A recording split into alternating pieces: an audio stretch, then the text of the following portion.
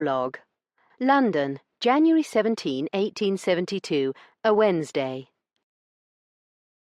"I hate you," Lady Io Hale snarled as Corbin Masterson bent her over the back of the settee and gave her bottom 3 hard slaps. "I hate you more," Masterson snarled right back, delivering another 3 swats that were even harder until Io's body hummed with need for him. "Lift your skirts, now!" He gave her another hard swat when she didn't move fast enough for his taste. Io was tempted to tell him to go to the devil, but she wanted him too badly, and so she hastily hiked the heavy velvet gown up to her waist. Masterson hissed in a harsh breath when he saw that she had worn nothing else today, not even drawers. "You hussy!" It sounded more like a compliment than an insult, and Io smirked at both his accusation and his hungry tone. Aside from her brother Zeus, the Duke of Hastings, Corbin Masterson was the most conventional, conservative, and repressed man Io had ever met, most of the time, but not when he was in the bedchamber. She knew it must drive him half mad that his sexual tastes aligned so perfectly with a woman like her. Io was more than a little dumbfounded herself that she had anything at all in common with Corbin Masterson, aside from their mutual dislike, which had sparked between them since the first moment they met, but the last 6 weeks they'd spent as lovers had been eye-opening, to say the least. Somehow this stern, prim, and aloof man had discovered cravings within her that she never would have imagined existed, cravings like spankings. Masterson stroked Io's bare buttock with one large warm palm. "Your skin marks beautifully," he muttered quietly, as if to himself. He followed his words with a series of flat-palmed swats that made Io's eyes water. And that wasn't all that happened. Her infuriating lover stroked a bold finger between the folds of her sex. "You get so wet for me." His smug tone was both annoying and arousing, like so much about this man. Masterson might act like a humorless, moralizing prig toward the rest of the world, but the man knew his way around a female body, and not just to take his own pleasure either. Who would have guessed? One of the things he enjoyed most was bringing her right to the edge of her climax and then maddeningly denying her satisfaction, which was what he was doing right now, toying with her in a way designed to make her even more desperately needy for him. But Io had a few tricks of her own. When Masterson continued to tease, Io shifted lower over the settee, canting her hips and thrusting up her bottom in a way that never failed to drive him to distraction. "My God," his guttural growl told her that it had worked just as well this time. Even though they had been engaging in these furtive trysts for weeks, their lust for each other showed no sign of abating, which had been their stated intention when they'd agreed to commence these Wednesday assignations.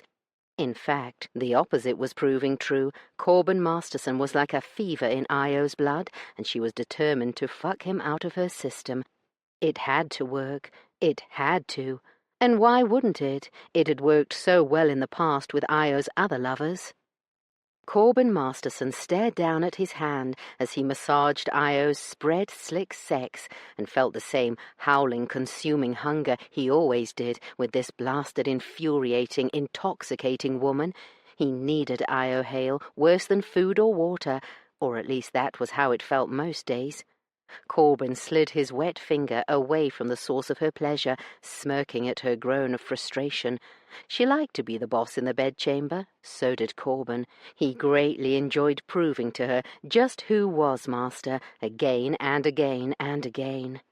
To that end, he stroked a finger slowly toward her back hole, spreading her copious arousal over the tight pink furl. They had done many things over the past weeks, but never had he explored this taboo part of her body. Rather than be outraged or shocked, as any virtuous woman would and should be, Io merely chuckled throatily and thrust her ass higher. Masterson, that's so naughty." Corbin's eyes narrowed. The vixen was mocking him, was she? "I am going to take you back here next time." The words were out of his mouth before his brain had granted permission. Predictably, Io barked a laugh. Unpredictably, she said, "Of course you may do that." Stupefaction mixed with excitement and almost crippling arousal caused pre-ejaculate to spurt from Corbyn's tormented cock, contributing to the already mortifying stain on the front of his trousers, and his heart seemed to have relocated to his throat. "You would allow it?" he asked, surprised he could squeeze even that much around the obstructing organ, and relieved that he did not sound a fraction as excited as he felt. Indeed, he sounded almost bored. She purred, "right after I do it to you." Corbyn's jaw dropped, and his finger froze. His mouth moved wordlessly for a moment, no doubt making him resemble a landed fish. He was beyond grateful that she could not see his foolish expression. "I can almost see your face, Masterson," she said, in a voice rich with amusement. Not that she needed to see him to know what he looked like, evidently. How on earth did this woman do that to him? He was almost 40 years of age. He'd not blushed this much since, hell, he had no recollection of ever blushing as much as he did in the presence of this 25-year-old temptress. Corbyn scrambled to scavenge a scrap of dignity and retorted, "Fortunately for me, you are not physically equipped to carry through with your threat, my lady." Her lush body shook with mirth beneath his nerveless fingers. "Are you really unaware of how a woman can do such a thing?" she hooted at him. "Oh, Masterson, how I look forward to shattering your innocence and giving you that lesson.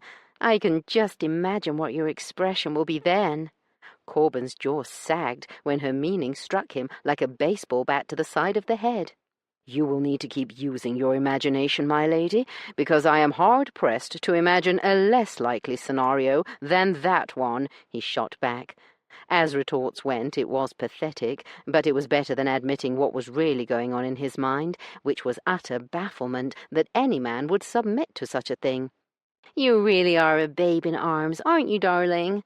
For your information, there is a spot inside the male rectum which yields a considerable amount of pleasure when stimulated. I would love to be the first to—" Corbyn gave her bottom a sharp smack. "Shut up, you obstreperous man-trap!" A peal of laughter filled the room. He stared down at her beautiful body in wonder. This woman was unlike anyone Corbyn had ever met, male or female. She was arrogant, crude, self-possessed, and she had absolutely invaded every nook and cranny of his being until he could scarcely think straight. Not that Corbyn would ever let her know that. "You poor fool, don't you think she already knows?" Scowling, Corbyn unbuttoned his trousers, freed his aching erection, and used the head of his cock to stroke the soft, wet petals of her sex, teasingly nudging her sensitive clitoris, the only word he now used in Io's presence, since the first time he had referred to it as her pleasure button, and she had laughed herself silly. With each caress, he earned soft, encouraging moans, sounds he felt inordinately proud of eliciting from this proud, demanding woman. "So good, Masterson," she purred, pulsing her lush hips at him. "Put on a condom and fuck me now." Corbyn's eyelids fluttered, and his balls clenched up to his body so hard and fast that he almost spent at her crude command. Bloody hell, she was a vulgar vixen, and there must be something wrong with him, because he simply could not get enough of her. Fortunately, he had developed iron control since meeting her weekly and enduring her sensual abuse and reveling in her pleasure, and was able to keep from making a fool of himself, at least when it came to condoms.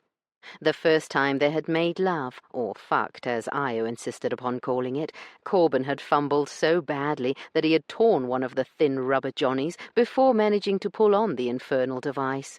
Naturally, Io had mocked him cruelly. Corbyn firmly and viciously pushed the embarrassing memory from his thoughts and took the packet that he brought along with him, quickly and deftly sheathing his hard shaft.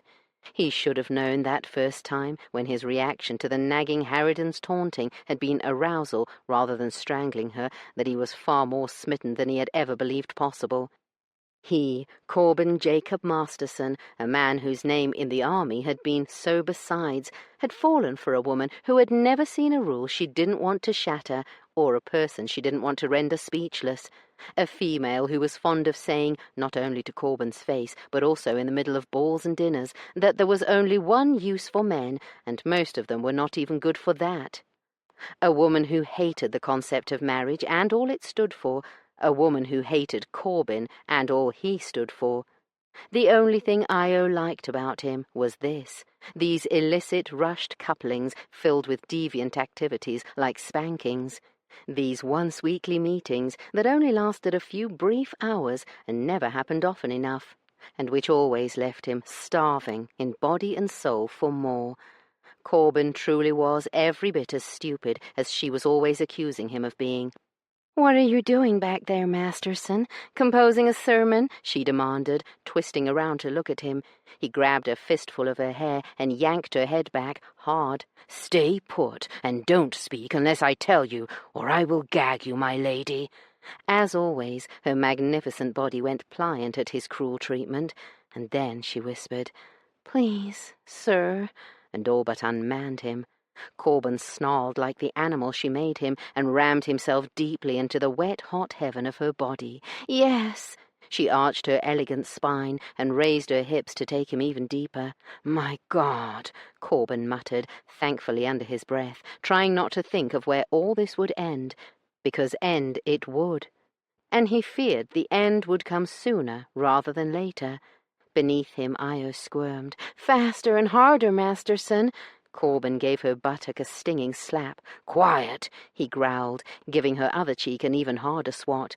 "I'll be damned if I take orders from the likes of you, Lady Io Hale," he said, even as he did as she bade him, and sped his thrusts, pumping into her with brutal snaps of his hips. "You will be damned, Corbin Masterson," a grim mental voice agreed. "Not only your immortal soul, but also any chance you might have for future happiness in this life as well." The words rang out so loudly in his head that his thrusting stuttered, and he was momentarily thrown off his stride. "Yes," he shot back, his hips quickly regaining their rhythm, "I will be damned, and I do not care about that either." The truth was that Corbin had no intention of calling a halt to these weekly Wednesday trysts which he now lived for. He would keep coming to this room, to this woman, for as long as she would meet him, because afterward, when she eventually decided that she was finished with him and moved on, Corbin would have the rest of his life to pick up the pieces of his heart and try to forget about Lady Io Hale. Chapter 1. New York City, several months earlier.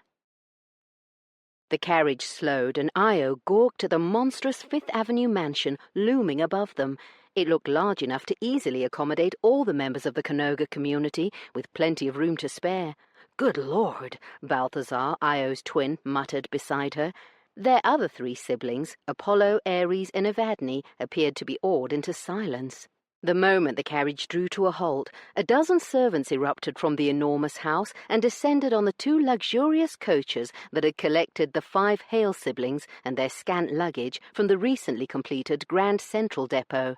The horde of servants put Io in mind of ants, but garbed in expensive livery, working as a single organism intent on their task. It was a little unnerving to be the focus of so much domestic service, especially since Io had never had a servant in her life. A man in a sober black suit followed behind all the others, his clothing declaring his role as butler. He came to a halt in front of the carriages once the Hales had all scrambled out. "Good evening, my lords, my ladies. My name is Collins, His Grace's butler." Io startled at the sound of their ridiculous new titles on his tongue and felt Balthazar jolt beside her. Their younger brothers, yet another set of twins, but identical rather than fraternal, snickered, the sound more than a little scoffing. Only their little sister, Eva, an Anglophile through and through, smiled, looking as if she were in heaven. Collins ignored all their reactions and boomed, "Please come in. His Grace and Miss Barrymore are expecting you." Io and Bal looked at each other. Miss Barrymore? Her twin knew what she was thinking without her needing to speak, and he shrugged. So Bal didn't know who this person was either. Ever since they'd discovered a month ago that they had a recently deceased millionaire grandfather and an older brother they'd not known existed, Zeus Constantine Jonathan Hale, and that Zeus had recently inherited an English dukedom, Balthazar had been the one who'd been in charge of communicating with their new sibling. Not because Bal wanted to, mind, but because Zeus was a product of paternalistic, male-dominated New York society and believed that only men were capable of comprehending subjects like their grandfather's last will and testament, or complex subjects of any kind, for that matter. A woman's role was to be decorative, deferential, and obedient, seen but not heard, just like all the children they were expected to bear for their lords and masters. Io felt her temperature rising just thinking about the world she was walking into. She reluctantly thrust away her irritation. She would have months and months, 2 whole years in fact, to fume and seethe about the injustices rampant in upper-class society. "This way," Collins said, gesturing to the room beyond the double doors. They all filed into a foyer that was bigger than the dining hall at Canoga, and which could probably accommodate at least 100 people. "This is phenomenal," Ares said, his admiring gaze fixed on the marquetry floor as one servant took his hat and another helped him from his coat. The instant her youngest brother was free of his outdoor garments, he dropped to his haunches and stroked the intricate woodwork. "This cannot be new work. It is a masterpiece." "It came from a castle in Florence," a voice above them said. Io looked up to find Zeus, whom she had only met once, descending the stairs. Beside her oldest brother was a tall, raven-haired woman who would have been beautiful if not for the appalled expression on her face as she looked at Ares petting the foyer floor. "Welcome to your new home," Zeus said, sounding as if he meant it. "The train was on time, I see. I trust you had a pleasant trip?" "Yes, thank you. Your private rail car was most, commodious," Bal said, when the rest of them stood tongue-tied. Io suspected that her twin had changed the word from ostentatious at the last moment. "I am pleased to hear it," Zeus said. "This is my fiancée, Miss Edith Winston Barrymore." "Miss Barrymore," Bal said, bowing. "I am Balthazar. This is my twin sister, Io, my brothers, Apollo and Ares, and my youngest sister, Evadne." Miss Barrymore did not seem to hear Bal's greeting, her disbelieving gaze moving slowly over the rest of them. Io had noticed the supercilious and even outraged looks they had attracted when they disembarked from her brother's private rail car at the train station. Most of the negative attention had been directed at her and Eva, who wore the short skirts and bloomers common among women at Canoga. Io had expected such reactions from strangers. She did not expect such open censure from her brother's fiancé. "Why, what quaint clothing," Miss Barrymore murmured as she looked from Io to Eva. "And such interesting hairstyles."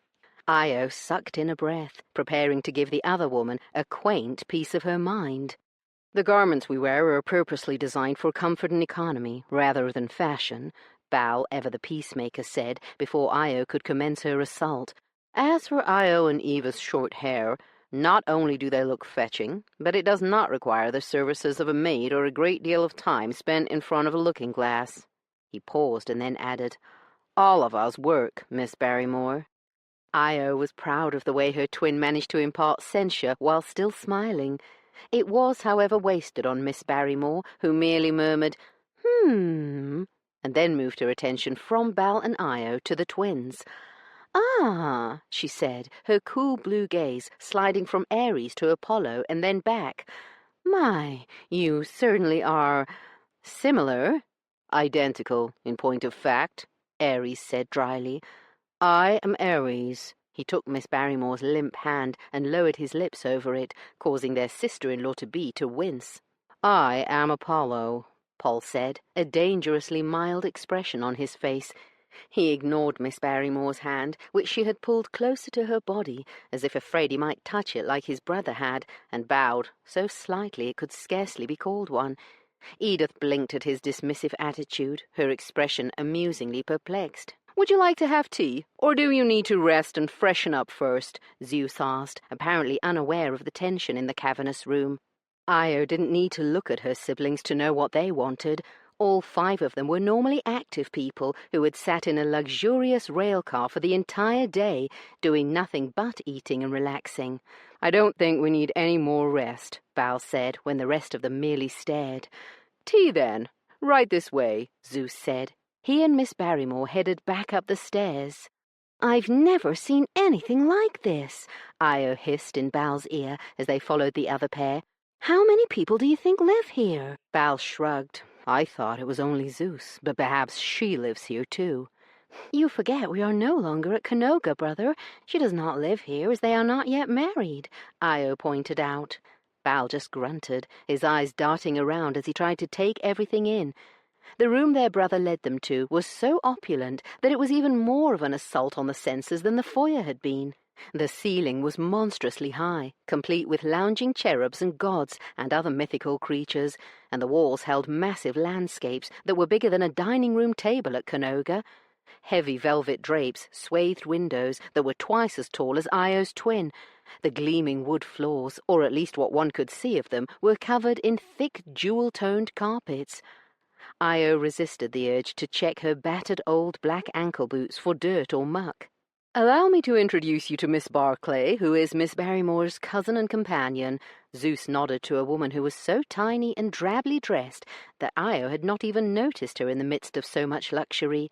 "And this is my friend and secretary, Corbin Masterson," Zeus said, gesturing to the side of the room where a tall, attractive blonde man stood surveying them.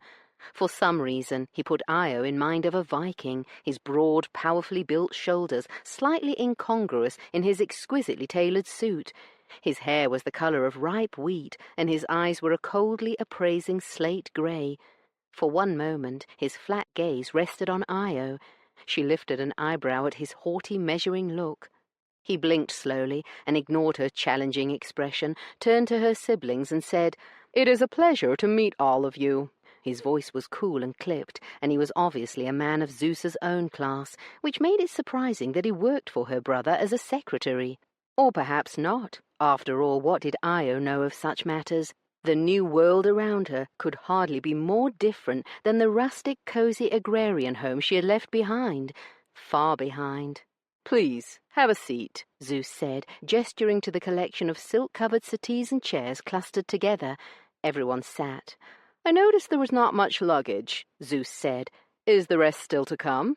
"No, we brought everything with us," Io said, deciding poor Bal shouldn't have to bear all the burden when it came to communicating.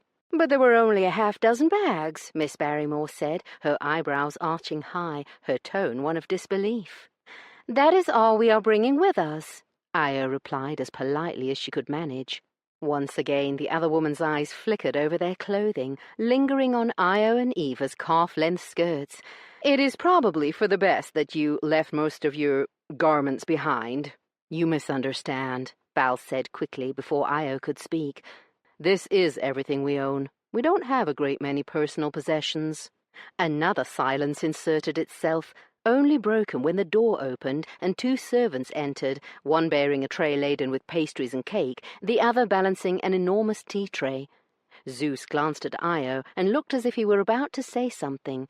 "Set it right here," Miss Barrymore said to the servants in a cool, confident voice, and then she occupied herself with the business of preparing their tea.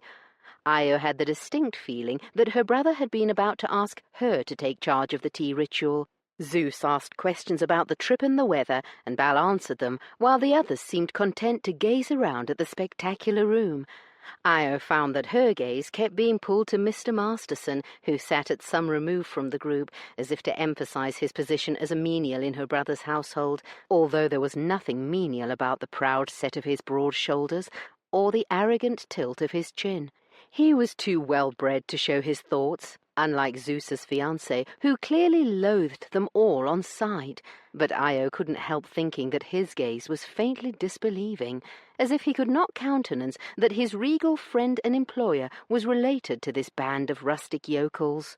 "When will we leave for England?" Eva asked, the only one of the five of them who was genuinely pleased to be there, although they had all voted on the matter and agreed to come. "It is an opportunity we should not pass up," Balthazar had insisted when they discussed leaving their home for 2 years and going to England under their oldest brother's tutelage.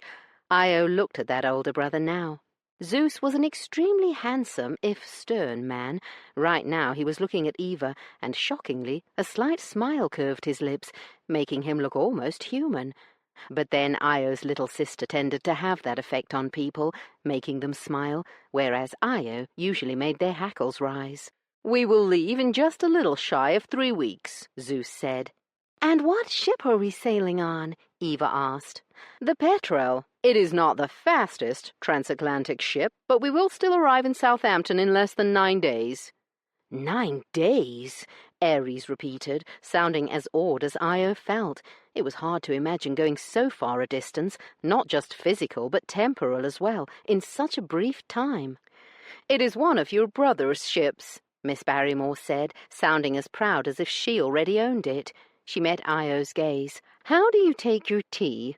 "Black, please," Io said. "Susan," Miss Barrymore barked. Miss Barclay sprang from her chair, hurried to her cousin, and brought the teacup and saucer to Io.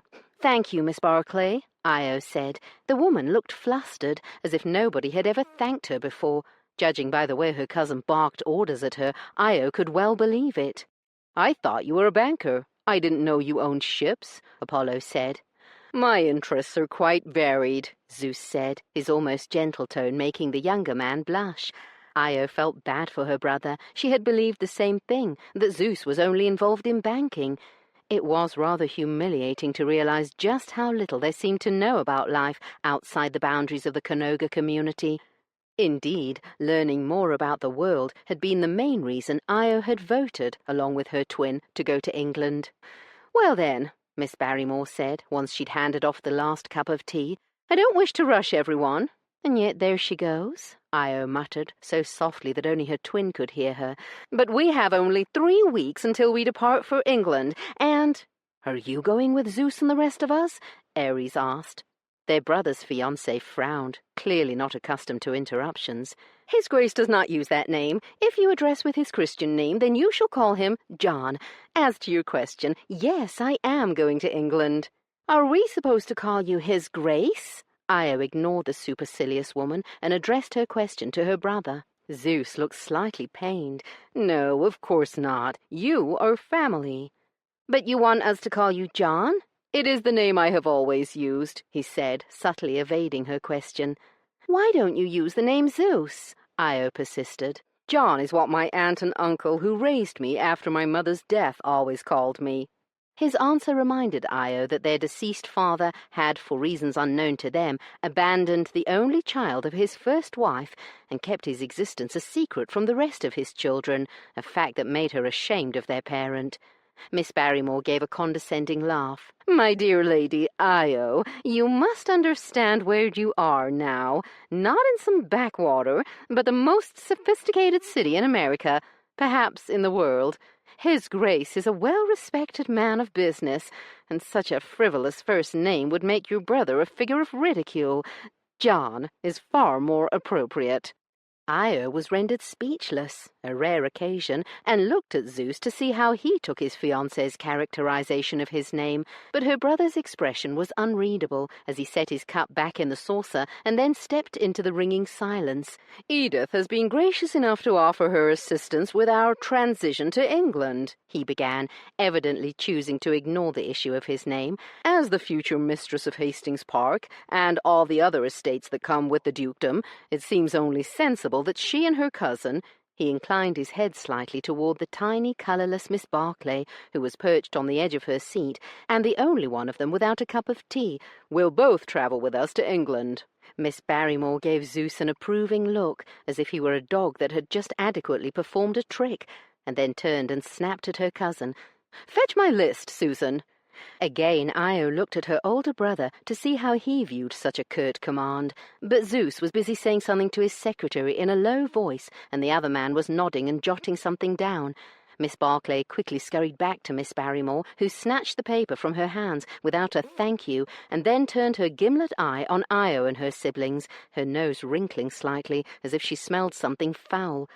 Io could not recall ever before having taken such a complete and instant dislike to another person. "I can't help wondering if that is really proper, Miss Barrymore," Io said, employing a tone that was every bit as crisp and abrasive as the other woman's had been. Beside her, Val shifted in his chair. Io's twin knew her well. Val would recognize her tone and know she was girding for battle. Is what really proper? Miss Barrymore demanded. You are an unmarried maiden. Should you be cohabitating with our brother, or will you be living elsewhere? Please, please, please let it be the latter, Io prayed. Miss Barrymore's eyes bulged, and she opened her mouth, but Zeus beat her to it. Edith's reputation is above reproach, and she will have chaperonage in the person of her cousin, Miss Barclay. Admittedly, the circumstances are unusual, but we have our reasons, socially acceptable and, yes, proper reasons, for Edith to be joining me. So much for Io's prayers. Miss Barrymore gave Io a brief, scathing glance and said, "Thank you, John." She gestured to her black gown. "I dare say you've noticed that I am in mourning. My dearest mamma recently went to her eternal reward, and so I am officially in my blacks for another 10 months. Of course I shall always mourn her in my heart." Ares snorted. Both Miss Barrymore and Zeus frowned at her youngest brother. Io bit her lip to smother a laugh. If they thought dirty looks would be enough to dampen Ares's irrepressible and irreverent sense of humour, they were barking up the wrong tree. "The wedding will be in England, then?" Eva asked. "Yes, the ceremony is to take place in St. George's," Miss Barrymore said, a smug, self-satisfied smile curving her lips. "Oh, that will be so lovely," Eva said dreamily, clearly in seventh heaven imagining such a grand event. "It will be lovely," Miss Barrymore agreed firmly, as if anything having to do with her was by definition lovely. She looked from Eva to the rest of them, obviously waiting for their congratulations. She would be waiting a long, long time. Io could already see that all her siblings, except Eva and the man who would be marrying Miss Barrymore, were going to rub Zeus's fiancé the wrong way, and vice versa. When they remained silent, Miss Barrymore treated them to yet another disapproving mow, and then said, "There are a good many matters that must be attended to before we depart." And off she went. Io blocked out the other woman's hectoring voice as she sipped her tea and glanced around the room, her gaze again stopping on Mr. Masterson, who was staring at Miss Barrymore as if she were some sort of oracle, jotting down notes on the lap desk that looked laughably small compared to his large body. Could the man really be so rapt about what she was saying? As if he'd heard her, Mr. Masterson's eyes slid in Io's direction. The change in his expression was barely discernible, but the muscles moved under the skin until they formed a subtle mask of disapproval. Io bristled. Just what right did he have to exhibit such an unfavourable opinion about her or her siblings? He did not even know them. He did not acknowledge her scowl, and his cool gaze slid back to Miss Barrymore, whose droning voice interrupted Io's angry thoughts. "However, this will only serve for your most immediate use. Most of the shopping we shall save for London. His Grace will take us all to the capital before the season officially commences, so that you may all be properly outfitted." Eva made an appreciative noise at the thought of a London shopping excursion, and Miss Barrymore gave Io's sister a lofty look of approval, as if Eva were a frolicsome toddler. Did Zeus really mean to shackle himself to such an overbearing, judgmental woman? But aside from that, the very first thing to be done is to acquire appropriate clothing for your sisters before— The word appropriate yanked Io from her contemplation of her oldest brother's grim marital future. "Appropriate?" she repeated. Miss Barrymore expelled the slightest of pained sighs, as if she were being forced to explain a complicated matter to an imbecile. "Yes, dear, your garments, as quaint as they are, will hardly do for New York and London. And your hair, well, I'm not sure if anything can be done to remedy that right now." "Is that so, dear?" Io asked, her tone causing Bal to nudge her foot under the coffee table. Her twin cleared his throat loudly. "We all understand that our more relaxed country garments will not do for city entertainments," he interjected. "We have always chosen our own clothing, but I'm sure we would appreciate any guidance you might have to offer." Miss Barrymore turned her patronizing smile from Io to Balthazar. "I am sure that you've been accustomed to being in charge of your family, my lord, but you may now pass that burden to somebody who is better equipped to bear it." Bal blinked. "Excuse me?" "Your siblings are no longer your responsibility, but His Grace's. The Duke is the head of your family, and will manage any important matters for you and your younger siblings." "Says whom?" Ares asked. "I'm sorry, but I'm afraid I don't remember your name," Miss Barrymore said. She had only met them a quarter of an hour ago, and already she'd forgotten their names. Io opened her mouth. "Ares," her brother said, beating her to the punch. He smiled brittly. "The god of war." "Actually," Miss Barrymore said, completely ignoring Ares's dangerous tone and glancing down at her notebook and making a check mark before looking up again, "you have just raised an important issue." "I have?" Ares asked. "Yes, your names." "What about our names?" Apollo asked. Io's second youngest brother was also the quietest of the five of them, but that did not mean he was soft and malleable, only that he was inscrutable, even to those who knew him best. "Clearly, you can see that your names are far too odd to be appropriate for the brothers and sisters of a duke." Miss Barrymore suddenly squinted and leaned toward the twins. "Is there something wrong with your eyes?" "Heterochromia," Apollo enunciated each syllable. "It means two different colors of irises in the same person," Ares explained, in a voice that mimicked Miss Barrymore's tone too closely to be an accident. "It is quite rare," Apollo said. "Estimated to occur in less than 1% of the population," Ares said. Miss Barrymore's head moved back and forth like a woman watching a tennis match. "We are proud of our names," Eva chimed in, jerking Miss Barrymore's attention in yet another direction. Eva dimpled at the older woman. "Although it is kind of you to be concerned about the impact they may have on our social success in London. We shall not be adopting new names to satisfy anyone. Edith, may I call you by your Christian name, as we are going to be sisters?" Io asked in a syrupy sweet tone that nobody in their right mind would believe genuine. Edith ignored her question. "I'm sure you are quite attached to your names, but they are rather quaint," Io guessed. Zeus set down his cup with more haste than grace and cleared his throat. "I believe we've discussed more than enough for today. There will be ample time to talk about all these matters and more in the weeks to come."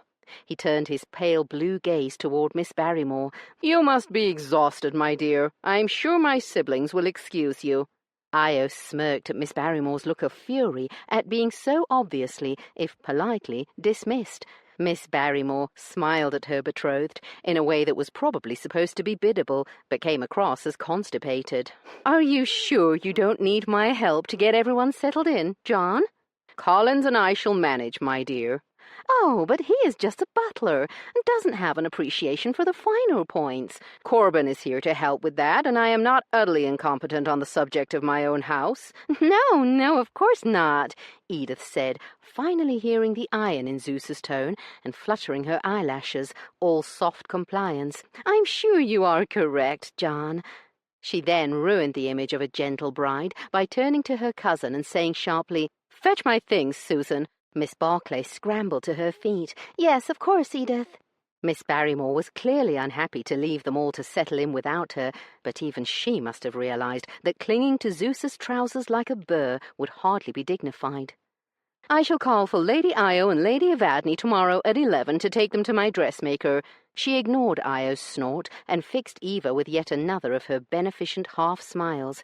"Madame Teresa has kindly made an opening in her schedule to accommodate you both in private, so that you do not need to mix with anyone else." Her meaning was clear. She would make sure that her betrothed sisters wouldn't outrage New York society in their rustic clothing. "And we look forward to considering what Madame Teresa has to offer, dear Edith," Io said, speaking in a tone and volume more appropriate to standing on a Boston wharf and reading the riot act to revolting colonists. Zeus hastily placed his body between Edith and Io and said to his fiancée, "I shall see you and Miss Barclay out, my dear." He ushered the women from the room, leaving the other 5 Hale siblings alone. Io glanced at her brothers and sister and smiled grimly. "It would seem that we shall have to do something to earn all those millions Grandfather left us, after all." "Io," Val said in a low voice, darting a look at Zeus's secretary, who still lurked in the background. "Why do you look so disapproving, brother?" she asked Val, her gaze on the stranger in their midst. "We need not mind our tongues in front of Mr. Masterson. As our brother's social, secretary, he is no doubt aware of the terms of our maternal grandfather's asinine will." She smiled sweetly. "Is that not true, Mr. Masterson?" Chapter 2. If Lady Io Hale believed that Corbin was going to discuss his employer's private business with her, or anyone else, then she was not nearly as clever as she thought she was.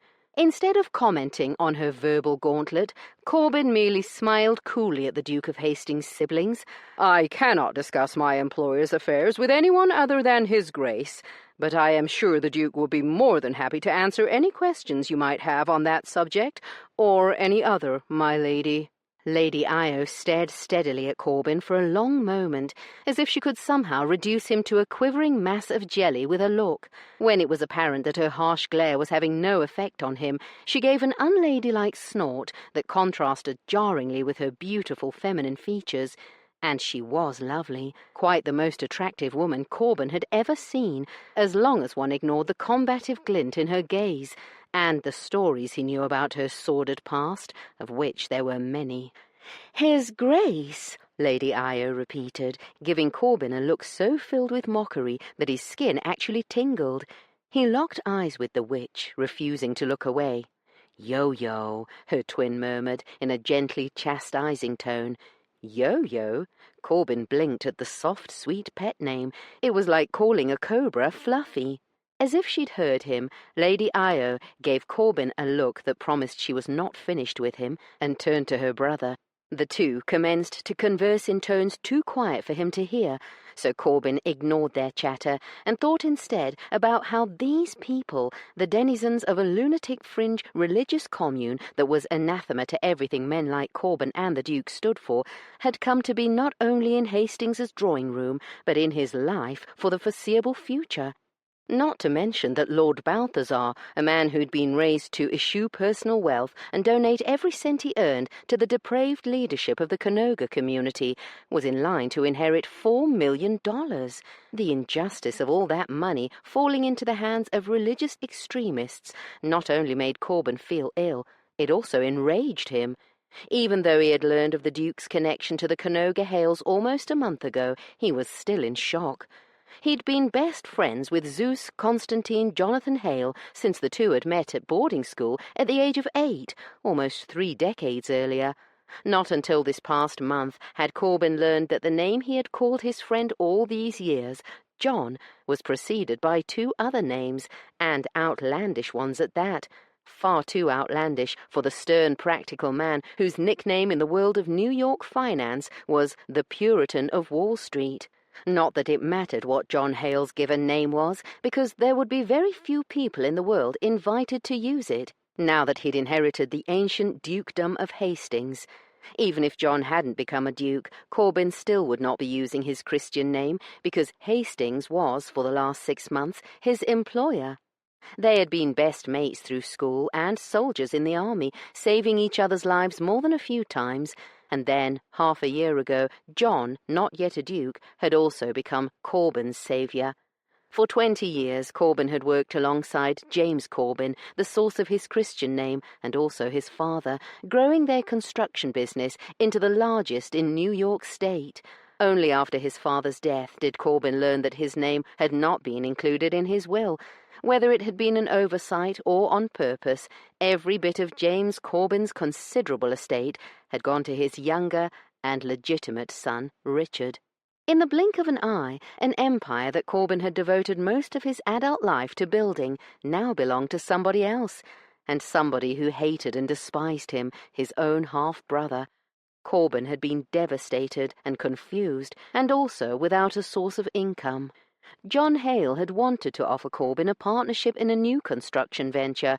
He had argued that Corbin could contribute his labour and experience, and John would provide the capital. But the last thing Corbin had wanted was to borrow money from his oldest friend, which is essentially what such a partnership would have been. Instead, Corbin had asked for a different favour. "You are still seeking a secretary?" A notch of confusion had appeared between John's unusual ice-blue eyes. "Yes? I would like to interview for the position." "What?" "I have the qualifications. In addition to learning every other aspect of my father's construction business," he had all but snarled, "I also spent time during the early years familiarizing myself with financial and business matters of the firm. But not enough time, evidently, or he would have been wise enough to insist on formalizing the handshake agreement he and his father had formed years before, when Corbin had still been in school. "Of course you are qualified, Corbin, overqualified," John had said, "and far too intelligent and hard-working, and—" "I will not accept your money in any capacity other than a salary, John. If you don't wish to employ me as your secretary, perhaps there is an opening at one of your banks, or at— Corbin." He'd stopped talking at the sight of his friend's obvious distress. "Any job you want is yours," John had said firmly, hurt glinting in his frosty eyes. "Anything at all I can give you is yours." "I want the position of personal secretary." "Then you have it." And so Corbin had begun working as a combined business and social secretary to the most powerful banker in New York State, quite possibly in the entire country. And over the past 6 months, Corbin's brother Richard drove the construction business into the ground, while Corbin could do nothing but watch, powerless to stop him. All water under the bridge. Indeed it was. He pushed the depressing thoughts aside and turned his attention to Hastings's newly discovered siblings. Corbin, a Presbyterian, had known about the Canoga cult for years, for that is what it was, in his opinion, a cult. Indeed, during the year he had spent in seminary, the disbanding of the Canoga commune had been the raison d'être of several of the leaders of the Presbyterian community. Corbin had a less than positive opinion of the place, and the ragtag appearance of the 5 Canoga members currently sitting in front of him had not raised his estimation any. Although all the Hales were attractive and well-formed young people, the glint of rebellion in their eyes, even the youngest girls, was more than a little concerning to him. And then there was Lady Io Hale, whose wilful, independent, and almost masculine behaviour made the hairs on Corbin's neck stand on end. "They are each impressive people, Corbin," the Duke had said after returning from his visit to Canoga a month ago, the first time he and his siblings had met. Corbin and the Duke had been enjoying brandy and cigars, a pastime the Duke's fiancée, Miss Edith Barrymore, despised and had relegated to Hastings's study or the dining room. "And you think the oldest one, Lord Balthazar, will fall into line with the requirements of his grandfather's will?" Corbin had asked, dubious. "No, not without some exertion on my part," the Duke had admitted, and then added, "Balthazar has asked me not to inform our younger siblings of the true details of the will." "What? Why not?" "He was very upset to learn that their grandfather left everything to him." "But Balthazar is Horace Sinclair's oldest grandson and heir," Corbin had said. "Why wouldn't Sinclair leave it all to him?" The Duke had smiled faintly at his words. "I'm afraid my brother sees things differently, Corbin. It is Balthazar's intention to split the fortune into equal shares when he inherits." "Equal shares for his brothers?" "For all his siblings." The Duke had paused, his eyes glinting with something that had looked like amusement at Corbin's obvious shock. "You know their commune discourages marriage?" he asked. Corbin's lips had curled at the question.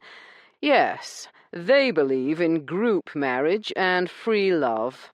"Yes, well, Balthazar fears his siblings' views on marriage would sway them against accepting their share if they found out that he was forced to marry against his principles." "And you've agreed to keep the terms confidential?" The Duke shrugged.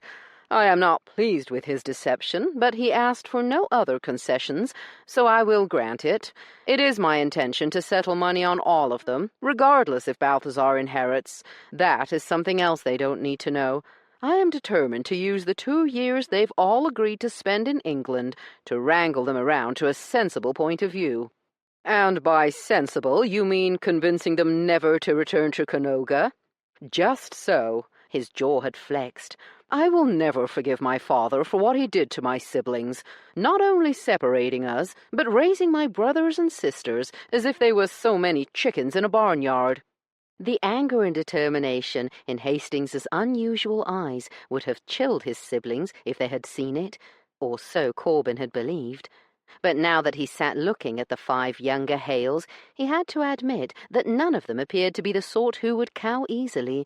It was his opinion that the Duke would have his hands full breaking them to bridle. Corbin already knew quite a bit about them, thanks to a report prepared by the private investigator Hastings had sent to inquire into his newly discovered siblings. The investigator's report was interesting, to say the least. The oldest brother, Lord Balthazar, was as tall as the Duke, but his build was massive and brawny rather than lean and elegant. Balthazar was a brilliant engineer who was already well respected for his agricultural inventions. Unfortunately, thanks to a recent exposé written by one of Lord Balthazar's former lovers from the Commune, he was now notorious across the entire nation for his unorthodox sexual relations. Already there were journalists sniffing around the Duke's mansion, seeking tidbits about his infamous brother.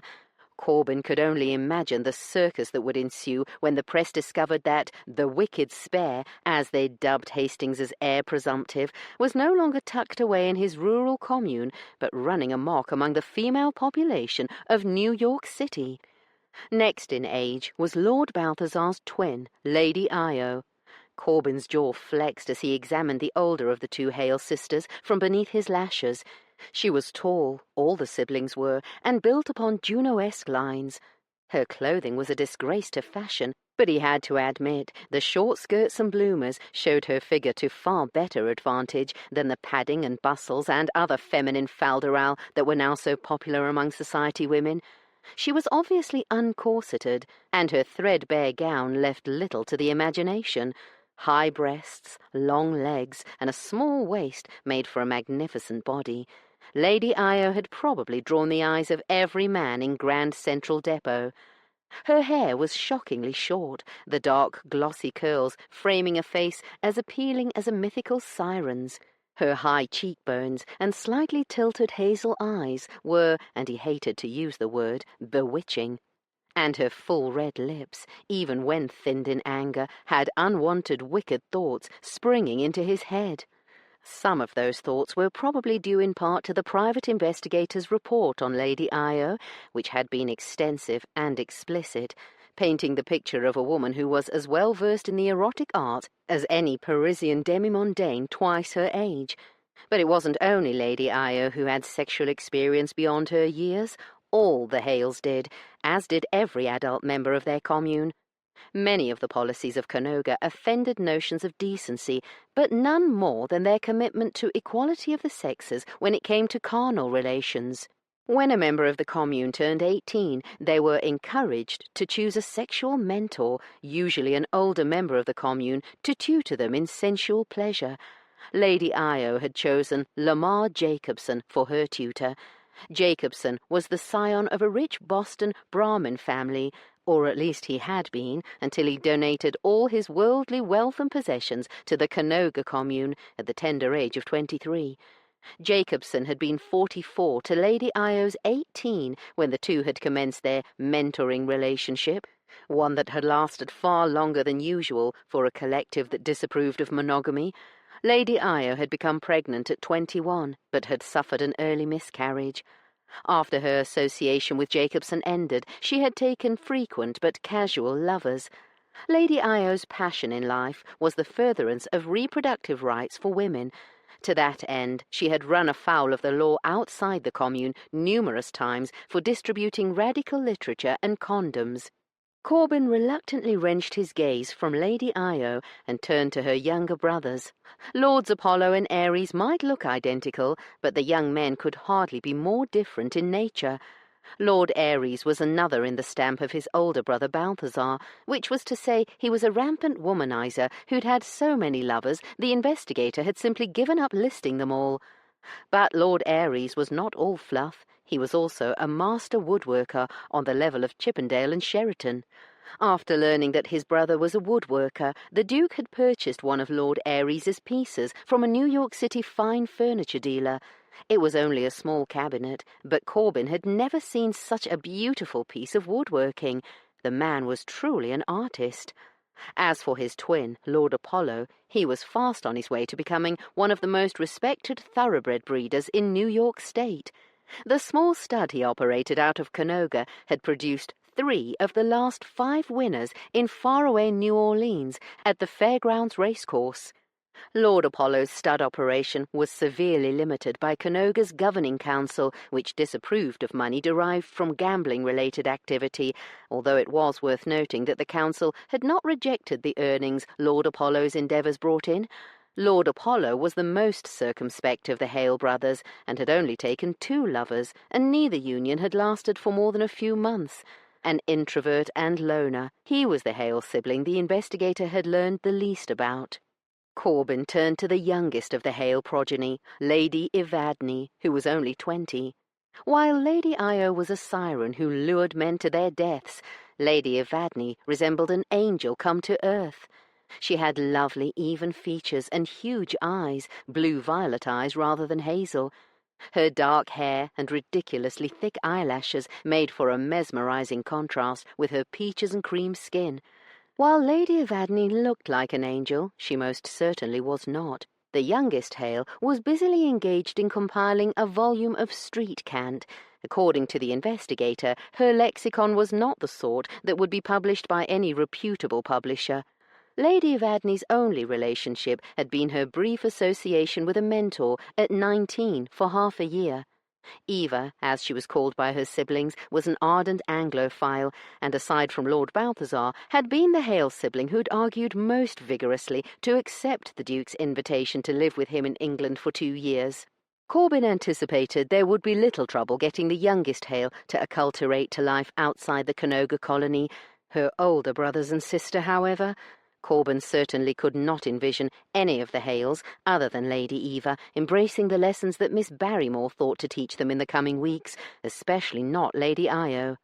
Privately, Corbin questioned Balthazar's wisdom when it came to concealing the truth of his grandfather's will. Oh, he understood why Balthazar's communitarian upbringing, not to mention his unconventional belief that women were the equals of men before the law, made him want to share the inheritance with his siblings. But he doubted the younger man had thought about what would happen if he did not knuckle under and locate a suitable, according to the will, wife to marry. Had Lord Balthazar considered how vulnerable he and his siblings would be at that point? Because the truth of the matter was that all the Hales would be dependent on the Duke's generosity for the 2 years they lived outside Canoga, and possibly afterward. He doubted any of them suspected the will of iron hidden behind the Duke's aloof facade. Corbin knew the other man did not want his brothers and sisters to only stay in his life for a few years. Hastings wanted them permanently, and would use everything at his disposal to keep them from returning to Canoga, and there was no better persuasive weapon than money. Had any of them considered that? Well, it was not Corbin's affair if they hadn't. He found his gaze sliding back to Lady Io Hale, who was animatedly discussing the sights they should all go see while they were in the city. When she lost her antagonistic frown, she was breathtakingly beautiful and far more youthful-looking. For a moment, Corbin felt sorry for Lady Io.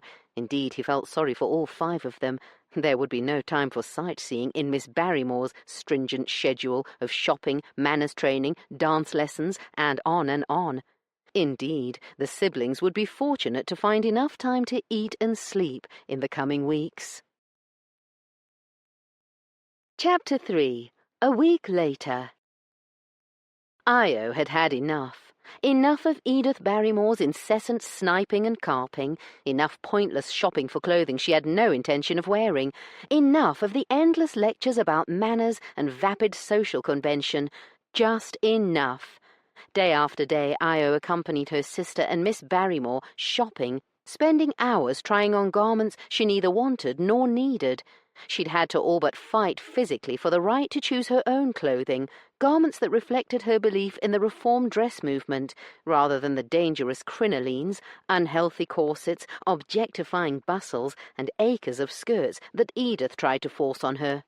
Last but not least, Io had had enough of Corbin Masterson's cool, judging gaze on her every night at dinner, not to mention his infuriating presence at the manners and dancing lessons Edith insisted they all endure every minute they were not eating, sleeping, or shopping.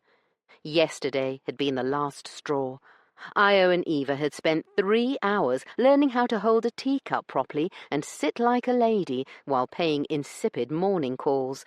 Io had already been on the verge of flinging her cup through the window when Mr. Masterson had arrived early for their wretched dance lessons.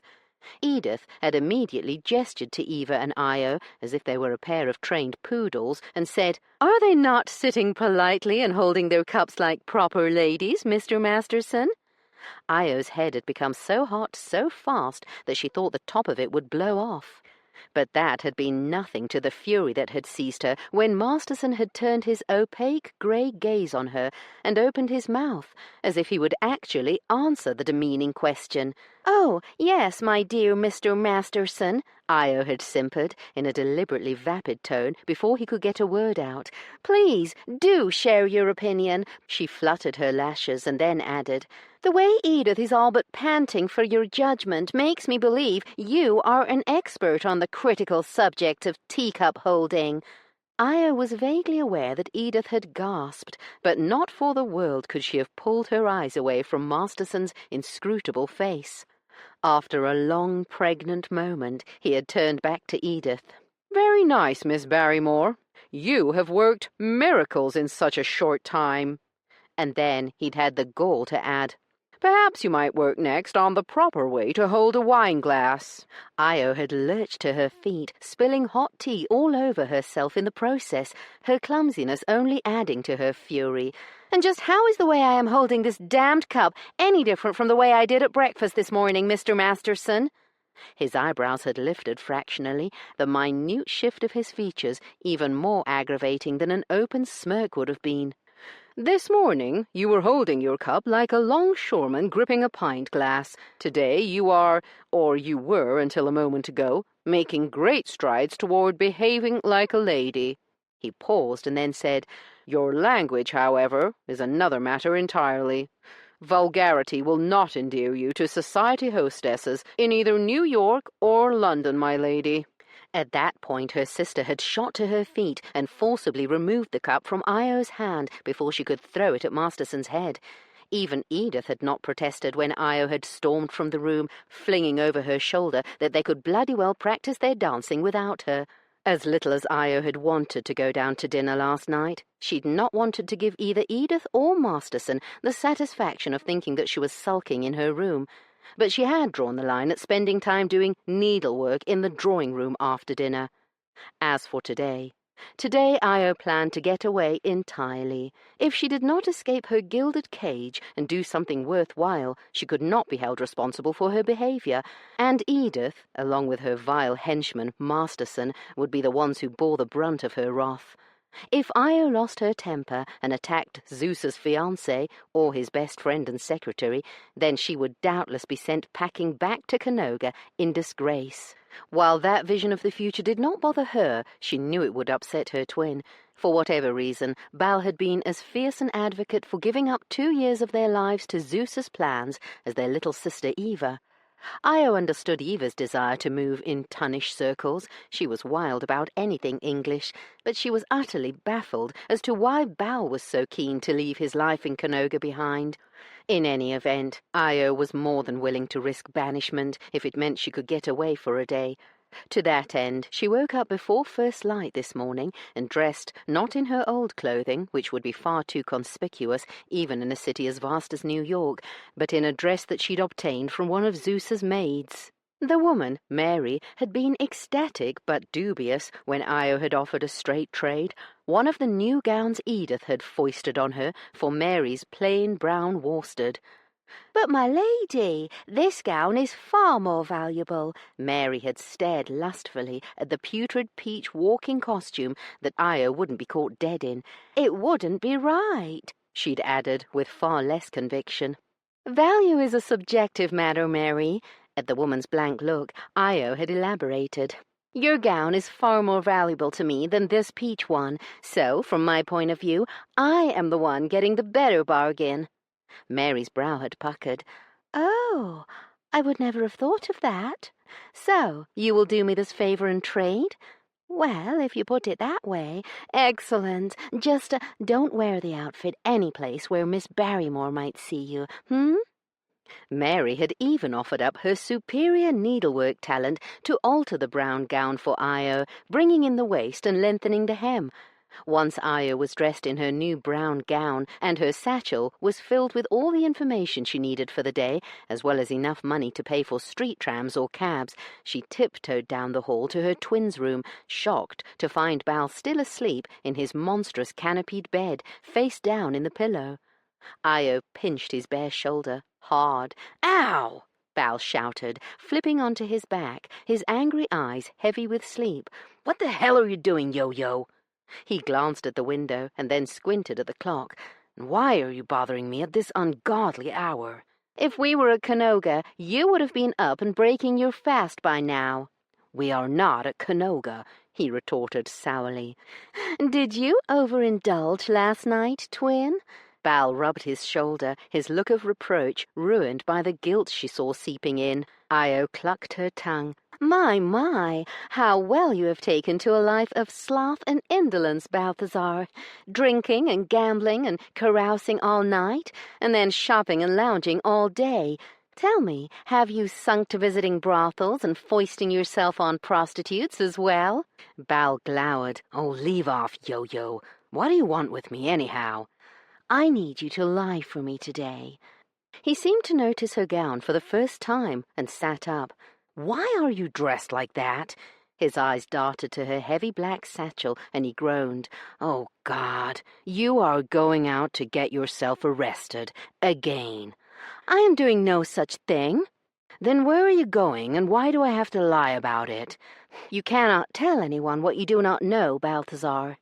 He flopped onto his back and stared at the canopy above his head. "Please, do not do this, Io."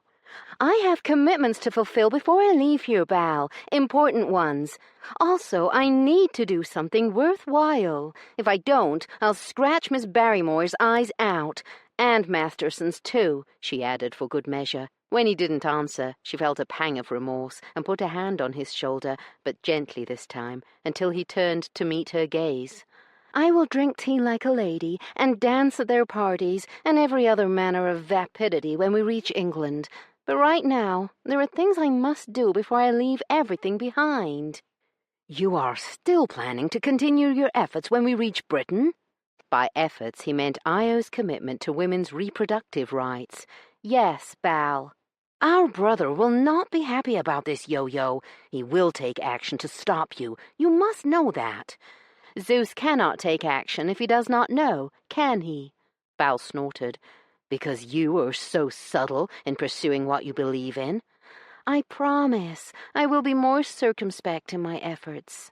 "You had better be, Yo-Yo. You are the sister of a duke now. Like it or not, Zeus cares about his reputation. Having a sister in jail is the last thing he will want." "I will be careful. But please, cover for me today." He huffed out a pained sigh. "Fine. What am I to tell them?" "That I have gone to visit a friend who left the colony and lives here in the city." She grinned and added, "Tell them my friend is now married to a Presbyterian minister." Bal gave a grudging laugh. Presbyterians were the chief persecutors of the Canoga colony. It also happened to be the religion of their oldest brother, not to mention his insufferable fiancé and secretary. "You want them to believe me, Yo-Yo, so I will leave that last part out." "Thank you, twin." She kissed his forehead and turned to go, but he caught her hand and pulled her back. The laughter had drained from his green eyes, which were the same shape as hers, but a far lighter and prettier, in Io's opinion, peridot, while hers were a boring hazel. "What is it, Bal?" "I will cover for you today. But this is the last time, Yo-Yo. We all voted and agreed before leaving Canoga that we would give our brother's plan a chance for the next 2 years. I know this past week has been difficult, especially for you and Eva, but it won't take 2 years to—" He broke off, an odd look in his eyes. "Just be patient." "It won't take 2 years to what? Is there something you should tell me?" He gave her a gentle shove. "Go and enjoy your day." Io was sorely tempted to push the matter, but she was also desperate to embrace her freedom, and so she shrugged off her concern and said, "I will be back in time to dress for dinner." Although it was barely after daybreak, Corbin had just returned to his room after his morning bout of boxing with the Duke. This morning, to his surprise, Lords Ares and Apollo had joined the two of them in the basement room, where he and the Duke were once again, for an hour 3 mornings a week, just plain Corbin and John as they pummeled each other. The Duke had set up the room so it was just like the boxing saloons that had become so popular in New York among upper-class men over the last few decades. In addition to the heavy sandbags, dumbbells, and other accoutrements associated with pugilism, there were also comfortable, overstuffed chairs made for sitting in, rather than for their appearance, and a small kitchen where the Duke's valet, Crombie, a man who'd been Hastings's corporal during the war, prepared less delicate fare than Miss Barrymore allowed the cook to make, food for men, in other words, rather than dainty finger sandwiches and fussy cakes and pastries.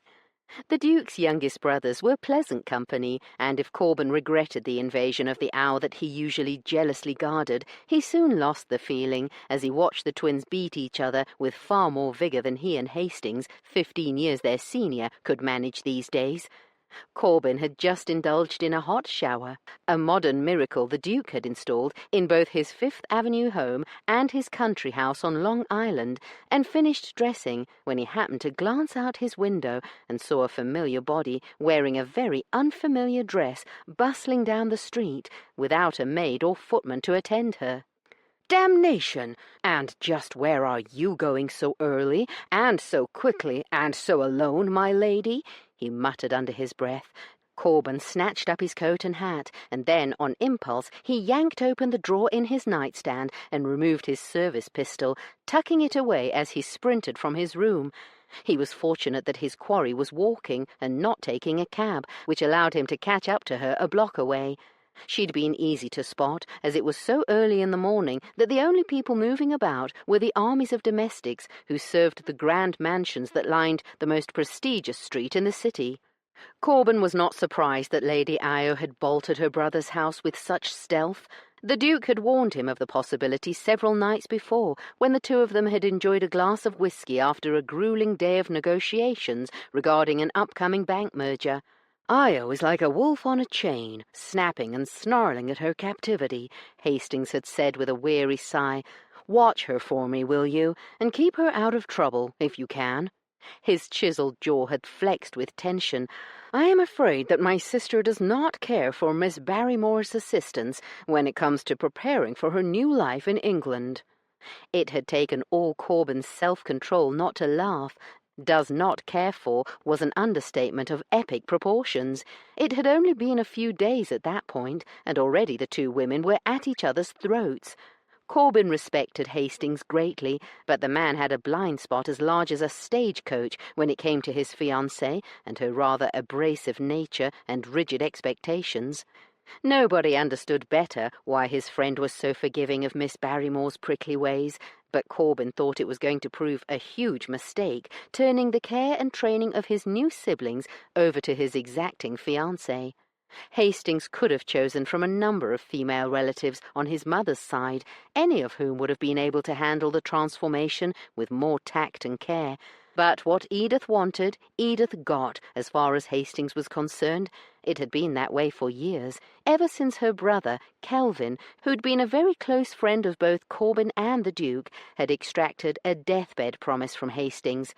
Corbin didn't know the exact nature of the promise, but he suspected the burden was a heavy one. Ahead of him, Lady Io suddenly lifted her hand, the action pulling Corbin from his thoughts. "Hell!" he muttered under his breath as a cab rolled to a stop beside her. He glanced around for another one and waved his arm wildly to capture the attention of a driver half a block away, keeping his gaze locked onto Lady Io's rapidly disappearing carriage until his own stopped beside him.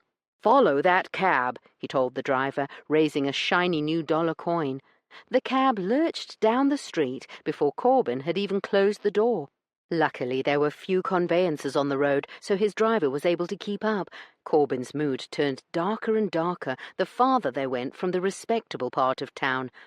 "Where the devil are you going, my lady?" he muttered to himself as both cabs continued to roll toward a part of the island that was even more dangerous than the Wild West. By the time the cab finally stopped, it was barely a stone's throw from the area that was still infamously known as 5 Points, even though the streets that comprised those points were no longer in existence. It was the most treacherous part of the city, infested by hardened criminals and their powerless prey, the vulnerable immigrants who were too poor to escape to someplace better.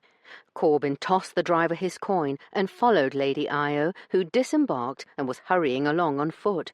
He watched in open-mouthed horror as she blithely passed a pack of lads who, while only 11 or 12 in age, were ancient in the ways of crime and fell into step behind her, their intentions nefarious. Utterly unaware of the danger creeping up behind her, she stopped in front of a building that must have once been quite grand, but was now mostly shuttered and dilapidated, the formerly white siding blackish-brown from years of smoke and filth. Corbin waited until she disappeared inside before approaching the obviously disappointed gang of lads. "What's in that building?" he asked the boy who looked to be the leader. "What's it to you?" the boy shot back. Corbin drew a coin from his pocket. "There's quacks in there, and those do-gooders," the boy obligingly said. "Aye," another chimed in, "and free rubbers." The others laughed at the new street cant for what had been called Johnnies when Corbin had been a boy. So, Lady Io was here to meet with her radical suffragette associates. Corbin sighed. "Did you see that lady who just went inside?" The oldest boy's leer was worrying, even though he could not possibly have hair on his balls.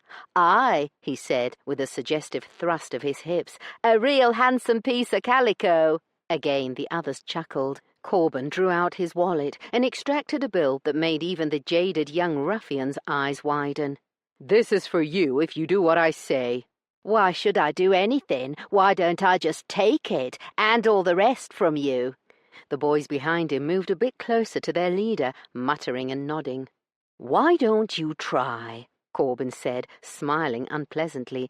He would take some licks if the whole gang attacked him like the feral dogs they aped, but his blood was up, thanks to Lady Io's thoughtless idiocy, so he was not afraid of a few bruises. They must have recognized the violent glitter in his gaze, because after a moment the leader eased back. "All right, what do we have to do?" "Is there a back entrance to this building?" "Aye." "I want you to keep an eye on it. If she slips out the back, come and tell me. If you stay there until she leaves, whether through the front door or the back, I'll give you the same amount again. And there is one more thing." He held up yet another note. "If one of you will accompany me to that saloon across the street, I will pay you to deliver a message." Corbin would need to let Hastings know that he might be out of commission for a while. "A message? Where to?" "I'll tell you when I give it to you." The little ruffian was so pleased by the prospect of such easy money that for a moment he looked his age, but then he remembered to be tough and growled, "Aye, I can do that." Corbin handed over the money and watched as the boys split into 3 groups. 2 went behind the building to wait, while 3 others headed directly to one of the small carts that sprang up each morning to sell roasted corn. Corbin was impressed that they went to buy food. If they were beyond redemption, they would have gone into one of the saloons that infected the area like carbuncles on a prostitute. The leader of the small gang waited patiently beside him, evidently taking the delivery job for himself. Corbin briefly considered entering the building and bodily dragging Lady Io out of it, but decided discretion was the better part of valor. Besides, the last thing he wanted to do was draw attention to her presence in this part of the city.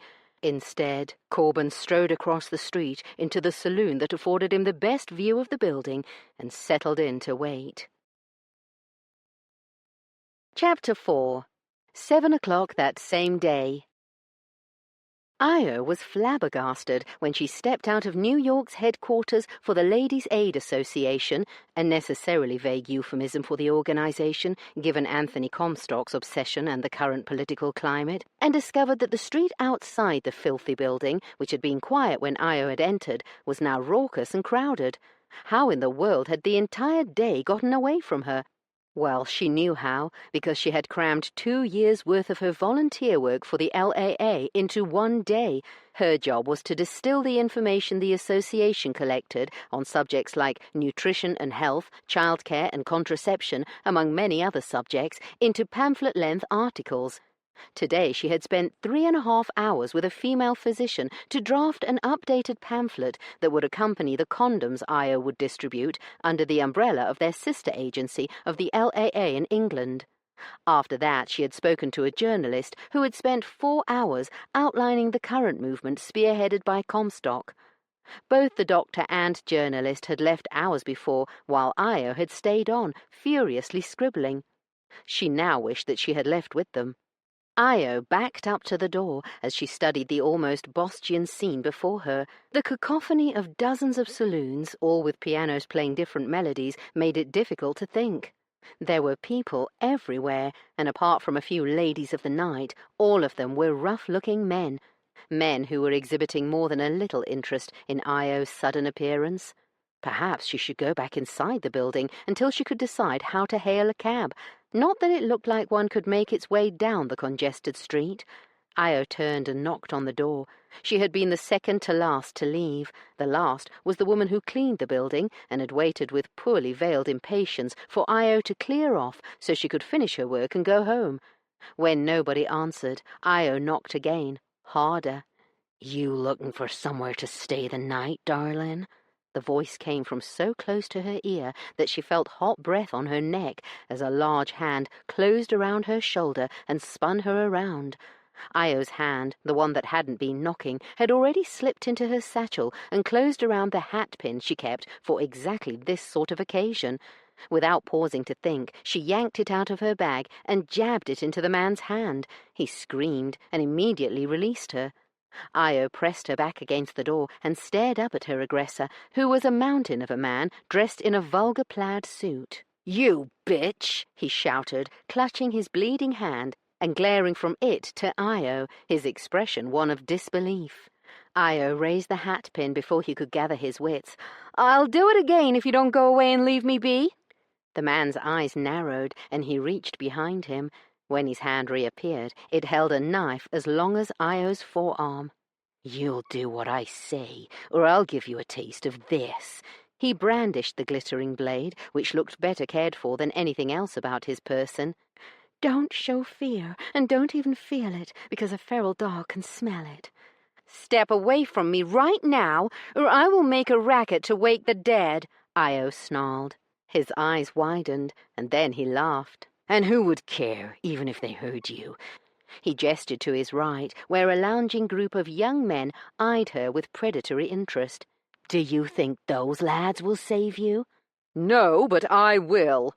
Io's head whipped around at the familiar voice, her jaw sagging when she saw Corbin Masterson scarcely a foot from her tormentor. Where had he come from? Not that Io cared. She could not recall a time when she had been so happy to see another human being. The man in the suit cut Masterson a disparaging glance, his posture shifting subtly when he took in the expensive clothing.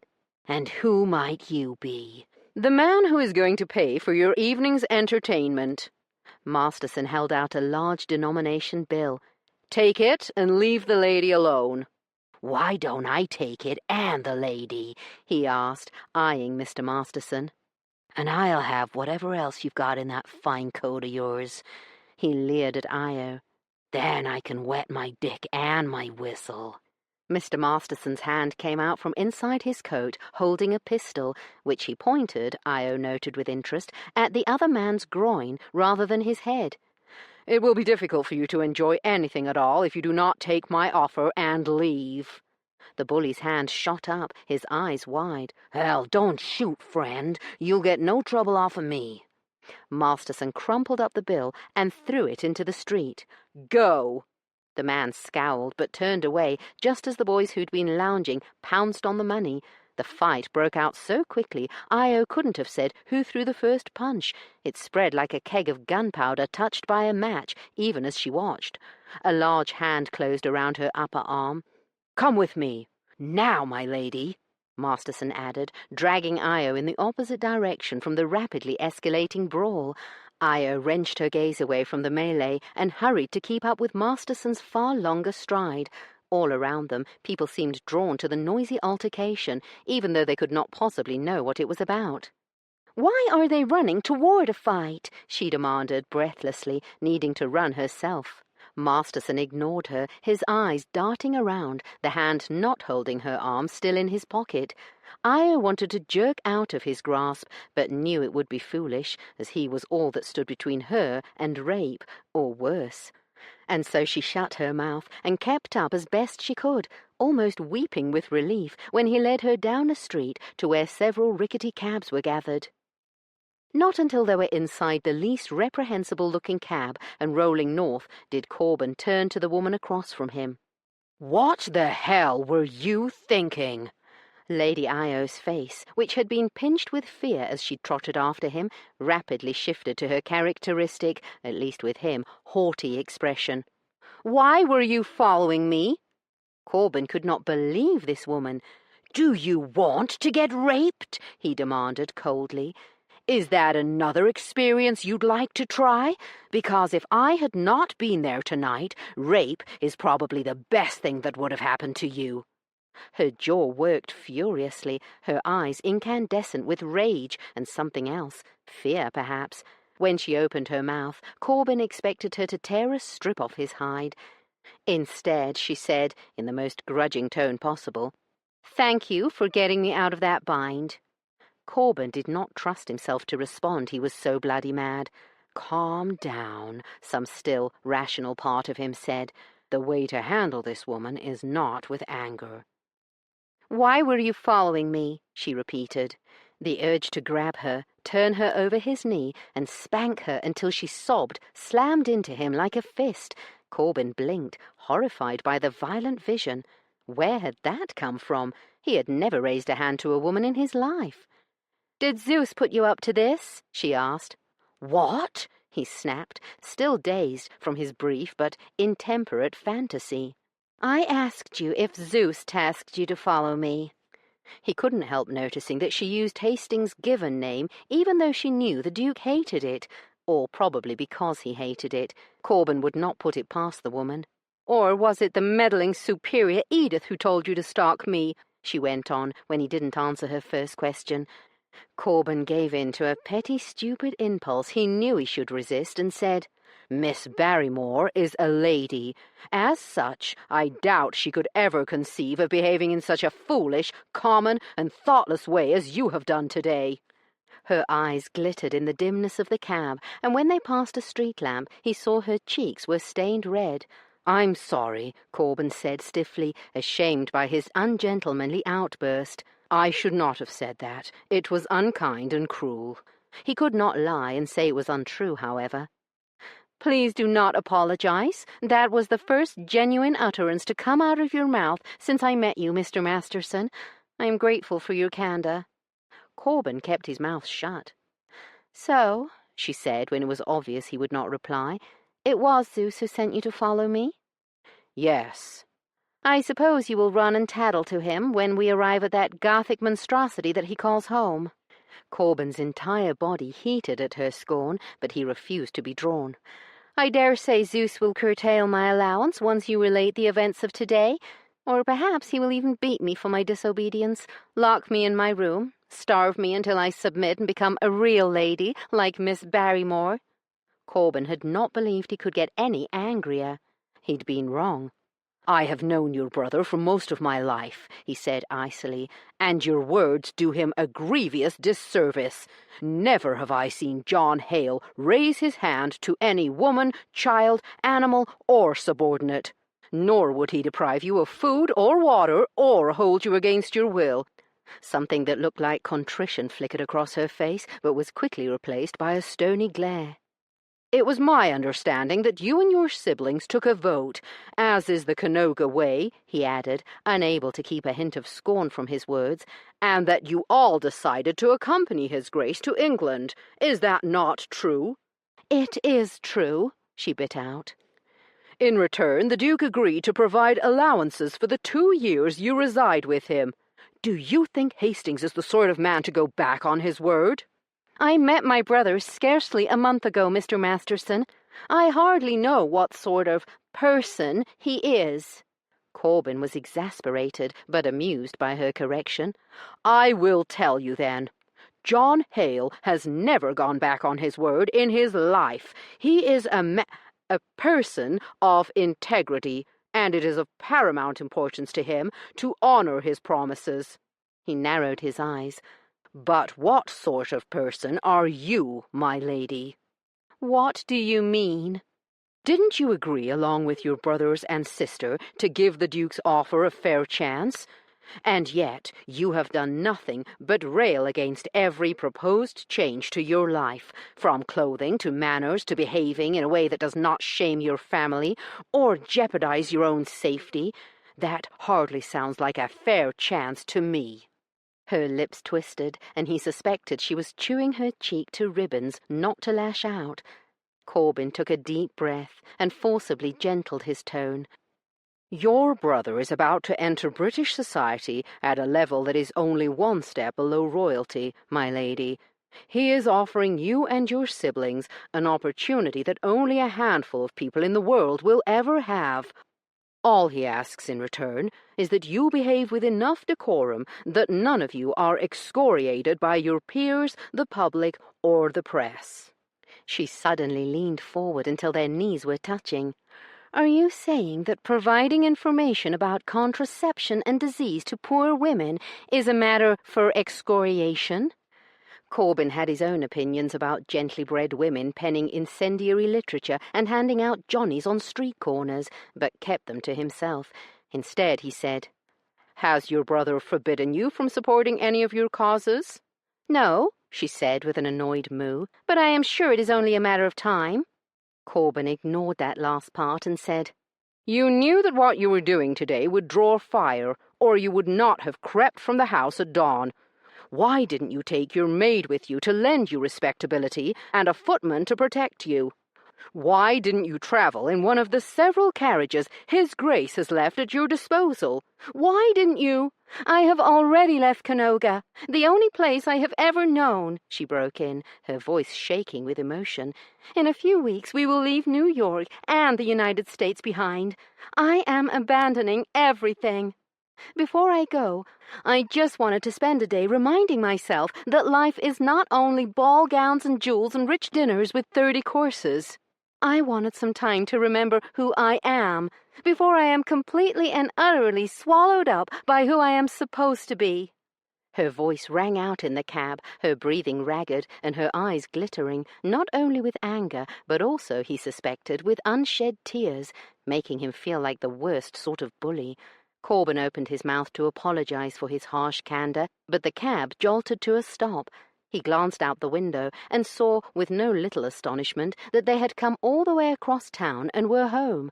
Lady Io made no move to exit the cab.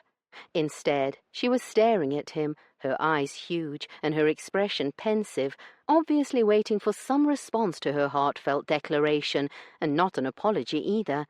No, he knew that she wanted some sign that he comprehended her fears about the future, some acknowledgement from him that he understood what a terrifying change all this was.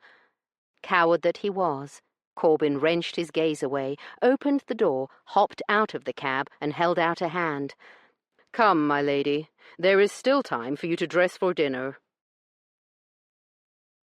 Chapter 5. Aboard the Petrel, 2 weeks later. Io looked around the luxurious cabin, amazed that such a place existed on board a ship, on one of Zeus's ships, in point of fact. In the last 3 weeks, Io had learned just how wealthy her oldest brother really was. If there was something in the Western world that Zeus Constantine Jonathan Hale did not own at least part of, Io had yet to discover it.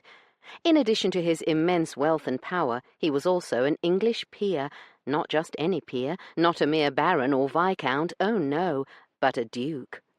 Io hadn't really understood what being a duke meant when she'd come to New York City with her siblings almost a month ago. Eva had tried to explain to all of them, but it had not gained purchase in her brain until she had actually witnessed the way people, Americans, treated her brother.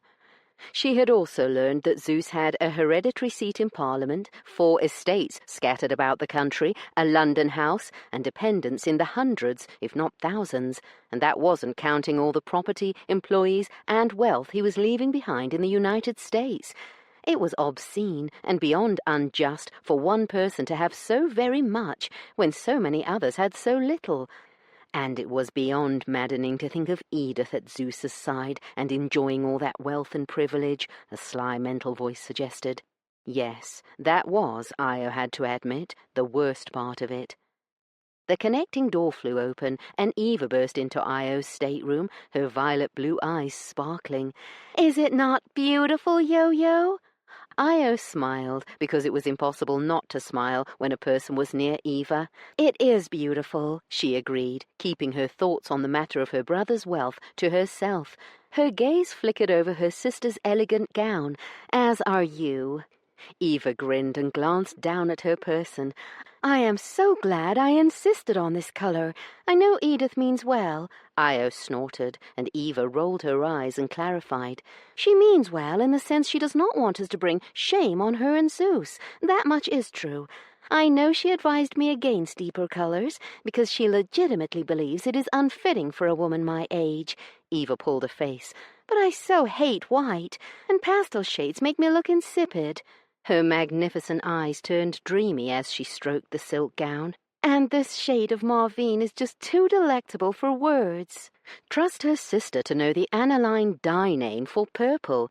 "Too delectable for words, Eva? Tisk, tisk. I know you are in a state of bliss when you can't come up with a word, my dearest lexicographer." Eva laughed. "You look lovely as well. That sort of gown is magnificent on you and shows off your figure to perfection. You really do look like a goddess, Yo-Yo." Io's face heated at her sister's compliment. "Are you ready to go to dinner?" "Will you wait while I fetch my reticule?" Eva asked. "I will be right here," Io promised. Once her sister had gone, she turned to look out of the small window into the darkness, absently stroking the rich velvet of her gown, which was what many called artistic dress, an offshoot of the reform dress movement. Artistic dress followed the natural lines of a woman's body, the style reminiscent of gowns worn during the medieval era. The luxurious fabric had been dyed using ancient methods rather than modern man-made chemicals. It was elegant and comfortable, and something Io felt confident wearing in public. It had also scandalized Edith. In fact, she had been so outraged that Io refused to engage in tight lacing or even wear a corset that she had taken the matter to Zeus. When Zeus summoned Io to his study, she had been ready to pack her bags if her brother tried to dictate her clothing. Instead, Zeus had said, "The clothing you wear is your own affair, Io. I have instructed Miss Barrymore to refrain from doing anything other than suggesting other fashion choices." Io had been stunned and momentarily speechless as she'd stared into Zeus's cold blue eyes, the eyes of a stranger who was suddenly not just her brother, but in charge of her future and that of everyone she loved. Io did not dislike Zeus, but she found him unfathomable and did not entirely trust him or his judgment. For example, why in the world would her brother marry a woman as unpleasant as Edith? She knew Edith was the heiress to some bank or other, so a marriage would join the two fortunes. That was the only reason Io could see for Zeus's betrothal, which was no reason at all in her opinion. How much wealth did her brother need? Did he not have enough already? Of course, Io had not said any of that to her brother that day. Instead, she had shoved down her natural inclination to freely air her opinions, and had said, "Thank you, Zeus. I am sorry to take up your time with something so trifling as my clothing." He had escorted Io to the door, pausing with his hand on the knob and looking down at her, making her aware of how very tall he was. She'd been standing close enough that she could not help staring at his eyes, which really were arresting, the colour an almost inhumanly pale blue. "I hope you know that I want you to be happy, Io. It is not my intention to stifle who you are." Io had been too startled by his pronouncement to do more than nod. That episode took place only a few days after Io's clash with Masterson. If the stern secretary had told her brother of Io's idiotic journey to 5 Points, the Duke had given no sign that he knew. Io hadn't been sure what to make of that. She had been positive that Masterson would sprint to tell her brother about her, admittedly, foolish behaviour. She had avoided Masterson like the plague in the weeks that followed that hair-raising event. The haughty secretary had been right about one thing he'd said that day. Io had promised Zeus to at least try to fit into his world. So here she was, dressed like a fashion plate for dinner, trying. The door opened and Eva entered. "I am ready." They were halfway down the corridor when they encountered Bal leaving his room. He smiled at them. "You look beautiful, sisters. I would offer you both an arm, but I'm afraid we'd never squeeze down the corridor." "Eva will walk with you," Io said, giving her twin a reassuring smile when he shot her a questioning look. It was true that she had been rather subdued since that near catastrophe in the 5 Points area, not that she had abandoned her cause. Indeed, Io had gone for a second visit to the Ladies' Aid Association. That time she had done as Masterson all but ordered, and took along one of the housemaids, a brawny footman, and 2 grooms. She had felt silly and conspicuous with such an entourage, and had been glad that at least Zeus's carriage was unmarked to avoid advertising Io's ducal connections. The visit had not ended in violence, nor had any of the journalists who haunted her brother's Fifth Avenue mansion published an exposé about her activities. That had been miraculous, considering how closely journalists watched poor Zeus, and the rest of them by association. As apprehensive as Io was about leaving the country, she would be glad to escape the rabid fascination the city of New York had with the new Duke of Hastings.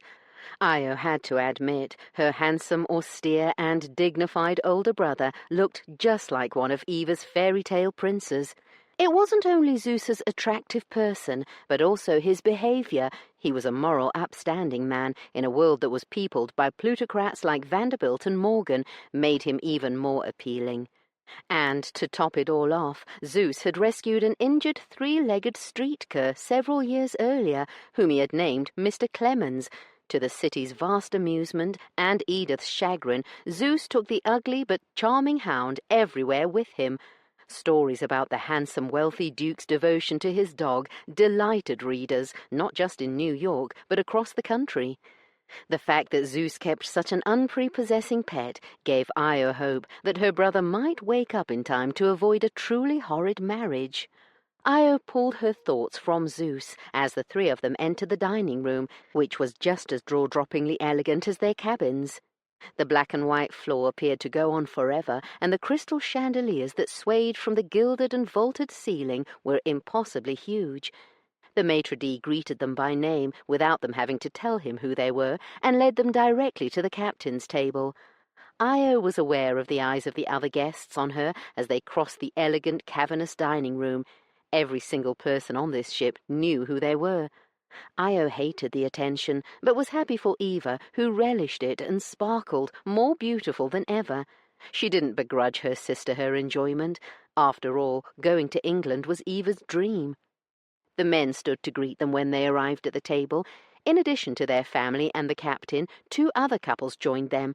Zeus had told them beforehand that 4 of the guests at their table would rotate in order to keep the peace with all the other wealthy people who yearned to be in the spotlight and dine not only with the captain, but also the ship's owner.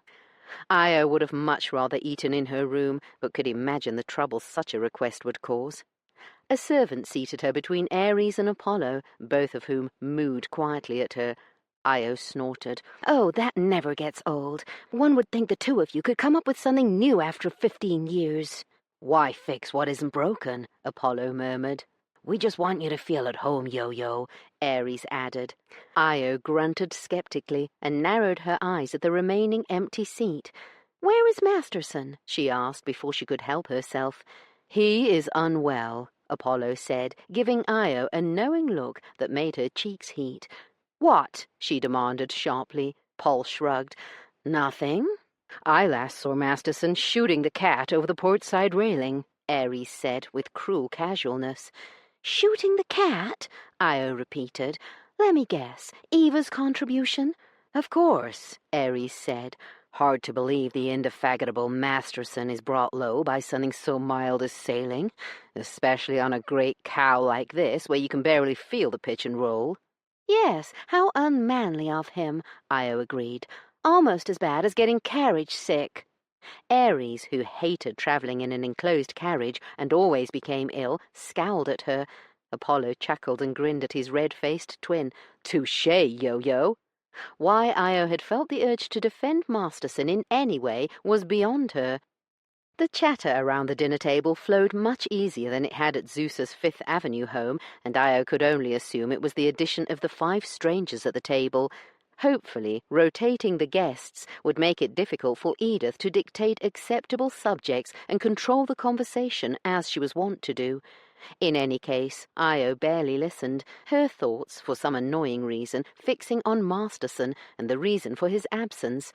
Since that day in the 5 Points, she had felt guilty about how churlishly she had treated him after he'd rescued her, and then she had felt furious at him for making her so angry that she had not behaved more gratefully. Yes, Io knew how illogical that was.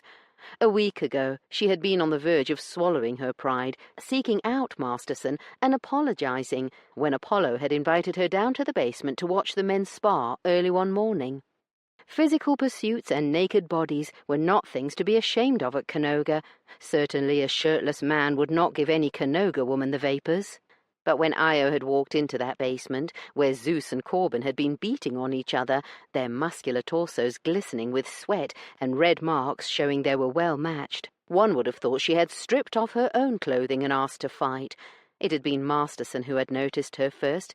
He'd dropped his jaw and then his guard, allowing Zeus to pop in what Eva would call a proper facer.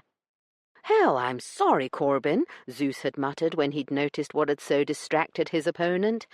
"Is something wrong, Io?" he'd asked, hastily snatching a shirt off a peg and shrugging into it. "You mean other than Masterson dropping his left, like a debutante dropping a handkerchief?" Io had retorted. Ares and Apollo had laughed, and for a second Io had thought her stern brother might actually smile, but she must have imagined it, because the next second he'd said, "What brought you down here this morning?" "Ares and Paul brought me down here," she retorted, even though she knew exactly what he was driving at. Zeus had looked pained. "I'm afraid this is not a place for a lady." To say her hackles had gone up would have been an understatement. "Oh, why is that?" she'd asked sweetly. It had been fun to see the great Duke speechless. Naturally, Masterson had not been so tongue-tied. "What His Grace is too polite to say is that this is a masculine refuge." Io's face had scalded, and their eyes had locked, the room around them deadly quiet. In the next instant, Ares and Apollo had closed ranks, one on either side. Surprisingly, it was quiet, reserved Paul who'd spoken first. "If Io isn't welcome here, then Ares and I will—" "No," Io had said quietly, her gaze finally breaking with her nemesis. She'd turned to Apollo and forced a smile. "Mr. Masterson is right. All of us deserve a refuge from the outside world. I do not box, hence there is no reason for me to be here." She'd squeezed Paul's arm and turned to leave. When she got to the door, it was to find Zeus had somehow beaten her there. "Just because we have never had women here before does not mean we cannot now. You are welcome to stay and watch, sister." Io had appreciated his lie. It had been kind. "Perhaps some other morning." And that day had been the last exchange she'd had with Masterson. He had avoided her every bit as sedulously as she'd avoided him. Io wanted to feel vindicated at the thought of him succumbing to weakness and vomiting over the side of the ship, but as sharp and outspoken as she could be, she could not take pleasure in anyone's pain, not even Corbin Masterson's. Corbin wanted to die. The thought was not hyperbolic. Never in his life had he felt such unrelenting misery, and he could not even characterize exactly what was causing it, well, except for the vomiting. He just felt awful. His body, his brain, his skin, his bones, his organs, his toenails, for pity's sake. His misery had started a few moments after the massive ocean liner had set sail. He'd spent the first few hours being sick in his cabin. Then Hastings knocked on his door, observed his condition, and advised him to go up on deck. "The fresh air is better for seasickness, trust me." "Has this happened to you?" Corbin had asked, having to puke before he could listen to the other man's answer. The Duke's smile had been wryly embarrassed. "Yes, once. I will go up when you have all gone to dinner." It had been all Corbin could do to get the words out, and he'd been relieved when Hastings had not argued. And so he'd waited until dark, and then slinked out of his cabin like a rodent. Hastings had been marginally right, in that Corbin had stopped puking when he'd reached the deck, but part of him wondered if that was just because he had nothing left to bring up. He shivered as the wind blew over the unprotected deck. Out here on the open water, it was hard to believe it was summer. "Ah, here you are." It was the last voice on earth that Corbin wanted to hear, the same one he heard in his nightmares. "Liar, you hear her voice in your dreams, in those dreams." Corbin shoved away the mortifying thought and turned to stare up at his tormentress. "So you've come to gloat at my misfortune." Lady Io's full shapely lips twitched at the sight of him, which he was sure was pitiful. "Perhaps a little." Corbin snorted, and then immediately had to hurry to the railing. Nothing but clear bile came up. "You need to drink something, or you will get dehydrated, Mr. Masterson." Ignoring her obvious suggestion, he replaced his sodden handkerchief in his pocket, turned and croaked, "What can I do for you, my lady?" "I brought you this." She held out a bottle of Vernon's ginger beer. "Ginger will settle your stomach, and it is also helpful with seasickness." Corbin adored ginger beer, but right now, well, he could only imagine how unpleasant the fizzy liquid would be coming back up. Still, to not accept it would be boorish. "Thank you," he muttered, awkwardly holding the cold bottle and wondering what the hell she wanted. "Sit," she ordered. Corbin sat down before he fell down. Lady Io lowered herself onto the deck chair beside him. Even in his diminished state, he could admire the gown she wore. Ever the iconoclast, Lady Io Hale had adopted artistic dress, and the style flattered her voluptuous curves like no other, not even the shorter gown and bloomers she'd worn almost a month ago when she'd arrived in New York. Christ, could it really be less than a month since I met this woman? I feel like she's been tormenting me all my life. "Drink the ginger beer, Mr. Masterson." Corbin sighed, too tired to argue, and took a tiny sip from the bottle she'd had the sense to bring uncapped. Encouraged when it didn't make him rush for the railing, he took another, larger drink.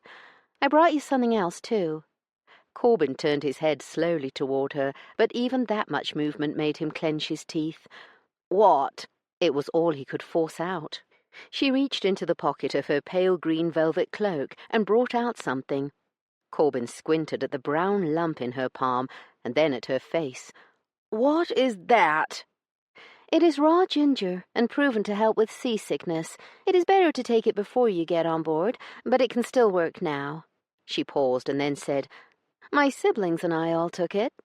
"The Duke ate that?" Corbin asked in open disbelief. She smiled.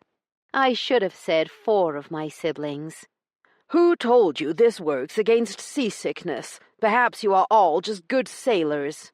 "A physician I know from the Ladies' Aid Association gave me this information when I told her I would be on a long sea voyage." "A doctor?" "Yes, a doctor. A woman doctor." Corbin frowned. "I thought Elizabeth Blackwell opposed the distribution of condoms. Why would she join your organization?" Corbin was annoyed at himself for stumbling over the word condom, but he felt indecent speaking it aloud in the presence of a gently born female. "It is true that Dr. Blackwell is not a member of the LAA." She cocked her head, an expression of genuine amusement on her face. "Do you think she is the only female doctor in the nation?" Blackwell was the only woman Dr. Corbin had ever heard of, but he suspected her question was a trap.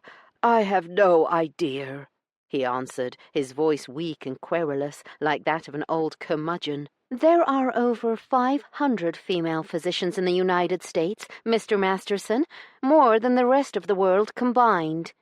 Corbin gave a huff of disbelief and immediately regretted it, nausea roiling in his stomach like grease mixed with broken glass.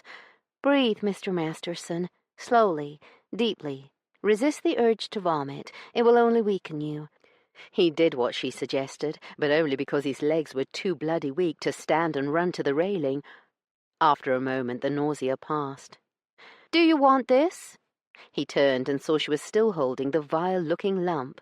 "No." And then, because courtesy was bred into him, he added, "Thank you." She snorted and shook her head. "You don't believe what I'm saying, because the information came from a woman." "That's not true." "At least not completely." "Then why?" she demanded. "Because I resist all quackery, whether it originates from male or female quacks." Rather than get offended, which was what Corbin had hoped for, maybe a rousing argument would take his mind off his misery for a few minutes, she merely laughed and deposited her offer back in her pocket. Her easy compliance, which made Corbin feel like a rude, ungrateful idiot, just irked him. "You should not be up here alone," he snapped. Her expressive eyebrows shot up. "I am not alone. I am with you." Corbin ground his teeth. "You know what I mean. It is night time. You are an unmarried female, and I am an unmarried male who is not related to you. It is unseemly." "Unseemly?" she laughed. "Why? Am I in danger of ravishment?" The scornful look she gave him told him just how pitiful he looked. "Because it will cause talk, my lady. Talk that will follow you and haunt you after you make your entry into society." There, that should provoke her. But she only smiled, amused rather than angered. "Who will talk? The fish you've been puking on? The whales I saw in the distance earlier?" "How about the crew, of which I've seen at least 5 of since you've been sitting here?" "The crew? So what if they talk, Masterson? Or do you believe the ship's bursar or one of the porters is going to pop up at a ton ball and tell everyone how I offered a very stubborn, ill man a solution that he rejected out of hand? Maybe that is what you were worried about, that people will hear what a stubborn ass you are." She no longer looked amused by the time she reached the last word. "Have a lovely evening, Masterson." On that note, she pushed up from her chair and left in a swirl of green velvet. Corbin opened his mouth to shout after her, although he had nothing pithy in mind. Instead, he clamped a hand over his lips, lurched to his feet, and scrambled toward the railing. Chapter 6. The Following Night. "I brought you this," Io said, staring down at the mere shell of her enemy. Corbin Masterson, a man usually with ramrod posture and so impeccably groomed and garbed that he did not look real, was currently slumped in a deck chair in a rumpled suit, his unwashed hair sticking up in greasy tufts and his big hands shaking. His head slowly turned toward Io until his blank eyes stared up at her. He blinked and then looked at her hands. "Crackers and ginger beer," he croaked, his voice a mere husk, but he still managed to broadcast disbelief. Io sighed. Really, was there a more stubborn man in creation? She deliberated just leaving him to his misery, but he looked so ill that she feared he'd roll right off the deck and into the ocean as easily as a child's marble if a swell came up. And so she tried again. "Can what I'm offering you make you feel any worse than you are now, Masterson?" He pondered her question for a long moment, and then reached out 2 shaky hands. "Thank you." Io lowered herself into the same chair she'd had the evening before and stared up at the night sky, which was clear. The seas were easy, which she was grateful for on Masterson's behalf. She hated to imagine what shape he would be in if they encountered rotten weather. "Thank you." Io turned at the sound of his voice and watched as he put the last cracker into his mouth. "Should I fetch you more?" He shook his head, his cheeks bulging as he swallowed a mouthful of ginger beer to wash down the crackers. Io turned back to the sky. After a moment she said, "I was wrong to agitate you last night. Part of the remedy I was going to suggest is that you remain as still as possible and try not to talk, which is just more motion after all." Io turned when he made no response. He was staring straight ahead and appeared to be listening, so she continued. "There are 2 schools of thought about seasickness, those who say you should try to sleep through it, not talking or moving, and those who believe a distraction will help, pull your mind away from the discomfort. I can go away, or I can remain here and—" "Talk." The word was more of a grunt. "Talk about anything. Just talk." After a moment of surprise, she said the first thing that came to mind. "This sky is already slightly different than the one I am used to at Canoga. I am determined to look at it every night so that I do not arrive in Southampton surprised by stars that are strangers to me." Io slid a glance at him and saw that some of the tension had lessened around his eyes, and so she continued to talk about the stars. Her voice was like balm on Corbyn's raw nerves, which was odd because normally Io Hale only made him agitated. "My father was the one who taught me about the heavens and the various bodies that inhabit them, and of course he is the one who named me. It was Simon Marius, a German astronomer, who decided the moons of Jupiter, that most libidinous and inconstant of gods, would be named after the most successful of his adulterous unions. Io, Europa, Callista, and let us not forget Ganymede."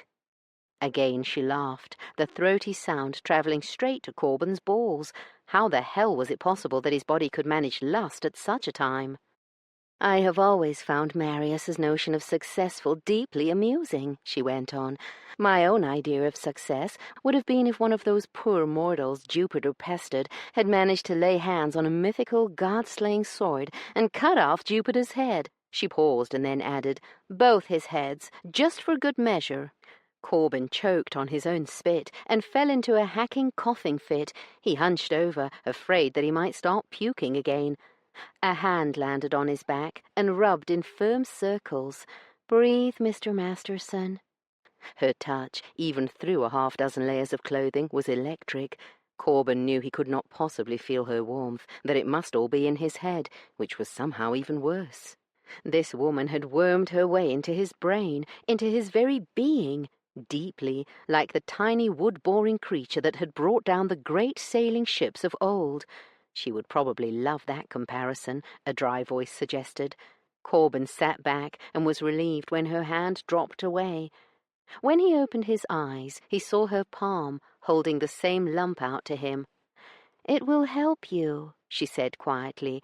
Corbyn's hand reached out of its own volition.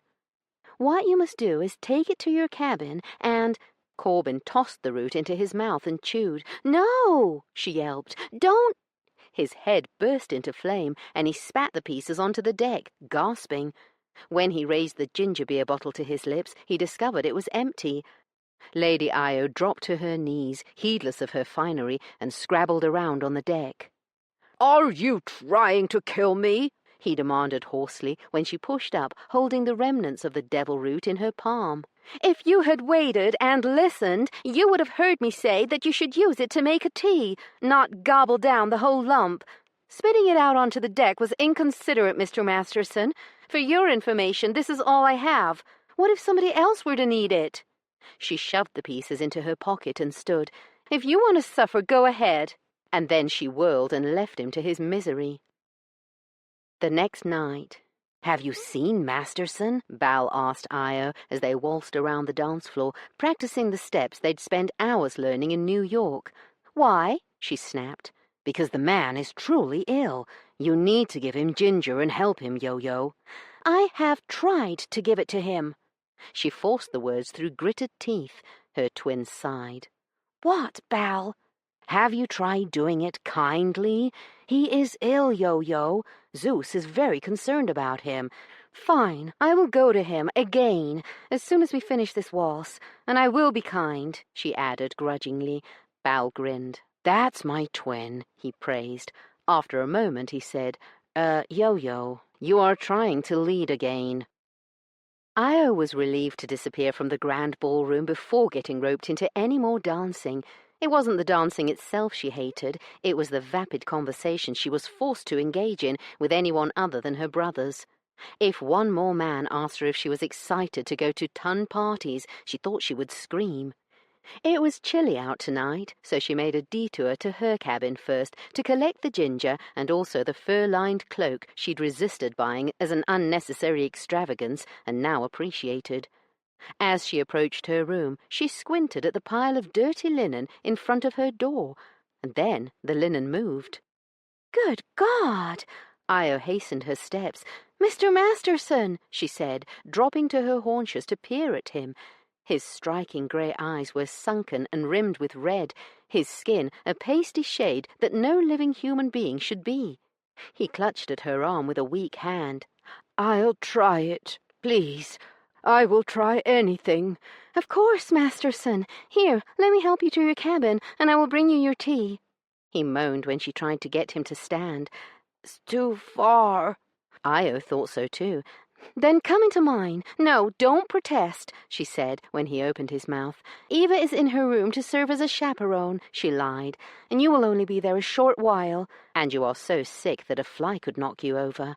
It was a sign of how ill he was that he did not protest, nor did he stand. Instead, he crawled when she opened the door. Not until he reached her sitting area did he allow her to help him into a chair. Io immediately rang for a servant and ordered hot water, requesting that it be brought quickly, adding a generous gratuity to cover any inconvenience.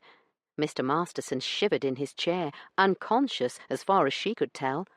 Io was genuinely worried by the time the water had been delivered and she had a nice strong tea ready. She poured a cup and let it cool a bit before waking him. "Mr. Masterson?" Io gently squeezed his shoulder, not wanting to startle him. His eyes opened a crack, and then he did the oddest thing. He smiled. Not his usual superior faint smirk, but a huge, genuine grin. Io's jaw dropped at the sight, her heart pounding as if she'd just discovered a chest full of buried treasure. Even in his weakened state, the expression was devastating. Who would have guessed that stern, joyless Mr. Masterson had dimples, 2 deep, delightful ones? Her sister Eva had a dimple on one side of her mouth, just a bit below her lips, and Io had always coveted it. "Io," he said, for the first time forgetting her courtesy title, still grinning. Clearly he was very ill. Io raised the cup. "You must drink this, Mr. Masterson." He blinked a few times, and the charming smile slid away. It was like watching a rose wither. "Just as well. You were in danger of falling for dimples. Shame on you." Io agreed. "Come now, just a sip," she urged. Corbin woke with a start, his entire body aching as if somebody had beaten him with sticks. He blinked into the near darkness and looked around, his eyes bulging almost out of his head when he saw Lady Io Hale sleeping on the settee across from him, bundled up in a blanket. Corbin glanced down. He was fully clothed and also wrapped in a blanket. He sighed with relief. Clearly nothing sexual had occurred. He immediately sneered at himself for such a stupid thought. He'd been as weak as a kitten for days. He had vague memories of sleeping outside her door. His face heated as he imagined living that down. Well, he could deal with that later. Right now, he felt strange. It took him a full minute to realize that he no longer had the urge to vomit up his internal organs. Damnation, her cure had worked, and he had resisted it for days. Corbin wanted to slap himself, but it would have taken too much effort to lift his arm, and he needed all the energy he could muster to get the hell out of his employer's sister's room. He shakily pushed to his feet, standing a moment to make sure he could remain upright. He noticed a piece of paper on the low table between his chair and her sofa. Clutching the chair back, he leaned low. "Mr. Masterson, take this ginger with you. Shave a small amount into a cup and add boiling water. Drink 5 times a day. Get plenty of sleep and drink lots of water." There was no signature, just her bold, messy handwriting. Corbin swallowed and picked up the ginger root, putting it carefully into the inner pocket of his coat, as if it were a priceless heirloom. He hesitated and then took the brief message as well, not thinking too closely about why he would want something Lady Io Hale had written to him. And then Corbin slinked out of her room. 3 days later. Io was playing whist with Eva and the twins when she next saw Corbin Masterson. He'd not been up on deck for the last few nights. At first she'd been concerned, but Zeus had mentioned at dinner 2 nights before that Masterson was on the mend. "Oh, Mr. Masterson," Eva said, spotting him first and laying down her cards. "You must be feeling better." He smiled stiffly and nodded. "Yes, my lady, I feel much better." His grey eyes slid to Io. "I wanted to thank you for helping me, and thank you so much for the ginger root. It effected a miracle." "You are welcome, Mr. Masterson," she said, speaking just as coolly. The moment he was out of earshot, the twins were mooing, and Eva was giggling. Io said, hating that her face was hot and not from the brutal sun. She glared at her sister. "And you are encouraging their juvenile behavior." "Oh, Yo-Yo, you have to admit it is humorous. Mr. Masterson hated having to thank you." "He looked like he was in physical pain," Apollo agreed, with a rare grin. Io just grunted. "The man is actually not so bad," Ares said. Paul's eyes widened and scowled at his twin. "Don't you recall how he tossed Yo-Yo out of the basement?" he demanded, his chastising tone making Ares blush. "He was right to do so," Io said before Ares could respond. All three of her siblings looked at her with eyes on stalks. She shrugged. "Maybe his reasoning wasn't right, but what he wanted was. Can you imagine how much enjoyment you would have down there if you had to comply with the current female requirements for civilized behavior? You would have to box in a full suit of clothing." The twins laughed, but she ignored them and went on, pushing the memory of Mr. Masterson's magnificent, naked torso from her mind. "That is true, and you know it. Shirtless men are considered as damaging to the female eye as staring directly at the sun, more, probably. Eva and I, and the women from Canoga, might have been able to enjoy watching you spar without getting the vapors, but society women in New York seem eager to embrace a weaker role. They would titter and squeal, and soon there would be no sparring. Mr. Masterson was right about deserving a refuge from such foolishness, and neither he nor Zeus said I could never come down there. If I decide that I want to watch you two cockerels spar, I can go any time, right?" Both twins nodded. "So it is not a tragedy," Io finished, her tone indicating this was the end of the subject. "Now, are you going to make your bid before we reach Southampton, Ares?" Later that night after dinner, Io was dancing with Zeus and trying to pay attention to the steps rather than stare at Mr. Masterson, who was waltzing with a young woman who didn't appear to have stopped giggling since he'd led her out onto the floor. Tonight was the first time Masterson had eaten in the ballroom. He'd dined at the captain's table, along with Miss Barclay, Edith's downtrodden cousin, who must have been relegated to eating in her room until this evening. Io had tried to speak to the shy woman more than a few times, but Miss Barclay seemed to always be running from one place to another, her expression usually one of worry, if not outright terror. While Masterson had looked far healthier than the last time Io had seen him, it was obvious that he'd lost some weight after his 4-day purge.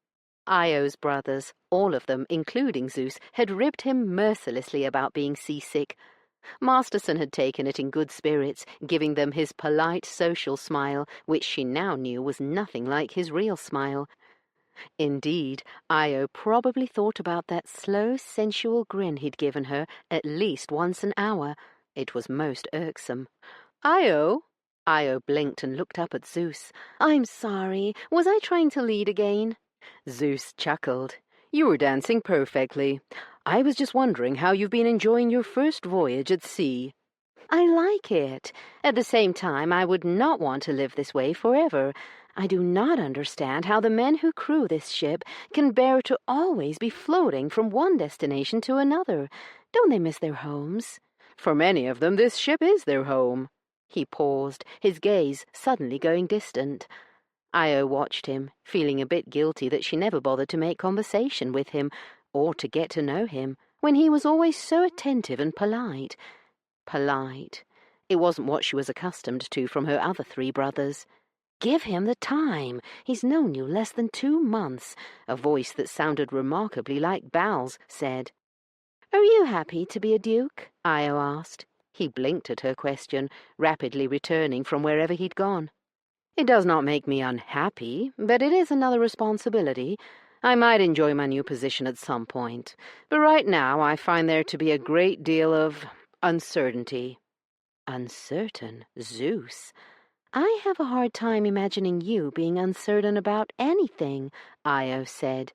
He regarded her through his jewel-like eyes for a long moment, the weight of his stare almost palpable. "I am human, Io, just like everyone else." For some reason, Io felt a strange tightness in her throat at his quiet declaration. Corbin told himself that he'd gone to the 2 deck chairs he thought of as theirs because he wanted fresh air, not because he hoped to see Lady Io again. He wasn't sure when he had become such a liar to himself. "Even now you are lying. You became a liar after meeting Lady Io. You lie to evade your feelings. You lie to avoid the truth. You lie—" "Good evening, Mr. Masterson." Corbin shot to his feet as the woman who was never far from his thoughts arrived in person.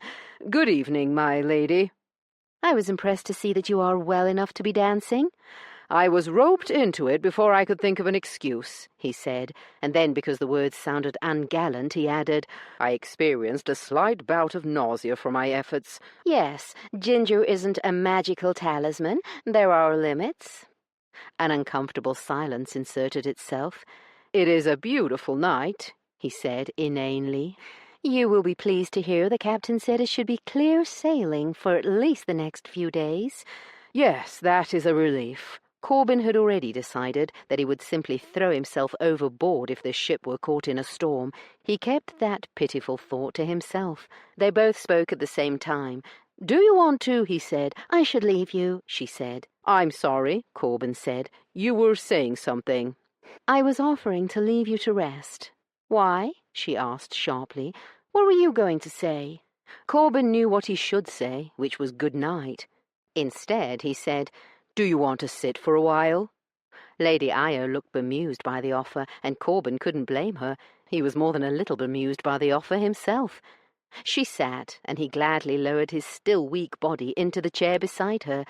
They stared up at the stars, and stared, and stared. Corbin opened his mouth. "My brother said you have only worked for him for half a year. What did you do before?" she asked.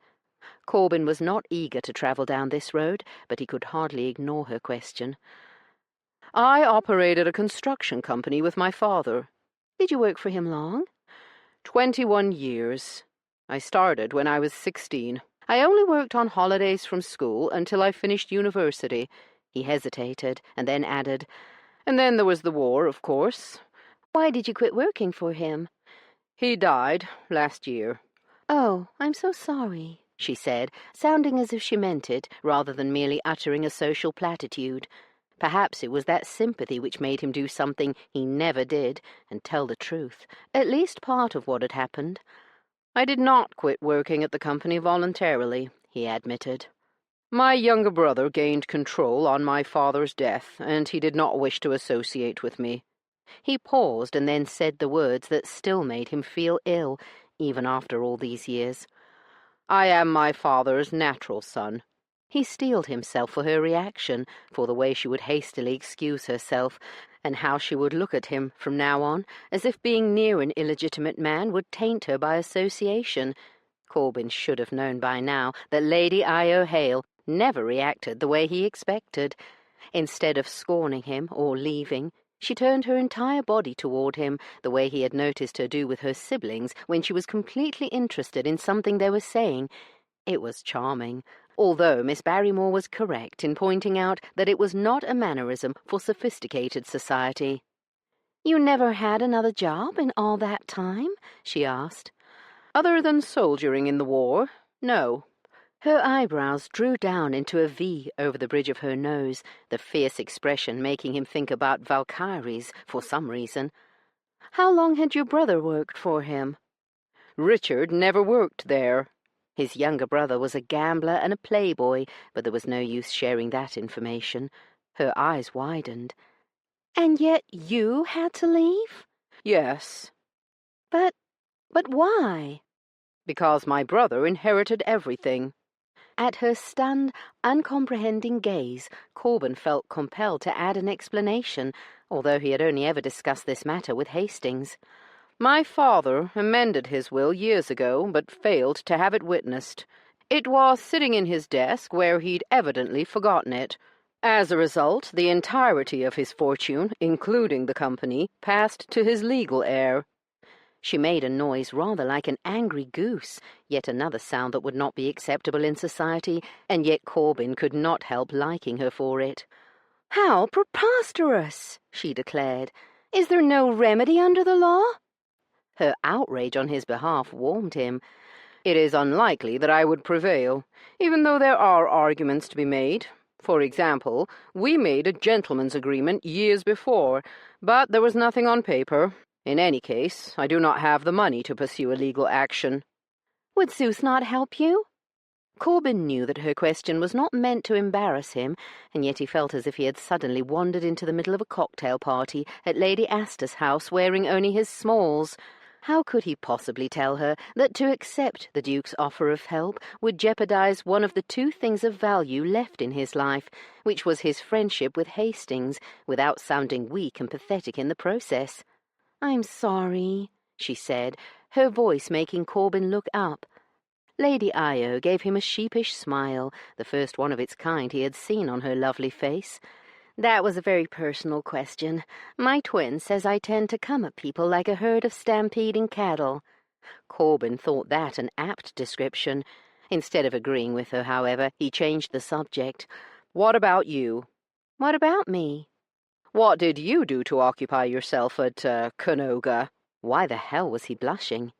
"You know why, because you were thinking of Lady Io and her many lovers. Are you asking because you are genuinely interested, or because you like an opportunity to ridicule our way of life?" Ah, combativeness. This was something Corbin could contend with, and far better than her sympathy. "Forgive me," Corbin said coolly. "I thought we were having a civil conversation. Is it time to commence fighting like street brawlers?" Her eyes opened, and then, astonishingly, she laughed. "Fair enough. That was rude of me." An apology from Lady Io Hale. Corbin was too flummoxed for words. "I had my chores. Everyone does. Helping in the kitchen or the laundry. Our meals are communal, you know, so everyone takes a turn and learns how to cook, male or female." Corbin thought that part of Canoga was quite wise. He'd had to learn how to do for himself in a hurry when he had been in the army. Knowing how to cook would have been helpful. We all joined in during the harvesting and so forth. But what I did as a job, although we didn't really call them that, was teach the older children. She hesitated and then said, "In addition to the radical pamphlets I helped produce." She smirked at him and emphasized the word radical. "I also write books." "What sort of books?" "Children's books." There was something the investigator hadn't uncovered. Corbin wondered if Zeus knew about this. "What are the books about?" "They're about a barnyard with all the animals who occupy it. I only write them," she said. "Another woman does the illustrations. At first we wrote them just for the children at Canoga, but somehow word got out, and soon so many people wanted them that we had them printed, and a man would sell them to the various bookstores in the area. About 4 years ago, a man named Mr. Putnam approached us, and now we—" "Good Lord! Are you talking about George Putnam?" "Yes, that is his name," she agreed. "He has produced the last 5, and we are working on number 6. Even though I am going to Britain, I have—" "The last 5? How many are there? And what are these books called?" "They are the Take Charge series. First there was—" "Arnold Takes Charge," Corbin finished for her, utterly flabbergasted. She looked pleased. "You've heard of them?" Corbin gave her a disbelieving huff. "Have I heard of them? Why, they are the most popular books for children in New York City. Perhaps the entire state, as far as I know. My friend's daughter is wild for them, and I went to 6 bookshops to hunt down a copy of Lizzie Takes Charge for her." It was her turn to look startled. "Indeed, you must like this little girl a great deal." Yes, her family is very close," Corbin said vaguely, eager to move on. "I have read all of them. 100 times each, I wager," he added wryly. He stared at her, trying to fit this new piece of Io Hale into what was an increasingly complex puzzle. "They are delightful books." "Oh, well, thank you. You are very kind. I enjoy writing them a great deal." Corbin had never seen her at a loss for words. It was dark, but he could swear that she was blushing. Can you tell me how many more there might be? Lizzie, that is the little girl's name, hence the reason I hunted for that particular volume so persistently, is wild for them. We are contracted for 3 more. The look she gave him was curious. So you will continue writing, even though you are not at Canoga? He asked, wanting to get as far away from the subject of Lizzie as he could. Won't that be difficult with you in England? No, not at all. You see, we have always done our parts independently. Tell me how this process works. Is it difficult to write a book with 2 authors? Are you really interested? She asked, a faint notch between her huge eyes. Who wouldn't be? Corbin asked in all seriousness. For the next half-hour they talked about writing and the relatively recent increase in demand for children's books. While part of Corbin's mind was listening in fascination, another part was marvelling at this new facet of Lady Io Hale. Who would have guessed that a woman so opposed to marriage would write children's books? Chapter 7. The Following Night. Io was the first one to arrive at the deck chairs the next night, and for a moment she wondered if Mr. Masterson would come. Perhaps he had only spent time out here when he'd been too ill to— "Good evening, my lady," his familiar voice said from behind her. Io smothered her likely fatuous smile before turning. "Did you get caught in Mrs. Jordan's clutches again, Mr. Masterson?" He gave her that faint smile that she had somehow begun to view as charming rather than superior and irritating, and lowered himself into the deck chair Io now thought of as his. "It is no great hardship to dance with Miss Jordan. She is a sweet girl." Io's hackles rose. "She is 18, Mr. Masterson, hardly a girl, and I suspect her sweetness is another word for ignorance." "What are you saying?" "I'm saying that if her mother has her way, Miss Jordan will be married and swelling with her first child this time next year." His handsome features rearranged themselves into a chiding expression. "That seems unnecessarily harsh pronouncement, not to mention vulgar, and not the sort of comment you'd want to make in company." Io shrugged off his annoying chastisement, unwilling to be distracted from her point. "But it is true all the same, is it not?" "Have you paused to consider that it isn't just Mrs. Jordan who would like to see her daughter married? Perhaps Miss Jordan would like a husband and children as well." Io snorted. "That is what she thinks she wants, because she has been told that is all she is good for her entire life." Masterson opened his mouth, but she did not give him an opportunity to speak. "Miss Jordan has the self-will of a veal calf, and Mama Jordan is no different from a broker of cattle who wants their stock fat and sleek for the auction block, hoping for the wealthiest buyer. Not until her wedding night will poor Miss Jordan understand just whose blood will be spilled, and likely with as much compassion and tenderness as that which transpires in an abattoir." Although Masterson's expression was as fixed and stern as ever, she could feel disapproval rolling off him in waves. "Do you never think before you speak?" Io bristled. "Do you?" His lips pressed into a straight line. "If you think to shock me with vulgar references to fornication, you are doomed to disappointment, my lady. Just because I comport myself with decency and decorum—" His emphasis on those words left no doubt in Io's mind that he believed her bereft of both qualities, "does not mean I am some chicken-hearted namby-pamby to be unmanned by the crass utterances of a rebellious female bent on exhibiting all the worst characteristics of an adolescent stable lad."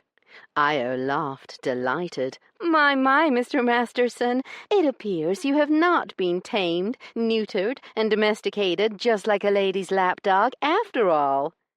The look he gave her was withering. "Do not push me too far, or you will find out just how undomesticated I am, madam." "Is that so? I believe I will take that as a challenge to arms, Mr. Masterson." His eyes narrowed. "Tell me, Lady Io, do you think yourself so much better than other women that you revile all those who desire marriage and a family?" She blinked at his sudden change in subject. I do not revile them, and I do not think myself better than other women." Io felt a twinge of guilt at the claim, but shoved it aside. She turned on her deck chair so she could face him directly. "You said that Miss Jordan was a pretty girl." "I did, and I stand by my observation." "In one way, at least, you are right." "Why do I think I will regret asking what you mean by that?" Masterson said dryly. "She is still a girl when it comes to what to expect on her wedding night." His expression shifted subtly, exposing the censure she had known he felt toward her all along. "Yet again you are bringing up what goes on in someone else's bedchamber. What point do you hope to make?" His frown deepened. "Unless you are only harping on this subject in the hopes of outraging me. If so, you have sorely failed, my lady. All you have done is give me disgust of your sordid interest." Io absolutely adored this side of the erstwhile starchy man. "My point is that Miss Jordan, just like those cows in my earlier analogy, is marching to the slaughter completely innocent of her fate. Like those cows, she has been deliberately kept ignorant of what awaits her. Nobody will tell her what to expect, or how her body will never again belong to her once she is married, how her husband may impregnate her, or beat her, or lock her away if he wishes, how he may take mistresses and bring home diseases, and—" "What has happened to make you this way?" he asked, a glimmer of morbid fascination in his grey eyes. "What way?" "So bitter and disillusioned about men and women and the institution of marriage." Io gave a bitter laugh. "Now there is a question that only a man would ask." She got to her feet. "No, don't get up. I am leaving. I'm too angry to discuss this rationally with you," she admitted, wanting to get away from him before she was reduced to slinging insults. "I bid you good night, sir." Only when Io made it to the inner stairwell did she realize the thudding she heard wasn't coming from inside her head, but footsteps beside her. She stopped and turned. "What are you doing?" "I am escorting you back to your cabin," Masterson said. "Why?" "Because it is a gentleman's duty to—" "Bullshit." To say the vulgar word was satisfying. To watch its effect on Masterson, who appeared to be carved from stone, was even more pleasurable. Io enjoyed his reaction until he began to gather his scattered wits. "I insist you allow me to accompany you," he said stiffly. "You didn't walk me back to my room every other night. Why now?" He looked pained.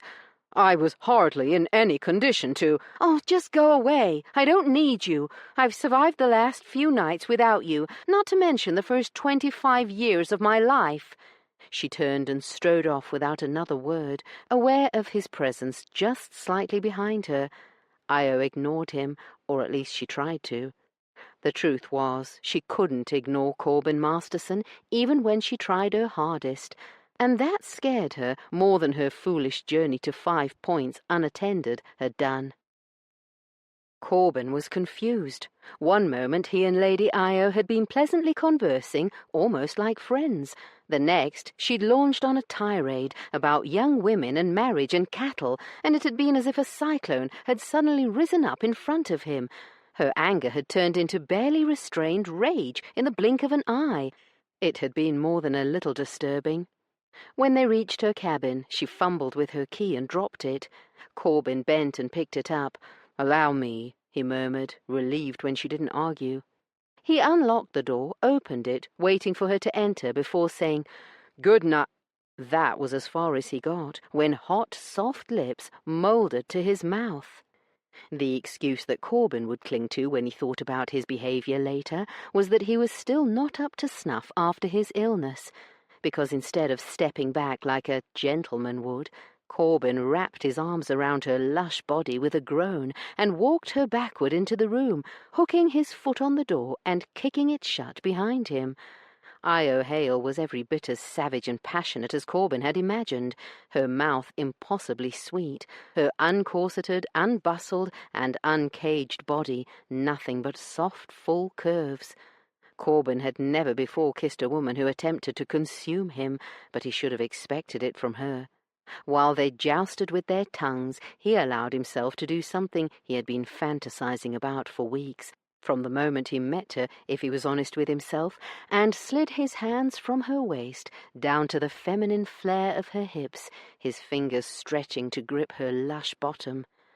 Rather than earn him a slap, which part of him expected, she gave an approving groan and thrust herself against him, her hands firmly stroking his body, until she grabbed the globes of his ass with both hands and squeezed hard. Arousal tinged with amusement flared inside of him at her obvious aping of his own action. In response, he caressed his way back up to the uncorseted nip of her waist over her small rib-cage and came to rest on the sides of her body, his fingers scant, tortuous inches from her magnificent breasts. Yet again, Lady Io did not respond as he expected. While her hands slid around his body and under his coat, they moved south instead of north, her fingers digging into the sensitive muscles of his stomach, while she ground her hips against him, her mound rubbing against his raging erection until he was slick with pre-ejaculate. Corbin knew that together they were making a mortifying wet stain on his trousers, but could not bring himself to care. Christ, her hands felt good. He thrust his dick against her and thumbed the peaked tips of her breasts. She let out a low animal groan and plucked at his waistcoat and shirt before pulling away from his lips, panting hard. "Take off your clothes. I want you inside me." The effect of her words was unlike anything he had ever experienced. He was simultaneously molten inside, while his skin prickled as if somebody had just thrown icy water on him. "You are groping your best friend's sister, the woman Hastings asked you to protect." "What is it, Masterson?" she demanded when he froze. He looked down into her eyes, the lust that had been blazing in them, dimming even as he watched, like a dark cloud passing over a brilliant sky. Corbin stepped back, or at least he tried to, but his hands were so happy on her breasts that they had other ideas. "Release her," he barked, thankfully only in his mind. Io literally took the matters out of his hands by stepping back. Once they were no longer touching, he gathered his wits enough to say, "I am deeply sorry." She crossed her arms over her chest, and Lord, how he envied her forearms. "Sorry for what?" Corbin's brow lowered. "For behaving so inappropriately." "I am the one who kissed you, Masterson, or have you forgotten? Should I apologize too?" He gritted his jaws to keep something sharp and thoughtless from flying out of his mouth. "That is different." "Why?" "You know why." "Because I am a woman," she said, her voice flat. It was not a question, so Corbin didn't answer. Instead, he said, "I will speak to His Grace and explain." She closed the distance with a step, her body pressing against his, not in lust this time, her eyes as hard as granite. "If you say so much as one word to my brother about the minor, insignificant tussle we have just engaged in, I will—" "Insignificant?" Damn it, why did he say that? And why did he sound so much like an injured schoolgirl? "Yes, insignificant," she said, cutting him a nasty smile. "At least it was to me." And then, to Corbin's regret, she stepped away from his body, strode to the door and flung it open. "Get out." Corbin hesitated, trying to think of something to say that might make this end differently, less contentiously. Her face was like a beautiful statue, but Corbin knew that she viewed his actions, putting a stop to their trysting, not as an attempt to save her reputation, but as a rejection of her. As much as it pained him, he said nothing to change her mind. If she hated him, the less likely he was to forget who she was ever again. Or perhaps, more importantly, he might not forget who he was. John Hale's best friend and employee, and, also, a man who had nothing to offer to any woman except an illegitimate name and empty pockets. Chapter 8. England, Hastings Park, a few weeks later. Io had known that her brother had inherited a castle, but there was knowing something, and then there was seeing. Hastings Park, the ducal seat, was enormous. In fact, it was a small city. The entire community of Canoga could fit into one wing of it with room to spare, and yet it still was not large enough to keep Io away from her brother's fiancé. "The clothing you are wearing," Edith said, sweeping Io with a scathing look, "is barely adequate for the country. You need to learn to dress appropriately." The three of them, Edith, Io, and Eva, were sitting in one of the dozens of common rooms in the castle. The first week had passed in a blur, as Io found her bearings in this strange, extravagant new world in which she and her siblings were aristocrats, and everyone around them bowed and scraped. Io now had a personal servant, a young woman named Moira. When she had resisted engaging one, Edith had threatened to find one for her. When Io had continued to refuse, she'd been summoned to the Duke's study again. "You must have a maid," Zeus had said, his tone weary but firm.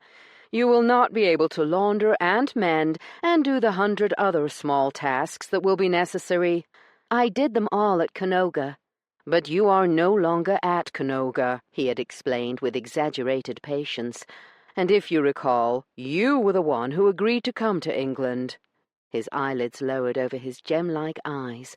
"When in Rome, Io." Io had smiled tightly, biting the inside of her cheek to keep from lashing out. He was right. She had agreed, and so she now had a maid. On the subject of her clothing, however, she would stand firm. "I will purchase more when we move to London for the season," she said to Edith, "and everything I buy will conform to my own principles. My clothing is not negotiable, and I'm sure you recall Zeus agreeing with me on this matter." Edith opened her mouth. "I read that the Countess of Fenhurst is an adherent of dress reform," Eva piped up.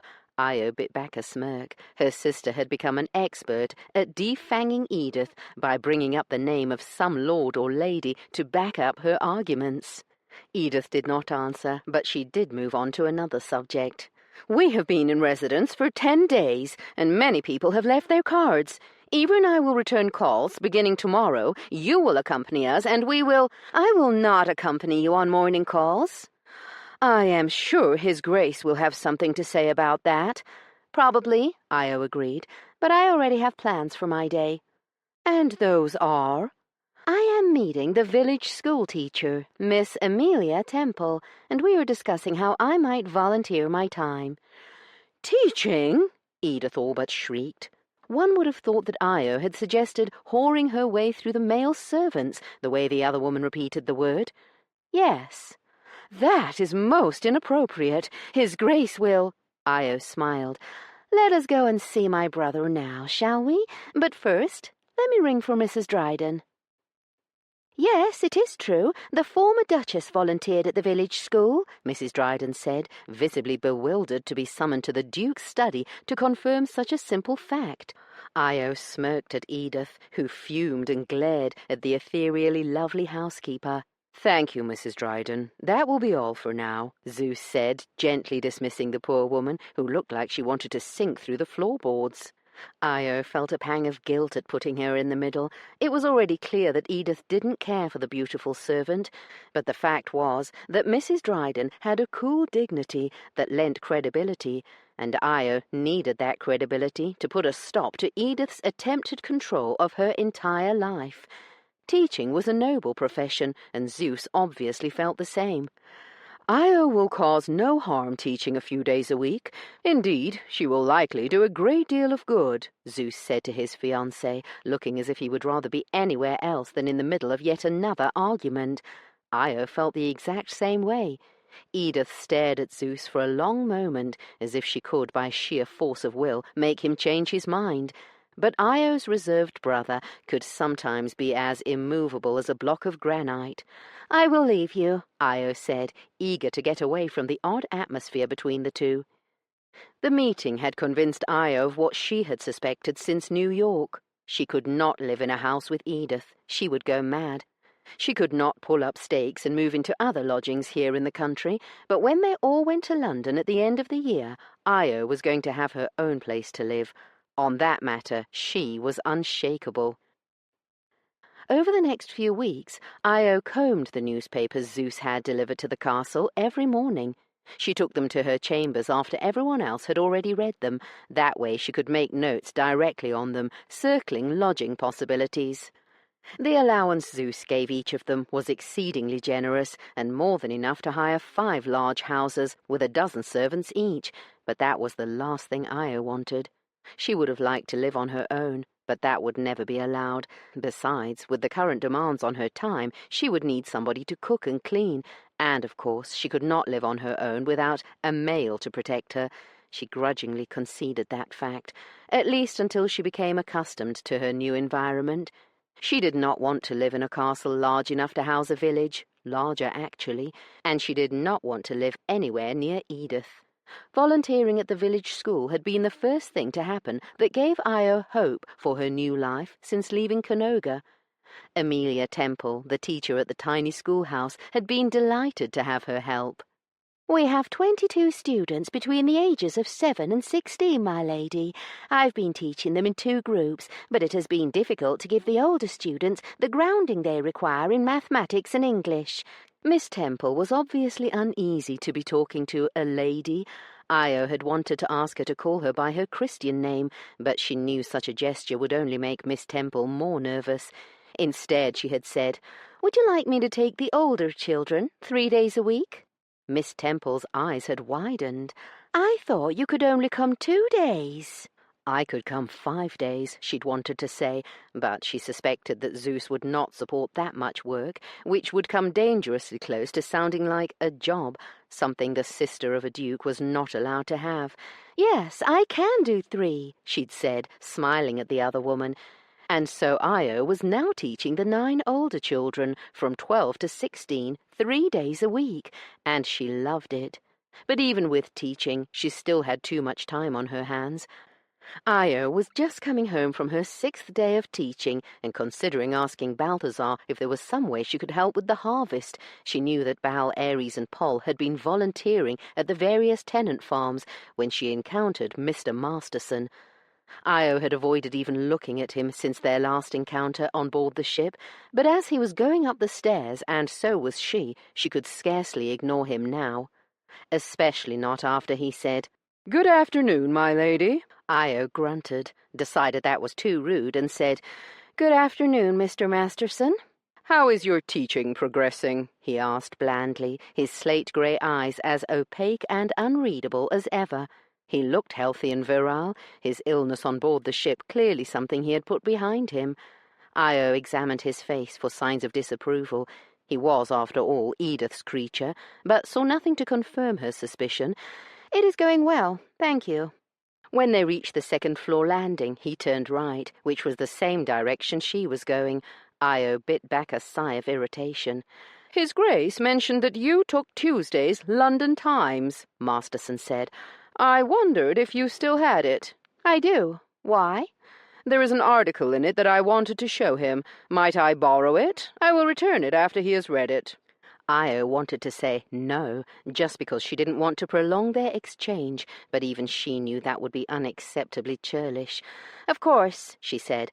"Shall I bring it down to—" "I have time to come and fetch it right now, if you are returning to your chambers, that is." Io sighed. "Of course." They walked the rest of the way in uncomfortable silence, at least on Io's side. She could not stop remembering that she had all but thrown herself into this man's arms the last time they'd spoken, and he had rejected her. Masterson reached for the door-handle to her chambers and opened it. Io considered pointing out that she was capable of opening doors herself, but the sooner he got what he came for, the sooner he would leave. She went to her desk and rooted through the various copies, which were not in order, looking for the one he wanted. "Are you saving all those newspapers for a purpose?" Masterson's voice came from right behind her, and Io jumped. She ignored his question and finished sifting through the pile. "Here it is." She turned and handed him the folded newspaper. "Please do bring it back when you are finished with it." Not that she really needed it. The same listings tended to appear every day. His grey gaze went from the newspaper in his hand to the ones on her desk. Io could see he wanted to repeat his question. "If you will excuse me, Mr. Masterson." He tucked the paper under his arm. "Of course, I am sorry to keep you from whatever." Io ignored his sly dig and waited until he'd left before letting out the breath she'd been holding. Honestly, she could never decide whether she wanted to hit the man or kiss him. Neither action was appropriate. The less time she spent around Corbin Masterson, the better. "Where did you find the newspaper?" His Grace asked Corbin. "Somebody appears to be searching for a house to lease." Corbin stared at his employer and scrambled to come up with an answer that would not implicate Lady Io, who already hated him. "I believe it went through several hands before Lady Io ended up with it." That was not a lie. Hastings' brow furrowed as he examined the notations. Corbin recognized her handwriting because he had stolen that note she had written to him. To his shame and discomfort, he had stared at the brief missive more than a few times. It was the least ladylike handwriting he had ever seen, and something about that fascinated him. Liar, she fascinates you. Based on the stack of newspapers he had seen on her desk, Corbin knew exactly who had circled all those listings and why. Lady Io Hale was planning to jump ship when the family moved to London. That could not be allowed to happen. Corbin could just imagine the chaos an utterly unrestrained Io Hale could generate. Still, Corbin was not eager to tattle on her, as she liked to accuse him of doing. After a moment, the Duke appeared to put aside the matter of the notations and turned his attention to the bank merger story in the foreign section. While His Grace read the article, Corbin thought about Lady Io. Did she really believe her brother would allow her to take separate lodgings in London, and why would she want to? What sort of activities was she planning that required her own establishment? Corbin's mouth tightened. Nothing good, he would wager. Based on her antics in New York, the woman had no qualms about exposing herself to all sorts of danger. Based on her antics with you aboard the Petrel, you should know exactly what she has planned. He grimaced. He did not want to think about Lady Io seeking sensual satisfaction in some man's arms. Not unless the arms are yours. Corbin brushed aside the voice and considered Lady Io's plans to rent her own lodgings. He would need to tell the Duke, eventually, but first he would try speaking to the woman herself and reasoning with her, because that is something you've been so successful at in the past. Corbin would talk to her tonight, after dinner. He scowled at the thought of the evening meal, which had become grimmer by the day, as Miss Barrymore and the Duke's siblings' clashes grew both in regularity and acrimony. It wasn't only Lady Io who argued with Miss Barrymore. Some of the worst disputes occurred between the Duke's fiancé and the younger twins, or at least there were disputes on Miss Barrymore's side. Lords Ares and Apollo were less likely to openly rebel against Miss Barrymore's strictures, but also less inclined to go along with them, even less than Lady Io, instead passively resisting her commands. It was a state of affairs that did not make for a happy household or a comfortable meal. That night at dinner, the twins were once again absent, and Corbin was not the only one to notice. "Does anyone know if Ares or Apollo plan to come to dinner tonight? This is the third time this week they have failed to appear," the Duke said in a tight voice, his gaze drifting over his younger siblings. "Oh, dear, I'm so terribly sorry, Zeus," Lady Eva said.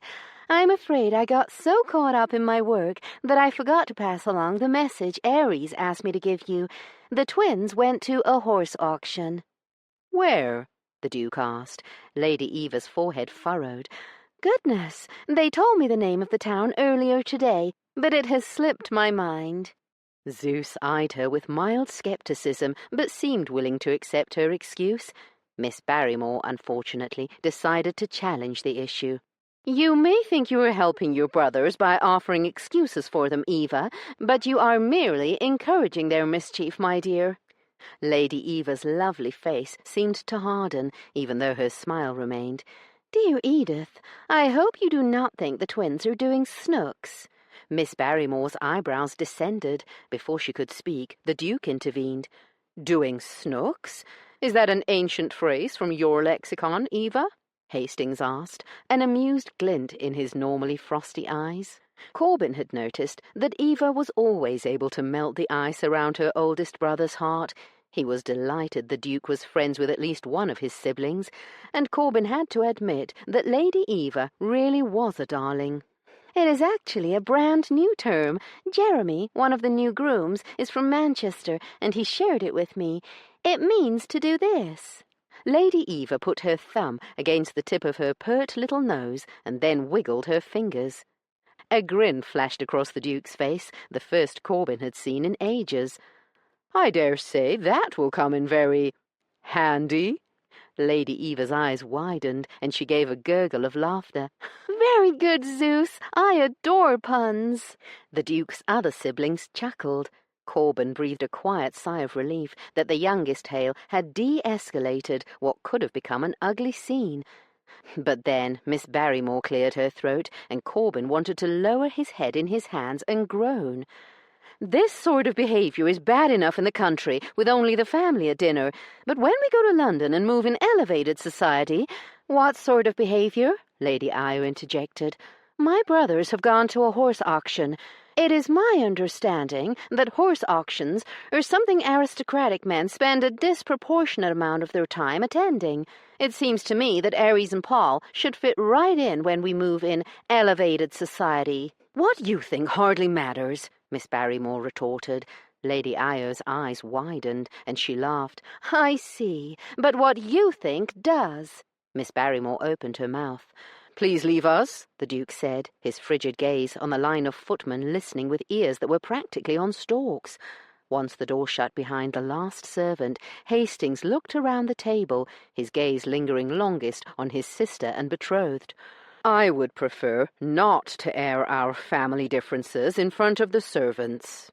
Miss Barrymore's pale cheeks turned a dull red at what was obviously chiding, no matter how gently spoken. Hastings fixed his fiancée with a stern look. "If my sister says the twins are at a horse auction, that is an end to the subject." Miss Barrymore wisely nodded and said, "Yes, Your Grace." Lady Io was smirking when her brother turned to her. "I would like to see you in my study after dinner." His sister's face fell.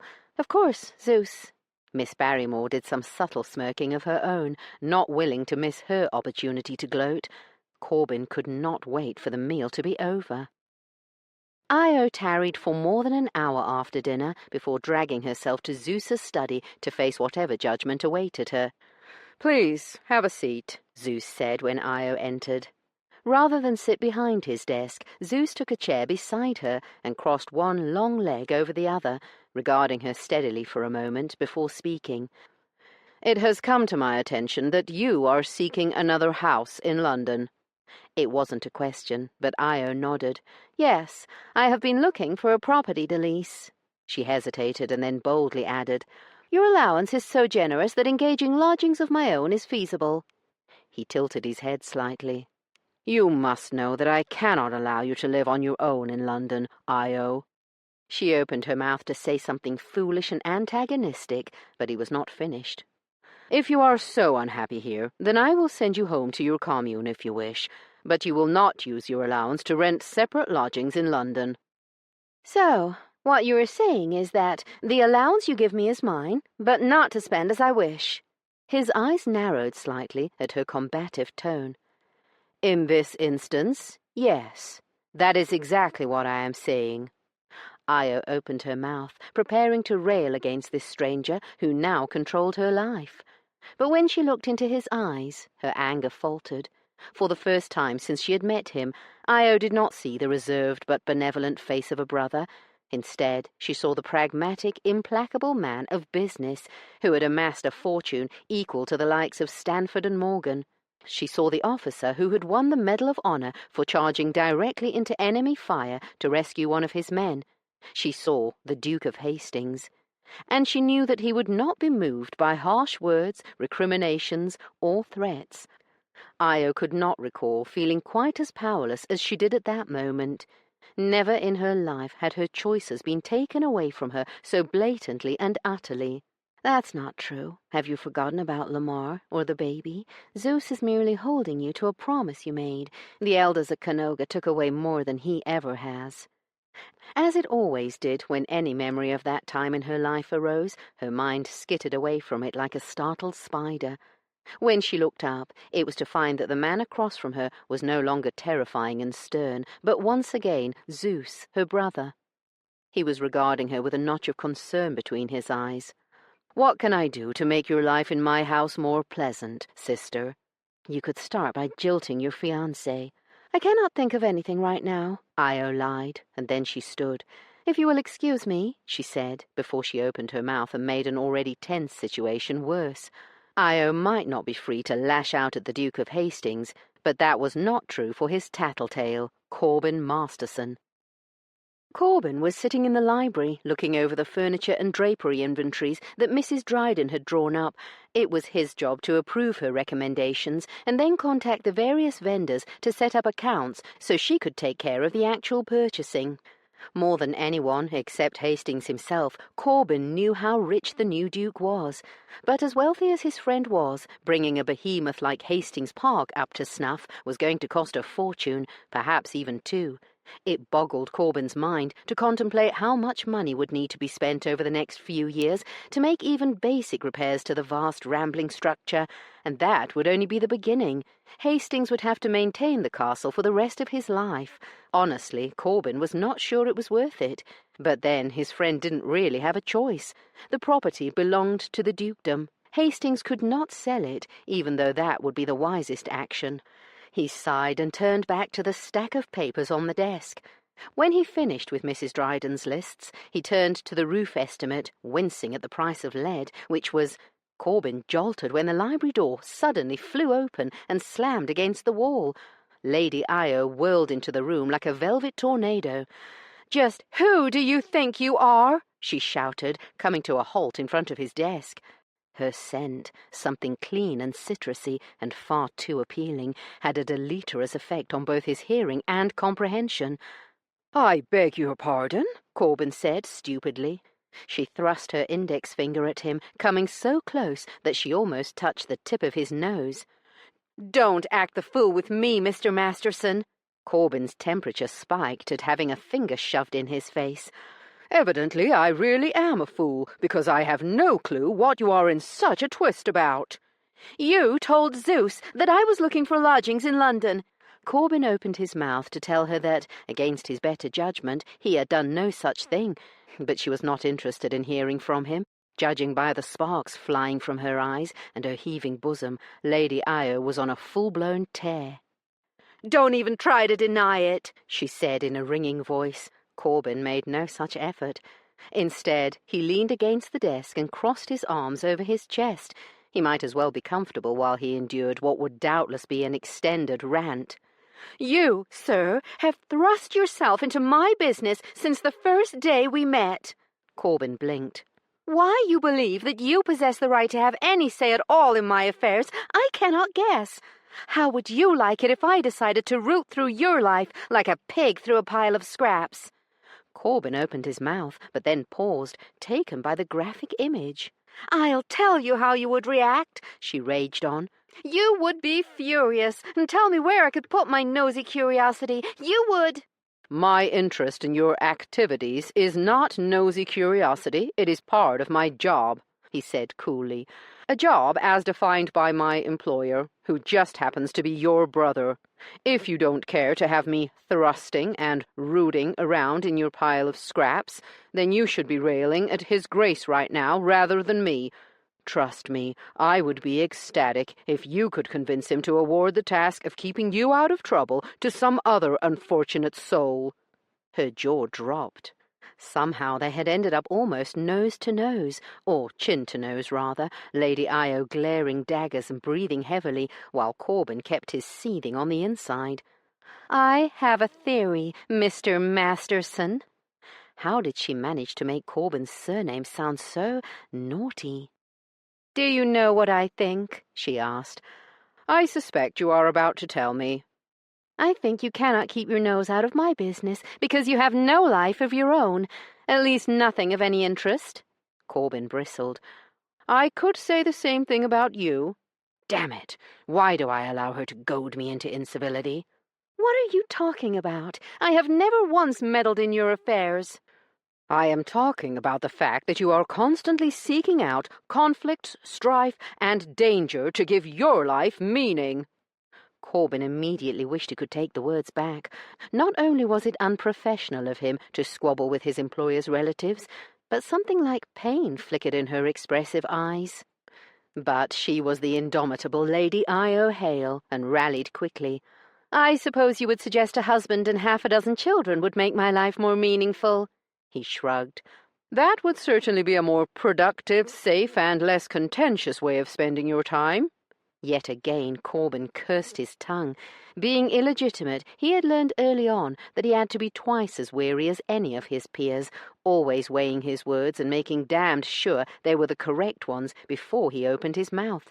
He never spoke thoughtlessly, or he never had before, and yet this woman had him striking out like a startled snake over and over again. She shook her head in disbelief. "You really are amazing." Why did Corbin think that wasn't meant as a compliment? "You needn't worry about reporting any more to Zeus about my London plans. He has effectively quashed them by threatening to take away my allowance if I disobey him." "Are you really surprised by that?" "I thought you were the one who said he never went back on his word." Corbin sighed. "Surely you can see that a lady of your station could not live alone without attracting speculation." "What sort of speculation?" "Are you being willfully obtuse?" "No, I am not." Corbin was not sure he believed her, but he explained anyhow. "You are a young, unattached female who is, thanks to His Grace's financial endowment, wealthy. That makes you a target for unscrupulous men who would have a far easier time compromising you if you lived without the protection of a male relative. Living alone at your age shows a lamentable independence that will mark you as a woman of questionable virtue in ton circles, which will make finding a suitable husband far more difficult." Corbin bit his tongue hard enough to draw blood, but the prudish words were already out. "You sound exactly like a male version of Edith," she said, shaking her head in amazement and eyeing him with revulsion. He could not deny the accusation. He really did sound like a moralizing, pompous prig. But no matter how Corbin's words mortified him, that did not diminish the truth of them. Strangely, Io didn't hurl the marble paperweight on the desk at his head. Instead, her eyelids lowered, making her appear even more sensual than she normally looked, and then she stepped closer, not stopping until they were almost touching. Corbin uncrossed his arms and opened his mouth to ask what she was doing, but she stroked a finger across his lower lip, and the question died an instant death. "Just look at you, Mr. Masterson." Her voice was low and sultry. "Step away! No, run away!" a voice shouted inside his head. Corbin told himself that the reason he didn't back away was because he refused to allow her to push him around, but that was a lie. "What about me, my lady?" he asked in a gruff voice. Her nostrils flared slightly, as if she was scenting her prey, her heavy-lidded gaze on his mouth. "You are an exceptionally attractive, masculine, and virile man, Corbin." Her audacious words, along with the sound of his Christian name on her tongue, sent a thrill up his spine, and another directly to his cock. She leaned even closer, until he could feel the heat of her body. "Have you ever considered that instead of dancing attendance on my brother's virago of a fiancé, you might be better served finding a female of your own to please?" She paused and then added, "Someone who would give you pleasure in return." "Get the hell away from her!" a voice like a klaxon blared in his head. But Corbin could not have moved if she'd struck a match and set fire to him. Her finger dragged down his lip, over his chin, and then down and down to his chest, where she splayed a hand over his heart. The entire time their eyes were locked. "Mr. Masterson, your heart is racing," she said in a tone of mock surprise. That was no exaggeration. His heart was pounding like a bloody war drum. After a moment, her hand continued its southerly journey. Corbin's eyes bulged. No, she wouldn't. No, she could not be so. He hissed through clenched teeth, when Lady Io's palm stopped on top of his erect cock. By some miracle, he rediscovered his ability to speak. "What do you think you are Shh." She squeezed him lightly, and he gasped. Io leaned close enough that her breath was hot on his chin, and then she began to firmly stroke his aching rod. "You are tumescent, Mr. Masterson. Magnificently so, if I may be so bold." Corbin's brain was trapped between utter incredulity and arousal so fierce that he was a hair's breadth from ejaculating in his trousers. "Here I am, an unmarried gentlewoman, in my brother's library, and the man in front of me, my brother's own secretary, has an erect penis pressing against my palm." Her lips brushed his chin. "My reputation, once so sterling, is now surely tarnished beyond repair, isn't it?" "You are a disgrace, Corbin Masterson," a disgusted voice in his head shouted. He was a disgrace. He could not deny it, nor could he step away from her hand. "Are you going to report this little interlude to his grace, I wonder? Tell him how unsafe my virtue is under his very own roof?" Her words, and his own shame, were thankfully finally enough to break her spell. Corbin closed his hand around her wrist and gently, firmly, and reluctantly lifted her palm off his cock, and then he stepped away. She was smirking up at him. "It seems to me that young ladies of gentle birth can find themselves compromised just about anywhere, Mr. Masterson. I don't even need to rent my own house." Still smiling, she brushed past him and sauntered to the door. Rather than leave, she paused and turned to him.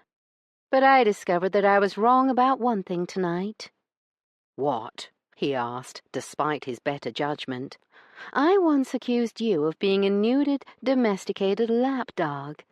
Her cat-like eyes dropped to his tented trousers. "I was decidedly wrong about at least part of that." Corbin was so addled that he didn't even think of opening the door for her until she was already closing it behind her. He sank into his desk chair with a groan of disbelief at what had just happened, at what he had allowed to happen without even a token act of resistance. The woman was a bloody menace, and it was time for him to admit that he had no backbone where she was concerned. The best thing to do for everyone was to give Hastings his 2 weeks' notice and run as fast as he could away from Io Hale. "Liar, you want to run toward her." He ignored the taunt. Unfortunately, Corbin also had to ignore the urge to run. He had given the Duke his word that he would stay for a year. Io Hale might be able to drive Corbin's temperature up and cause his body to respond in ways he could not control, but he would be damned if he'd let her outrageous taunts and lascivious needling cause him to behave like anything less than a gentleman ever again. Today was the last time he would allow the woman to get under his skin, ever. Chapter 9. A week or so later. "If you want a masquerade party for your birthday, then you should have one, Eva," Io said. "But Edith said—" Io flung up her hands. "Good Lord! If I hear the words Edith and said together one more time, I will—" "I'm sorry, Yo-Yo," Eva hastily said. "I didn't mean to upset you. It's just, well, there is so much arguing and strife in the house right now that the last thing I want to do is insist on a party that will only cause more trouble." Io looked into her beloved sister's shadowed eyes and felt like a horrible, selfish shrew. "Oh, darling!" She wrapped her arms around Eva's slender shoulders and squeezed her tightly. "I am so sorry for ripping up at you. The rest of us are terribly guilty for leaving you to bear the brunt of Edith's incessant nagging and infernal demands. But never fear, love.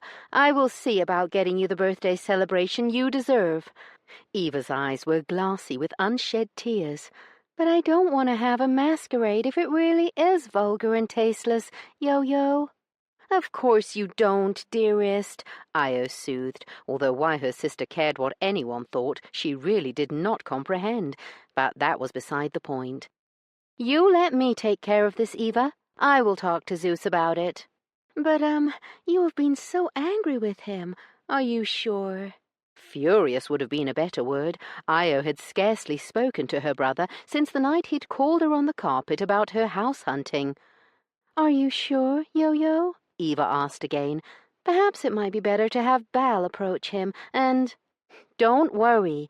I will see that you get your party. You just start planning your costume. Thank you, Eva said, looking as if she might cry. I will go and take care of it right now, darling.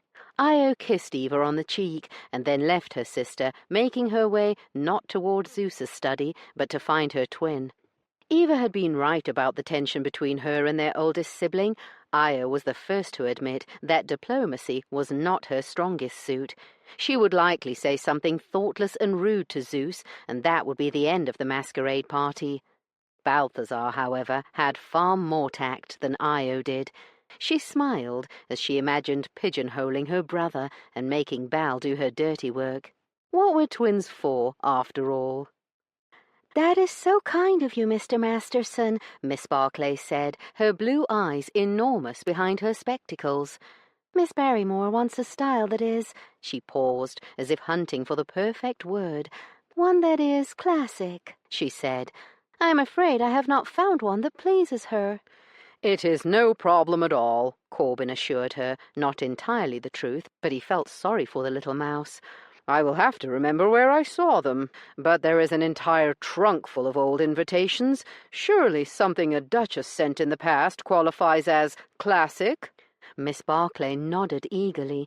"Indeed, it should. Please summon me at any time, and I will come to wherever the trunk might be," she swallowed, "even if it is in the attic." Corbin bit back a smile. "Miss Barclay, have you been listening to rumors about ghosts?" She laughed, and her thin face blushed rosily, making her look almost pretty. "Yes, I'm afraid I might let my imagination get the better of me. There is an especially dreadful tale about well, never mind. I dare say the servants are enjoying teasing the gullible Americans." "Yes, I'm sure they are finding us an endless source of entertainment.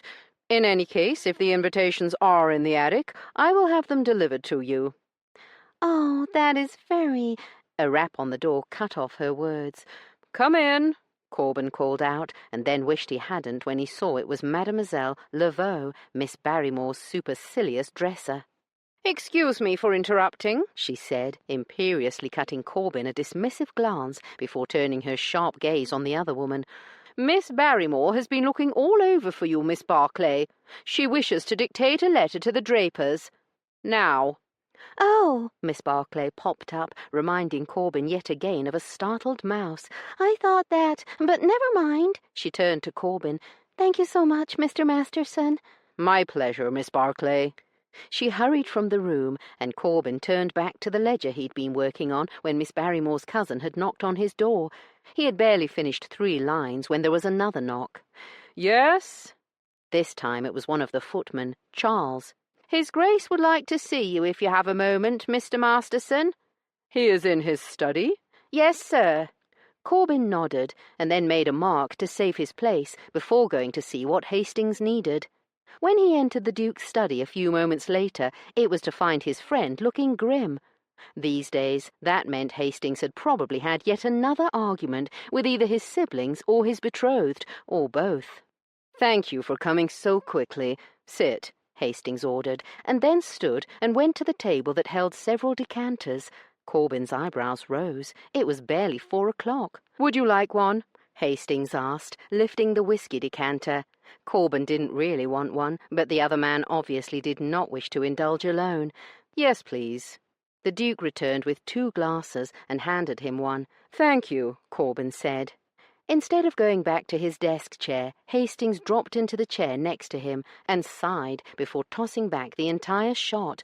Corbin merely sipped his and waited for Hastings to speak.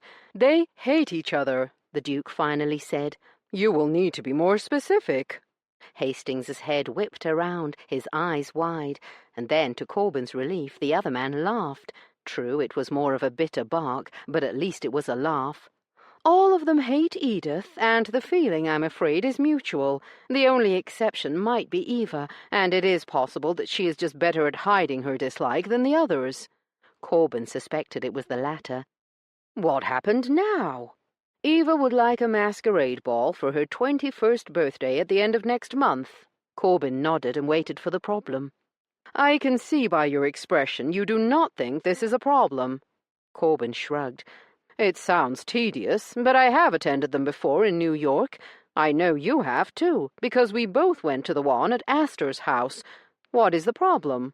Edith believes it is a vulgar way to announce our arrival here. It would be our first large function, after all.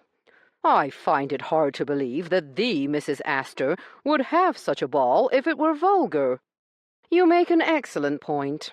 In any case, Balthazar came on Eva's behalf to argue for the party. He roped in Mrs. Dryden. The woman has, after all, been here for years, and she agreed with him. And you, he smiled tiredly, and Mrs. Astor. So there will be a masquerade ball at the end of the month. I hate to pile more work on you when you already— I am more than glad to help plan the party, Corbin said, lying for the second time in an hour. I am relieved to hear it. Balthazar said he and Io would handle the arrangements with some direction from Mrs. Dryden. But I suspect my younger brother and sister know as much about entertaining on a large scale as I do about farming. Corbin took a sip of whiskey. He personally thought that Balthazar was far more interested in Mrs. Dryden than he was in a masquerade ball. As for Lady Io, Corbin could hardly think of a woman less interested in a frivolous activity like party planning. "What do you know about this harvest festival that is fast approaching?" the Duke asked, changing the subject. "It is the high point of the fall, so everyone for miles around will come. There will be booths with food, handicrafts, that sort of thing. There will also be a dance and feast at the end of the day. The vicar asked me this last Sunday if I would make an appearance. Of course I said yes. He told me he would speak to you and let you know what is required of me. Yes, Reverend Thomas came to see me earlier this week with a schedule of sorts. There is a squash or pumpkin judging event, although they evidently call them marrows here, and you get that honor. I understand it can be quite contentious," Corbin teased. The Duke chuckled. "Well, that is something I've certainly become more accustomed to of late." He also asked if you would open the dance and stay for a few sets before you inconspicuously fade into the night. That sounds painless enough. Corbin wondered if Miss Barrymore would feel the same. While he admired the Duke's fiancée in many ways, she was not the most genial person. Still, he imagined most dukes and duchesses were not exactly warm when it came to socializing with commoners. Hastings, on the other hand, had experience leading men and knew how to speak to people from any social or economic class. "How are my siblings fitting into the neighborhood?" Hastings asked. "Your brothers are already quite beloved for helping with the harvesting." Hastings smiled, and it was the first genuine smile that Corbin had seen in a few days. "I am very pleased to hear that." His smile dimmed. "And what about my brother's relations with the local female population?" "You can breathe a sigh of relief on that score. None of the three are the sort to debauch virgins. Lord Apollo seems more interested in raising horses than chasing women. Lord Ares is smitten with the innkeeper, Mrs. Fletcher, who is well able to handle his attentions. And Lord Balthazar is interested in my housekeeper," the Duke finished, once again grim. "He is. But nothing inappropriate has happened, and I don't think your brother is the sort to importune a woman." "No, of course not." Hastings lifted his glass to his mouth, realized it was empty, and lowered it. "And Io?" he asked with obvious reluctance. "She spends most of her time either teaching or socializing with the village teacher, hat maker, and modiste." "And her political pursuits?" "I've seen no sign that she is distributing radical literature or, condoms." Hastings nodded. "I know it is not your job, Corbin, but if you could continue to keep an eye on her, I trust you more than anyone else to keep her out of trouble, or lend a hand if she needs it." Corbin's face heated at the unfortunate wording, and he said, "I will keep an eye on things, Your Grace." "Why don't you tell him about his sister's hand, and how it was on your cock a mere week ago?" It was true that he'd kept that exchange from his employer, but the last thing Hastings needed right now was more to worry about. "What a humanitarian you are!" Corbin gritted his teeth and swallowed the rest of his whiskey. He and the Duke sat in silence for a moment. "Do you think I've been foolish trying to become acquainted with my siblings at such a time?" Hastings asked. "You mean in addition to learning how to be a duke, moving house, moving countries, and becoming engaged?" Hastings sighed. "Point taken. But I have dragged them all the way from their home, so it is too late to do it any differently now." He reached out and put a hand on Corbyn's shoulder, giving it a firm squeeze. "Thank God you are here. When everything else is in chaos, at least I know that I can always trust you, Corbyn." Corbyn smiled weakly. "Thank you for your faith in me." The Harvest Fair. Corbyn sidled up to Lady Io and hissed, "What on earth are you doing, my lady?" She ignored his question and handed a pamphlet, with a condom tucked inside, to a careworn woman dressed like a farmer's wife. "Here you are, Mrs. James." Mrs. James swiveled around anxiously before she snatched what was proffered, hastily tucked it into a pocket in her gown, and muttered, "Thank you, my lady." "You may always come to me if you have any questions," Io said. The other woman dropped a hasty curtsy, cut Corbyn a terrified look, and then scuttled away from the table without answering. Io turned to Corbyn. "You should not stand here. Your stern, puritanical glare will make women too terrified to approach." "Answer my question, my lady." "What does it look like I'm doing, Masterson?" she asked, using the curt, challenging tone that she seemed to reserve just for Corbyn. "It looks like you are giving His Grace's people radical literature and prophylactics right under his nose." "Actually, they serve more of a contraceptive function for most of these women."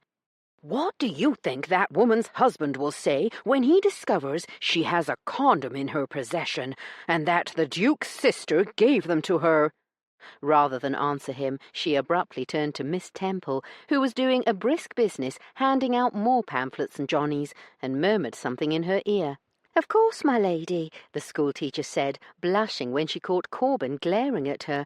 Lady Io leapt to her feet. "Come with me," she barked at Corbyn, not waiting for a response before striding away from the bustle of the crowd. Corbyn trotted after her like a faithful hound, catching up to her with several long strides. "Where are we going?" She ignored him and kept walking. He was about to stop her when he realized they were approaching the small schoolhouse where she came to teach a few days a week. She took a key from a pocket in the plain, almost severe, navy gown she wore and opened the door before gesturing him inside. Corbyn paused, wondering where this was going.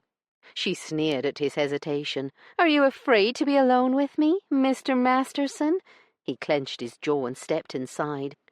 There was a box of lucifers on a small table, and she struck one of them and lit the candle beside it before shutting the door on the moonlit night and whirling on him. "How dare you!" Corbyn actually jolted, shocked by the volume of her voice, and more than a little relieved that she had led him so far away from the others. Lady Io, it seemed, was going to give him yet another tongue-lashing. Corbyn suppressed the inappropriate flare of excitement that blazed in his chest and set his fisted hands on his hips. "How dare I what? Insist that you exercise decorum on His Grace's property? That I—" "Do you know how many children Mrs. James has, Masterson?" Corbyn shook his head at this bizarre segue. "I'm sorry. Who?" "The woman you just caught me giving a condom to." "Course I don't know how many children she has. I never saw her in my life before tonight." "But you feel confident about judging her because she is a woman, don't you?" Before he could respond, she went on. "She has 9 children. 9. She had her first at 16. She is now 29. Corbyn was startled. He'd thought the woman was in her 40s. Lady Io nodded, as if he'd spoken. "Her body is worn out, and she is not even 30. Guess what, Mr. Masterson?" Corbyn found that he did not want to guess. "She is pregnant. Again." He felt vaguely nauseated by that information, but rallied. "That may be unfortunate," he admitted, ignoring her huff at his choice of words. "But how many children the Jameses have is a matter for Mrs. James and her husband, not—" "She has no say in the matter," Lady Io shouted. "She is chattel, Mr. Masterson." If her husband wants to breed her to death so he can have more farm hands to work his fields, it is his legal right to do so." Corbin gritted his teeth. "As it happens, my lady, I agree that such incessant childbirth seems inhumane, but I do not agree with your methods." She flung up her hands. "How else can a woman like her get help? She works all day, every day. This harvest festival is her first night away from her life of drudgery since the last one, and tonight when she gets home there will still be chores to do. More chores and more children until she is dead from it." The room echoed with her horrible but likely true words. "Tell me, Mr. Masterson," she demanded relentlessly, "tell me what choices she has." "She could abstain." Corbin wanted to bite off his own tongue at the stupid suggestion, especially coming from a man with his past, and hastily said, "I just mean—" "Abstain?" Her eyes threatened to bulge out of her head as she stared at his no doubt reddening face. "Do you have any idea of the range of entertainment available to country farmers with huge families that need to be fed? Do you think they should host a dinner party, go to a ball, attend the theater?" she asked, the words dripping sarcasm. "Sexual intercourse is the only entertainment available to people like the Jameses, Mr. Masterson." He flinched at the word sexual on her tongue. "I do not doubt that what you say is true, my lady, but none of that is your concern. Mrs. James needs to speak to her husband about the matter." Some part of Corbin's brain was aware that he was essentially digging his hole deeper, but he could not seem to shut his mouth. "She needs to convince him that he must curb his desires, that—" "What about her desires?" Corbin blinked. What?" "Or do women not have any sexual needs?" She took a step toward him. "Is that what you think, Masterson? That women don't like orgasms just as much as men do?" Corbin was fairly certain that he had never heard the word orgasm spoken aloud, and he was positive that he had never heard a woman say it. He opened his mouth to advise her against using such an inflammatory word in the future, but her next words stopped him dead. "What you know about female sexuality could barely fill a thimble, Masterson. If I were you, I would not be so eager to advertise my ignorance." Corbin opened his mouth to protest, but then realized that she was likely right. "I've seen the way you look at me." His eyes bulged at this sudden change in tack. "And how is that?" he asked, in a pompous voice that made him hate himself. She stepped closer, and Corbin jolted when her hand landed on his chest. Oh, God, she was doing it again. "Back away, Corbin, back away."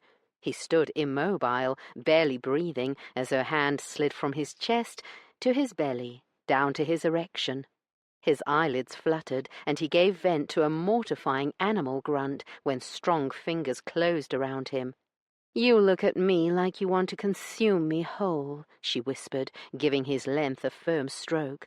"Like you want to sink this remarkably fine weapon you are concealing in your trousers into my body and launch an assault." "How are you allowing this to happen again? Tell her to stop." Corbin leaned into her stroking, held captive by both her hand and her black gaze. "You look at me like you want to fuck me into submission." He groaned, sounding like a cow in agony. Corbin knew he should be embarrassed about uttering such an unmanning sound, but her second hand closed around his scrotum. His balls, already as hard as steel bearings, drew up tight to his body. "I deserve a good fucking, don't I, Corbin?"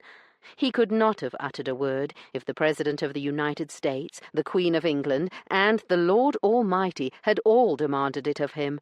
But he could nod. She did deserve it. "And I will get it," she whispered, with a stroke that brought him to the brink of climax. And then her hand disappeared and she stepped back. "But it won't be you who gives it to me." For the second time in less than a month, she whirled and left him staring, mouth open, cock hard and wanting. As battles of wits and wills went, what had just occurred was a savage, utter routing, the sensual equivalent of Gettysburg, with Corbin Lee to Lady Io's Grant. She had thrashed and humiliated him again, soundly. But instead of being ashamed by his ignominious defeat at her hands, all Corbin felt was a crushing regret that she was gone. Chapter 10. A week or so later. "Are you sure you don't want me to accompany you to Northampton today, my lady?" Io's maid Moira asked, for at least the 5th time, her hands shaking slightly as she twisted Io's hair into a clever arrangement that made it appear as if it was longer than it was. She met the younger woman's eyes in the mirror. "Moira, I told you to take the day off, and yet here you are working. Not only have you turned down a free day, but you have asked me over and over about accompanying me. Tell me, what has happened?" Moira made a small squeaking sound. "Nothing, my lady, I promise you." "Who told you that you needed to accompany me? Come, you can tell me. I will not be angry with you, I promise." Moira chewed the inside of her cheek, her chest moving rapidly, just like a rabbit's. "Was it Miss Barrymore?" "No, my lady, not her." Io smiled, and suspected it was not a pleasant expression when the younger woman winced. "Was it Mr. Masterson?" Moira opened her mouth, but then closed it and nodded. "You do not need to do anything he says, Moira. I am your employer." "Oh, my lady," she wailed, "he is so stern and forbidding. When he looks at me with those cold eyes of his, I feel as if he is seeing right into my soul and taking note of all my sins." Io was familiar with that expression. It had a similar effect on her. Moira hurried on. "I don't want to make him angry, nor his grace either." She paused and then blinked. "And Mr. Masterson is quite right. You should not go about unattended," she said, her sudden flare of righteous indignation impressing Io. "I won't be alone," she said, not entirely telling the truth. "I'm going to Northampton with my brother, Mrs. Dryden, Miss Barrymore, and Miss Barclay. That means 4 other people will accompany me. I assure you, Moira, both my person and my virtue will be well protected." The maid nodded, but reluctantly. "But I would like to make one matter clear to you." Moira's shoulders tensed again. "Yes, my lady?" "In the future, if anyone tells you how to behave in my employ, I want you to tell me immediately." "Even His Grace?" "Yes, even the Duke." Moira swallowed hard, but then nodded. "Yes, my lady." Io smiled. "Good. Now you can finish my hair." Corbin had just shrugged into his coat when there was a knock on the door, and Harold, one of the footmen, entered his chambers. "Sorry to disturb you, sir, but I'm to tell you that Miss Barrymore will not be able to accompany your party to Northampton." Corbin picked up his hat and gloves. "Why not?" "She has sprained her ankle, and Miss Barclay is staying to wait on her." Lucky Miss Barclay, he thought. Aloud he said, "I hope it is not bad." "She says not, sir." Harold held out a sheaf of papers. "I am to give you these." Corbin was unsurprised to see there were lists written in Miss Barclay's neat handwriting. He nodded and tucked the papers into his satchel, which already contained many other lists. "You can assure her that I will take care of these." "Thank you, sir." As Corbin made his way toward the stairs, he hated to admit it, but he was glad Miss Barrymore wasn't accompanying them. While he got on with the woman just fine, there was no denying that she set the hackles up on every Hale except the Duke, and some days Corbin wasn't so sure of that. He was pulling his gloves on when he saw the group waiting in the foyer. All eyes turned toward him as he descended the stairs. "Miss Barrymore has suffered a mishap and sprained her ankle. I have her list of warehouses and shall bring samples back for her." Corbin almost laughed at the various expressions that greeted his pronouncement. Lord Balthazar looked elated, Mrs. Dryden looked concerned, and Lady Io looked furious. Corbin suspected that last expression was due to his presence rather than Miss Barrymore's absence. "I hope the injury is not severe," Mrs. Dryden said. "No, not severe," he said, amused that such a question never occurred to the other two. Lady Io gave him a long, hard look, but then turned on her heel and marched out of the foyer. A short time later, the 4 of them were in the ducal coach and heading to the train station when Lady Io launched her first strike. "So, you add interior decor to your formidable repertoire of skills, Mr. Masterson," she said, before they'd even left the driveway. Do I have a formidable repertoire? Corbin asked. I wasn't aware that I did. I am flattered that you have such a high opinion of me, my lady. Lady Io snorted. They rode in silence for a few moments. Once again it was Lady Io who broke it. Were you born and raised in these parts, Mrs. Dryden? No, I'm from Plymouth. You'll have to excuse my ignorance, but I'm afraid I'm not yet familiar with all the cities. Where is Plymouth? It is in Devonshire on the coast, Corbin said, and then turned to Mrs. Dryden. One of the original counties listed in Doomsday Book, I believe. Mrs. Dryden gave him an approving smile. Yes, that is correct. You've been studying our country, I see. My brother tests Masterson weekly, Lady Io retorted before Corbin could respond, her eyes taunting as they settled on him. For every question he gets wrong, Zeus bends him over the desk and gives him a swat with a ruler. Mrs. Dryden looked stunned, and even Balthazar's jaw sagged at his twin's outrageous comment. Corbin was the only one who was not rendered speechless by her audacity. After all, compared to having his cock grabbed twice, this was a mild assault, and only a verbal one at that. He smiled faintly and said, Only 3 swats this past week. Much better than the 4 I received the week before. Lady Io merely snorted and turned away from him, looking out the window. May I see the list of what we are shopping for today, Mrs. Dryden? Lord Balthazar asked in a forced tone. The rest of the carriage ride, indeed the train ride as well, was uneventful. Corbin brought a book with him, but could not have said what he'd read, as his eyes insisted on drifting toward Lady Io, who was also reading, or pretending to, at least, while her brother and the housekeeper chattered about the scenery or other innocuous matters. It was not until they disembarked in Northampton that Lady Io once again primed her cannons. What time shall we meet back here? She asked her brother. Before 6:30, which is when the last train leaves. Lady Io nodded and turned to leave. I will accompany you, my lady, Corbin said.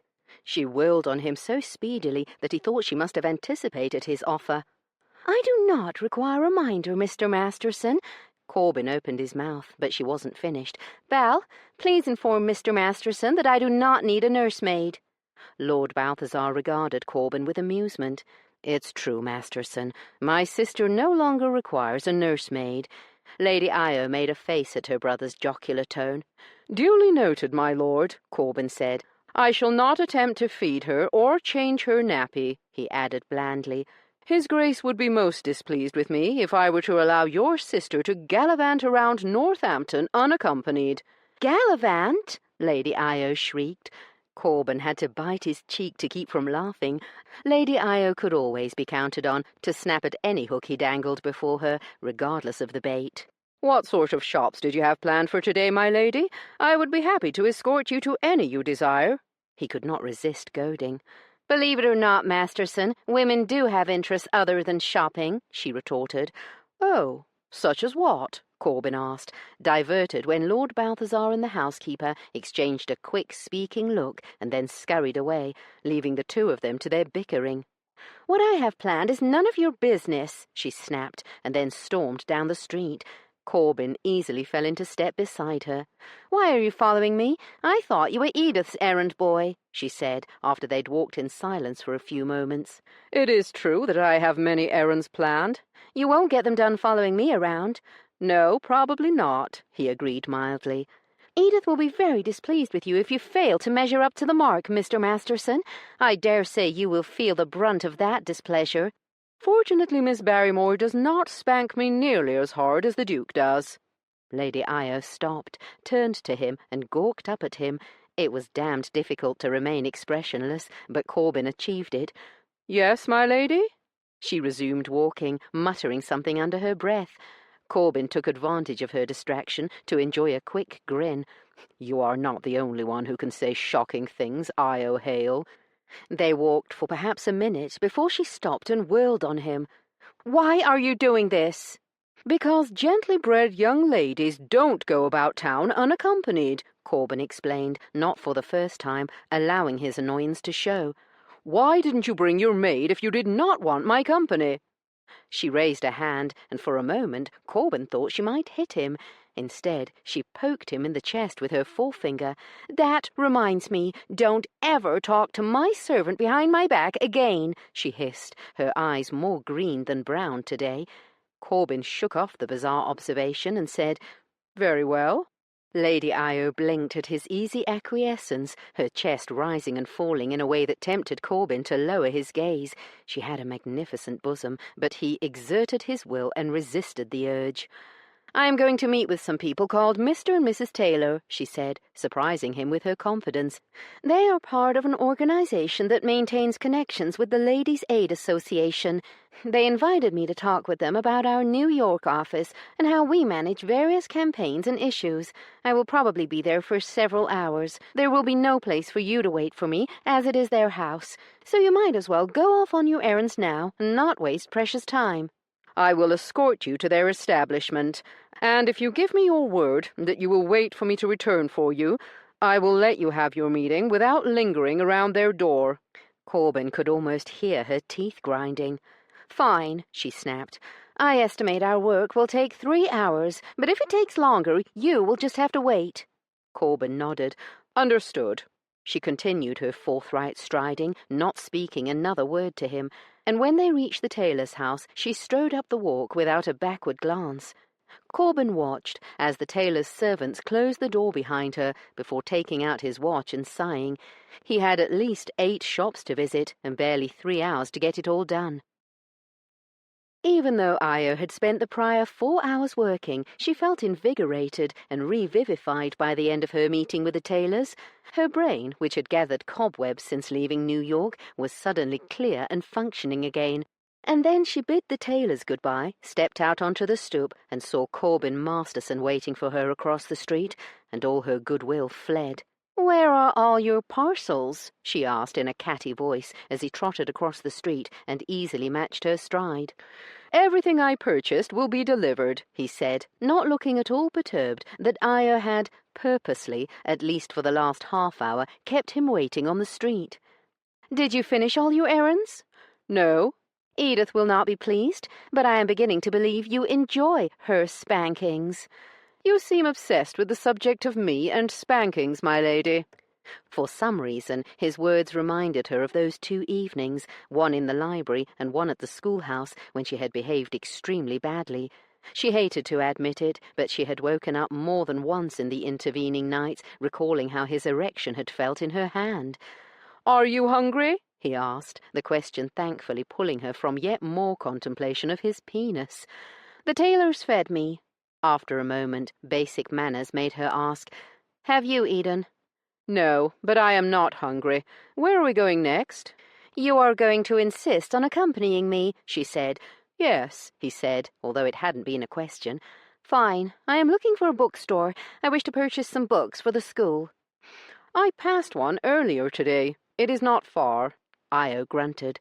"How was your meeting?" he asked. Io cut him a sideways glance. "Are you really interested, or just making conversation?"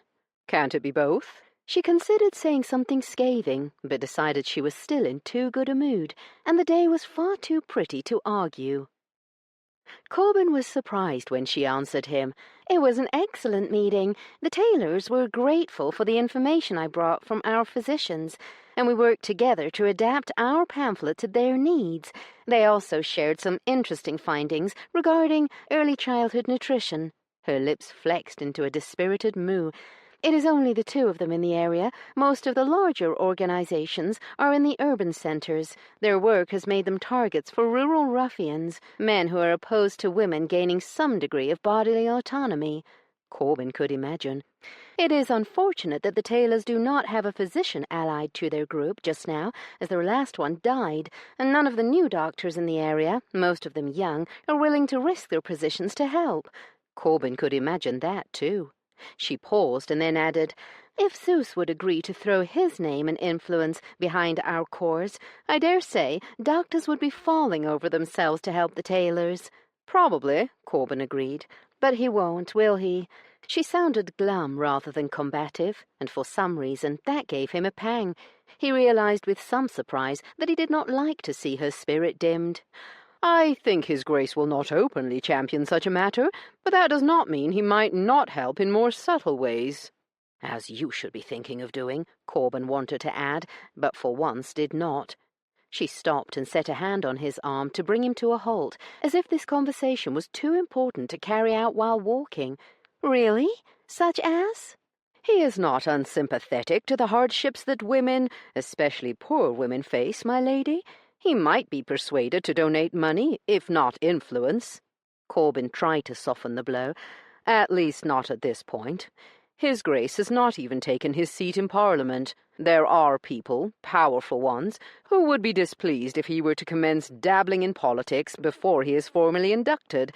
In any case, he must find his way before he can commit himself." Rather than rail at him, Lady Io nodded thoughtfully, and they resumed walking. "I will have to wait until he is no longer angry with me." "He is not angry with you." "Oh, yes, he is. He was furious about my plans to lease a house." "He might have been unhappy at the time, but I've known your brother for most of my life. He is not the sort of man who remains angry for long, nor does he hold a grudge." She made a non-committal noise. "All his Grace truly wants is to get to know the five of you." "Perhaps he should have gone about that without releasing Edith into our lives, or using money to control us." "Perhaps." Her eyebrows shot up. "I cannot believe you agree with that." "I don't agree or disagree."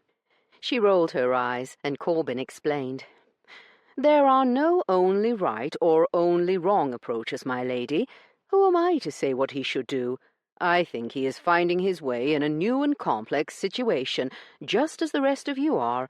He has been forced to face a great many changes in a short period of time. There was the discovery that he is a peer who is responsible for hundreds of people an ocean away, and then there was meeting 5 siblings for the first time at the age of 37. It is likely that not all his decisions will be the best ones, but his motivations are honorable." "I agree he has a great deal to contend with, but so do the 5 of us. We might have accepted the various strictures he has imposed with more grace if not for the addition of Edith, and her strictures as well. Why involve another person in such a situation?" "Because Miss Barrymore will be his wife, and an integral part of his life. It is only natural that he wants her to meet his siblings," Corban said, unwilling to engage in tearing down his best friend's chosen mate. "Come, Masterson, you cannot honestly tell me that you want him to marry her.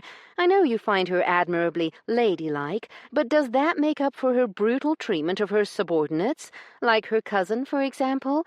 Do you have no sympathy for poor Miss Barclay?" Miss Barrymore's treatment of her cousin was a raw spot that just became more inflamed the longer he was forced to watch, but he felt too disloyal to Hastings to admit as much, and so he said, "Miss Barclay is an adult woman, is she not?" "I know what you are getting at, and I agree that part of the blame is hers for staying with Edith and enduring such abuse. However, I do not know Miss Barclay's circumstances. Perhaps she cannot leave easily. Perhaps there is nowhere else for her to go. In any case, Miss Barclay's refusal to simply leave her position does not excuse Edith's behavior." Corban glanced at a sign just ahead of them and grasped at it as if it were a lifeline. "I know we are headed to the bookstore, but might we stop here briefly? It is a silversmith's shop that your brother wished me to visit for him. Perhaps you might assist me in matching this pattern, my lady." She stared at him for a moment before snorting. "Fine, but next is the bookstore." Io paused and then added, "Since you waited so patiently for me at the tailor's house, I will accompany you on a few of your errands. But only until 5 o'clock, Mr. Masterson, and then I would like to see a bit of the town." Corban nodded. "We have a bargain." Io hated to admit it, but she had rarely enjoyed an afternoon shopping as much as she had today. Watching Mr. Masterson in action was rather like watching a virtuoso musician or athlete. His lists were organized and sensible. He was efficient and quick, without ever being rude to any of the shopkeepers he dealt with, and best of all, he never dithered about his purchases. They'd just left the stationer's shop when Masterson pointed to a tiny coffee shop next door. "Would you like to stop for a cup?" "Yes, please," Io said. The shop was mostly empty so late in the day, so their waitress quickly brought their pastries and coffee. Io watched with amusement as Masterson spooned a copious amount of sugar into his coffee, added a generous dollop of milk, and then took a sip and sighed in contentment, almost smiling. When he saw Io watching him, faint slashes of colour streaked his cheeks, and he said, "Coffee is one of my vices." "Sugar, too, apparently." The stern Mr. Masterson looked almost sheepish at her accusation. "As vices go, neither are especially bad," Io teased, taking a sip of her own coffee, which she drank black. "Did you notice that the plaque on the door said this business has been in continuous operation since 1668? Masterson nodded. The 17th century was something of a heyday for coffee shops. He glanced around at the timbered ceiling and ancient wood floor, which was deeply worn from the tread of untold feet. It is easy to see why Europeans view Americans as barely leaving our infancy as a nation. There are people in our country who have far deeper roots than any English aristocrat, Io pointed out.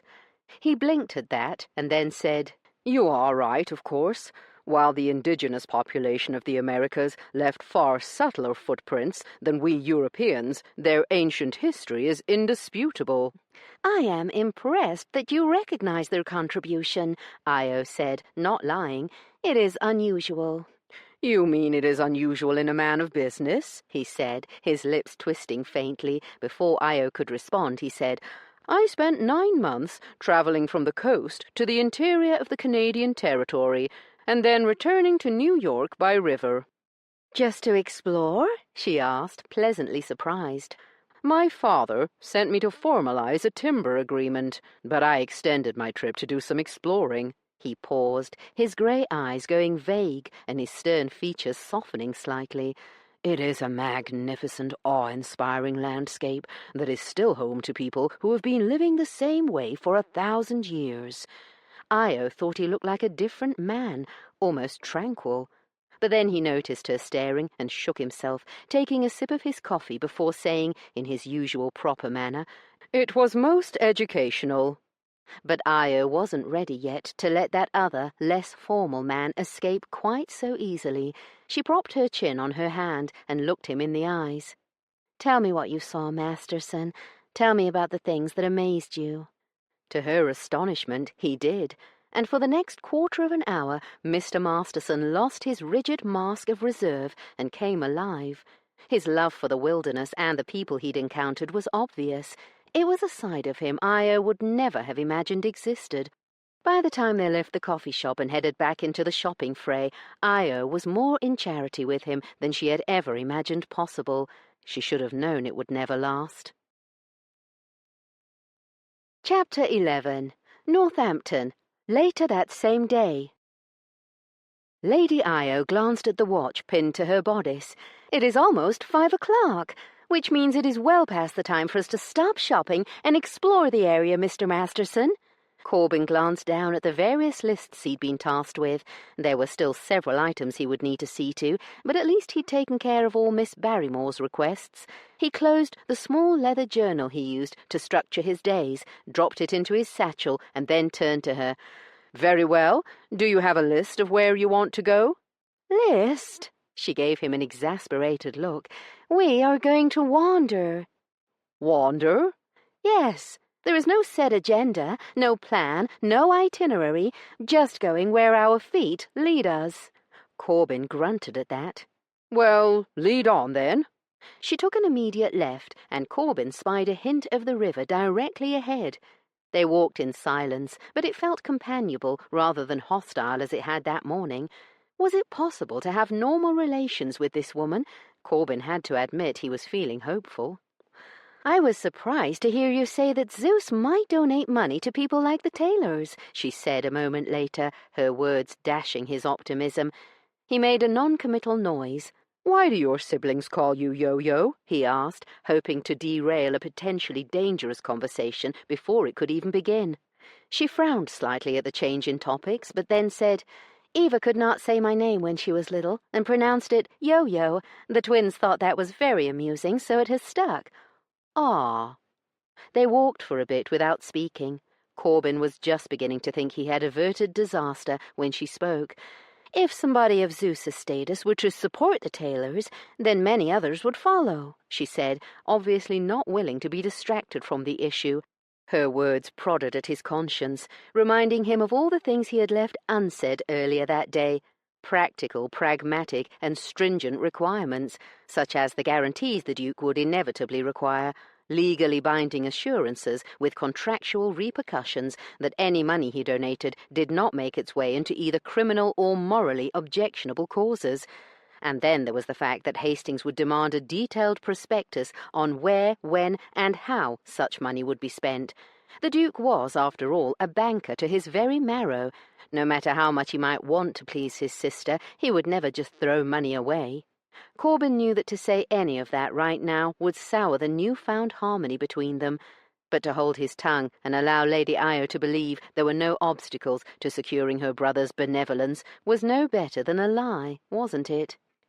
Unwilling to fracture their fragile peace just yet, Corbin opted to avoid either continued obfuscation or harsh reality. Instead, he forged a middle path, one of evasion. "You were surprised?" he said. "And why is that?" They approached a narrower walkway that ran along the sleepy-looking river, and Lady Io turned onto it. Yes, very surprised. I knew he would contribute to charities, of course, but I had not considered that he would be amenable to championing one which is so, untraditional, she said, after a few moments of contemplation. She cut him an uncertain look, her forehead furrowed. And even if he did agree, I would have thought that you would counsel him against extending support if he asked your opinion. Her words, unfortunately, left Corbin no choice but to answer honestly. "Yes, it is likely that I would advise him against such involvement." She stopped in the middle of the walking path and turned on him. "Why would you say such a thing?" Corbin opened his mouth and then paused, meeting her angry gaze. "The least you can do is be honest with me, Masterson," she snapped, reading the source of his hesitation correctly. "Very well. I would advise him to wait until you had given him several assurances." "Such as?" she prodded when he did not go on. Corbin sighed. She was going to force him to say it all. "I would advise him to require that you stop associating with people like the Taylors, that you quit personally distributing pamphlets and paraphernalia, that you agree to a less prominent role in your organization, or at least a less conspicuous one, that you stop hurling yourself into dangerous situations, not just dangerous to your person, but to your reputation, that you—" He broke off at her outraged expression. "I can see that you take my meaning." "Oh, yes, I take your meaning. You would actually counsel my brother to withhold money from impoverished, vulnerable women." When she put it like that. "It would be within your power to make sure that money was not withheld, my lady." "You mean by giving up everything that makes my life worth living?" she said grimly. Corbin met her furious, appalled gaze and gentled his tone. "Is it not possible that there are a plethora of other activities and pursuits that might yield an equal, or perhaps even greater, amount of pleasure and fulfillment, with considerably fewer drawbacks?" She crossed her arms. "Please, enlighten me, sir. What sort of activities?" "For a start, you might actually give Tunnish society a fair chance, as your sister is doing, rather than purposely sabotaging your reputation and relegating yourself to the fringes." She stared at him without speaking for a long moment, and then quietly said, "You are a vile man." Corbin recoiled at the loathing in her voice. "I am sorry you feel that way," he said stiffly. "It is not a feeling. It is a statement of fact, sir. You hate that I am passionate about a cause, because you despise anything that distracts a woman from her true purpose, which is motherhood and family. You will not be satisfied until I am some man's chattel." In truth, Corbin's mind revolted at the thought of her belonging to some stranger.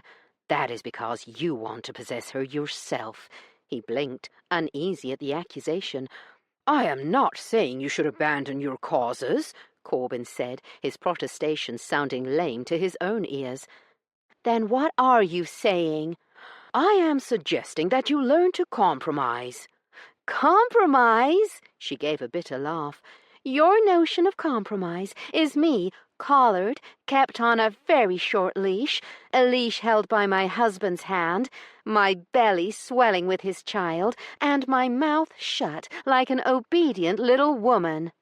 Her words evoked a shockingly potent and arousing image, one that Corbin could easily picture in his mind's eye. In his version, however, her body was lush and rounded with his child. As for the part about having her collared, leashed, and obedient to his every whim, bloody hell, Corbin's cock almost ripped its way out of his trousers. He was appalled by his primitive reaction. "Have you nothing to say for yourself?" she demanded, thankfully unaware of Corbin's graphic and licentious fantasizing.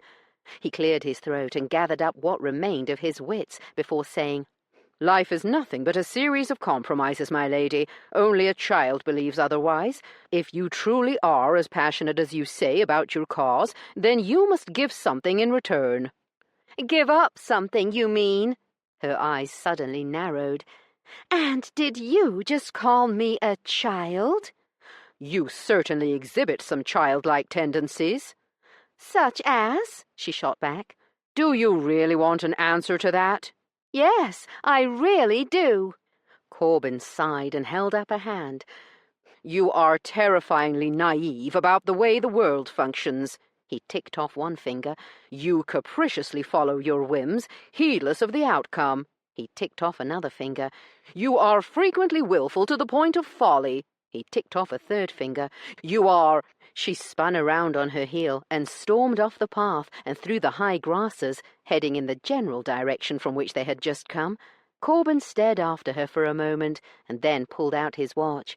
It was just as well she was striding off in a huff, as it was getting near the time they should be making their way back to the train station.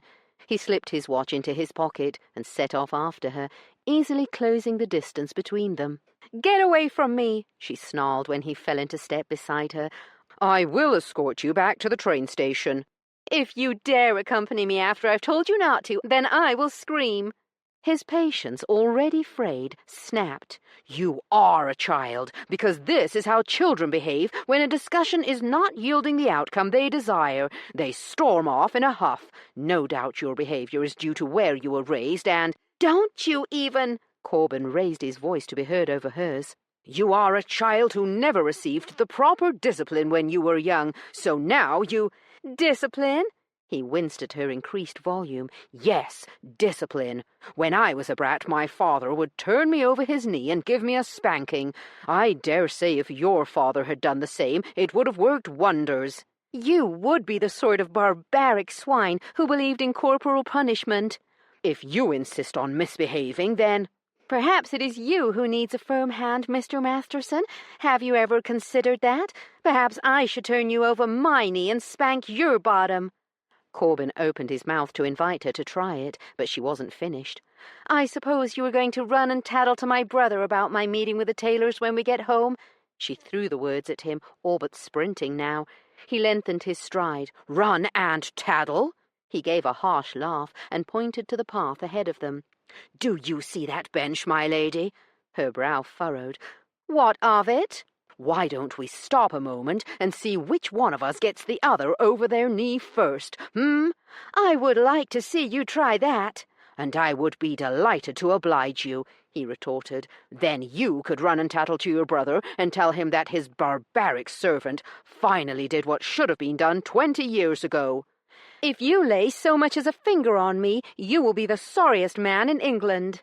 "Why is it so easy for me to imagine being that man right now, I wonder?" he asked, with heavy sarcasm. A pair of older ladies came around a curve in the path, their round-eyed stares telling Corbin that one or both of their voices must have carried. He tipped his hat at the women as they passed. After that, they walked in silence, Lady Io Hale's too desirable body rigid with anger. Their brief truce from earlier was over, and Corbin had been the one to destroy it. He told himself that was for the best. Only if she hated him was Corbin safe from succumbing to the emotions that were already churning inside him, emotions that were becoming harder and harder to suppress. That all-too-brief oasis at the coffee shop had proven to him that enmity was the only acceptable state of affairs when it came to this woman. Corbin only hoped it was enough to keep him from making a mistake that would be impossible to fix. Chapter 12. A few weeks later. "Until Wednesday, then," Io said to Miss Amelia Temple. "I look forward to it, my lady. Io," the village schoolteacher amended at Io's chiding look. Io smiled. "Better." Amelia glanced around at the moonless night.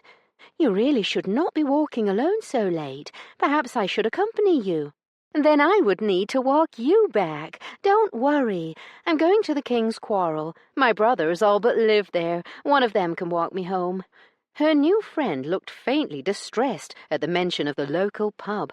It was acceptable for women to go there during the day, in pairs, but not at night, and certainly not alone. Truly, women were often more eager to build their own cages than men were. "Good night, Amelia," Io said firmly, and then turned before the other woman could come up with any other suggestions.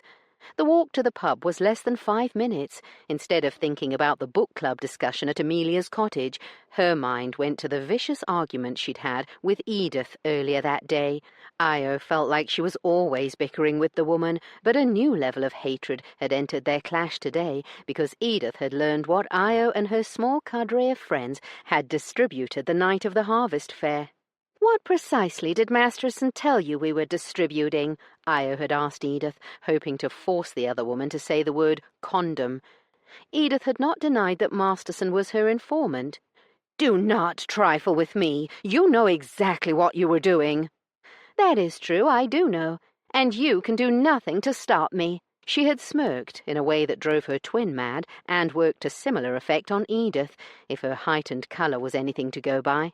"You are determined to drag His Grace's name through the mud, to shame him and the rest of us with your abhorrent behaviour." Her voice had risen to unladylike levels by the time she'd finished, and Io had taken vengeful pleasure in witnessing Edith's mask of civility slip.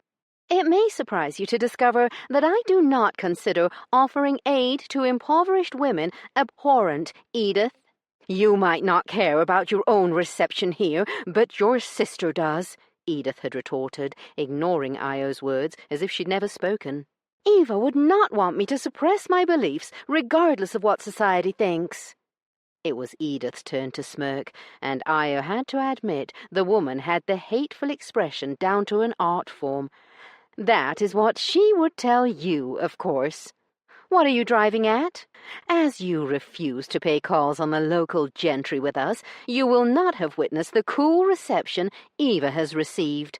None of the mothers in the area will allow their daughters to associate with her, not because of Eva herself, but because they fear your pernicious influence." As much as she had wanted to scorn the accusation, Io had heard the truth in the hateful harpy's words, and had stood mute with fury and shame while Edith had sailed from the room, her chin high in triumph. The other woman's criticism had rankled all day, and even during the book club, an activity she normally savoured. Was what Edith said true? Could Io really be ruining Eva's standing in their community? The sound of loud male laughter shook Io from her thoughts, and she was startled to see that she had reached the inn while she'd been fuming. Noise and light poured from the windows of the King's Quarrel, and Io hoped at least one of her brothers was inside, not because she needed an escort home, but because she desperately wanted a pleasurable distraction from her unhappy thoughts. She pulled open the ancient wooden door and smiled with relief when she saw the twins, although not her twin, sitting around a table with an enormous man all the villagers called Small Jim. Ares saw her first and waved a hand in greeting, grinning widely. Judging by his rosy cheeks, the pint in front of him was not his first. "Look who the cat dragged in," Ares said, loudly enough for the surrounding tables to hear every word. Io slanted a look at Apollo. "How long has he been here?" "Ever since Mrs. Fletcher rejected him," Paul said, a glint of amusement in his mixed-colour eyes. "Thanks very much, Paul." Ares gave his twin a sour moo. I don't know why you look so stricken, Io chided her wild, wilful younger brother, who really looked nothing like his twin. It always amazed her how their faces could be identical and yet so very different. I'm stricken because some of us possess the finer emotions, Ares shot back. Io laughed. Well, you'd best toughen up, hadn't you? I never thought you were stupid, but if... She broke off to smile at the serving woman who came to their table. Good evening, Susie. My lady, the young woman said, blushing and dropping a curtsy, as if Io was something special rather than just another female a few years older than her. But she had already given up on trying to change people's awe of her ducal connection.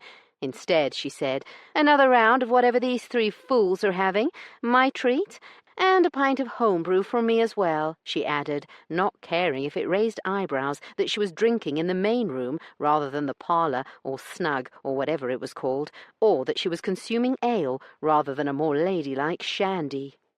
Susie left, and Io turned back to Ares to continue her harangue. As I was saying, I never thought you were stupid. You should have known Mrs. Fletcher would tire of a pup like you once she nailed your tail to her trophy wall. She rolled her eyes at the other two men, who were howling with mirth, and raised her voice to be heard over their laughter. Even an idiot could see it was Bal she wanted all along. Io continued, amused at the red stain and sudden sobriety on Ares's handsome face. Every single time the two are in proximity, the woman all but humps poor Bal's leg. Io shook her head as Small Jim and Paul fell off their chairs, laughing. Idiots. She had no issue with women taking what they wanted, but Joe Fletcher had hounded Bal relentlessly, putting him in the uncomfortable position of having to reject her advances again and again. Just because Io's family had grown up in Canoga, everyone assumed they were sex-crazed maniacs. It was annoying. Io looked up when the barmaid speedily returned with their drinks.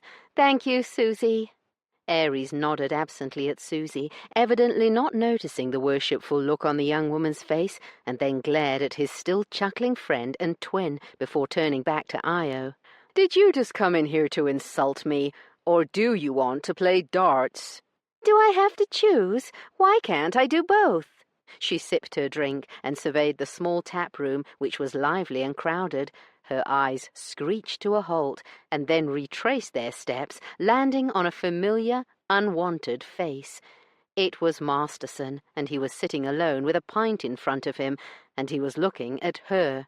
What is he doing here? Io said, not bothering to lower her voice. Paul followed her gaze to the secretary and gave one of his slight smiles. I believe he is here to make sure we behave. Zeus sent him? Edith, Ares said, making the word sound like a multi-legged insect that had crawled up his trouser leg and bitten him someplace sensitive. Io scowled as she once again recalled what Edith had told her earlier. She was disgusted and disappointed, but not at all surprised that Masterson had tattled to Edith about the harvest fair. I trust you have been giving him plenty to report back to his mistress, Io asked, needing to exert far too much effort to wrench her gaze from Masterson, whom she'd not exchanged a word with since their explosive argument in Northampton, when yet again she had behaved in a way that shamed her, screaming at him like an enraged toddler and losing control of her emotions, allowing him to goad her into acting like a spoiled child. Io grimaced at the memory and turned back to her brother Paul, who was studying her with a far too knowing look. What? She demanded, hoping that his sharp eyes didn't notice the heat that flooded her face, but he only said, Ares does his best to give Masterson plenty to report back. And what about you, Paul? What have you been doing? Io hadn't meant the question to sound quite as arch as it did. She just wanted to move his attention away from her, but her brother blushed, and she felt a twinge of guilt. I did not mean it that way, she said in a low voice. I know. Io and Paul had always been close, and it was no surprise to her that her brother had confided his secret several years back, a secret she would never breathe a word of to anyone else, not even her twin. Do you hate it here? She asked when he didn't offer anything else. Surprisingly, no. How about a game of darts? He asked, obviously wanting to change the subject just as much as she had. Io took a gulp of ale and wiped the foam off her mouth with the back of her hand. "Very well, I'll give you a game, as long as you don't cry and carry on when I thrash you." Poll snorted. "I shall try to restrain myself." Corben knew he should stop staring at the woman currently making a spectacle of herself in front of the entire population of the village, well, the male half at least, although he admitted grudgingly that Lady Io wasn't the only female in the lively pub, but the other two women were demurely sitting with their husbands or sweethearts in the part of the building designated for women, while Lady Io was boldly playing one game of darts after another, drinking beer and winning every game, while a crowd of eager, admiring males followed her every move. She was a disgrace to her brother's name. She was also so bloody beautiful that it hurt to look at her. Her hair, while still short, had grown out since New York, and the dark curls were wild as they danced around her perfect face. Her cheeks were flushed, and her cat-like eyes sparkled with good humour, an expression they never held when looking at Corben. Just now she was laughing with exasperation as her twin brothers mooed at her, of all things. Corben had heard them do that before. Just what the hell did it mean? He pushed the perplexing thought aside, and his mind immediately cleaved to its normal path, his obsession with Lady Io. Right now, he was more than a little concerned with the hard-on he was desperately trying to conceal beneath the pub table. He told himself that was why he'd not got up and dragged Lady Io out of the place and home to the Duke an hour ago. But the truth was that he had never enjoyed watching anyone so much in his life. Corben could not get her out of his mind. Even when she wasn't in front of him, he saw her. Now that he'd experienced her touch, albeit mostly over his clothing, Corben felt her all the time, especially on his dick and balls. Of course, it was really his own hand, which had been as busy as a cock in a hen-house, that he'd been feeling. If Corben possessed any shame at all, he would be mortified at how often he masturbated. But he was rapidly learning that he had no shame where Lady Io Hale was concerned, none at all. Io could feel Masterson's eyes on her as she made her way back to the castle. "He is following us," she muttered to Poll, who'd wanted to walk back with her while Ares went and made a fool of himself with Mrs. Fletcher. "He is following you," Poll amended. Io didn't argue. "What are you going to do about it?" he asked quietly. "What am I going to do? Nothing." She chewed her lip and then said, "What in the world could I do?" Poll snorted softly, a smirk on his handsome profile. "The sexual tension between the two of you is enough to power a steamship, Yo-Yo." She groaned. "Is it that obvious?" Poll laughed outright this time. "You are suggesting I work him out of my system?" Poll merely shrugged. "We might have been raised to believe that sexual relations are merely another human need like breathing or food, but a man who once trained to become a Presbyterian minister certainly would not," Io said. "But he is not a minister, is he, Yo-Yo?" Io opened her mouth and then closed it. Poll had a point. "Besides, when have you ever let a small matter like unpalatable opinions stop you?" Poll goaded. "I cannot believe you are encouraging me in this." Again Poll shrugged. "They have dragged us into their world. It only seems fair to give them a taste of ours." Io was still thinking about her brother's words an hour later when she was in bed. She was unable to sleep, even though it was late, and the house slumbered all around her. While Poll's suggestion that she work Masterson out of her system had some appeal, she knew all too well what a moralizing prude the man was. It didn't matter that he looked like a Viking god come to life. He still possessed the world view of a country parson. She glared at the opposite wall, which held a tapestry Mrs. Dryden told her was 500 years old. "It was made by your ancestresses," the older woman had said, her beautiful features placid, as they always were, except when Io's twin Balthazar was anywhere in the vicinity. Io liked Mrs. Dryden a great deal. She also pitied her because Edith had taken a rabid dislike to her the very first day and picked on her at every opportunity. The only person Edith harried more than the housekeeper was her little mouse of a cousin, Susan Barclay, a woman Io pitied more than anyone she had ever met, including the street urchins thronging the streets in New York City.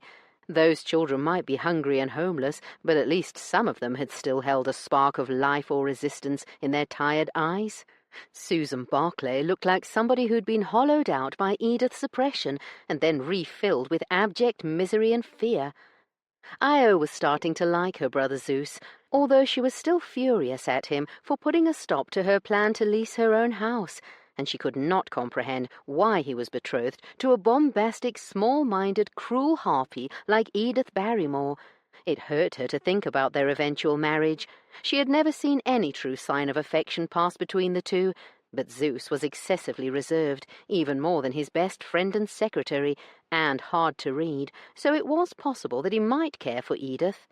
But to her mind, Edith viewed Zeus as a status symbol and nothing more. Io huffed a sigh, bored with thinking about Edith. She pulled her gaze from the exquisite tapestry that so many women had slaved over and looked at the clock. 4 minutes had passed since the last time. She growled, swung her legs out of bed, and rammed her feet into slippers before pulling on her favourite dressing gown, which was made from silk that looked like a peacock's tail. It was the only feminine and colourful article of clothing she owned.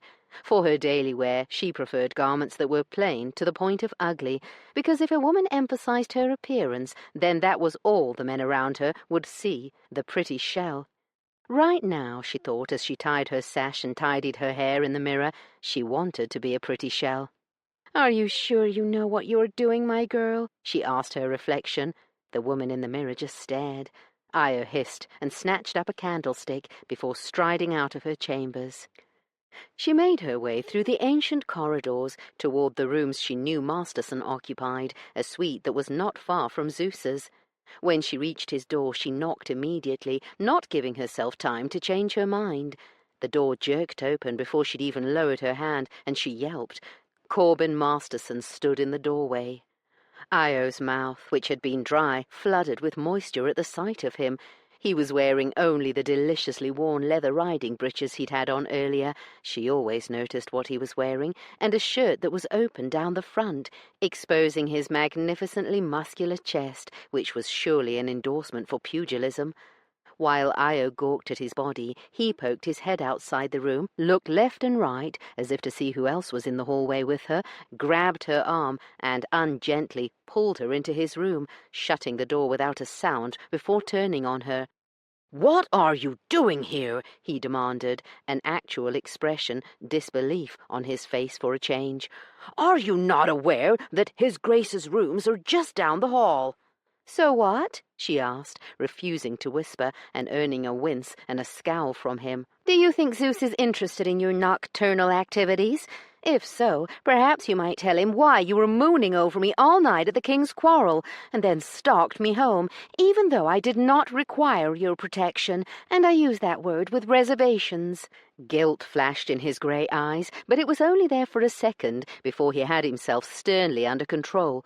"What do you mean by reservations?" he retorted, his voice so arrogantly, smugly, annoying aloof that Io had to shake his calm. She absolutely had to. "I mean that the only one I need protection from is you, Masterson, and we both know it." He opened his mouth, and then Io sank to her knees in front of him and reached for the placket of his leather breeches. Chapter 13. Corbin had to admit, when he'd seen Io outside his door, he had immediately prepared himself for another cock-grabbing session, but he had not prepared himself for this. His jaw dropped as Lady Io gracefully lowered to her knees in front of him, her huge eyes dark as she stared up at him, her slender but strong hand opening his tented leathers with a few deft flicks. "This cannot be happening." Corbin could not look away as she yanked down his drawers and freed his hard, leaking cock. He opened his mouth to order her to get up, to command her to stop immediately, but then she made the most astonishing noise in the back of her throat, a low, earthy grunt of approval that communicated sensual hunger better than 1,000 words could have done, and Corbin's words froze in his throat. The look on her face as she lowered her gaze to his erection was pure carnality, and when her hand closed around his iron-hard shaft, Corbin knew he was lost. Io had not been mocking Masterson when she'd commented on the size of his penis. He was, as the saying went, truly blessed in that department. It had been a very long time, years, since she'd taken a man into her mouth, so perhaps she had simply forgotten how much she enjoyed it. Or perhaps she had never before wanted it as much as she did the moment her palm closed around him and a shudder rocked his big body, his eyelids drooping and jaw going slack as he stared down her, his expression a mixture of profound befuddlement and bottomless hunger. Finally, the man was exhibiting some emotion. It was hard to know where to look, at the lovely appendage in her fist or the beautiful man attached to it. Io pulled her gaze away from his lustful eyes, only long enough to give him a few firm strokes, coaxing pre-ejaculate from his slit and then licking it off. Masterson made a noise the likes of which she had never heard before, at least not from a human being. Io smirked, parted her lips wide enough to make her jaws ache, and took his thick red crown into her mouth. It was her turn to groan, both at his earthy male scent and the unmistakable taste of masculine arousal on her tongue. "Oh, God," he muttered, sounding so enslaved by his own need that she almost felt sorry for him. Almost. But then she recalled what a sanctimonious, hectoring prig he was, and reined in her sympathy. Instead, she proceeded to take him apart, slowly and piece by piece, determined to show him that he was no better than any other man, and, when his behaviour was contrasted to his stated intentions, a great deal worse. Lady Io Hale worked Corbin's erection with more skill than any woman he'd ever encountered, and that included both those he had paid to service him as well as lovers. Gratitude, arousal, and desire warred with jealousy as he tried to ignore how Io would have learned to wreck a man the way she was currently destroying him. If he lived to be 100 years old, he would never forget how she looked, kneeling in front of him, her full lips stretched taut, her eyes heavy and hot as she swallowed him deeply, taking more of him with each stroke. Corbin had been hard for her all damn night. He had just stripped off his coat, boots, and waistcoat, and was preparing to give himself a much-needed fisting when the object of his lustful imaginings had materialized on his doorstep like an apparition made flesh. For a fraction of a second, Corbin had believed he was either dreaming or had died and gone to heaven. Lady Io suddenly groaned, and the low, sensual growl rolled up his shaft and settled in his balls. Corbin grabbed a handful of her silky black hair and tried to lift her off his cock. "My lady, I am going to—" She slapped away his hand and worked him more vigorously, her cheeks hollowing with her erotic efforts. Corbin not only lost the battle to be a gentleman, he turned into a beast. This time when he fisted her hair, it was not to spare her, but to drive himself deep. Rather than try to get away, Lady Io grasped his buttocks with both hands and held him close as he flooded her with his release. Watching Masterson come undone was one of the more erotic sights Io had ever seen. His usually stern features went slack, his expression one of raw, mindless sensuality as he lost his battle with self-control. Unfortunately, his annoying composure came back as quickly as it had fled. He lightly but firmly took her face in both hands to remove her from his cock before she was finished with him. "Up," he murmured, helping her to her feet with strong, gentle hands. He was still breathing heavily, and his lips were parted slightly as he stared down at her, tucking himself back into his breeches without taking his gaze from her face. Io could practically hear him thinking, and knew what he would say the moment he opened his mouth. She had to forestall that at any cost, and so she marshalled her features into a superior smile, patted his cheek, and said, "Please spare me your proposal, Masterson. What I just did doesn't mean we're betrothed. It was just an orgasm, not an invitation to pledge your troth to me. I merely thought I'd give you something interesting to report back to your mistress for a change. I imagine Edith will find your account eye-opening." He flinched back, heat suffusing his face, and something that looked like pain flickered briefly in his grey eyes. Guilt stabbed at her at his all-too-human reaction, but Io brutally turned her back on both the unwanted emotion and the man who'd elicited it, and strode toward the door. She had barely gone 2 steps before a hand as hard as an iron manacle closed around her upper arm and stopped her. When Io looked up, Masterson's chill grey eyes were as beautiful and distant as the moon. I did that to him, she realized. I made him retreat into himself. Io's eyes felt odd and itchy in a way that was so foreign she almost didn't recognize it for a moment. Masterson sneered faintly at whatever he saw on her face. "Don't worry, my lady. I'm not going to break down and weep at your callous behavior, nor am I going to importune you with unwanted offers." The nostrils of his aquiline nose flared as his gaze flickered dismissively over her. "You will wait here while I make sure there is nobody about." Io didn't trust her voice, so she made a mocking, "Please be my guest" gesture with her hand. Once Masterson was satisfied that neither her brother Zeus nor Edith's spies were lurking outside his chambers, he opened the door wider. Neither of them said a word as she left. Chapter 14. The Night of the Masquerade Ball. Io stared at her reflection in the mirror, and for a moment she did not recognize herself. Rather than the neatly tailored day dresses and luxurious velvet and silk evening gowns of the last few months, she was back in the plain cotton clothing she had worn all her life. The woman who looked back at her had freshly cropped short black hair and wore bloomers beneath skirts that scarcely reached her calves.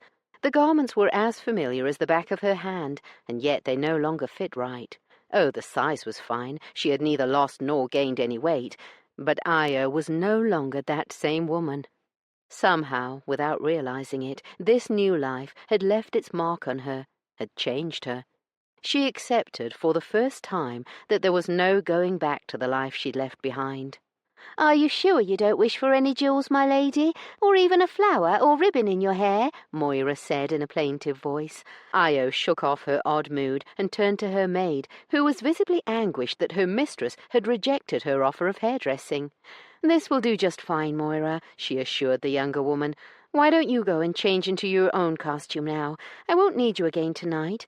I will undress myself when I come to bed," she added, when the maid looked ready to argue. Moira nodded sadly, as if she were being sent to face a firing squad rather than attend a fancy dress party.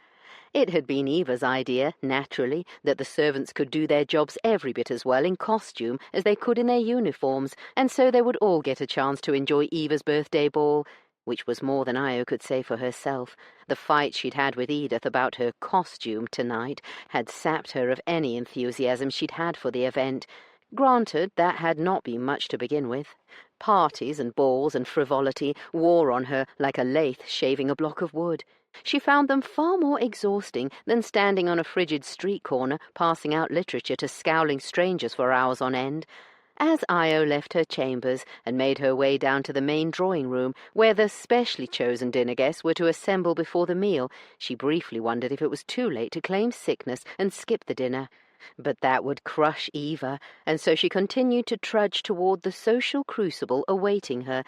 For some reason, she recollected a conversation with Susan Barclay from several weeks ago, not long after she had gone to Masterson's room and behaved so very recklessly again. Io had gone to the library to fetch a book and had discovered Miss Barclay seated at the secretaire desk, her small hands smudged with ink and her hair less tidy than usual. "What are you up to?" Io asked, smiling at the tiny woman. Miss Barclay's pale, heart-shaped face blushed, as it always did when anyone spoke to her, and she gestured to the sheaf of parchment. "I'm writing out the invitations for Lady Eva's party." Io felt a twinge that Edith's already overworked companion had been saddled with even more work. "May I help you?" "Oh, that is kind, but I am almost finished." "How many guests?" 300. Io's jaw sagged. 300 people? Miss Barclay chuckled, making Io realize that she'd never heard the other woman laugh before.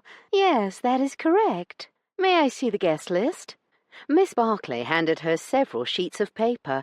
Io glanced down the list, recognizing some of the names from the guests who had already attended dinners at Hastings Park. Most of the others had titles next to them. "Where are all these people coming from?" she asked, glancing up. "From all over. When my cousin expressed disbelief that people would make such a long journey for just one night, Mrs. Dryden assured her there was nobody in Britain who would not make the time and effort to attend the new Duke of Hastings' first ball." Io turned back to the list. "I would like to add some names." Susan chewed her lower lip. Miss Barrymore has already instructed the stationer to print these, my lady. If there are more—" "Don't worry, I shall see to it," Io said. "I can't help noticing that all these guests appear to be aristocrats." "For the most part." "What a dull affair it will be." Miss Barclay's eyes bulged. "I beg your pardon?" "No writers, no actors, no philosophers, poets, thinkers of any sort." Io shook her head. "What nonsense! I shall have more than a few additions." "And do you wish me to tell Miss Barrymore so that adjustments can be made to the food and drink and dinner seating?" Io met the other woman's anxious gaze and had immediately guessed who would bear the brunt of such changes. A struggle had raged inside her, the desire to force Edith to accept people Io wanted to socialize with, warring with the realization that she would be heaping more work onto this poor woman. She had forced a smile and handed her back the list. "I have changed my mind. I will give you my list for the next party. I understand there is to be one when we are at Hastings House in London." Miss Barclay's shoulders had sagged with relief. "Thank you, my lady."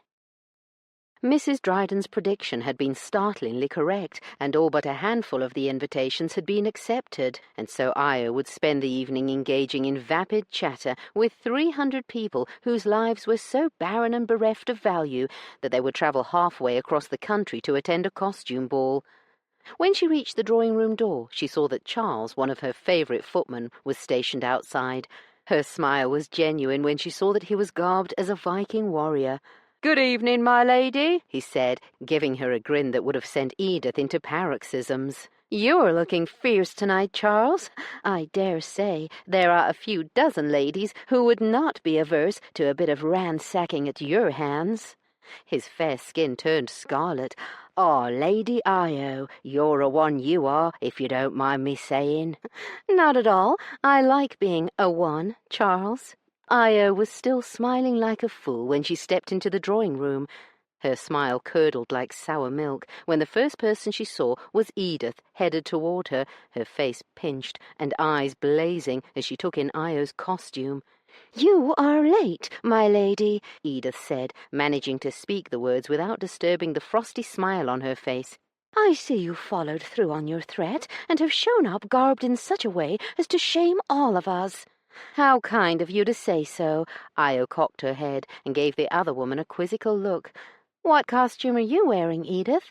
I can't decide if you are dressed as a nagging scold or a grasping tuft hunter." Edith's eyes narrowed as she leaned closer and hissed, "If you leave right now and change your clothing, you will miss dinner, but can still return in time for the ball." Io just laughed and glanced around the room, looking for her sister. She grinned when she saw Eva, who made a spectacular Marie Antoinette. "If you'll excuse me, Edith," she said, leaving without waiting for an answer. Eva was surrounded by a clutch of young male dinner guests, so Io veered toward Bal instead. Her twin was staring moodily at nothing in particular, but shook himself and smiled when she approached. "You look delightful, Yo-Yo," Io snorted. "You've seen me dressed like this all my life." "True, but not since we've all metamorphosed." Io studied his worn clothing and the bits of straw jutting out of his sleeves, neck, and pockets. "This scarecrow costume is an appropriate look for you." "They are called hay-men here." "Ah, but you're missing something." "I'm afraid to ask." "You should have some straw spilling from your ears, shouldn't you?" Bal laughed, his eyes dancing. "Thank you, twin. Thank you also for this idea. You only like the costume because it did not cost you anything." "Well, that's true." His gaze slid to where Ares stood, garbed as a cavalier. "He'll be miserable in that heavy velvet doublet after a few hours," he predicted. "Forget about the doublet. What about that hair?" They laughed at the brown curly wig that draped over their youngest brother's shoulders and fell almost to his waist. Ares chose that moment to look at them, his eyes narrowing as if he knew he was the object of their mirth. "Where is the Roundhead?" Io asked, glancing around. "I haven't seen Paul tonight. Do you think we will?" "I'm hoping he stays away, even though it might hurt Eva's feelings. Edith seems to have a special dislike for him, even more than she does for you, and she will likely carpet him if he does make an appearance." "I just wish Paul would snap back at her." "He cannot do that, Yo-Yo. Gentlemen do not attack ladies, not even verbally, and no matter how much they might deserve it." "Oh, I know," she smirked. "I will try to make up for his inability to lash out." Val laughed. "You already do an excellent job." His eyes widened slightly, and Io turned to see what he was looking at. It was Masterson, and he was dressed like a pilgrim, or at least like all the paintings of male pilgrims Io had ever seen. He wore dark knee breeches with thick white stockings and black buckled shoes. A tall captain hat completed the costume. His black and white apparel was striking against his blonde good looks, and his calves, she couldn't help noticing, were muscular and well-formed. Io had not paid attention to his legs when she'd shown up in his bedroom that night, almost 3 weeks ago, the last time they'd spoken to one another, although they'd exchanged plenty of looks, amused sneers on her side, and haughty sneers on his, in the interim. Somehow Masterson, with his trenchant, cool mien, managed to make the ridiculous black hat, high white collar, and buckled shoes look adorable. A reluctant smile curved her lips. And then Edith stepped close to Masterson and laid a hand on his forearm and whispered something in his ear. And Masterson smiled at her. True, it was not the huge dimple-exposing grin he'd shown Io that one time when he was ill on board the Petrel, but it was a genuine smile all the same. "Yo-Yo? Yo-Yo!" Io wrenched her gaze from the happily chatting pair and turned to find her twin, regarding her with concerned amusement. "What?" she barked. "You were, looking at poor Masterson as if you wanted to carve him up like a side of beef." "The notion is not without some appeal." Balthazar laughed. "I can't help noticing that your interest in him seems to have—" "I have no interest in Masterson." Val blinked at her sharp tone. "Ah." "Other than to expose his hypocrisy to the world," she amended, "to show that his scrupulously proper facade is just that, a facade, to prove that he has feet of clay just like any other man, to—" Io stopped when she saw the knowing look in Val's eyes.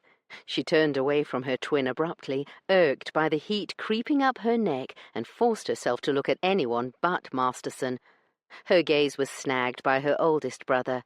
Zeus was dressed like a Roman senator, his toga short enough to show off muscular legs and sandals that laced up to his knees. His shoulders looked even broader than they did sheathed in a suit. On his head was a circlet of olive leaves. He looked very senatorial. Io was stunned that her reserved sibling had donned such a revealing costume. She wondered with a smirk what Edith made of his attire. The man beside him was almost as handsome as Zeus, although his haughty expression made him far less attractive, in Io's opinion.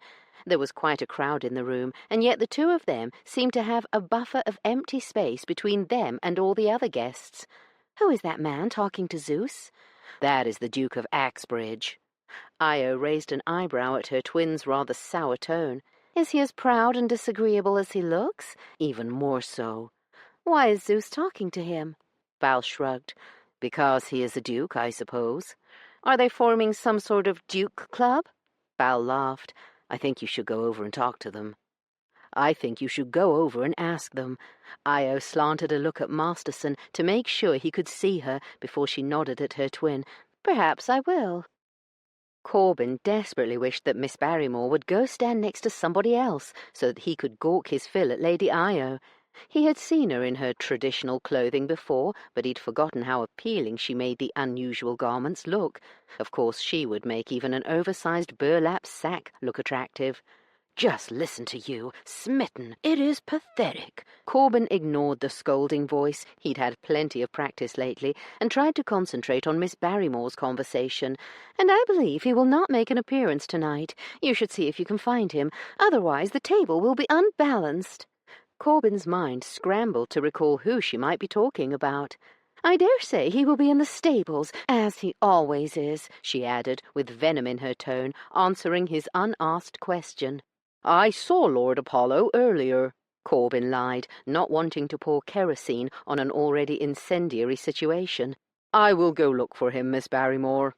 "You should make haste, as there is not much time before we go into the dining room," she said crisply, and then turned at the sound of somebody saying her name. Corbin's shoulders sagged with relief when she was gone. He was bloody exhausted from trying to keep the Hales and Miss Barrymore from each other's throats, especially when all you really want to do is grab Lady Io Hale and whisk her up to your chambers.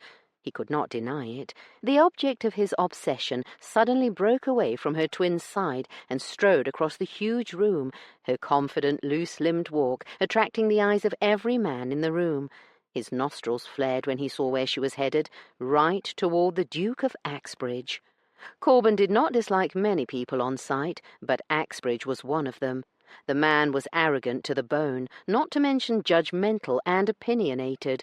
For whatever reason, Hastings seemed determined to tolerate him. Corbin wondered if it was just a relief for his old friend to have another duke to talk to. The status of a duke was so rare that he knew Hastings must feel isolated, and so Corbin tried to tolerate Axbridge for his sake. But the proud, supercilious Englishman was hard to palate. Lady Io came to a halt in front of the two dark-haired men. Although she was tall, they both towered over her. Even from this distance, Corbin could see the change in Axbridge's expression. He didn't smile, but he warmed up by several degrees when Hastings introduced the two.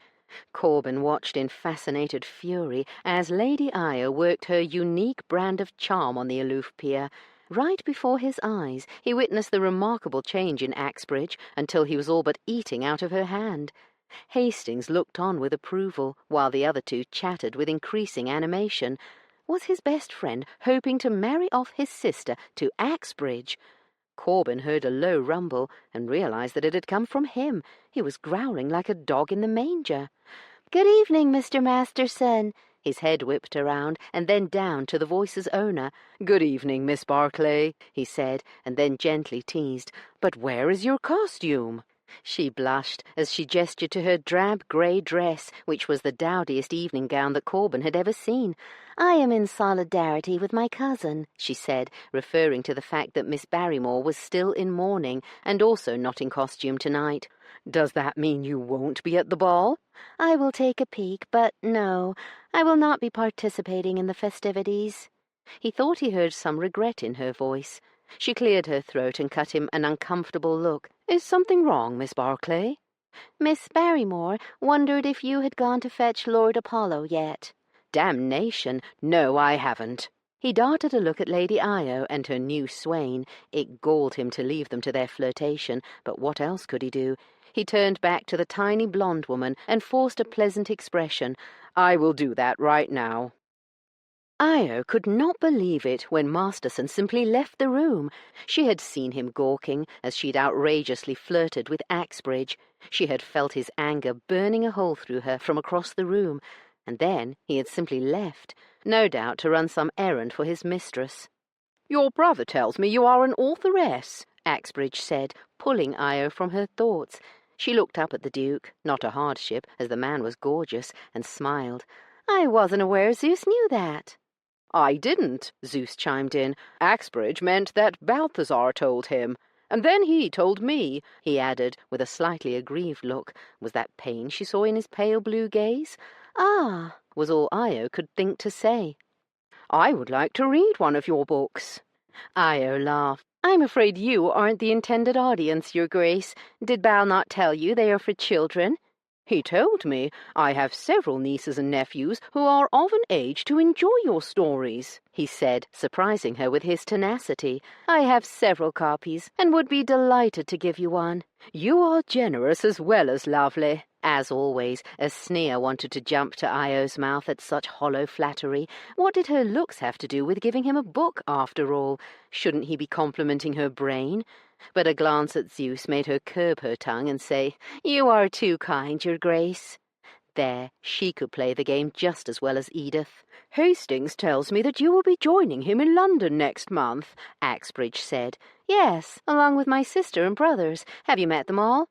Axbridge's dark brown eyes narrowed slightly, and when they slid across the room, Io couldn't help noticing they stopped where Eva held court. "I have met everyone except the elusive Lord Apollo. It appears he is not here tonight." Io cut a glance at Zeus to see how he received that information, but he had a slight frown on his face as he regarded Edith, who was standing with her cousin. Based on the way Miss Barclay was cringing, Edith was berating her for something or other. Axbridge lightly cleared his throat, reminding her that he was waiting for an answer. "Apollo is here, Your Grace. He is just elusive," Io said, smiling. "Oh, Paul, where are you?" Corbin backed away from the large corner stall as quietly as he was able, wincing when he stepped on an especially loud plank. Not until he was out in the open air did he release the breath he'd been holding. He inhaled deeply and hurried back toward the castle, his mind in chaos at what he'd just seen. Belatedly, he realized that he should be composing an excuse for Apollo's absence that would, if not satisfy, at least temporarily appease Miss Barrymore. But when he slipped into the dining room a short time later, he discovered that every chair was taken, so she must have had the servants subtly adjust the seating. Corbin was relieved that he'd not needed to lie to his employer's fiancée, not that he would have hesitated to do so. With what he'd discovered in the stables still at the forefront of his mind, the meal sped past like a blur. Did Lord Apollo's siblings know? Did Hastings know? Those thoughts consumed him, and Corbin was sure the women on either side of him thought him the worst sort of tongue-tied dunce. Even the sight of Lady Io shamelessly flirting with Axbridge could not penetrate the preoccupation, and he fled the dining-room with unseemly haste the moment the meal was over, giving Hastings a vague excuse of needing to tend to a ball-related matter to escape the masculine post-prandial ritual of port and cigars. Corbin was on his way to the ballroom, wanting to at least make good on his lie by ensuring that all was ready for the masses of guests who were about to descend on the castle, when a quiet voice stopped him. "Masterson?" Corbin jolted and swung around, encountering the mismatched gaze of the subject of his recent musings.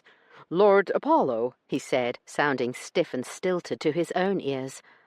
"I know you saw me. "Us," the younger man said, dispensing with any attempt at subterfuge. "I did," Corbin admitted, "and I have not told anyone, nor will I." Relief flickered across Apollo's face. "Thank you." Without another word, Lord Apollo strode in the opposite direction from the ballroom. Corbin watched him until he disappeared. Only when the other man turned the corner did it occur to him that they were dressed similarly.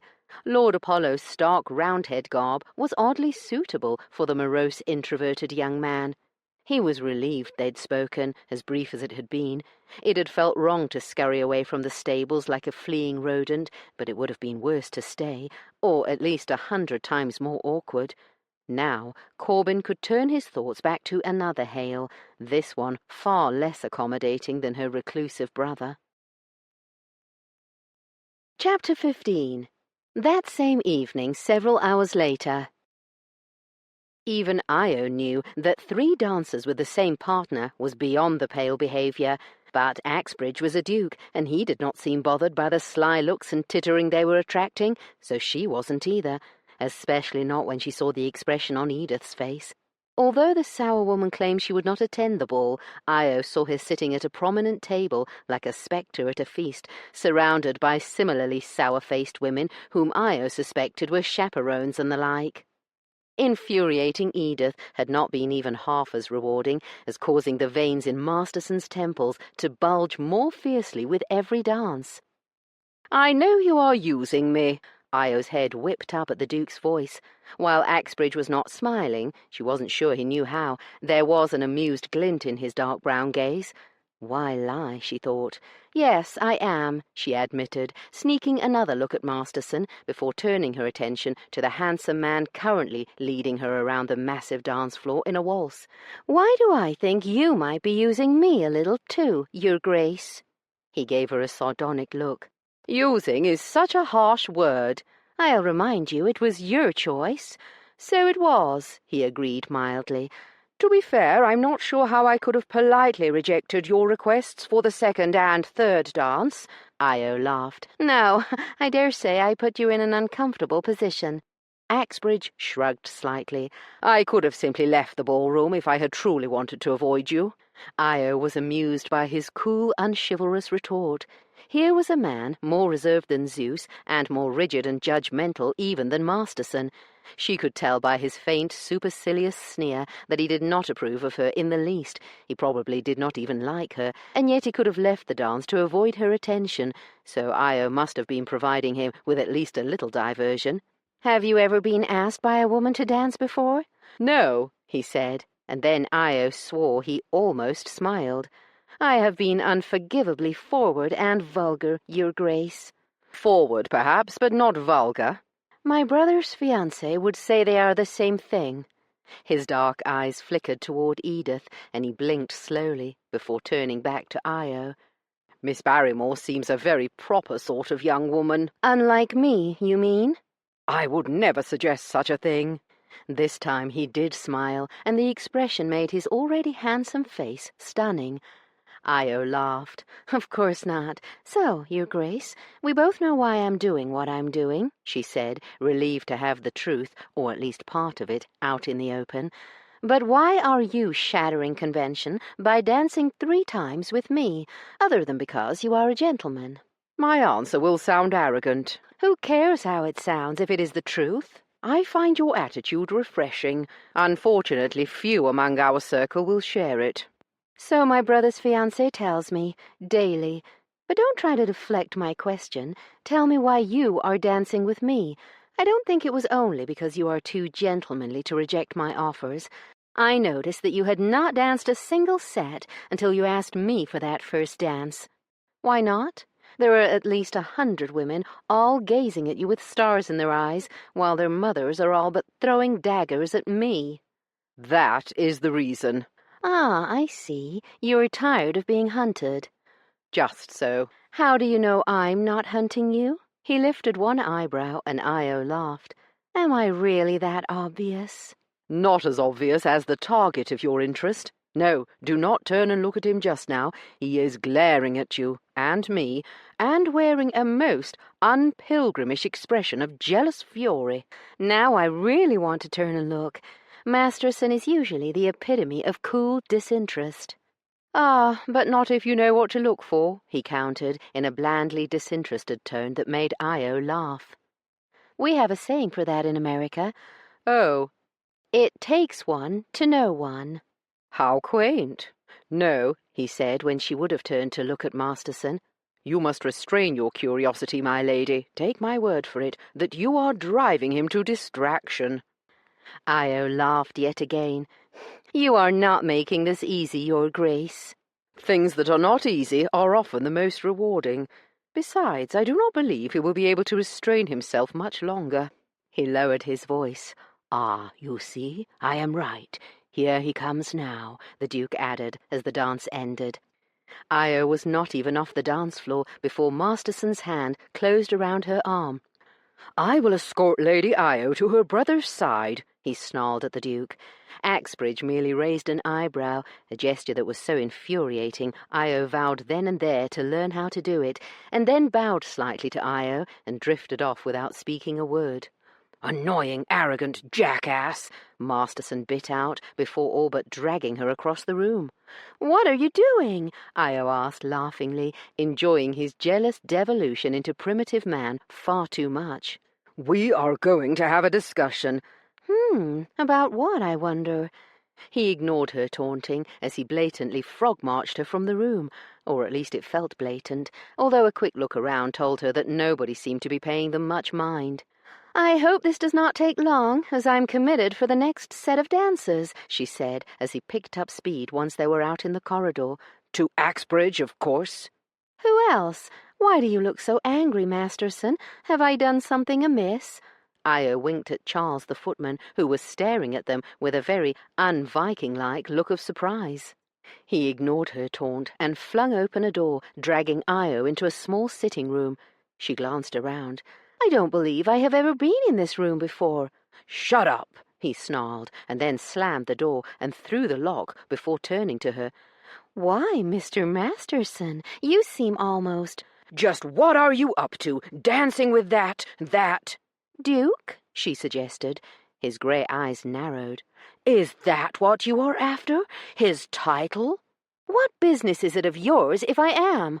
Masterson's cold gaze suddenly flared to life, and when he grabbed her, Io wondered if she had finally pushed him too far. "What the hell is wrong with you?" Corbin raged between clenched teeth as he yet again dragged her, this time toward a settee. "Quit fighting it, Masterson." "Fighting what, you merciless jade?" "Merciless jade," she laughed, and her eyes became liquid heat, her full lips slack and lush. "You know you want me," she taunted, her gaze dropping to his mouth. "Kiss me, Corbin." "This is a dreadful idea, dreadful, dreadful!" voices screamed in his head.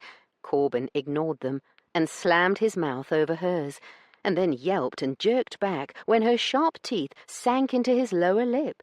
She stared up at him with blood, his blood, on her white teeth and plump lips, her pupils huge. Corbin wiped his mouth with the back of his hand and glanced at the blood before looking up. "You vicious bitch!" Lady Io smiled, taunting up at him, temptation in female form. "You vicious bitch!" the unflappable Corbin Masterson roared. Finally, Io had done something that got through his ironclad reserve. Io smiled. "You are taunting the beast," a niggling voice whispered. But the pulse of desire emanating from between her thighs was so loud it drowned out the voice of reason.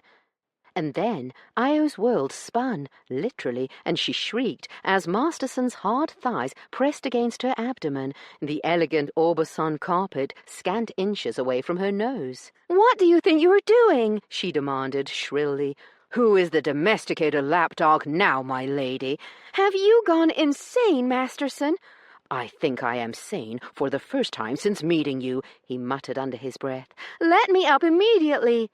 "You could at least struggle a bit to make that sound convincing," a sly voice suggested.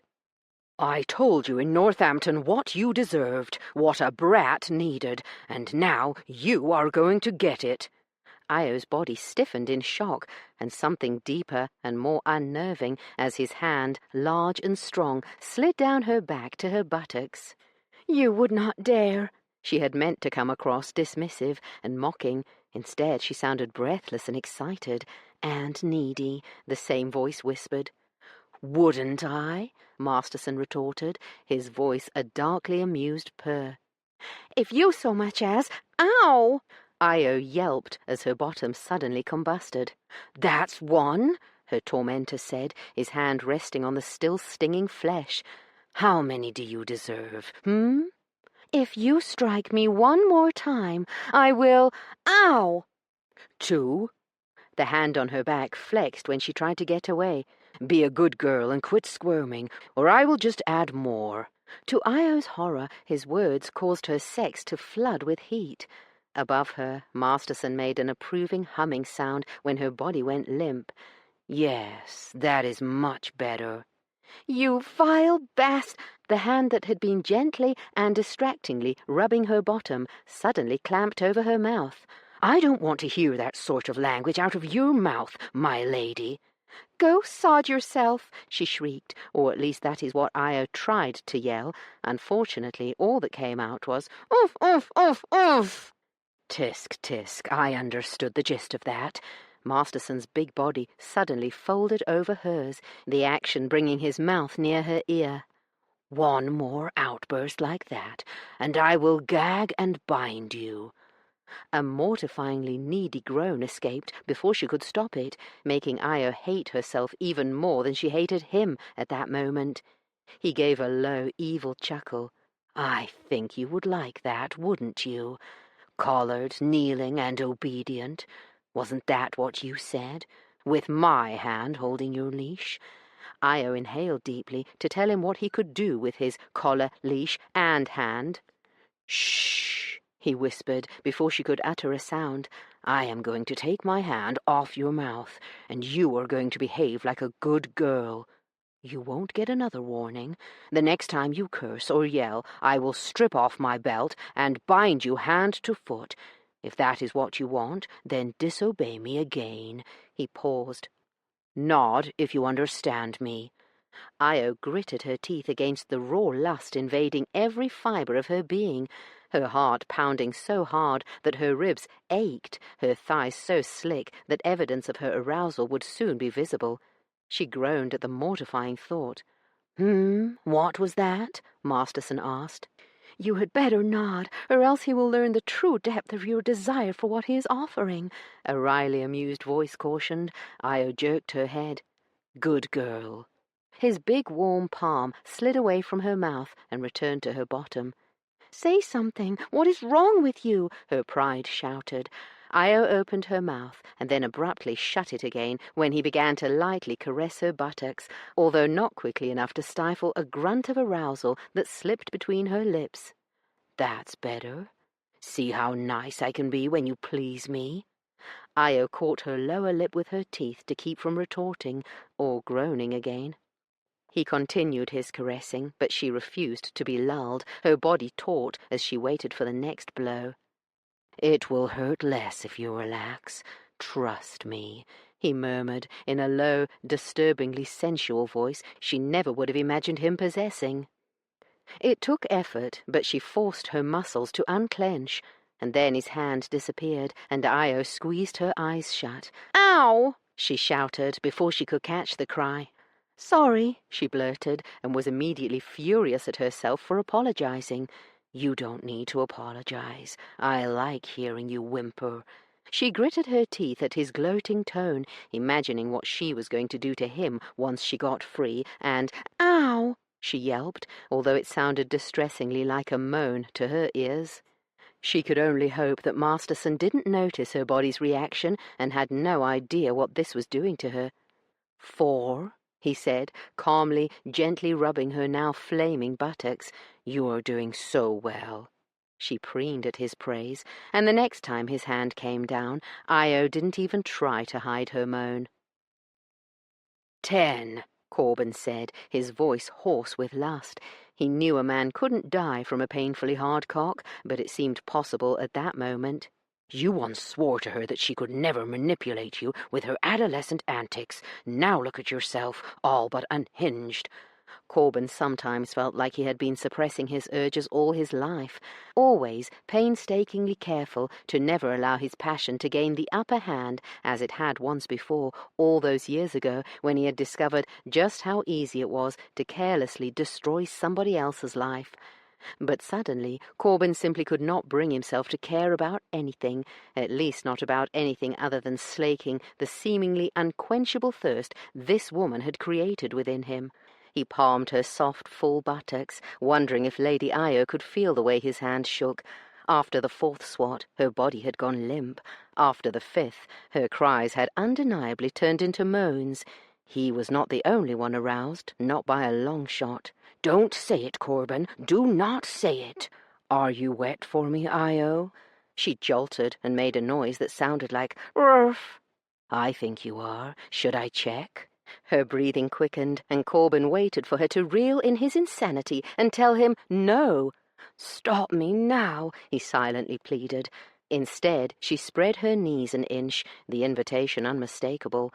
Corbin did not hesitate, pulling up the short cotton skirt and plain petticoat with shaking fingers and exposing those blasted bloomers that so enticed him. When his hand brushed against the damp split, he bit his lip, not caring that he reopened the cut she'd made earlier. "My God," he groaned, sliding a finger through her drenched, swollen folds. "I hate you, Masterson," she moaned, and then she spread wider for his touch, canting her plump bottom and offering herself up to him. "Shut up and take it," Corbin muttered, and then slid a finger into tight, wet heaven of her body. His eyelids fluttered shut as he pumped her with slow, lazy strokes. How long had he wanted this? From the moment that he'd first seen the evil hazel-eyed bitch in Hastings's drawing-room all those weeks ago? Maybe even before he'd met her. Corbin had always enjoyed his lovers and their bodies, but never before had he felt a physical, unstoppable compulsion to wreck his life and throw away friendships and everything he'd worked for just to be with someone. Io Hale would be the end of him, and Corbin would go down without a fight. Io didn't just hate Masterson, she hated how much she wanted him even more. She hated how badly she wanted to feel his thick erection, which was currently pressing against her hip, inside her, stretching and filling her until it hurt. That's what she wanted, what she craved. But she'd happily settle for his fingers, which were astonishingly skilled for a man who'd once considered a career as a Presbyterian minister. "You are a naughty, filthy girl, aren't you, my lady?" Oh, God! Io's hips gave an involuntary buck. If there was one thing she loved more than a confident, masterful lover, it was a confident, masterful lover with a dirty mouth. "Aren't you?" he whispered in her ear, his finger missing her clitoris in a way that had to be intentional, given his dexterity up to that point. He suddenly stopped stroking her altogether. "Answer me." She opened one eye and glared at the carpet. "You cannot be serious." His finger began to withdraw. "Yes." "Yes, what?" she growled. "Yes, I'm naughty." "And filthy?" He prodded, both with his words and his divine finger. "Yes, yes, yes," she chanted, in time with each thrust.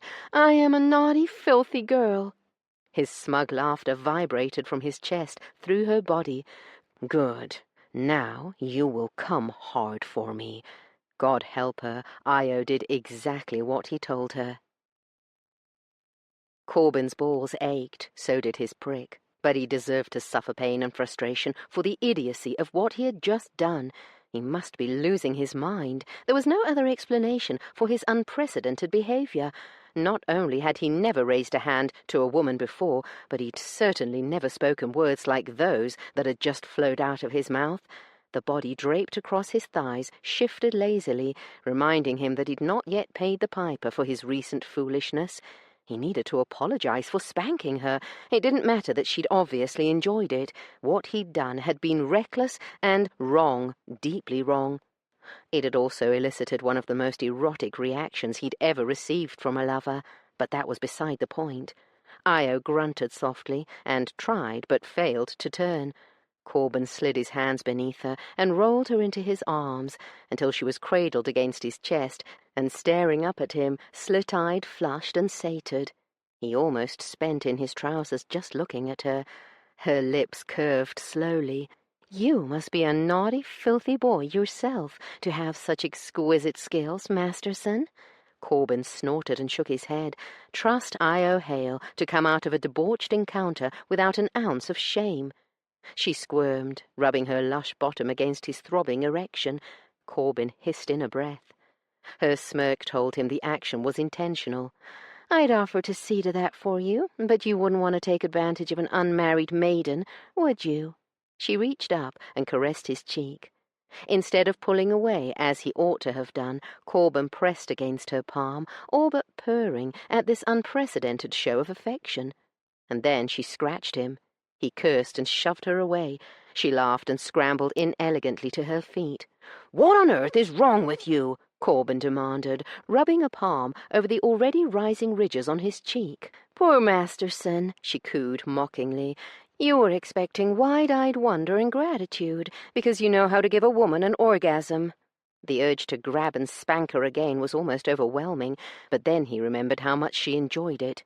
"You were going to apologize, remember? Not bloody likely." Corbin stood and straightened his coat, the irony of his costume, after what he'd just done, not escaping him. He scowled down at his tented pilgrim trousers, evidence that while his brain might loathe Io Hale, his body was infatuated. When he looked up, it was to find her staring at his groin. "You might want to take a few minutes to deal with that before you go back out there." And then she sailed from the room, leaving Corbin erect, furious, and more besotted than ever. Chapter 16. London, Hastings House, several weeks later. Io's eyelids felt as if they were made of lead when she lifted them that day, her 17th in London. She winced at the sunlight that was shining between a gap in the drapes, and knew before she even glanced at the clock that it would be late. Even so, her heart sank when she saw it was 1:30 in the afternoon. At this time of year, the sun went down before 5 o'clock, and Io had spent most of the day abed. On the heels of her shame came a sharp pang of sorrow, as it did every day. It took Io a moment before she could identify the cause. Balthazar had not accompanied the rest of them to London. Her twin had married a month ago at Hastings Park. Immediately afterward, he had moved with his new wife and stepson to a house of their own. Never again would Io, Bal, and their other siblings all live together as a family. Io sighed softly. Although nobody could have been more pleased than Io when her brother fell in love and married Mrs. Dryden, she missed Bal horribly. She did not begrudge her twin his new life, but she felt as if a part of her was missing. Of course, she was still furious at Bal for keeping the truth of their grandfather's will from her and their other siblings. She could not believe that Bal had needed to marry an acceptable woman before he could inherit.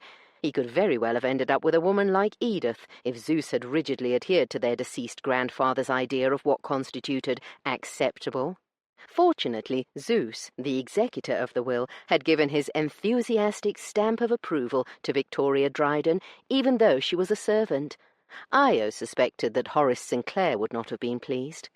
According to the last letter she had received from her twin, Bal was still furious with Io and their younger siblings for refusing to accept a share of the $4 million he had inherited. He had not been willing to take no for an answer, and had divided the money 5 ways and created trusts for each of them. Whether she wanted it or not, Io was almost a millionaire. "All is well that ends well," she muttered, her voice dry and croaky from all the pointless chatter she had engaged in the night before, and the night before that, and the night before that. "This torment ends today," she said, and then ruined her firm declaration with a jaw-cracking yawn. Rather than ring for Moira, whom she knew would not intrude until Io summoned her, she washed with cold water and dressed herself. Her hair was still short enough from its last shearing to require nothing more than a vigorous brushing. When she was finished, she examined herself in the mirror. For the first time in 3 weeks, Io recognized the woman who looked back at her. Instead of the rich velvets and silks she'd worn since arriving in London, she was garbed in a navy gabardine that was cut in the clean, severe style she favoured. Garbed in her armour of choice, she left her chambers and went searching for Zeus, locating him easily, as 2 footmen always stood sentry outside any chamber the Duke occupied. "Is he alone?" she asked the footman, Nathan, she thought he was called, a haughty London-born man whom she did not like nearly as much as the servants they'd brought with them from the country. "His Grace has asked not to be disturbed," Nathan said in a lofty tone. "He won't mind seeing his sister." Io reached for the door-handle, but the footman's white-gloved hand got there first. She looked up at him, and for a moment there was a silent battle of wills. Io wondered what she would do if the footman refused her entry. As it turned out, that didn't become an issue, because Nathan opened the door and announced, "Lady Io to see you, Your Grace." Io pushed past the stuffy servant. Zeus was not sitting at his desk, but standing in front of the fire, and seemed to be staring at it before he turned to Io, his expression odd. "Is something wrong?" she asked. His vague gaze sharpened, and he nodded at the footman, whom Io only then realized had not shut the door, waiting for his master's approval before leaving him alone with his own sibling. Io reined in her irritation as the door shut almost soundlessly, reminding herself that she had not invaded Zeus's sanctum to argue and fight about the obsequious habits of servants, but to request a favour of sorts. Zeus gestured to a chair nearest the fire. "Nothing is wrong," he said, seating himself across from her once she'd settled. Only when they were sitting face to face did Io notice that her brother had dark smudges beneath his arresting sapphire eyes. "You look tired," she said, with her usual candour, or what Bal would term her usual lack of tact. "You look fresh and rested," he countered. She snorted. "That's because I only left my bed." She glanced at the clock on the mantel, a gold monstrosity that evidently had once belonged to the Duke of Wellington, 3/4 of an hour ago. "I dare say you were up early, even though we all came home together last night."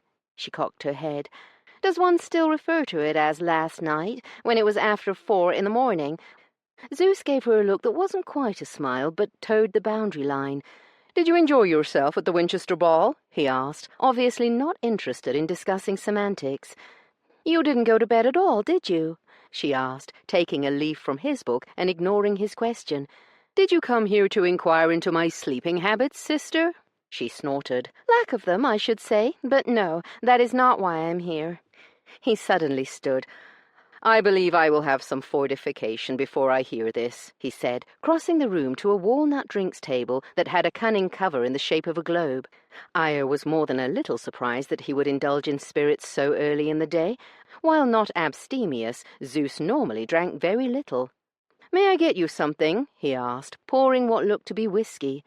"I'll have what you are having." He turned to her and lifted an eyebrow.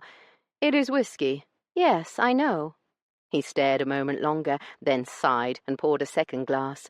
Io couldn't help noticing that the tumbler he handed her held half the liquid of his own.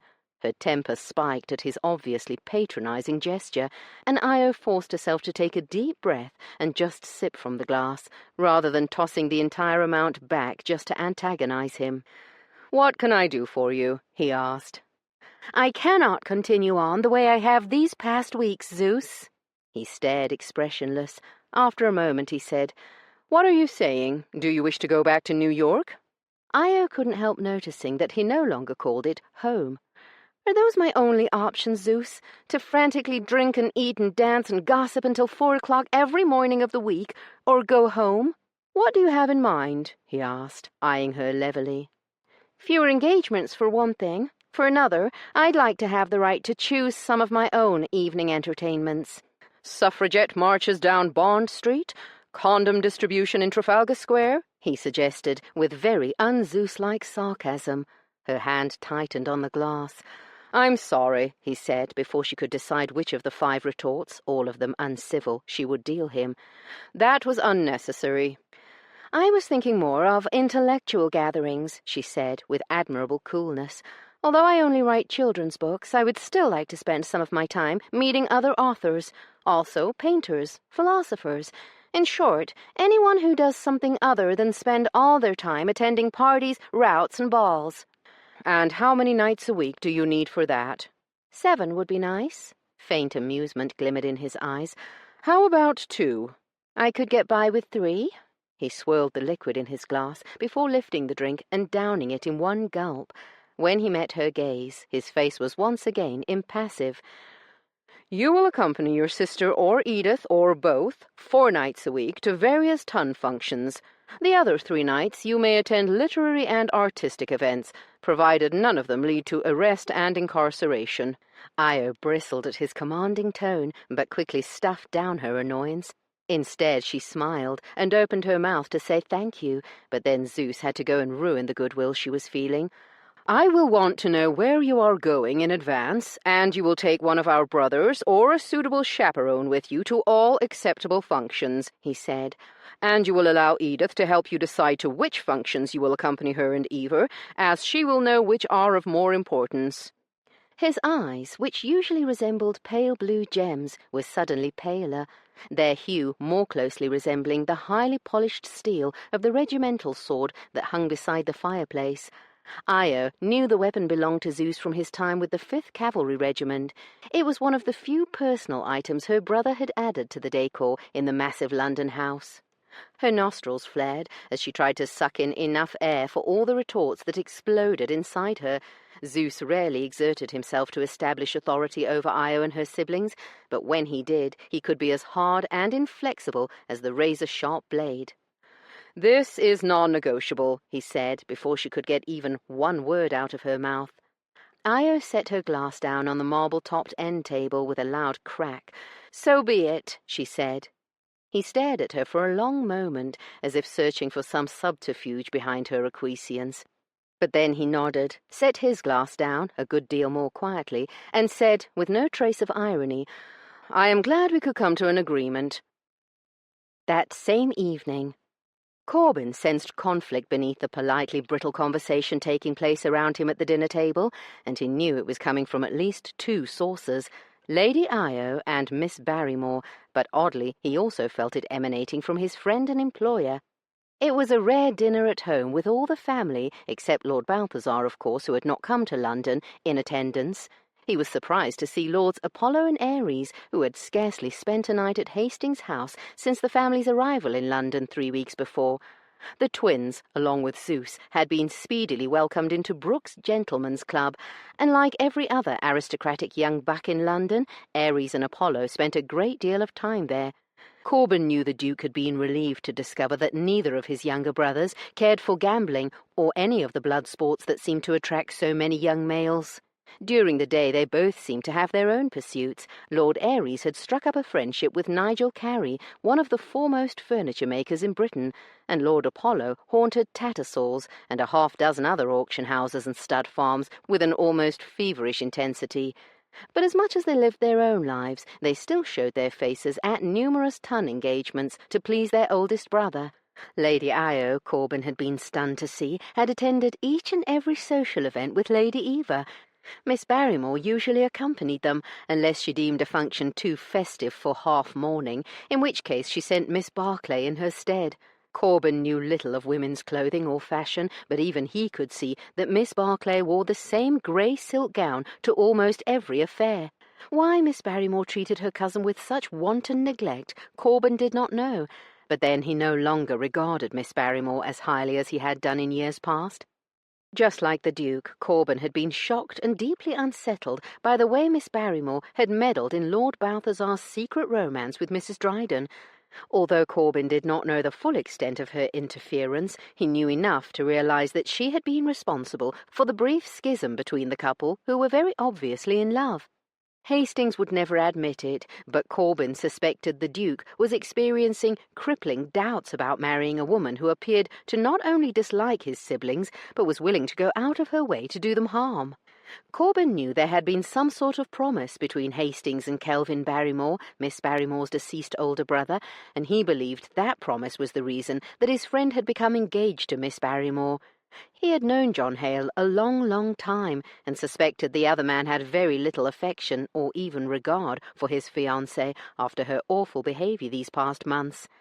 The Duke had a difficult choice ahead of him, and Corben did not envy him one bit. He only hoped the man chose what was best for him, the man, rather than the Duke, friend, brother, or well-respected member of society. In any event, Lord Balthazar had gone off to his new estate with his new wife and new stepson, leaving his wild twin to her own devices. Since reaching London, Lady Io had been suspiciously compliant. Of course, she had also proceeded to gain a name for herself among the ton as an original. She wasn't the only woman who wore artistic dress. The pre-Raphaelites had, after all, brought the medieval-like style into fashion some years back, but she was easily the most outspoken person, male or female, at almost every gathering. Regardless of Lady Io's compliance, His Grace's London home was filled with increasing rancour between Io and Miss Barrymore. For the most part, Corben had managed to keep out of the middle of their battles. Indeed, since the night of Lady Eva's birthday ball, when Corben had behaved like a despicable, lust-mad ravisher, he had avoided being alone in the same room with Io, but he had watched her plenty. Just like he was doing right now, as she was chattering away with Axbridge, who, to Corben's displeasure, spent almost as much time at Hastings' house as he did his own house, which was, unfortunately, just across the square from them. Not only had Axbridge and Hastings become fast friends, but the insufferable peer seemed to seek out the company of Lady Io, and the two could often be seen sitting off to the side together at any number of functions, bickering, or at least Io bickered, while Axbridge just smirked haughtily. The only positive thing Corben could see in their odd association was that it appeared to be platonic. Indeed, if he were to hazard a guess, he would have said that Lady Io latched on to Axbridge to placate her older brother and make him believe that she was finally falling into line.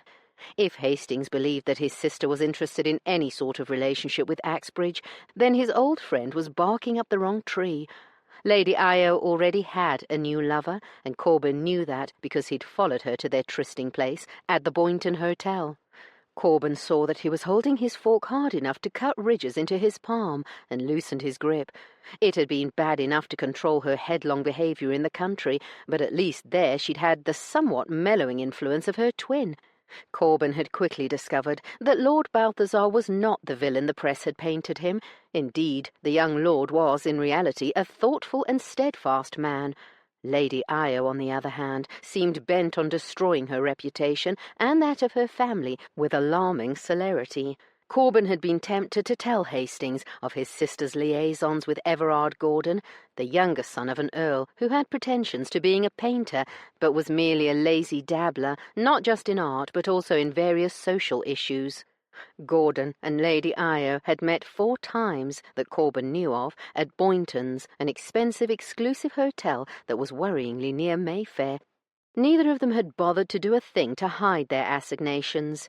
He suspected Miss Barrymore was aware of the meetings, although, after her cruelty toward Lord Balthazar and Mrs. Dryden, he was no longer in her confidence, as he had politely but firmly made it clear to her that he was not an ally in her cause, which appeared to be discrediting all the Hales except Hastings. Indeed, it shamed Corban to recall that he had ever agreed with the woman. But his loyalty to Hastings was unshakable. As little as he wanted to justify Lady Io's accusations of tattling, Corban feared he might just have to do exactly that if her relationship with Gordon was not brought to a halt. Her hatred for him now would be nothing to how she would feel about him if he did such a thing. Why did the thought of an irreparable breach between himself and Lady Io not make Corban feel relief, but deep, grinding remorse? Chapter 17. Later that same night. Io was in her dressing gown and had already sent Moira to bed by 10 o'clock.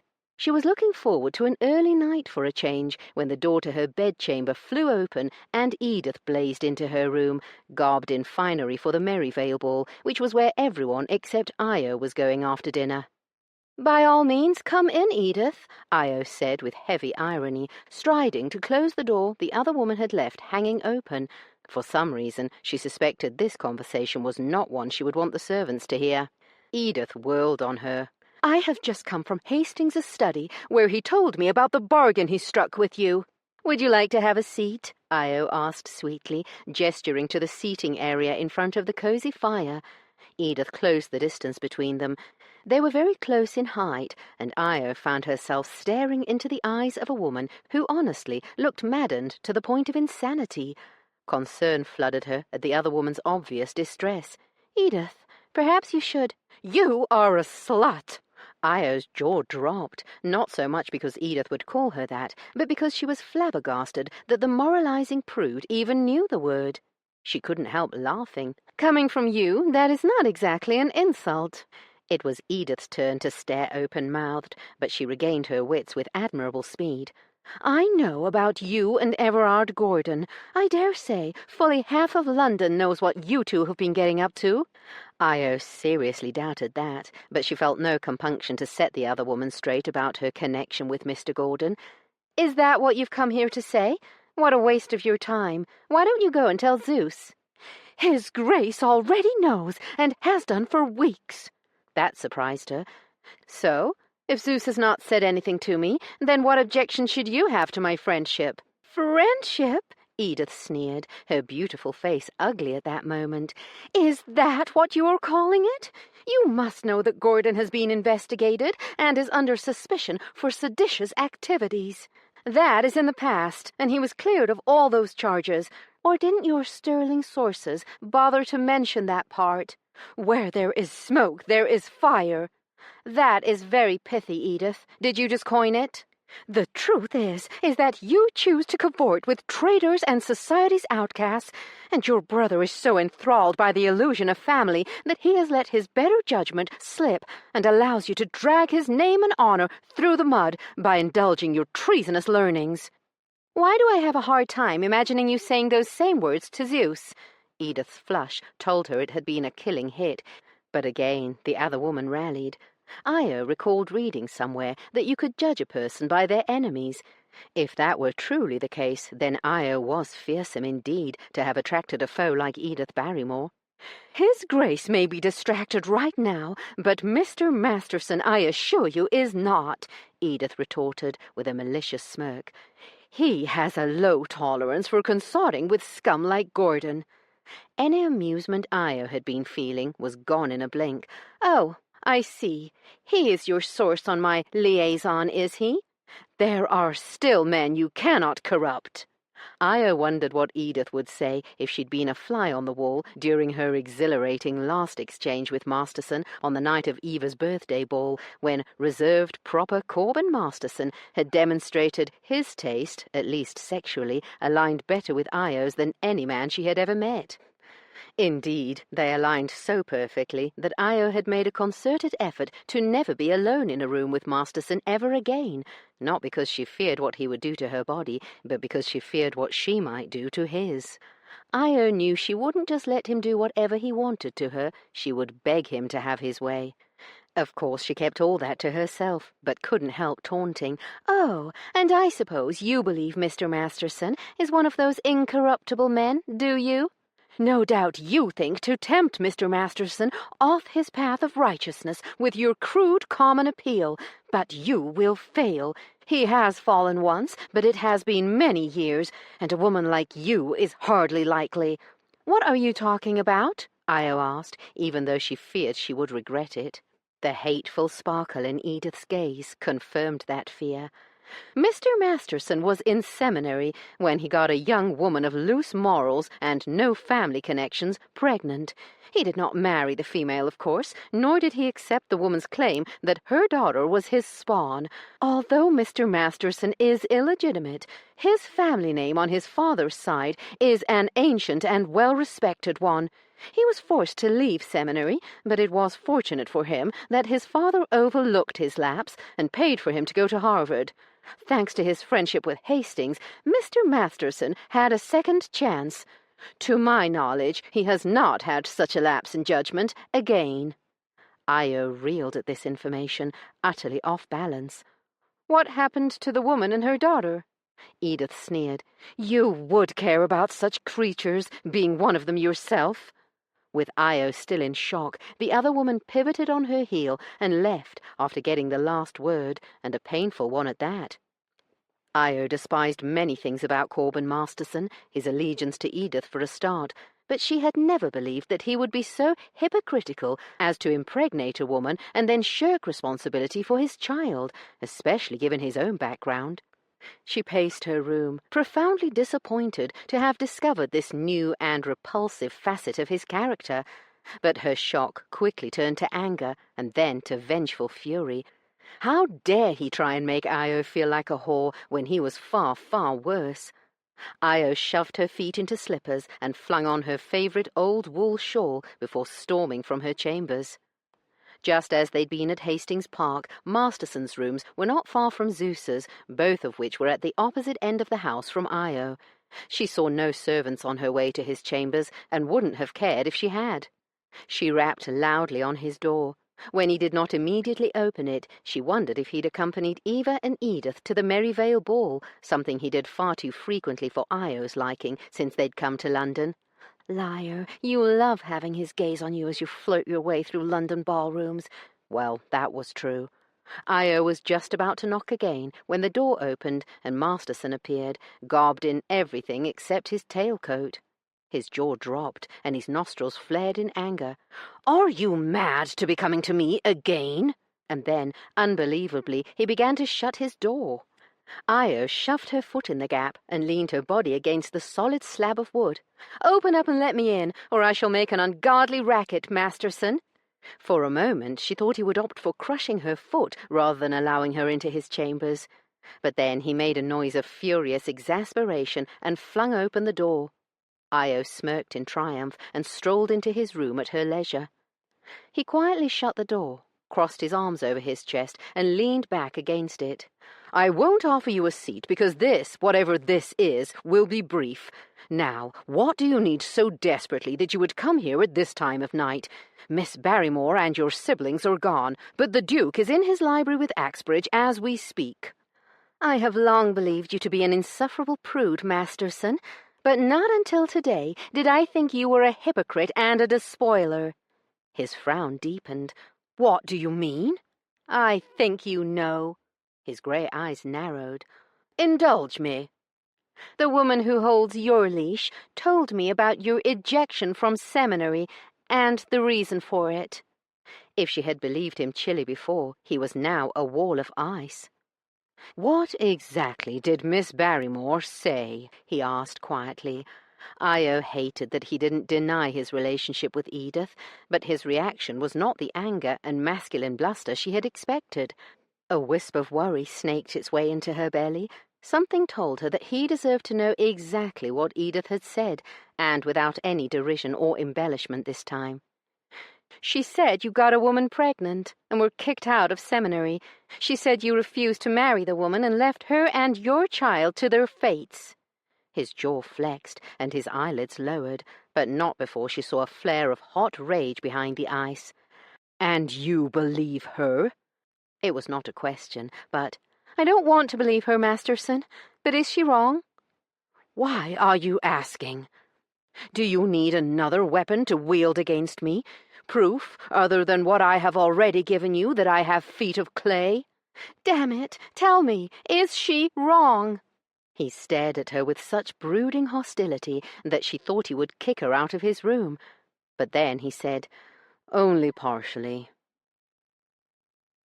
After the way Miss Barrymore had behaved toward Lord Balthazar and Mrs. Dryden, Corben was not surprised that she had disseminated such information about him, but he was deeply disappointed. He'd not believed her to be a cruel woman, but then perhaps she had opted to destroy the attraction that blazed between him and Lady Io. Corben was no idiot, well, not usually. He knew that Hastings and probably everyone else in their small circle was also aware of the attraction, or whatever it was. Corben had never wanted to talk to anyone about Emma before, but for some reason he did now. "I did get a woman pregnant," he confessed, wincing at how bald the words sounded out loud. "But Miss Barrymore has the story the other way around. I did not refuse to marry her, nor did I abandon her. The woman in question was not free to marry me." He was vaguely amused by the astonishment on her face. "No, it is not what you are thinking. The self-righteous seminary student did not commit adultery with a woman who was living with her husband in holy matrimony, but there is a grain of truth to it. Although I did not know it at the time, I committed adultery with a woman who had been abandoned by her husband." He'd not thought about his relationship with Emma in years, but now that he was forced to mention her, he felt the same regret he always did. "I did not abandon Emma or my son."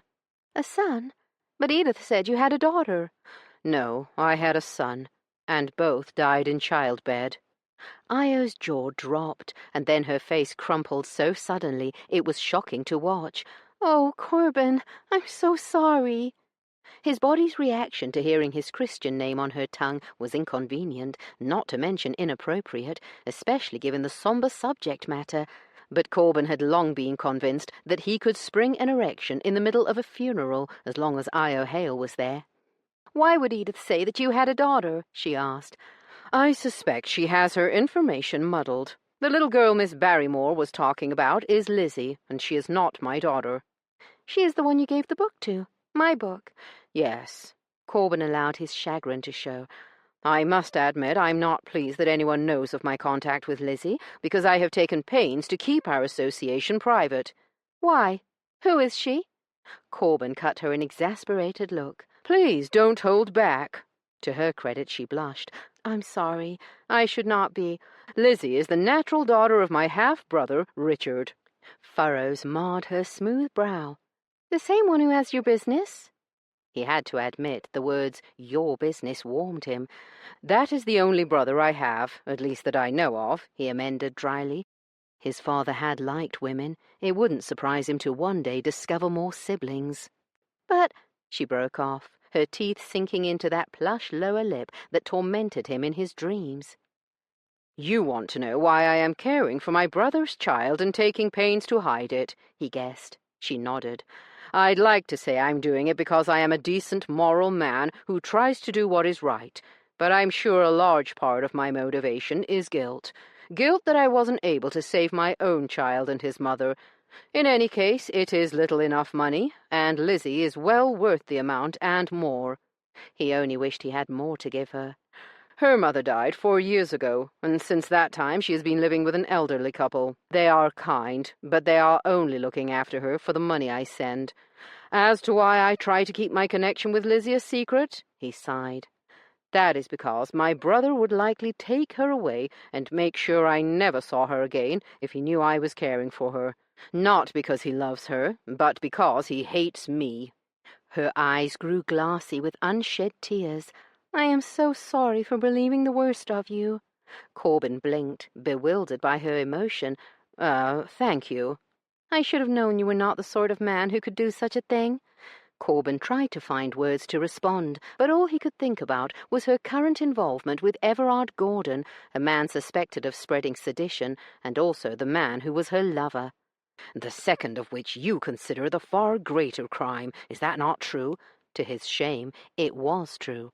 "Ask her if it is true, you fool. Now is your chance." If he asked her, he knew her expression would change instantaneously. If he asked her, she would go back to openly loathing him, while the look she was giving him now was almost tender. "You are a coward." When it came to Io Hale, he was. "Good night, Masterson," she said, robbing him of his chance to wreck the tenuous truce between them. "Don't worry. I will make sure nobody is about before I go," she said, her smile weary rather than sarcastic or combative. Corbin roused himself to get to the door first and open it for her, watching mutely as she slipped out of his room and disappeared, leaving nothing but an ache in his chest and the faint smell of lavender in his nostrils. And if Corbin's chest felt as if it had just been kicked in as he watched her leave, well, he would get over it. He always did. Chapter 18. London, the Boynton Hotel, 11 days later. Corbin glanced out the big picture window at the end of the long hotel corridor. The storm that everyone had been expecting had finally arrived.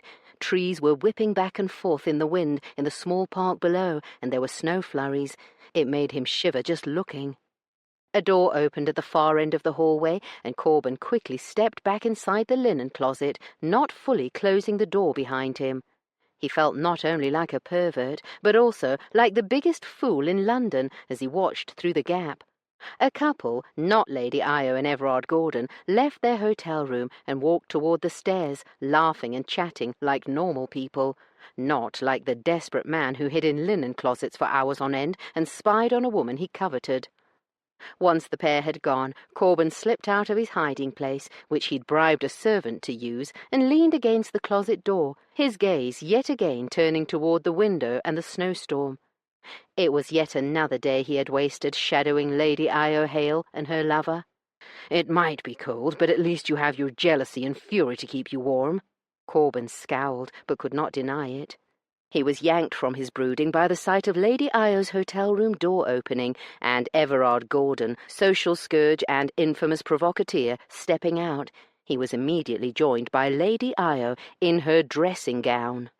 Corbin ground his teeth at the sight and watched with growing rage as neither of them made any effort at all to disguise the fact that Io, an unmarried lady, was alone in a hotel room with a scoundrel, in her dressing gown. When she stood on her toes to kiss Gordon's cheek, Corbin's vision went black, and for one irrational moment he thought his head might actually explode. When his vision cleared, he realized, belatedly, that he had not ducked back into his hidey-hole, and Lady Io was leaning against her door-frame, arms crossed, smirk visible from even this distance. Corbin was torn. Storm directly to Io and throttle her, or follow Gordon and beat him to death, slowly. After all, he knew where Gordon lived, and it would be far better to commit battery at the man's lair rather than in the corridor of one of London's most exclusive hotels. As he strode toward her, her dark eyebrows arched, and she gave him a look of unholy glee. "Fancy seeing you here!" "What the hell do you think you are doing?" he retorted, too furious to lower his voice. She winced and glanced up and down the empty hallway. "Oh, now you are worried about attracting attention," he raged. She grabbed his arm and yanked him into her room, slamming the door behind him. Corbin could not hold his anger in check for another second. "I know you have no care for your reputation, but a gentleman should make every effort not to cast shame on a woman, at least not one he respects or admires. By being with you in a hotel, alone, Gordon has irreparably damaged your reputation, my lady, and if—" "You were alone with me in my hotel room, Masterson?" Corbin's jaw sagged. That is different, he sputtered. Yes, it is, but not for the reasons you think. Why, because I am not your lover, but merely your brother's employee? He lashed out, closing the distance between them and not stopping until his body was pressed against hers, his hands like manacles around her upper arms. No, because he isn't. Corbin goggled. He isn't what? My lover. He remained riveted in place. Lady Io shrugged, and he realized he must be hurting her. When he released her, she tugged on her sash and removed her robe. Corbin gaped. She was fully dressed beneath the dressing gown. That seemed odd. He looked up from her staid navy-wool walking costume and met her mocking gaze. He cleared his throat, scrambling for his outrage, finding only scraps remaining. Still he pressed on. If he is not your lover, then what was he doing in this room? 2 things. 1, we were talking about the article I'm writing for his magazine, and 2, as you have been so devoted to stalking me, I decided that I should use this opportunity to make you jealous. Jealous? He roared. Oh, and you only wish that were true, for your I know it is, Corbin. His mouth hung open, and his eyes followed her fingers, which were unbuttoning her bodice. What are you doing? He demanded sternly, although to be truthful, it sounded more like an asthmatic wheeze. What does it look like I'm doing? He swallowed as she exposed the hint of a very plain chemise. Corbin yanked his gaze back up, his eyes narrowing. You are torturing me, he hissed, and then stepped closer and put both hands around her slender throat. You are always torturing me, his fingers flexed. It would be so easy to choke the life out of you. Do it, she taunted, tilting her chin back and baring her throat for his hands. I know you want to. His hands tightened, and her breathing roughened, her gaze as provoking and defiant as ever. I should, he muttered, and then words he had never intended to speak spilled out of his mouth. I should fuck you, get you out of my system, and then throttle you. Her eyes blazed, and her body went pliant at his crude words. Before he could open his mouth to beg her pardon for his unforgivable crude lapse, she gave a mocking laugh and said, I suppose that is better than throttling me and then fucking me. Had he been thinking about apologizing? But tell me, sir, do you think 1 fuck will be enough to exorcise me? Oh, her wicked, wicked mouth, and the words that came out of it, and what those words did to his cock. You are a man, not a beast. Corbin gritted his jaw hard enough to crack his teeth and reluctantly released her throat. You are the very devil herself. As she had done twice before, she laid her hand on his chest, but the expression was far different than those other times, not sly and challenging, but almost yearning. You must know that I want you. Damnation, woman, he said, his voice thick with desire. She smiled, and it was a wry expression. I think you want me, too. With the heat of 1,000 suns, he blurted. She laughed, and then she turned on her heel. Then shut up, come to bed, and take me. Io genuinely did not think Masterson would follow her. Indeed, she'd been far more certain that he would strangle her, as he'd looked like a man demented, and nothing like the cool, implacable moral pillar of society she had met all those weeks ago. She unbuttoned her gown enough that she could shimmy out of it as she walked from the suite's entryway to the bedchamber, pausing long enough to step out of the dress, leaving it on the floor behind her. When she reached the bed, she wore only her shift, hose, and garters. Io turned around, not sure of what she would find. Masterson was only a foot away, his grey eyes so hot they were all but smoking. Io watched the man in front of her war with himself. Morality clubbed desire over the head, but desire fought dirty and kicked the legs right out from under morality. You witch, he snarled, and then moved like a blur. When his arms closed around her and his mouth crushed hers, Io melted into his embrace. He was hard beneath her, the heat of him searing her through her thin chemise. His large hand slid over her body as if becoming reacquainted after an absence of years. Io surrendered to his kisses, allowing him to set the pace. He plundered her with a deep, passionate desire that his normally cool, controlled facade belied. She had long known a man lived beneath the layers of proper suiting and stern convention, but she'd never dared to hope that she would one day hold him in her arms. He pulled away, breathing heavily, and plucked at her chemise. "I want this off." She shivered at his heated, hungry tone. "And I want you naked," she said, lifting her chemise over her head.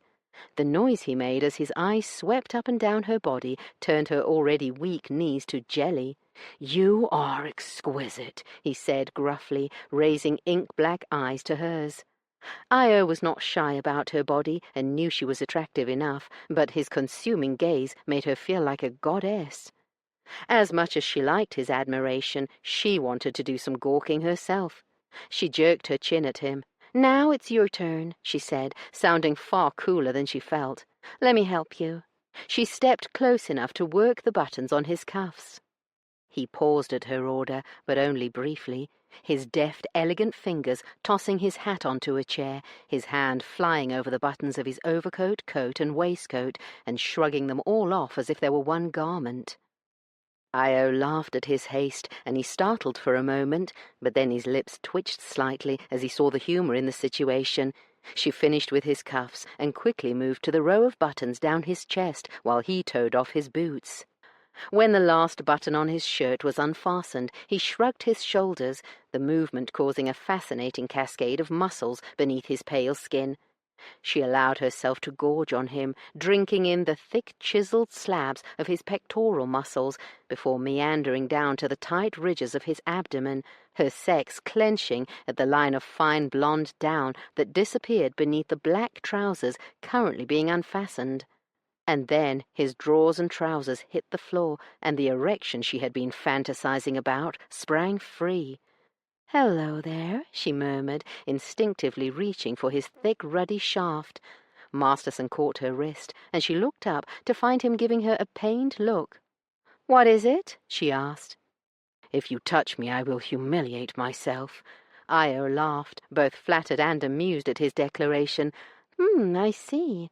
Well then, fetch a condom, and we can make this first time quick." Her eyelids lowered, "and the next one more leisurely." He frowned. "Condom?" Her good humor fled. "Have you never heard of them?" she asked sweetly. He flushed. "I have no diseases." "They are not only prophylactics, Masterson. They are also for my protection against pregnancy." His jaw flexed, and he stared at her. "Oh," Io said, taking a step away from him, "I see. If we were to fuck, then marriage would speedily follow." She cocked her head and asked with mock innocence, "Or are we already betrothed, because you've seen my bare breasts and sex, and I've had your penis in my mouth? And if we are engaged, then it naturally follows that I will immediately wish to be ploughed and seeded by you." His face turned a dull brick red, and he reached down and yanked the drawers and trousers he'd just dropped a scant moment before. When he stood, his expression was as cold as a winter wind coming off the Great Lakes. "I apologize," he said, enunciating each word because he knew that she hated such masculine chivalry. He made short work of buttoning his trousers and ruthlessly shoved his feet back into his shoes. "Here you go again, subverting your own desires with that razor-sharp tongue of yours." The words were like a splash of icy water, both waking her up and cooling her sudden burst of temper. "Oh, no, you don't," she said, when Masterson snatched up his shirt and began to shrug into it. She stepped up to him and claimed his hard, frowning mouth, wrapping her arms around his neck and pulling him lower. For one horrible second, that seemed to last a lifetime, he did not move, not to push her away, but also not to return her kiss. And then he growled, a savage noise she would never have thought he was capable of making, and seized her in a crushing embrace. Io released his neck and shoved her hands between their bodies, her fingers fumbling on the buttons of his trousers. He groaned and grabbed her, leaving the undressing to her as he worshipped her body with his hands. Only when she'd unbuttoned his trousers and shoved them down with his drawers did she break away and mutter, "Shoes." Once again he toed off his polished shoes, which had likely been ruined by today's cruel treatment. When he was naked, she held him at arm's length, holding firm to his bulging biceps when he tried to get to her. "Stand still, Corbin. I want to see you." One moment she was staring at him, and the next she was flying through the air. Io gave an undignified shriek as she landed on the bed. "You will issue no more orders today, my lady, at least none that I will obey," he added darkly. "But I've had all I'm going to take from you. On your back, now," he snarled as he stalked toward the bed. Io shivered at the raw domination in his voice and decided she liked it too much to defy him. Even so, she took her time obeying him, just because. Only when she was positioned the way he wanted did she look up and meet his crazed eyes as he loomed over her, his chest rising and falling far faster than was usual for the tightly laced Mr. Masterson. "Spread your thighs," he barked. Her lips parted in shock. "If I have to repeat myself, I will—" Io quickly complied, curious and excited to see what would happen next. Corbin yanked the low bench from the dressing table over, sat down, and then lowered his head between her thighs. Any worry she'd had that he might not know what he was about fled at the first touch of his tongue. Io was beyond stunned. She would have wagered a year's allowance that Corbin Masterson had never even heard of any sexual act beyond that involving a penis and vagina. Sometimes, she thought, arching her back and moaning, it was nice to be proven wrong. It had been ages since Corbin had wanted to engage in such an intimate act with a woman, but he'd been starving for Io Hale for what felt like years. Part of him knew he'd be shocked by his coarse behavior later when he wasn't consumed by lust, but his actions and tone had been just what she wanted. Besides, he wouldn't have been able to temper himself if he'd tried, and he was going to make this proud, arrogant woman beg him to make her scream his name. She was so wet for him, so eager, that it knocked any vestiges of sense from his head. Corbin teased her little nub, just enough to make her shudder and murmur, and then he drifted away, exploring the rest of her, licking and nibbling her outer and then inner lips before settling over her tight entrance, probing her in a manner that was suggestive of what he was going to do to her next. Her hands slid into his hair. "Masterson, please." He smirked, closing his lips around her pearl, and sucked. "Yes," she hissed, thrusting herself against his mouth while her hand pushed him lower. Corbin released her, amused by her groan of disappointment, and the way she tried to chase his tongue as he resumed exploring the rest of her. Not until she growled, sounding just like an enraged mink he'd once heard while he'd been in the far north, did he look up and meet her furious gaze. "Corbin," she said, making his name a quiet threat. He hummed, lightly licking. "I am not amused." He burst out laughing, earning a scowl. "I'm terribly sorry," he lied. "Am I doing something wrong? Why don't you instruct me?" "You know what I want." "Tell me anyway," he taunted, using the very tip of his tongue to rub a part of her he knew would loosen her resolve and demolish her pride. Her eyelids fluttered, and she groaned. "My God, just give me a damned orgasm." He raised his eyebrows. "Please," she snarled. Corbin sucked the scowl right off her face, easily working her responsive body toward a climax. When she was lifting her hips off the bed and he could feel the contractions building for release deep inside her, he again pulled back. Her eyes popped open, her look one of utter disbelief. Corbin smiled. "Now, ask me again, sweetly this time, like a good girl would." Io was not nearly as surprised by Corbin's silky command as she was by her body's reaction to it. Judging by the smug look on his face, which was twice as attractive as usual with his red, slick lips, he'd felt her body gathering for release and had purposely pulled away to deprive her. The demon! "Like a good girl? I suppose you will be wanting me to call you Sir next." His eyelids, already drooping, lowered even more. "Masterson will do nicely, until I come up with something better."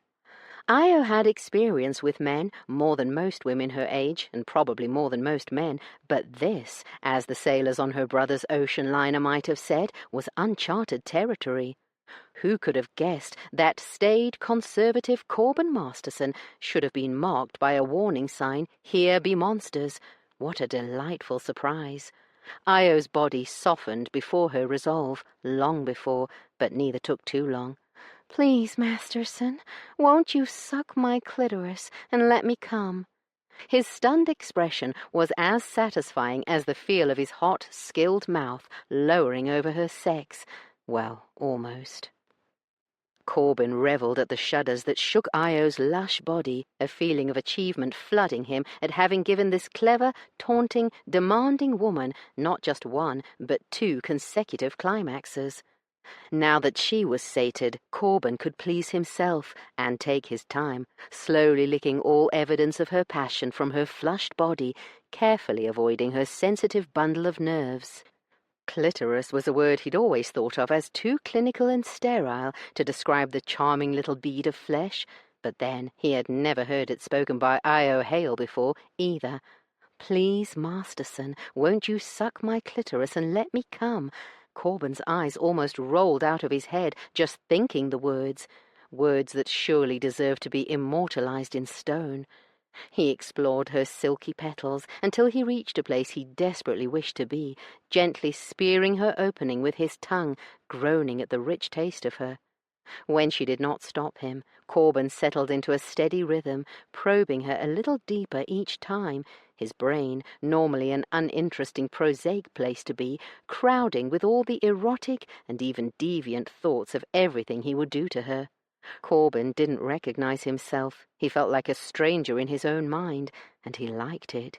He also liked this. He could stay between her thighs all day long.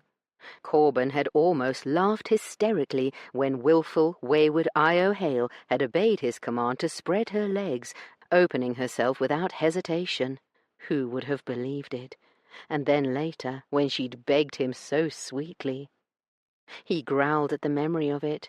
Corbin had been called Masterson all his life, through boarding school, college, the war, and his career.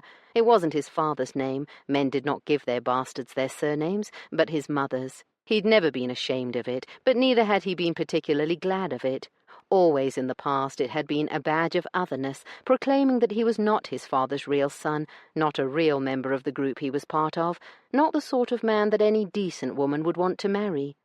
But the way Io had said it had sounded like the most sensual word in the world. "Listen to yourself," a voice inside him scoffed. "You are smitten." Corbin had no problem ignoring the voice for once. Instead, he slid deeper, seeing how much he could get away with, tonguing her deeply until his nose was nestled at the base of her clitoris. She shifted, slowly pushing up on her elbows. Rather than look shy after screaming out her climaxes, he mentally amended, her eyes were hooded, and she was smiling even more wickedly than usual, which was saying something. "Are you going to stay down there all day?" she teased. "I will if I please," he retorted. She crooked a finger at him. "I like this, but we can come back to it later.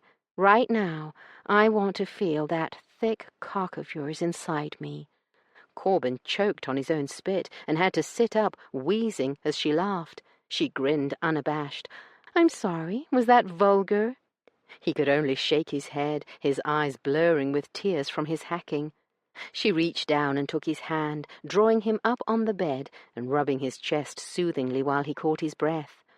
Corbin kept expecting her to claw or bite or insult him, but she merely stroked him, almost lovingly.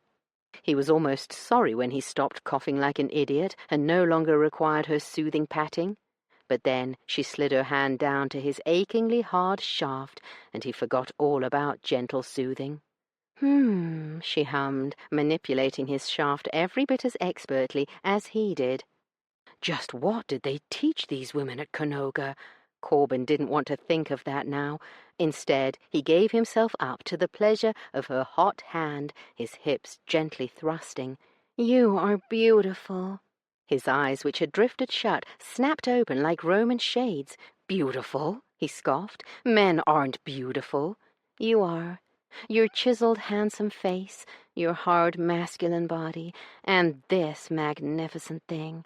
Corbin gulped loudly. She grinned at the mortifying sound, and then squeezed his shaft so hard that it was almost painful, just the way he liked. In fact, it was too much the way he liked it. "I need to be inside of you," he said gruffly, "before I give you yet another reason to mock me." She laughed and laid back. "Put a condom on and fuck me, Masterson. There's one in my satchel," she added when he hesitated. Corbin opened his mouth to ask what in the hell she was doing travelling around with Johnnies in her bag, but decided to leave it for later. He found them tucked inside the folded pamphlets she always gave away, no matter the place or time, and heaved a sigh of relief, grateful that she did not seem to have brought them for Gordon. He tore it open and was about to put it on when she called out, "Come here and do it. I want to watch." Corbin bit back a groan. He would never make it through the next 5 minutes without ejaculating and embarrassing himself. As things turned out, he embarrassed himself a lot sooner than that. He took the rubber out of its packet, and perhaps he gripped it too hard or pulled it too tightly. Whatever the reason, it tore. Io's mesmerizing eyes narrowed as she stared up at him, comprehension dawning. "You've never used one of those before, have you?" Corbin wanted to lie, to keep the sparkle in her gaze, but he could not bring himself to do it. "No." She looked genuinely shocked. "Never?" He ground his teeth. "No." "Corbin Masterson," she said, making his name sound like an especially vulgar epithet. "you are such a typical selfish, thoughtless man. If not for your own protection, you should always wear one for your lover." He sighed and absorbed her abuse, rather than take umbrage and storm from the room, as one or both of them had done far too many times in the past. "Are you finished mocking me yet?" he asked with exaggerated patience. She ignored his question. "The only way you will ever put your tallywag into my nettle bed is with it covered in rubber." Rather than lose his erection at her carping, not to mention her crude cant for human reproductive organs, Corbin got harder than ever, and something else happened as he absorbed her abuse, something visceral and shocking. He briefly closed his eyes, appalled as he put a name to the emotion that had been tormenting him for weeks, nay, months. Corbin had gone and done the most foolish thing in his life. He didn't just want Io Hale. He'd fallen in love with the beautiful shrew. Fortunately, Io didn't appear to notice the way the world had suddenly shifted on its axis. "Get another rubber, Masterson," she barked. "This time I'll put it on you." Masterson had looked so chastened, so guilty about the condom, that Io hadn't the heart to keep haranguing him, a fact that would have amazed her siblings, who wouldn't believe that she could be anything less than militant about contraception and prophylaxis. He obediently returned to the bed with another condom. "Come closer, Masterson. Your trouser serpent is impressively long. It is my arms that are too short to reach you," she teased. He gave a startled laugh, but came closer, a blush creeping up his truly splendid chest to the strong column of his throat. "Trouser serpent?" "My sister is working on compiling the world's greatest lexicon of cant. I have learned a few things along the way." "Most of them naughty, I'll wager." "You would probably make money off that bet," she admitted absently, surprised and pleased that he was still as hard as he'd been before this lesson in responsible coitus. What a delicious love wand you have, sir." Io smirked as he gasped, whether at the ridiculous term or her firm stroke she didn't know. His thick shaft jerked in her hand, and the copious amount of pre-ejaculate flowing from the lovely fat crown told her that poor Mr. Masterson was on the edge, so Io had mercy on him and quickly pulled the thin rubber sheath over his length. She had not been exaggerating when she'd complimented his size. He was stretching the device to the limit. The manufacturer needed to make more sizes, that much was clear. When she looked up, she saw that he was staring at his cock, his teeth snagging his lower lip, his brow furrowed. He looked adorable. Adorable? I must be going soft in the head. When he raised his dark gaze to meet hers, a powerful bolt of desire shot to her core at the raw need she saw in his eyes. "How do you want me?" she asked in a husky voice. Corben was a bit dizzy from the emotions that had battered him over the past 10 minutes. Arousal, shame, embarrassment, more shame, continued arousal, against all logical odds, deeper shame, and finally so much desire he was surprised he hadn't already lost control. How did he want her? Good God! "Are you trying to kill me?" he muttered, climbing onto the bed and facing her. "I suppose it doesn't surprise you that I would choose the most mundane position," she grinned. "Nothing is mundane with me, Masterson." Hell, was he now going to spring an erection whenever anyone said his name? She slid her hands around his neck, her gaze suddenly softening. "I want you inside me, Corben." He took his shaft in hand and slid it through her flatteringly wet sex. It felt different, muffled, to have something between the most sensitive part of his body and the object of his desire. Her legs spread wider in invitation, and Corben took her message to heart, lining himself up with heaven and then pushing slowly. She hummed, tipping her pelvis toward him. "You are so tight," he muttered without thinking, and then met her gaze. Rather than be offended by his crude pronouncement, she looked sensually expectant, as if she liked what he'd said and wanted more. Corben had felt deeply for Emma, but their sexual relations, or at least his 17-year-old memory of them, had been nothing like this. He did not stop until he'd filled her, and his balls were resting against her hot, wet skin. She tightened her arms and held him, not that he wanted to go, and whispered, "Stay a moment. The stretch is delicious, and this feels lovely." It was beyond lovely. It was an epiphany. Corben felt a stab of guilt using a word typically reserved for religious experiences. But then, this was life-altering, not just the physical sensation, which was admittedly amazing, but the act of bedding a woman as an equal, of being bedded himself. Her arms went slack, and Corben began to move. Chapter 19. Several hours later. The sun was going down when Corben woke with a start, confusion flooding him as he looked around him. The first thing he noticed was Lady Io Hale, completely dressed, sitting in a chair watching him. He sat bolt upright, saw he was naked, and yanked a sheet over his groin. "I cannot believe I fell so deeply asleep," he said, more to himself. "You were exhausted after all that exertion," she said, her teasing tone making him blush like a schoolgirl. "Why didn't you wake me?" "Because I was thinking." Why did her words give him chills? "I greatly enjoyed this afternoon, Masterson. I want to do it again." Corben's jaw dropped at her words, which were the last thing he'd ever expected to hear. "Then you agree to meet you once a week, here, until we can work this, whatever it is between us, out of our systems." The joy he'd been feeling was instantly snuffed. "That was not what I had in mind," he said, when it was obvious she wanted an answer. Her eyes narrowed. "Please tell me you weren't thinking along other, more boring and predictable lines." "As I'm naturally so boring and predictable, you will have to define that more clearly for me," he said icily, flinging away the sheet and swinging his feet off the bed. He glanced around for his clothing, which he vaguely recalled throwing to the four winds, and spotted all his garments draped neatly across the back of a chair. Corben knew he had her to thank for it, which only irrationally made him angrier. As did her eyes on him as he crossed the room. A woman of virtue would have looked away from his nudity, not so Io Hale.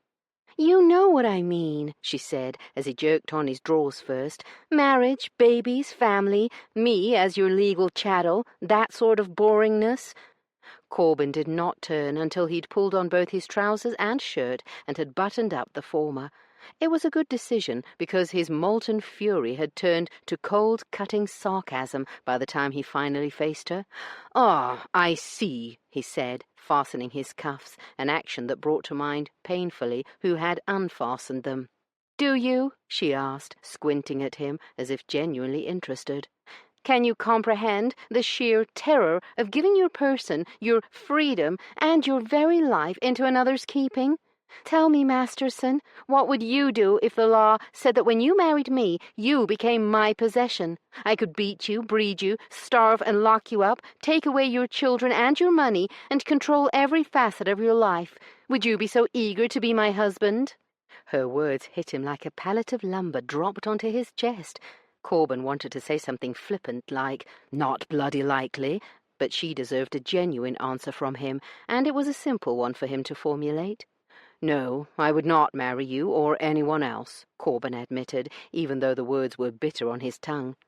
Her lips parted, and he watched as her righteous anger bled away. "Thank you for answering me honestly." He did not want her gratitude. He wanted her, goddammit. Rather than admit that mortifying fact, he slipped on his waistcoat and said, "So then, what did you have in mind?" "We meet here at the Boynton, or somewhere else you choose, once a week until we work each other from our systems." Corben was tempted to tell her that would be never for him, but half a loaf was better than none at all, wasn't it? "Except Lady Io Hale is not a loaf of bread, and you will likely feel pain equal to losing a limb when she tires of you." He suspected that was true. He also suspected he would miss her until the end of his days. And yet Corben opened his mouth and said, "I agree. We will meet here. Every Wednesday." Chapter 20. 1 week later. Io was so excited that she could not concentrate on the article about Canoga that she was finishing up for Everard Gordon's magazine.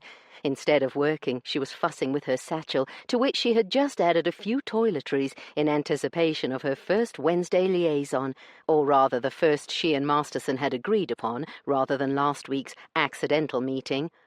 Io allowed herself a brief smirk at how clever she'd been to get Masterson into that hotel room last week.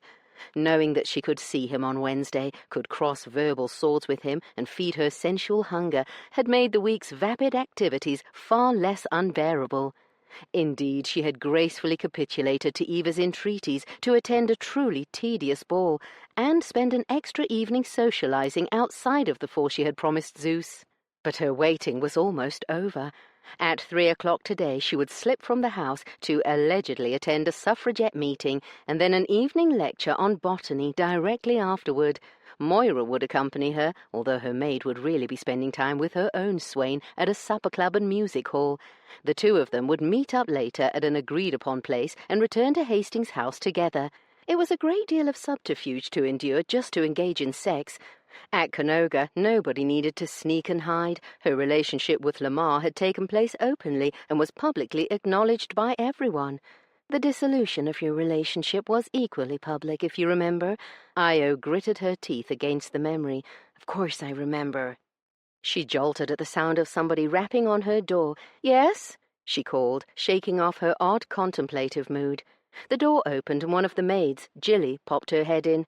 "His Grace asks that you join him in his study, my lady." "Thank you," Io said, smiling at the servant, and then losing the expression immediately once the door had closed. What in the world did her brother want now, and why did any summons from him always lead to conflict? Io glanced at the clock, and then sighed when she saw it was only a little after 1:30. There was still plenty of time before she needed to leave. When she arrived at her brother's study, one of his snotty footmen opened the door without grilling her for a change. With a sense of foreboding, she entered the large room. The first thing she saw was Zeus rising from behind his desk. The second was the man she was going to meet later that day. And then she saw Zeus's fiancé and stopped short a few feet into the room. "Am I getting called onto the carpet?" Her brother's pained look answered her question. Io pointed at Edith. "If she stays, then I go." Zeus inhaled deeply, his almost colourless eyes fixed on Io for several seconds before he said, "Please excuse us, Edith." Io wasn't the only one who was stunned. Edith's expression of shock was priceless. "But, John—" Edith's poisonous cake-hole shut with a snap when Zeus turned to face her. She nodded, obviously stung. "Very well," she said, her bearing stiffly regal as she stood. "I will leave you to your discussion." And then she sailed from the room, head held high. Io's malevolent gaze turned to Masterson. "Do not glare at Corben," the Duke said. "He is not the one who reported what you are doing." Irrationally, that disclosure only made her glare harder at her lover before wrenching her gaze away and facing her brother. "If this is about Mr. Gordon, you should know we are not and have never been lovers. I am only writing an article for Mr. Gordon's magazine. I am not financing any of his endeavours." "This is not about Everard Gordon." Io flung up her hands. Then what else have I done now? Failed to speak to the correct people at yesterday's wretched tea party at the Countess of Moreland's house? Or did I not give the correct curtsy to the Dowager Duchess of Sale? I know how you have been spending your allowance. It was not what she'd been expecting. And this money is for you, Io, she shrugged. Yes, I know. I am spending it. Why are you doing this? Zeus asked warily. Are you really saying you don't agree with me donating money? Putting aside the nature of the charities you have chosen to sponsor, he glanced down at something on his desk and said, organizations such as the Blue Stocking Brigade, Society of Sappho, and the Ladies' National Association for the Repeal of the Contagious Diseases Acts, to name but a few, he looked up. Your allowance was intended for you to spend on yourself, for personal items and such. These expenditures are personal, he sighed. Do you want me to curtail your allowance? Do what you feel you must, she retorted. His nostrils pinched and his jaw tightened in a way that told her he was reining in his temper.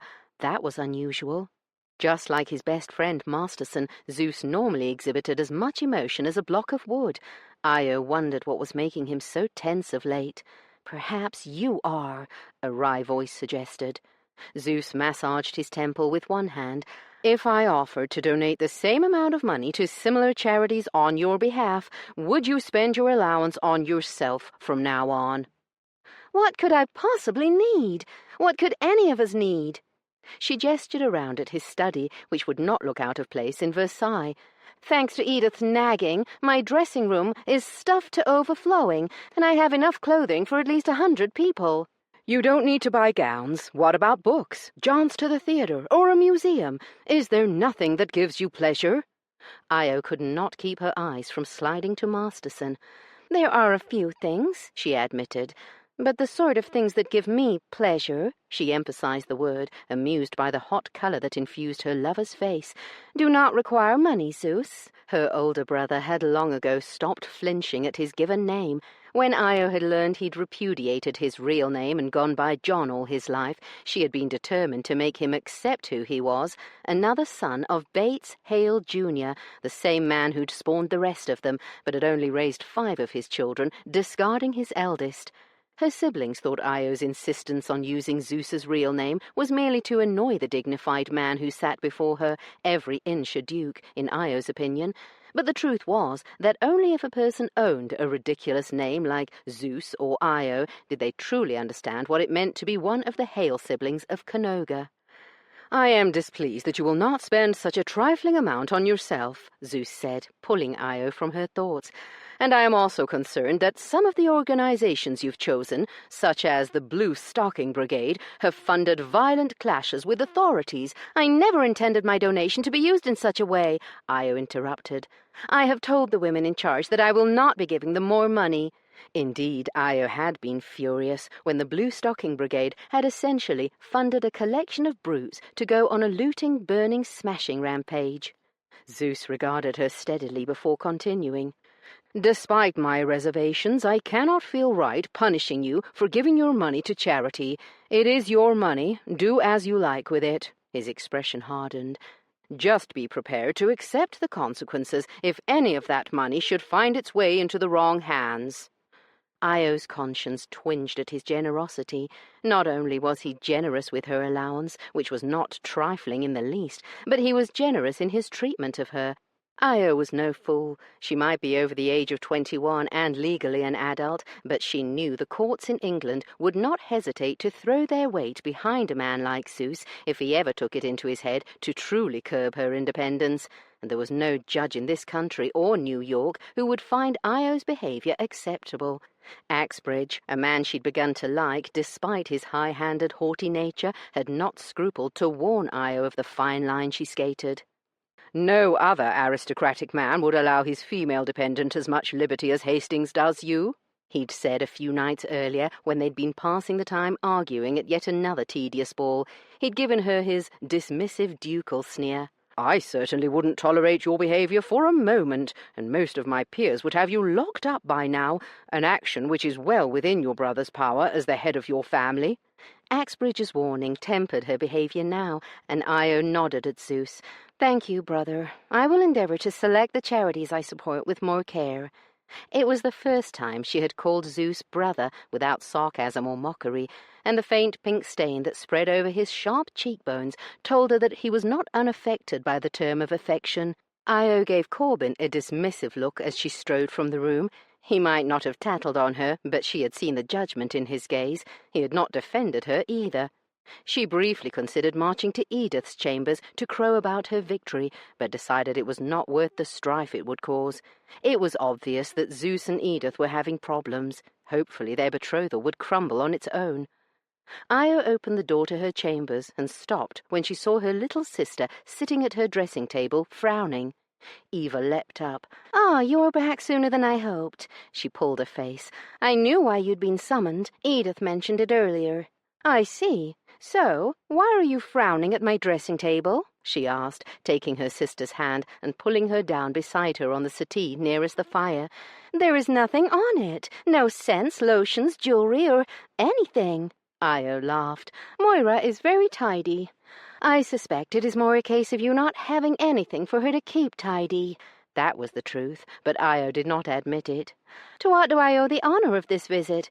"Oh, Yo-Yo, I wish I were good like you," Eva said, laying her head on Io's shoulder. "Good?" Io laughed, gazing fondly at her little sister. "Hardly that." "I just mean that you dress in moderation. You do not want jewels. You do not care if you wear the same gown to every ball, whereas I—" Io squeezed her adorable little sister tightly and kissed the top of her head.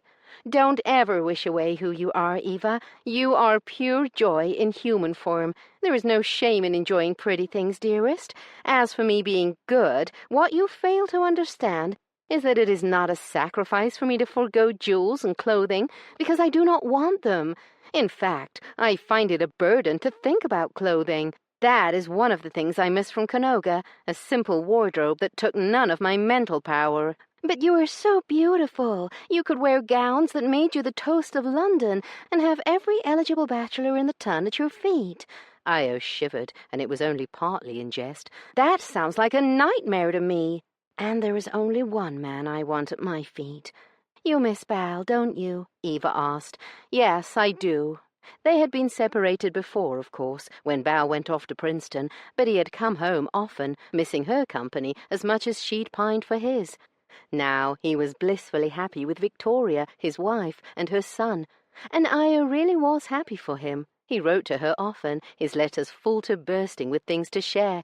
Io wrote back to him every week, her letters scant and empty because of everything she had to conceal. "I miss him, but I am delighted that he is happy," she said. "It must be nice to have a twin," Eva said wistfully, not for the first time. Io felt sorry for her sister in that regard.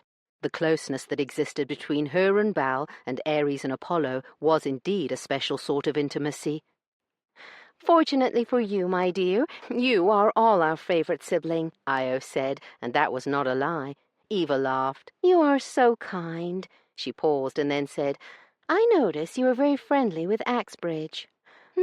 Io said, her mind on 3 o'clock. While it would be tempting to give Masterson a piece of her mind about the meeting with Zeus, she did not want to waste precious moments arguing. After all, they could do that any time, although they had scarcely exchanged a word, hostile or otherwise, since last Wednesday. "Is it that you find to talk about all the time?" "I think he is a dreadfully haughty and unfriendly man." "What's that, love?" Io asked. "Axbridge," Eva said with some asperity. "I was asking why you're friends with him." "Friends?" Io mused and then laughed. "I would call us acquaintances who like to argue." "But why?" Eva persisted, not diverted. Io shrugged. "The same reason I am friends with anyone, because I enjoy his company." Eva pulled a face. "You do? But why? He is so stern and disapproving and, I don't know, unpleasant." "Is he?" Io asked, laughing at her sister's uncharacteristically sour expression. "I confess that I hadn't noticed. I like him because he never pays me flowery, annoying compliments and always says what he is thinking." "He certainly does," Eva muttered darkly. The clock on the mantel struck the quarter hour, and Io sat up. "Oh, look at the time," she said, in a voice that sounded false and overly excited to her own ears. "Are you leaving?" Eva asked. "I thought we might go to the park later today." There was only one park worthy of the name in her sister's opinion, Hyde Park, which was Io's idea of hell at any time, but especially when all the ton was on the strut. "I can't today, darling, but I will go with you tomorrow, I promise." Io tried to ignore the excitement pounding in her chest and failed. "Where are you going?" Eva asked. "A suffragette meeting and then a talk. Just my usual little causes," she said, adopting Edith's tone on the last two words. "Oh, perhaps I might come with you sometime." Fear struck Io's heart, causing it to stutter. "Although I cannot today," Eva added, sighing as she pushed up off the settee. "I am going to get measured for my court gown." "Oh, good. I mean, aren't you glad about that?" Io scrambled at her sister's odd look. "I would be if not for—" Eva stopped abruptly and smiled. "I am enjoying it greatly." Io knew she should delve into this subject, but not today. Today she could only think of one person. Corbin paced the luxurious hotel room, castigating himself, which is what he'd been doing since last Wednesday. He should not have come. He was a terrible friend to Hastings, not to mention a traitor to his own principles. And yet wild horses could not have kept him away. Corbin stopped his frenetic pacing, slumped against the wall, and then lightly, so lightly, coasted a palm over the fabric tented by his dick, which had been hard for days, no matter how many times he'd fisted himself dry. He glanced at the clock. There was still 20 minutes until they were meant to meet. Like the eager, horny fool that he was, he'd arrived at the hotel a full hour early. He knew she was angry with him, and had hoped she might arrive early as well, so that they might get the arguing out of the way first. But here he was, all alone, mooning like a schoolboy with a hard prick. It would be wise to take the edge off, wouldn't it? Corbin was tired of embarrassing himself in front of the woman. If she did show, which was not at all guaranteed after the look of loathing she'd given him in Hastings' study, the last thing he wanted to do was go off like a Roman candle. He glanced at the clock. It was 15 seconds later than the last time he looked. There was plenty of time. Corbin closed his eyes, deftly working the buttons on his fly with only one hand. He groaned when his hot shaft hit his cool palm, squeezing himself until he'd pumped out enough slick to ease his stroking. His hand felt nothing like Io's. It was the difference between gold and dross. "You aren't doing this to fall in love with your fist, fool. You're doing this so you don't humiliate yourself again." Fair enough. Corbin stroked and imagined her body laid out before him like a feast, his tongue laving and caressing, her taut thighs flexing, soft breaths quickening. Something, a faint sound or disturbance in the air, made him open his eyes. Io was leaning against a wall, arms crossed, smiling at him. "Please, do not stop on my account. I am entranced." Chapter 21.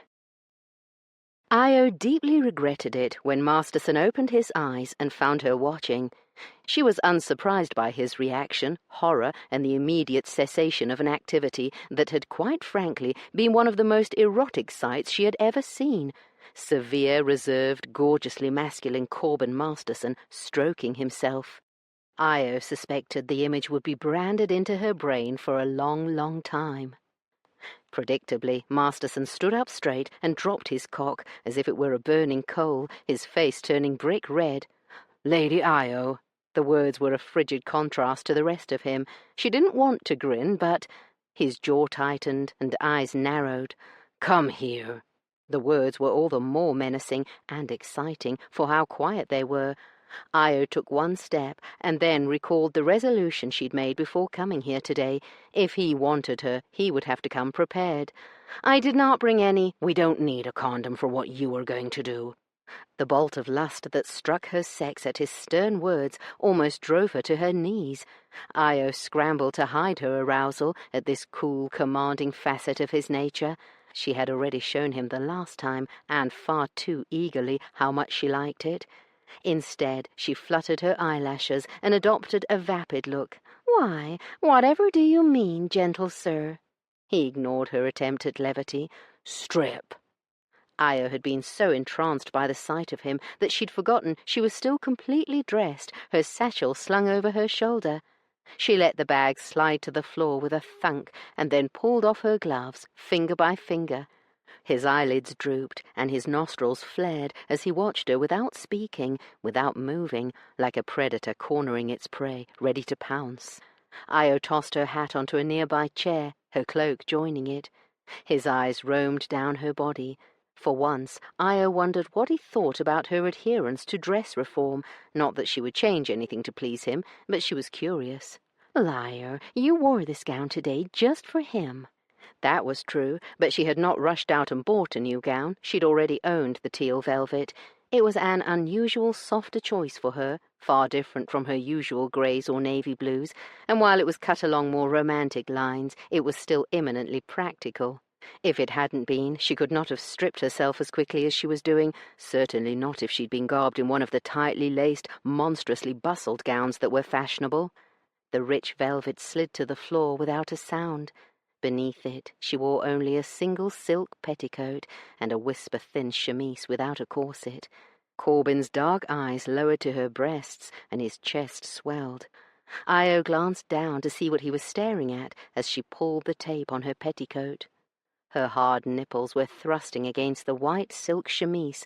Luxurious undergarments were Io's one weakness when it came to clothing. Once she dropped the petticoat, she stepped out of it and kept walking until she'd closed the distance between them. His jaw flexed, his eyes rampaging over her body, and then he reached out without a word and nudged one and then the other strap off her shoulder, causing it to float to the floor. He took his time inspecting her as she stood naked before him, his gaze a tangible caress as it stroked over her breasts, belly, and mound, and then made its leisurely way back up. Io's own jaw clenched at the tightly leashed desire she saw in his eyes.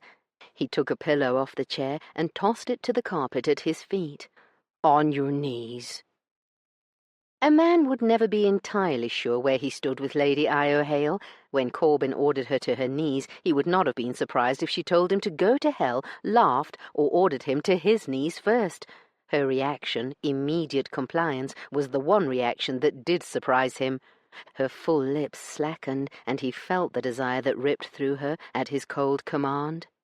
Despite her loud protestations to the contrary, his lady liked this dominant side of him, a side Corbin had always kept firmly in check, and she responded to it as if she had been specially created just for him.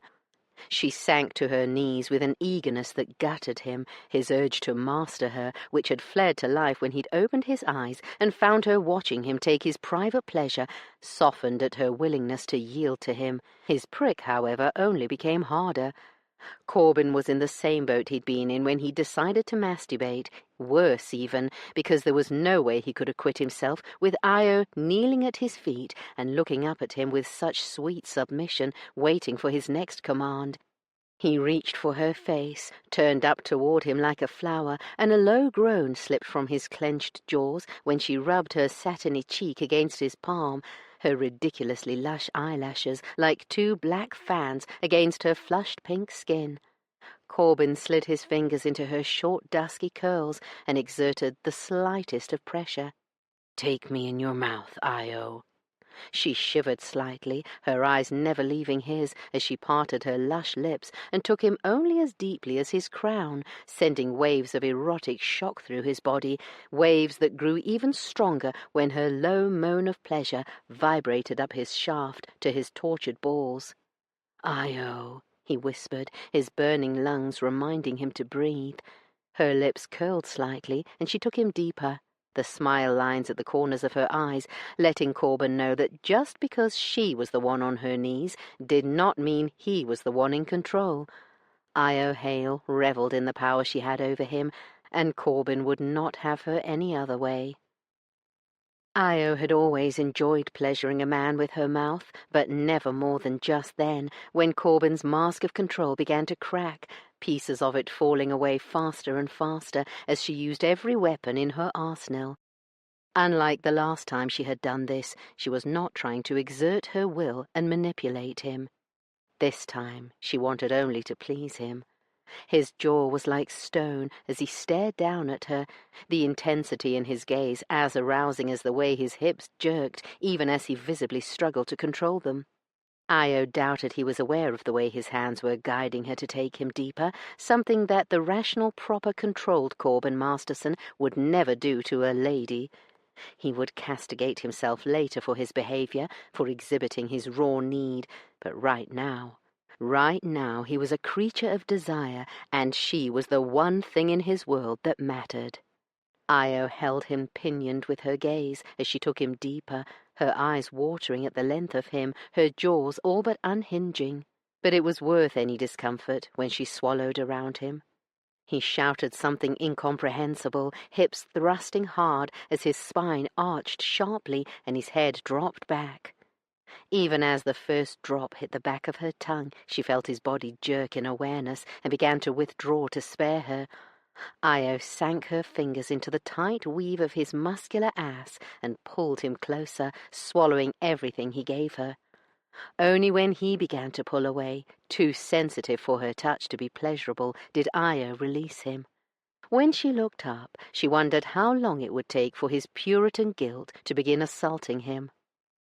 Corbin felt reality invade, even though he tried to keep it at bay.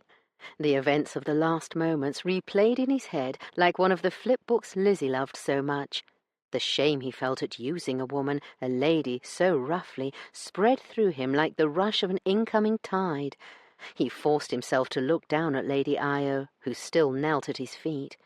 Naturally, she was waiting for him.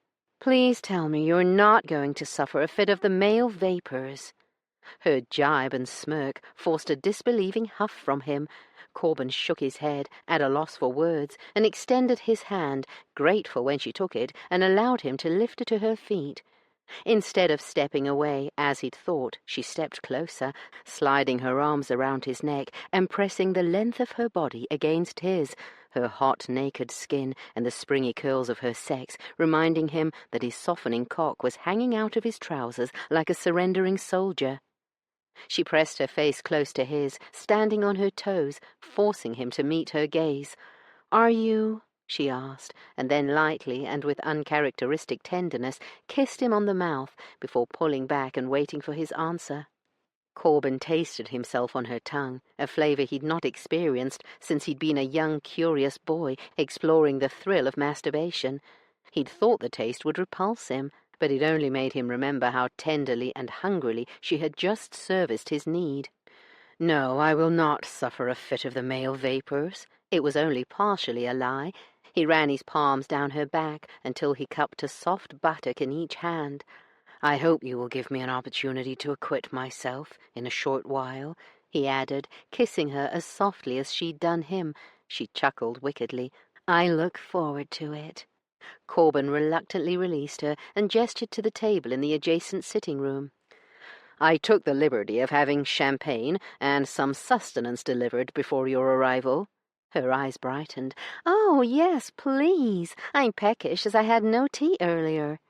Corbin was about to pull the counterpane from the bed to wrap her up against the cold when she said, "I brought my dressing gown with me."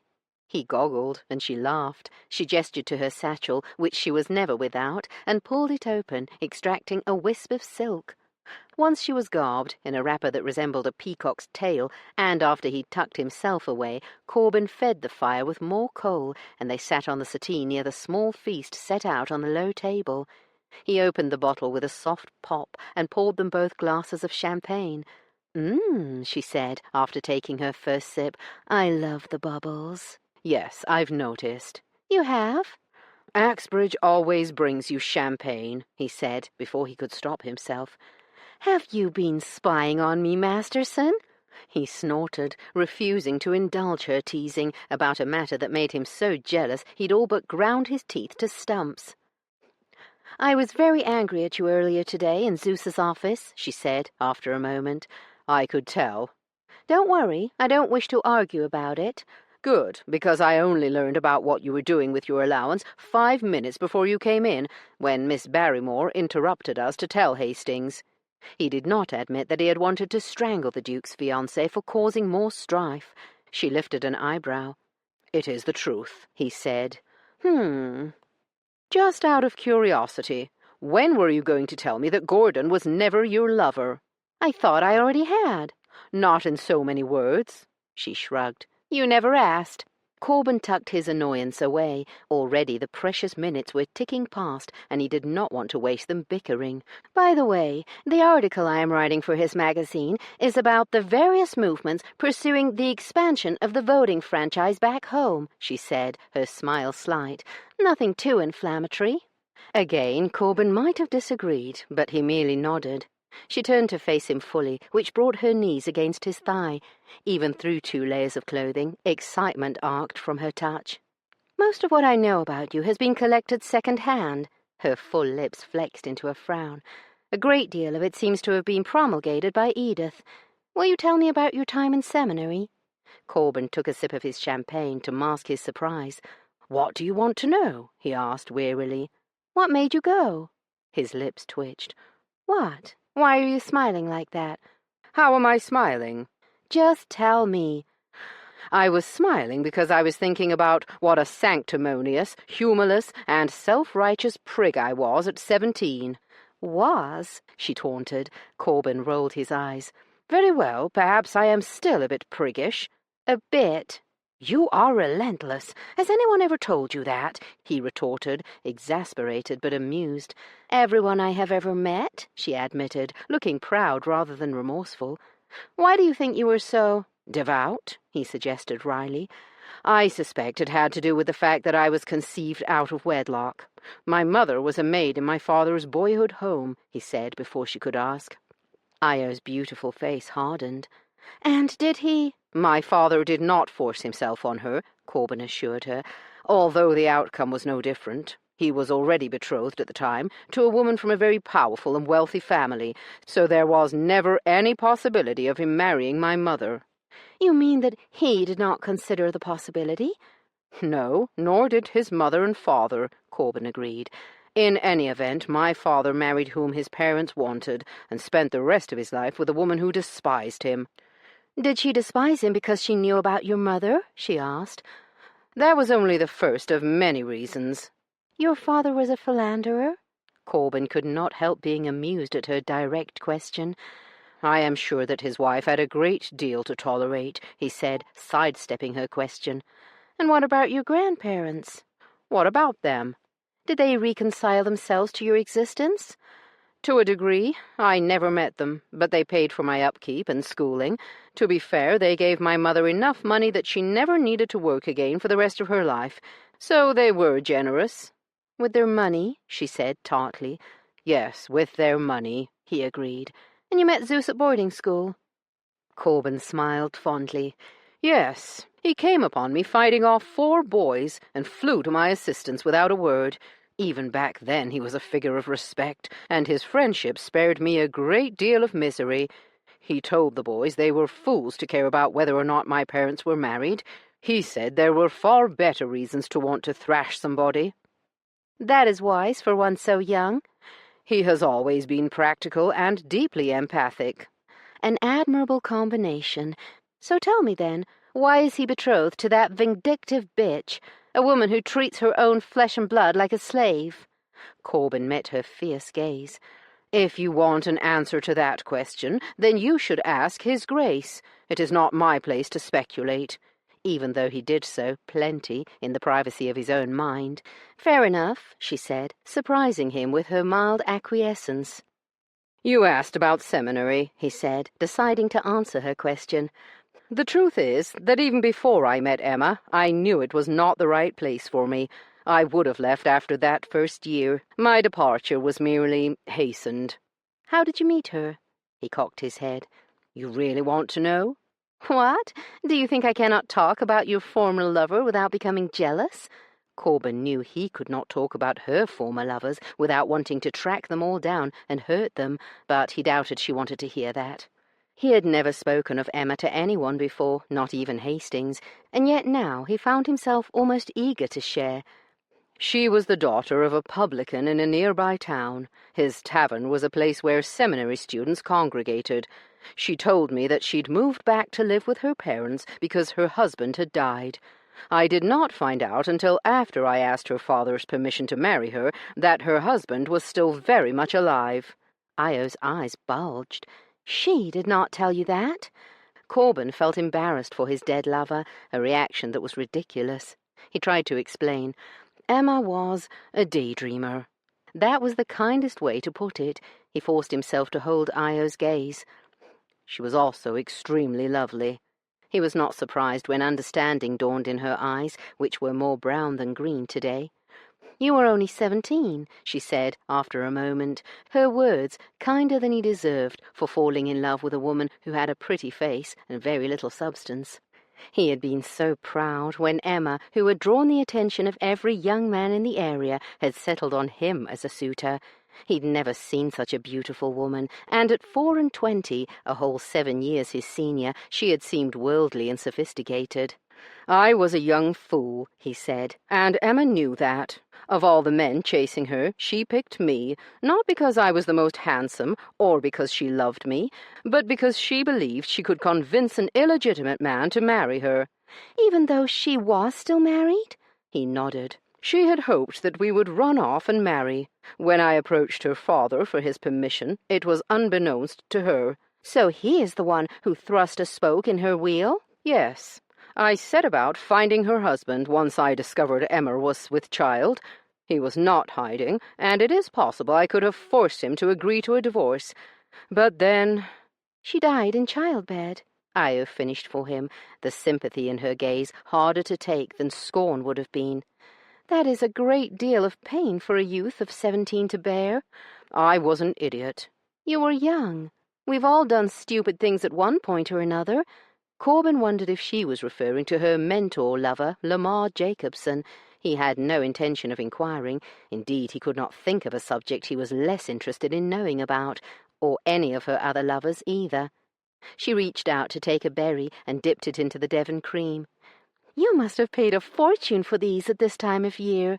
He had, but he'd noticed how she liked them at breakfast this past autumn and thought the expense well worth it if it gave her pleasure.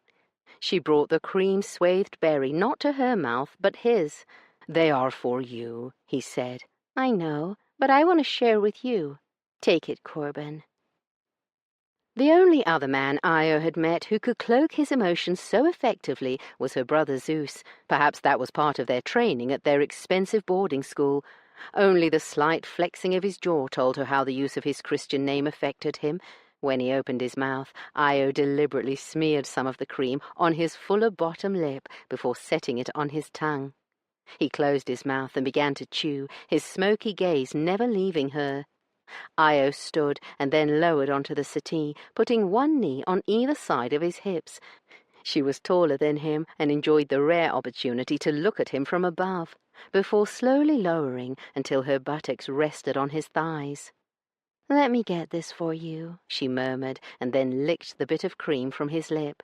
His nostrils flared as he swallowed, his hands closing around her waist.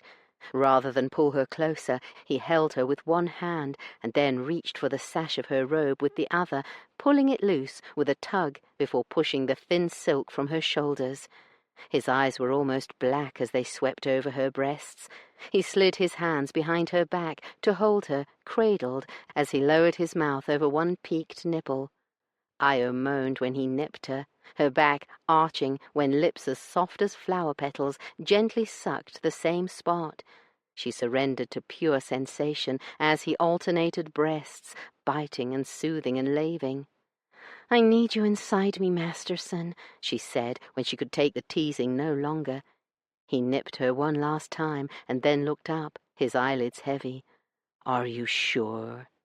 Io gave an unladylike snort. "I think I should know my own body." "Still, "I should check to make sure that I have prepared you properly," he said, and then stroked a finger between her swollen lower lips, the warm pad circling her clitoris in a way that made her grit her teeth to stop a lustful growl. "No," he said, shaking his head, his expression thoughtful. "Not quite ready, I fear." "Masterson." Tsk, tsk. "So hasty. I need to make sure you are nice and wet for me before I take you." He was trying to kill her. The next 5 minutes proved her suspicion as he teased her toward the brink of orgasm and then stopped just as her body began to shake and come apart. When he started down the same road a third time, she grabbed a thick handful of blonde hair. "Ow!" He tried to flinch away, but Io held him in place. "If you do that one more time, Masterson, I will take my revenge on you in the most diabolical way." He appeared to consider that threat for a moment before saying, "Perhaps you are almost ready." "I am ready." She released his hair. "If you check my satchel, you will find—" "I don't need one of your condoms." Before she could tell him that he most certainly did need one, he said, "I brought my own today." He gave her a smug, haughty look. "In fact, I brought several." And then her serious, stern lover winked. Io laughed, delighted by both his preparedness and his playfulness. "Then what are we waiting for? Take me to bed, Mr. Masterson." Chapter 22. The following Wednesday. Io tugged on the silky hair of the man between her thighs. "No more, please, Masterson. I cannot." His wicked tongue and lips paused their erotic labors, and she felt him press a closed-mouth kiss against her mound before prowling up her body beneath the blankets. When his head emerged, his blonde hair was an amusing mess. Who knew the painstakingly neat and tidy Corbin Masterson could look so disheveled? And who would have guessed that such a fastidious man enjoyed orally pleasuring her so much? "What are you smoking about?" he asked as he rolled onto his side and propped his head on his hand. She reached out and smoothed down his wild locks. "You look as if chickens have been nesting on your head." "I wonder whose fault that is." His lips twitched into that slight smirk that always made her belly tighten. The fact that his barely smiling lips were swollen and reddened from pleasuring her just made the sensation more intense. But Io needed time to recover from the pleasure he'd just forced from her body before she commenced their next round of bed sport, and so she purposely changed the subject to one that was not in the least erotic. "Paul said you went with him to Tattersall's yesterday." Corbin blinked at her question. Yes, I did." "He said you helped him with the documents he needed to sign. That was kind of you." Masterson's cheeks flushed at her praise. "It was nothing. Besides, I was there to look for new bloodstock for his grace." He paused and then asked, Has Lord Apollo always had difficulty reading?" "I think you can just call him Apollo when we are alone together. Indeed, I'm sure my brothers and sister would all appreciate you dropping the rather empty titles." "I will continue to do as I have been doing, my lady, regardless of where I put my lips." Io laughed. Naughty humor from stern Mr. Masterson. Who would have guessed it was possible? "I am not stern." She rolled her eyes. "You are the sternest person I know, next to Zeus, and the most unreadable." "You can't read my expression." "See," she said, pointing at him, "this is an excellent example of what I mean. You sound slightly disbelieving, but your handsome face merely looks bored." He gave a bark of laughter. "Nonsense." "It is true. Of course, now that we are lovers, I get to see more than your extremely disapproving Mr. Masterson expression." His eyelids lowered. "You do like to say my name that way, don't you?" "What way do you mean, sir?" "You know damned well what I mean." She grinned. "I do like saying your name with that particular emphasis, Mr. Masterson. And you like to think of yourself as my master, don't you?" "In bed I do," he said, his big warm hand sliding over her hip and settling on her belly. "When it comes to mastering this magnificent body, I do." They locked eyes, and Io felt the heat began to build. "I have something for you," he said gruffly, and then thrust his erection against her thigh. Io hissed, and he pumped his hips again, and then again, his lips parting, a slack, sensual look on his face as he rhythmically stroked. Io chuckled, and then reached down to close her hand around his length. "Are you humping my thigh, Masterson?" Amusement joined lust in his dark grey gaze. "You are the most astonishing woman. I never know what you are going to say next." Io did not think she flattered herself that he sounded more than a little admiring. And yet another Wednesday. "Did you follow me yesterday?" Io demanded the minute she walked into room 320. Masterson looked up from the bottle of wine he was opening, his eyebrows raised in that haughty, pretension-suppressing way he had. "Hello to you too, my lady." Io flung down her satchel and stripped off her gloves. "I am not in a mood to be toyed with. What I want to know is—" "Yes, I followed you yesterday," he said, pouring 2 glasses of ruby-coloured wine. "Damn it, Masterson!" Io flung her gloves at the console table, missing it completely. "If you don't want me to follow you, then you should bring your maid," he said coolly, bending over to pick up her gloves and then setting them on the table beside his own before turning to her. "You know I work for your brother, and after what happened this last Saturday, he yet again tasked me with—" She lifted a hand. "Please, I have heard it before." "Then you should be accustomed to it and not harangue me on the subject," he retorted, and then handed her the wine. Io snatched the glass from him, and the liquid almost sloshed over the side. She hated that Zeus asked Masterson to follow her, and, for once, her brother had a very good reason to doubt her common sense. Last Saturday had been a disaster. She had gone to meet Gordon and several of his cohorts at a coffee shop in a part of town that was, granted, less than sterling. Moira had wanted to see her swain, and it was her usual half-day, so Io had gone without a maid, and had been caught in the middle of a riot. Only the fact that Masterson had been in a hansom cab behind Io's had saved her from a very nasty afternoon. The crowd, ironically whipped up by Gordon and his cronies, had quickly turned into an unstoppable mob that had attacked friend and foe alike. When a handful of protesters turned ruffians had begun to rock her cab after the driver had fled, only Masterson and his pistol had stopped the men. He'd not spoken a word to her on the way home. When they'd reached the foyer, he'd only uttered a few terse words. "You should change your clothing immediately. Your skirt is badly torn in the back." And then he'd pivoted on his heel, heading back out the front door. "Are you going to tell Zeus?" she called after him. Masterson had opened his mouth, but it had been Edith's voice that had filled the foyer.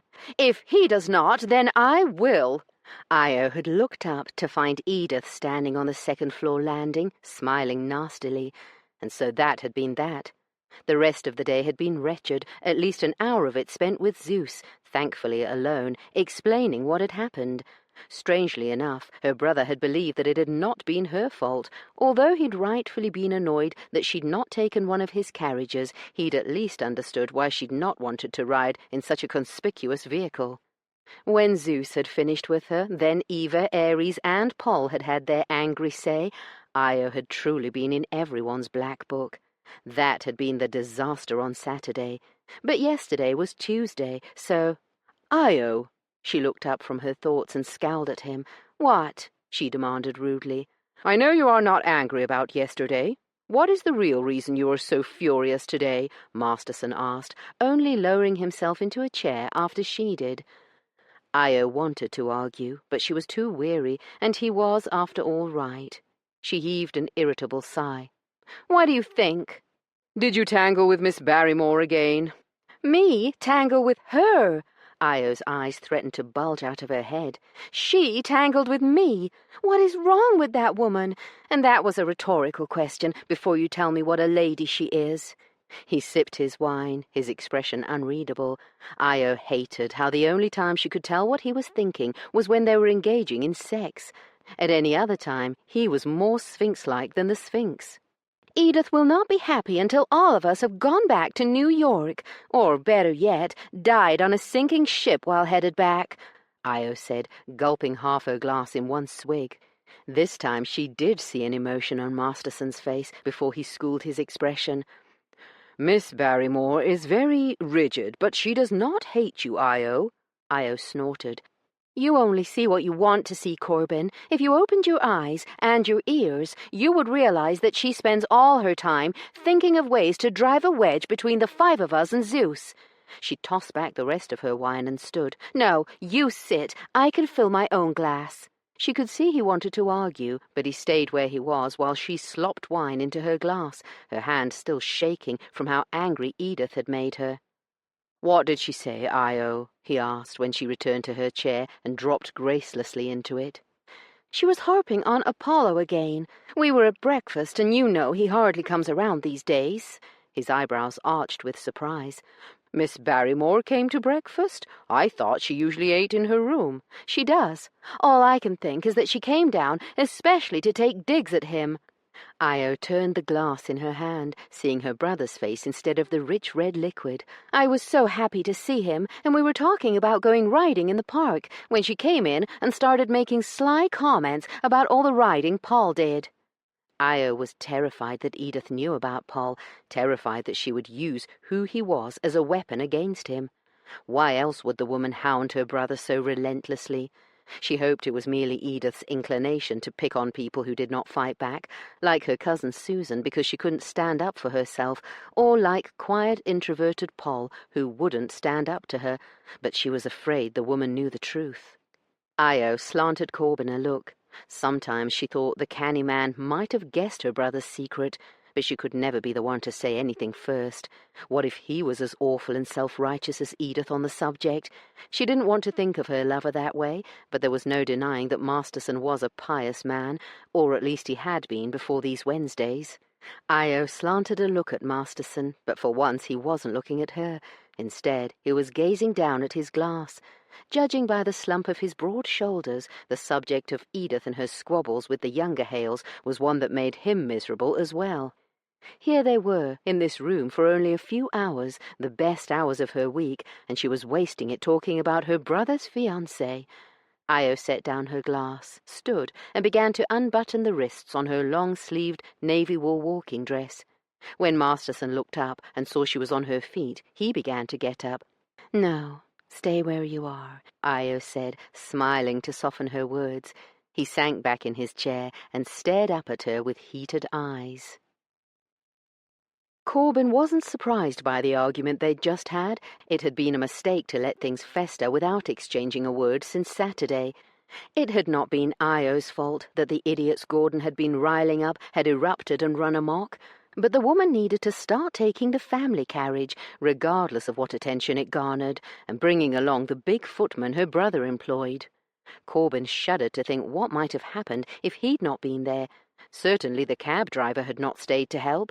As for Gordon, he might have come to Io's aid if he'd not been all but trampled by his own supporters. In any event, he wouldn't have said anything to Hastings about it. He'd already decided he would take care of Io in his own way. To hell with his loyalty to his friend. Wasn't he already destroying that every week by fucking the man's sister? Suddenly Io stood. Corbin began to get to his feet, the action reflexive. "No, stay where you are," she said, her hands going to the button closures on her simple but flattering blue gown, and then she began to undress. His cock, which had wilted when they'd begun bickering, was instantly interested in this change in plans. Her eyelids lowered, and her moves were languid, sensuous.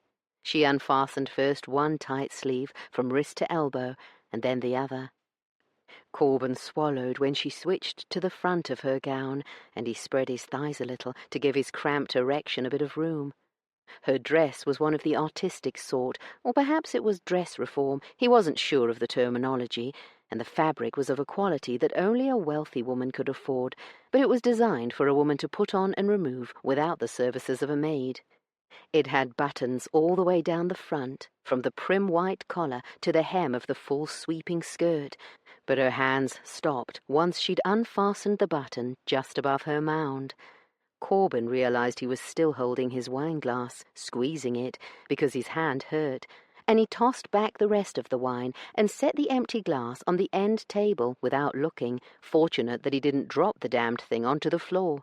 When she shrugged the loosened gown off her shoulders, Corbin sucked in a breath at what she wore beneath. His eyes darted upward to meet hers. "A corset?" he said in a raspy voice. She nodded slowly and stepped out of the puddled gown. "I thought you didn't believe in them." "I don't, for everyday wear." Her smile was slow and wicked. "But Wednesdays are special. I wore this for you, Masterson." She paused and held her arms out to the side, encouraging him to look his fill. Corbin didn't hesitate, his greedy gaze flickering over the straps of the whisper-thin pale pink chemise and the black and pink striped corset that ran from her hips over a ridiculously small waist and thrust up Io's full breasts. He was on his feet before he'd even thought it, hands reaching to feel her. Io was a tall woman, easily 5'6". Without her heeled ankle boots, she was a good 6 inches shorter than Corbin, although she had a personality big enough for a 300-pound, 6'5" stevedore. "What are you smirking about?" she asked, her neck craned to look up at him while he stroked from the full curve of her hips over her tiny waist up to those delectable breasts. "Was I?" he murmured absently, dragging a finger over the spot where the lace of her chemise met the unspeakably soft skin of her breasts. "You were," she retorted, but she sounded almost as distracted as he felt. Corbin slid his hands back down to her waist and spread them out, her waist feeling even smaller than it looked. He met her heavy-lidded gaze. "You look very attractive in these garments," he said. "That was the idea." "But you never need to dress any way other than how you want, Io. Not for me." "I know. That's why I did it." He barked a laugh. "Contrarian." Her hands settled on Corbin's hips, and her fingers dug into the wool suiting and his buttocks beneath. "I want to crawl into bed with you and not get out again until we have to leave." Her eyes lowered, something she had never done, and Corbin noticed the tension in her jaw as she gazed at the floor, her body suddenly feeling small and vulnerable in his hands. Corbin nudged her chin with his knuckle until she looked up at him. "We can do whatever you want, sweetheart." He had believed that Io didn't like him to be tender, that she only wanted his spankings and the sharp edge of his tongue, but she melted into his arms, and he caught her up and held her against his chest, carrying her to the bed. She might like to call what they did having sex or fucking, but today Corbin was going to do what he wanted. He was going to make love to her. When Corbin's arms swept her up, Io had the oddest urge to cry. She had no idea what had come over her, why she was surrendering herself so utterly and completely, but suddenly she needed to be held by strong arms, not because she couldn't take care of herself, not because she needed a man, but because she wanted one, and not just any man, only the one currently laying her out on the bed with such tenderness. She was suddenly so very tired. Io watched from beneath heavy-lidded eyes as he dimmed the gaslight until it was barely aglow, pulled the heavy drapes shut, and then stripped off his clothing quickly and efficiently. He was such a beautiful man, not just his exterior, but the person who inhabited the strong masculine body. He was gentle and caring and protective. She knew he wanted to be all those things for her, and for today Io would let him. Surely that wasn't so bad, to rely on Corbin's seemingly endless reserves of strength for a few hours. Was it a crime to not always be strong? Just for a while. Tomorrow she would pick up her weapons and fight the good fight. Tomorrow. The mattress dipped and Io woke with a start. "Oh, I must have fallen asleep for a few seconds. I'm so sorry, Masterson. I don't know what—" "Shh," Corbin murmured into her hair before kissing her temple and wrapping his arms around her body, pulling her close so that her head was resting on his biceps. "You need to rest for a little while." "But—" "Rest," he murmured, and that was the last thing Io heard. Chapter 23. A Tuesday. The weeks that followed were without a doubt the best of Corbin's entire life, but they were not without difficulties. the most notable being his shame every time he looked the Duke in the eyes and pretended that he was not debauching his best friend's sister in a hotel room every Wednesday. Actually, the debauching was entirely mutual. Lady Io was no blushing maiden, but a woman who demanded what she wanted. Together they had engaged in every carnal activity known to man, even a few that were new to Corbin. While his guilt was the main thing distracting him from fully enjoying what should have been weeks of pure pleasure, there were other matters that caused him some anguish, not the least of which was the question of where this thing with Io was going, and how would it end? Most pressing, when would it end? Given her former reactions to any suggestion of a more permanent relationship between them, Corbin would rather bite off his own tongue than suggest marriage again. Was he avoiding raising the issue out of fear that she would simply put an end to things now? Yes, absolutely. Was that cowardly of him? Yes. Did he care? No. Well, maybe a little, but he cared more about not disturbing the delicate balance between them, and so he locked his concerns in the same mental cell where he kept his shame and betrayal toward the Duke. He also avoided Io from every Thursday to Tuesday, fearing that he could not hide how he felt from those who lived in such close proximity with them. Well, he avoided her as much as he could. But not today, because His Grace had asked Corbin to accompany him and his siblings on an outing to the National Portrait Gallery. Miss Barrymore, for a change, would not be going. She alone had been invited to tea at the Duchess of Malverton's, evidently a great honour. Corbin had needed to rise early and take care of a few matters so he could have the afternoon free to go on the junket. As a result, he was later than usual to breakfast, which he normally ate either alone or with Hastings, who was also an early riser. Today, when he opened the door to the breakfast room, he saw Io, Miss Barclay, and Apollo at one end of the long table, engaged in conversation. At least the two Hales were talking. Miss Barclay was as quiet as ever, but for once she did not have the hunted expression she always wore in her cousin's presence. After greeting the three of them with a nod and a curt "good morning," and avoiding meeting his lover's eyes, Corbin turned to the buffet to fill his plate, listening to their chatter. "Oh, I'm afraid I could not go with you," Miss Barclay said in her soft voice. "I have far too much to—" "You must accompany us, Miss Barclay," Io said in her firm voice. "It will only be a few hours, and this is a special exhibit which will change shortly, and you will lose your chance." "But Miss Barrymore wanted the invitations finished today, and I will help you write them," Io said. Corbin was glad his back was turned so he could hide both his shock at the offer and his amusement at Miss Barclay's polite but firm response. "It is so kind of you to offer, my lady," Miss Barclay hastily said, doing an admirable job of lying. Io Hale had the worst penmanship of anyone Corbin knew, man or woman. "But Miss Barrymore specifically asked me to write them out." He heard Lord Apollo bark a laugh and then attempt to disguise it as a cough. "What is so amusing, Paul?" Io asked her brother in a frosty voice. "Nothing," Lord Apollo wisely answered. Miss Barclay suddenly said in a musing tone, "I suppose I could finish them this evening, after dinner." "Then you will go with us?" Io asked. "Even Aries is accompanying us, and getting him to look at anything other than furniture or wood is all but impossible. You must join us." There was a pause, and then, "Yes, I will go." "Excellent," Io said. When Corbin turned, he sneaked a look at Io and saw that she was smiling, genuinely pleased that Miss Barclay was coming along for what was surely a rare day of pleasure. It embarrassed Corbin to admit that he forgot that Miss Barrymore's rather colourless cousin and companion was even in the room most of the time. Susan Barclay was one of the meekest women he had ever met. Objectively, he supposed she was pretty, in a delicate fairy-like sort of way, although such slight women had never been his preference. However, it wasn't her physical appearance that he found so underwhelming, but her very diffidence. Io Hale's almost constant defiance of anything she did not agree with could be infuriating, not to mention exhausting, but at least she had blazing light shining from her eyes. Miss Barclay, by contrast, looked as though somebody had snuffed out the flame inside her long ago. As if speaking the youngest male Hale's name had summoned him, the door opened and Lord Ares entered the breakfast room, murmuring a very quiet good morning before slumping into a chair and nodding to the hovering footman who was offering him coffee.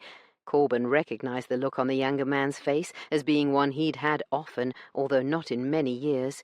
Evidently, so did his sister. "Are you feeling a bit delicate this morning, Ares?" she asked in a strident voice that had to be deliberate. Lord Ares winced. "Must you shout, Yo-Yo?" "Yes, I must." He groaned and pushed to his feet. "I'm going back to bed." "You most certainly are not. Today we are all going to the National Portrait Gallery, and you are coming along." "I don't recall agreeing to that." "You are agreeing to it right now." He huffed a sigh and then winced again. "Can I go another day?" "Of course you may go another day," she said. Lord Ares began to smile. "But you will still be going with your family today." Lord Ares slid a look to his twin, who gave a slight shrug. Finding no support in that quarter, Ares said, "Fine." And then he turned to the footman, Charles. "Would you please bring me a tankard of ale and 2 raw eggs?" "Of course, my lord," Charles said, his lips curved into the faintest of smiles as he went to do Ares's bidding. Satisfied that she had sufficiently badgered her brother, Lady Io turned to Corben just as he swallowed a scalding mouthful of coffee and said, "And you will be accompanying us as well, Mr. Masterson?" "Yes, my lady. The Duke has invited me to enjoy the day." "I don't believe I have ever seen you take time to yourself before," the vixen prodded, smirking. She turned to Miss Barclay. "Have you seen Mr. Masterson have a free day, Miss Barclay?" Miss Barclay fixed Corben with a startled look, her eyes magnified by her spectacles and looking large enough to swallow her small heart-shaped face. All work and no play makes Jack a dull boy," Io went on blithely, not waiting for an answer to continue her torment. She smirked, her eyes fixed on Corben as she asked her brother, "Is that not the case, Paul?" Corben met the mismatched gaze of the most reserved Hale sibling, who merely regarded him quietly for a moment before saying, with humour glinting in both the pale blue and dark brown eye, "I have certainly found that to be the case, Yo-Yo." "And I'm sure Ares agrees, don't you?" "Yes," her youngest brother croaked, so speedily that Corben suspected he didn't even know what he was agreeing to. Io lifted her brows. "Well, there you have it, Mr. Masterson." "I would hate to be accused of being dull, my lady." Corben did not bother to hide his sarcasm, and the 2 younger Hales sniggered. Lady Io's eyes glittered. "Oh, rest assured, Mr. Masterson, we Hales will never allow that to happen." Yes, she was definitely emphasizing the master in his name. Corben resolved to make her pay for her taunting tomorrow afternoon, which seemed frustratingly far away. Io knew it was bad of her, but she couldn't help shadowing Masterson as he perused the portraits. After leaving Poll with Miss Barclay and Zeus, she strolled with Ares for a few moments. But her woodworker brother was more interested in the floor and joinery than the portraits, and she easily left him behind, finding her quarry standing at an odd angle from a very strange painting. "What are you looking at?" she asked as she came up beside him. "Shh." He turned to look down at her, a slight frown of disapproval on his brow. Io loved that expression almost more than any other he displayed, except the one of utter surrender when he reached his climax, and cocked a challenging eyebrow at him. "What are you looking at?" she repeated in an exaggerated whisper. He compressed his sensual lips into a prim line and said, "It is an anamorphic portrait of Edward VI by Scrots." "Scrots?" Io laughed, drawing another disapproving stare from a nearby couple, their expressions not nearly so charming as Masterson's. "What is a Scrot?" she said in a marginally quieter voice. "And what is what did you say?" "William Scrots was the painter. Anamorphic means you must study the painting at a certain angle to see it." He hesitated, and then lifted his hands and said, "May I?" Io nodded, curious. Masterson took her shoulders and gently moved her into position. "There, now look." Io stared for a moment, still only seeing smears. "I don't Oh, wait, I see it." "Once you do, it's hard to believe you ever missed it, isn't it?" "Yes, it is." They stared at the odd painting for a few moments, and then, without verbal agreement, the two of them fell into step together, spending the next quarter of an hour in companionable silence until they came to a halt in front of a photograph of Victoria and Albert that dominated a series of images of the royals. This one had been taken shortly before Albert's death. He was standing beside his famous wife's chair, the difference in their sizes, more than a foot, made obvious. Io knew the Queen was still mourning his passage, but she thought Albert looked tedious. As for the Queen herself, Victoria looked much like you'd expect a woman to look when she controlled most of the globe and was prepared to go to any lengths to hold on to it. "What do you think?" Masterson asked. "I think Prince Albert dressed to the left," she said, smirking while she waited for his frown of disapproval. When he instead gave a low chuckle, Io gawked. Masterson leaned close and murmured, "You devil." His breath was hot on her temple, the feel of it going immediately to her sex. "I don't want to wait for tomorrow," she impulsively whispered back, feeling his body jolt beside her. Io expected a stern, chiding rejection, which she would have enjoyed too, but was happier when he said, "Me neither. Today. 5 o'clock instead of 3. Chapter 24. The Boynton Hotel, 5:33 that same day. Corben and his lover lay side by side, sweaty and panting. "That was," Io began, and then apparently lost interest in finding a word to describe the 2 orgasms she had just experienced. Corben chuckled, out of breath but happy. "Magnificent." "Yes, that is exactly the word I was searching for." Io rolled onto her side as sinuously as a cat, and then rose up onto her knees. She yawned and extended her arms over her head. Corben made no bones about enjoying the spectacular sight of her stretching her truly glorious body. "Thank you for accommodating my request to meet today," she said, looking almost shy, for her. "I hope we will meet tomorrow, too." He had been wondering the same thing. "Yes," he said firmly, "we will." Her face softened. "I am glad." They stared at each other for a long moment before she glanced away and said, her tone brisker, "I enjoyed the afternoon. It was lovely to be with all my siblings. Well, except Bal, of course." "What is it like to have a twin?" Corben asked. She wrinkled her nose. "People always ask that, but it's impossible to answer, because I don't know what life is like without one. All I can say is that I miss him dreadfully." "I've seen the letters on the salver and know he writes you often." "He does, and that helps, but it still feels empty without him sometimes, as if something cannot really have happened if Bal was not there to witness it with me." She shrugged. "But I am happy for him." "Did you ever expect that he would marry?" She laughed. "Lord, no. Of all of us, he was the happiest at Canoga. His skill when it came to farming and his mechanical innovations were both things that brought a great deal of money into our community. As a result, he was given what he needed to pursue his interests, not like poor Ares and Apollo, who were both constantly stymied. Ares, because the council at Canoga decided it would be better if he focused his skills on mass production of furniture, rather than the one-of-a-kind pieces that he lives to make. As for Apollo, the council saw no reason to pursue thoroughbred breeding. They changed their minds somewhat when the sale of several of his horses brought in a great deal of money. And Eva," she huffed out a breath. "Let's just say that she never would have agreed to communal child-rearing. I suspect her time at Canoga was limited regardless of this sojourn to Britain. And, of course, she has always been a mad Anglophile, so the chance to come to England was her dream." "What about you?" Corben asked. "What about me?" "Were you happy at Canoga? What was your dream?" She inhaled deeply and then sighed. "I realize now that I was, like my younger siblings, rather stymied.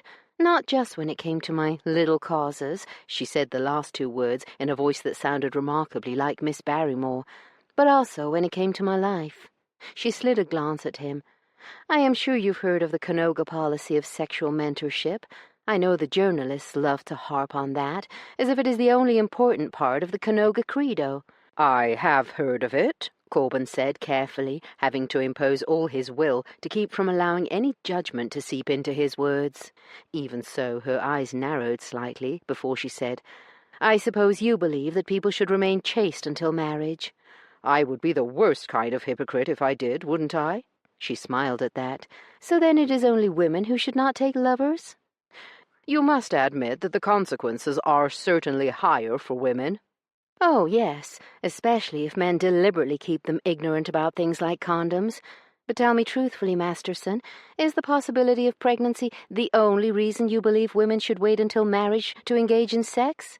Corban ground his teeth, infuriated at her for putting such a question to him, and angry at himself for what his answer needed to be if he was going to tell the truth. No, he bit out, but it is the main one. I appreciate your honesty, and I won't put you on the spot and ask if you think I am a woman of low morals for being here with you. I do not. Thank you, she said quietly. Corban felt compelled to try and explain himself. I do not know why I feel so differently about men and women having intimate relations before marriage. It shames me to admit that I have never examined my thoughts on the matter until I met you. I suppose my attitude is simply one I was conditioned to have. I am pleased that you are considering the issue rather than simply dismissing my point of view out of hand. In any case, I strongly believe that young men and women, those above 18 and especially older than 21, should not be kept ignorant about their sexuality or their partners. An emotion Corban could not identify slid across her face.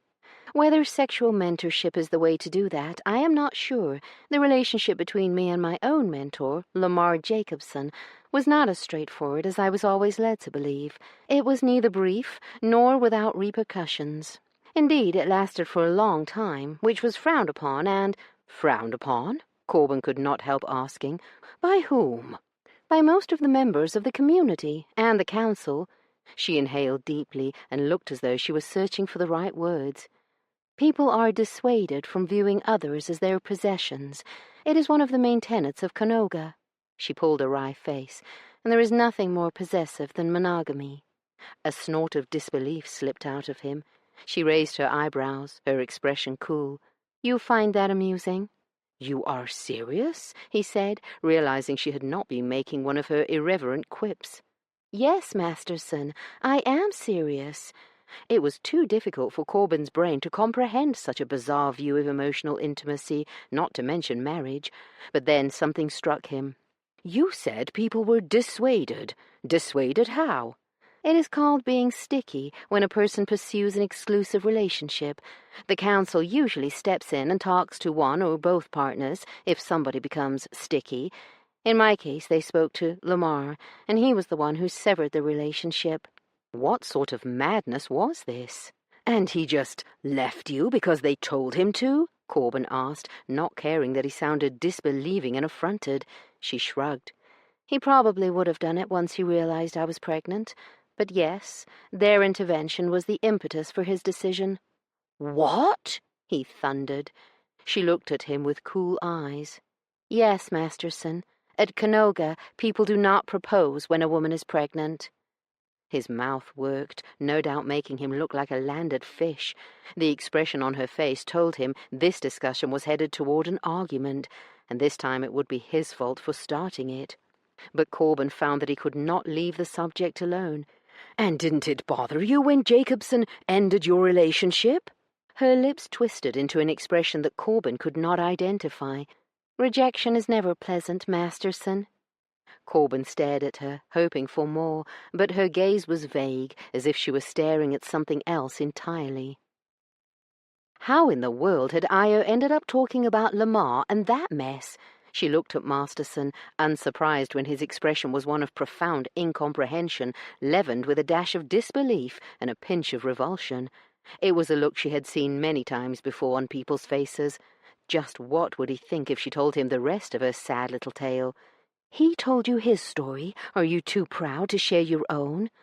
I became pregnant with Lamar's child, Io blurted, as if she could not wait to see the loathing blossom in his eyes, and I lost the baby.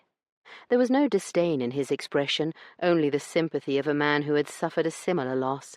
I am sorry, Io. She ignored his apology. She did not deserve it. The miscarriage was my fault. He frowned. How do you mean? Io looked down at her hands for a moment, and then made herself look up again. I was such a broken-hearted little ninny that I did not take care of my own health. I lost the baby." "That is hardly your fault." "It is nice of you to take up the cudgels on my behalf, but there is no use in—" "You did nothing wrong," he said firmly, his arms sliding around her body. "What did you tell me about the mess I made with Emma? You said I was young," he answered before she could rouse herself. "So were you, Io. Young and broken-hearted. Nothing that happened was your fault." Io held herself rigid for a few seconds, but then sagged against him. "I cannot believe Lord Balthazar did not thrash Jacobson to within an inch of his life." The words were an angry rumble that vibrated through Io's body and made her smile. "Trust me, I worried about that too, not to mention Paul and Ares. I told Lamar to let it be known that I was the one who ended our arrangement." His arms loosened around her, and he pulled back until they could see each other's faces. "I'm sorry that happened to you." "I know you are." Io slid a hand down his bare side. "I do not want to be sad today." "What can I do to make you happy?" he asked without hesitation. "You can lie down on your back." His eyebrows arched, but he immediately rolled over. Io grabbed a handful of blankets, but then paused to ask, "Are you cold?" He shook his head, his dark gaze fixed on her, quiet anticipation lurking in the twin pools of his inky black pupils.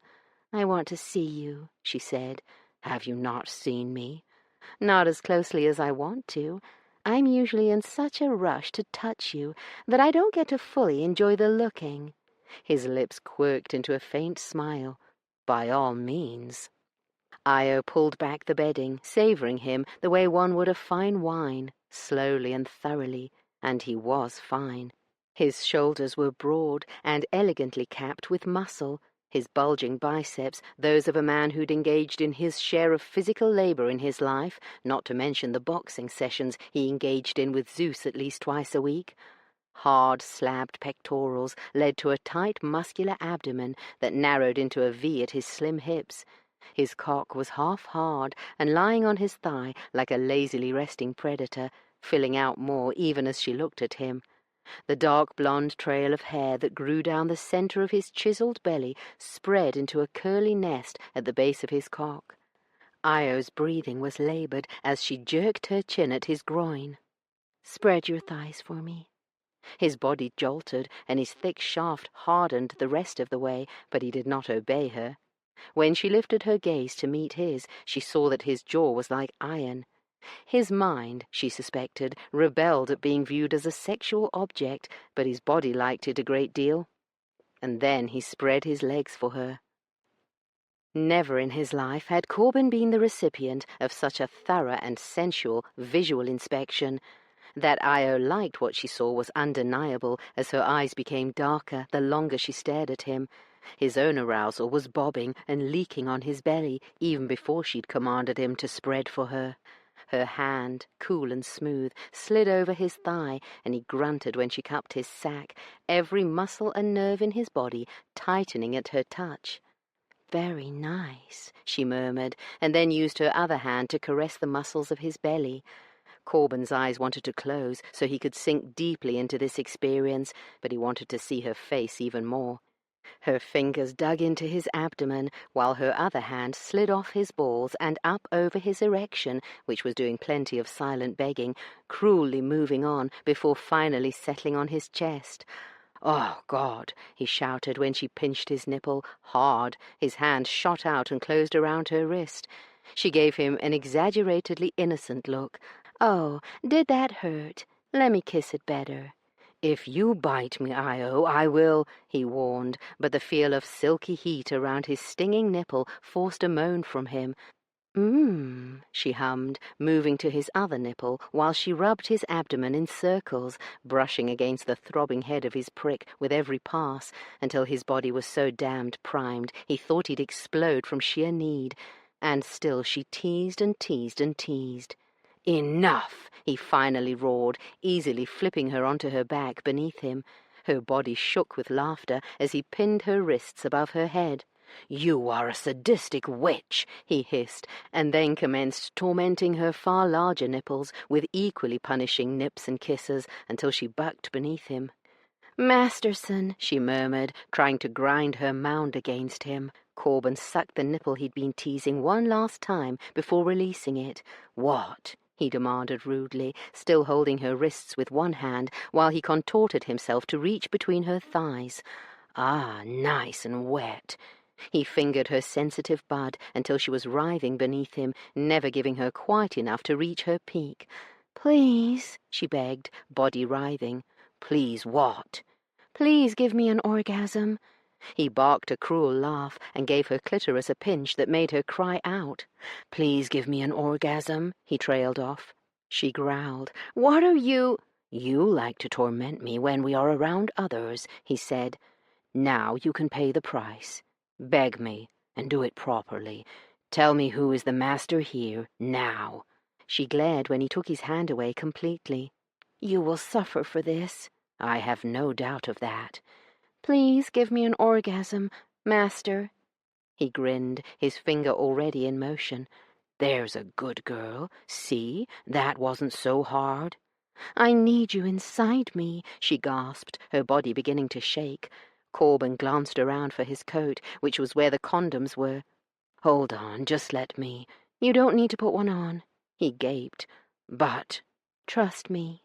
Some part of him suggested this was a bad idea, but his little head was already throbbing with joy. "As you wish," he murmured, and then positioned himself at her entrance and filled her with one long, hard thrust. She shattered even before he'd begun moving with her, her body clenching him so damned hard that he almost came himself. Instead, he sank deep inside her and kept her filled as her climax washed through her, her tight inner walls exquisite torture on his aching shaft.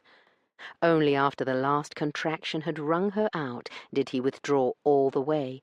Her heavy eyes lifted. "What? What are you—" "Shh, darling."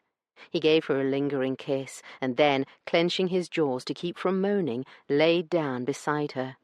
"We still have another hour," he explained. "Plenty of time for me to fetch a condom and take my pleasure in a way that will not leave you wondering and worrying." Her eyes widened, suddenly glassy. "Don't get all sentimental on me," he teased. "The only weeping I want you to do in bed is when I spank you." She gave a watery gurgle. "I never cry." "I know you don't," he lied. "Oh, there is something I've been wanting to ask you for months." "Months?" "Yes. Why do your brothers moo at you?"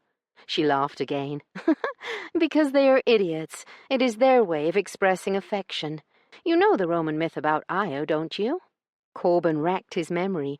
"I was obsessed with both Greek and Roman mythology when I was a boy, but I don't recall Io's tale, other than she was one of Jupiter's lovers." "But then who wasn't?" She pulled a face.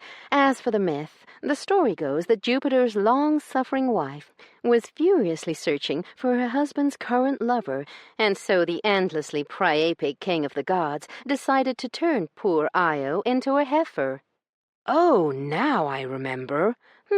Well, so did those two fools. When Ares and Paul were little, they would follow me around, driving me mad." She snorted, looking more amused than annoyed. "It didn't matter how often I boxed their ears. They would beg, 'Moo, Yo-Yo, please, just once.'"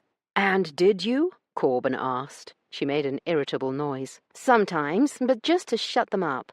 Her green eyes narrowed at him. "Don't even think about mooing at me, Masterson." "I would never," Corbin lied. She laughed. "Oh, I just bet you wouldn't." Chapter 25. January 17, 1872, last Wednesday. Corbin's jaw sagged as he watched Io disappear into a scrofulous shack 2 streets away from the waterfront, a structure that even he would hesitate to enter alone. Very few things or people in life rendered Corbin speechless, but Lady Io Hale was one of those people who did it without even trying. Last Tuesday, after she had confided her painful past to him, Corbin had hoped their relationship was heading in a new, more emotionally intimate direction. That hope had been bolstered when Io had shown up the following day, their Wednesday, and they had fallen into bed and made love and talked and made love again and then talked some more. By the time they had left room 320, Corben had been more optimistic than he'd felt in ages. They had not spoken during the week, of course, but whenever Corben had stolen glances at her at dinner or breakfast, he'd caught her peeking back at him. Everything appeared to be going so well. And then today, this happened. Io had not done anything this reckless for weeks. But suddenly, an hour ago, she had sneaked out the side entrance of Hastings' house, and only by chance had one of the footmen, Nathan, an uppity Londoner Corben did not care for, come directly to Corben as Hastings was tied up with parliamentary duties. Corben had been damned fortunate that he'd been able to catch up to her before she disappeared. He'd been furious and terrified when his cab had followed her down to the docks just in time to see her stroll, just as careless and heedless as ever, into a nasty-looking building. "What next, Gav?" the London cabby asked, interrupting his roiling thoughts. "Do you know what sort of business is in that building?" he asked. The driver shrugged. "Just some shipping house." Shipping? What was she... Corben groaned. Condoms. That must be what she was about. He chewed the inside of his cheek. Should he march in there and drag her out? He winced at the thought of the scene she would cause. Corben glanced around them. There was nowhere unobtrusive to wait, and he could hardly ask the man to keep his horse standing in such frigid weather. "I want to keep an eye on that building. Just drive back and forth, keeping it in sight until that lady comes back out." Io glowered at the man across from her, deeply displeased. "Mr. Gordon said you would handle all legal requirements. The crates my associates were offered when they came to retrieve them this morning had no customs stamps. These people traveled a long way and a great expense to collect the promised shipment. Now they will need to make another journey. Not only that, but I suspect that you have implicated me in criminal activity by avoiding paying the proper duties, Mr. Branson." Branson, a skinny, pock-marked weasel of a man, just smirked and shrugged. "It ain't up to me, is it?" "That is not what you said when we made this agreement," she retorted sharply. "Now I am here to arrange for yet another delivery date, this time with the proper customs stamps." Again he shrugged. "Too late. I already sold that batch." "What? You had them this morning." "I did then, but now they be gone. You want the next shipment coming or not?" Io ground her teeth to keep from giving him the sharp edge of her tongue. Although it nearly killed her, she politely said, rather than yelled, "Of course I want them, as long as they go through the proper channels." He stared for a long moment and then said, "Fine, but that will cost extra." "How much extra?" "The same again." "Double?" "Aye." "That is outrageous." "You needn't buy 'em." Io dearly wanted to turn around and walk out of this odious swine's office, but that would only mean more delays, and so she forced herself to ask, "When will you have them?" "I dunno exactly. I'll send word to Gordon when they come in, just like last time." He chuckled. "But after they've gone through the proper channels," he said, doing a fair job of mocking her accent. "See that you do." Io reached into her bag and took out the money she'd counted out at home, money that should have bought a second batch of condoms, and tossed the packet onto his cluttered desk. "It's all there, but feel free to count it," she added, when his none-too-clean hand reached for the money. He halted at her snide words, his eyes narrowing in a way that suddenly reminded her she was alone in his office. "Nah, a lady like you would never cheat such a man as me, eh?" She snorted, sliding her hand unobtrusively into her satchel and closing her fingers around the handle of the pistol she had pilfered from her brother's gun-room, just in case she had need of it. "When can I expect the shipment? A day, a week, a month?" she demanded, keeping her hand in the bag. Branson lolled in his seat, leering up at her in a way that sorely tempted her to shoot him. "Next week sometime. You tell 'em I'll only make the delivery at night the next time." "At night?" she repeated flatly, not liking the thought of anyone coming to this slimy office to meet this slimy man at any time, most certainly at night. "Aye, at night," he repeated, with more iron in his voice. "Your sort showing up here in broad daylight ain't the type of attention I need."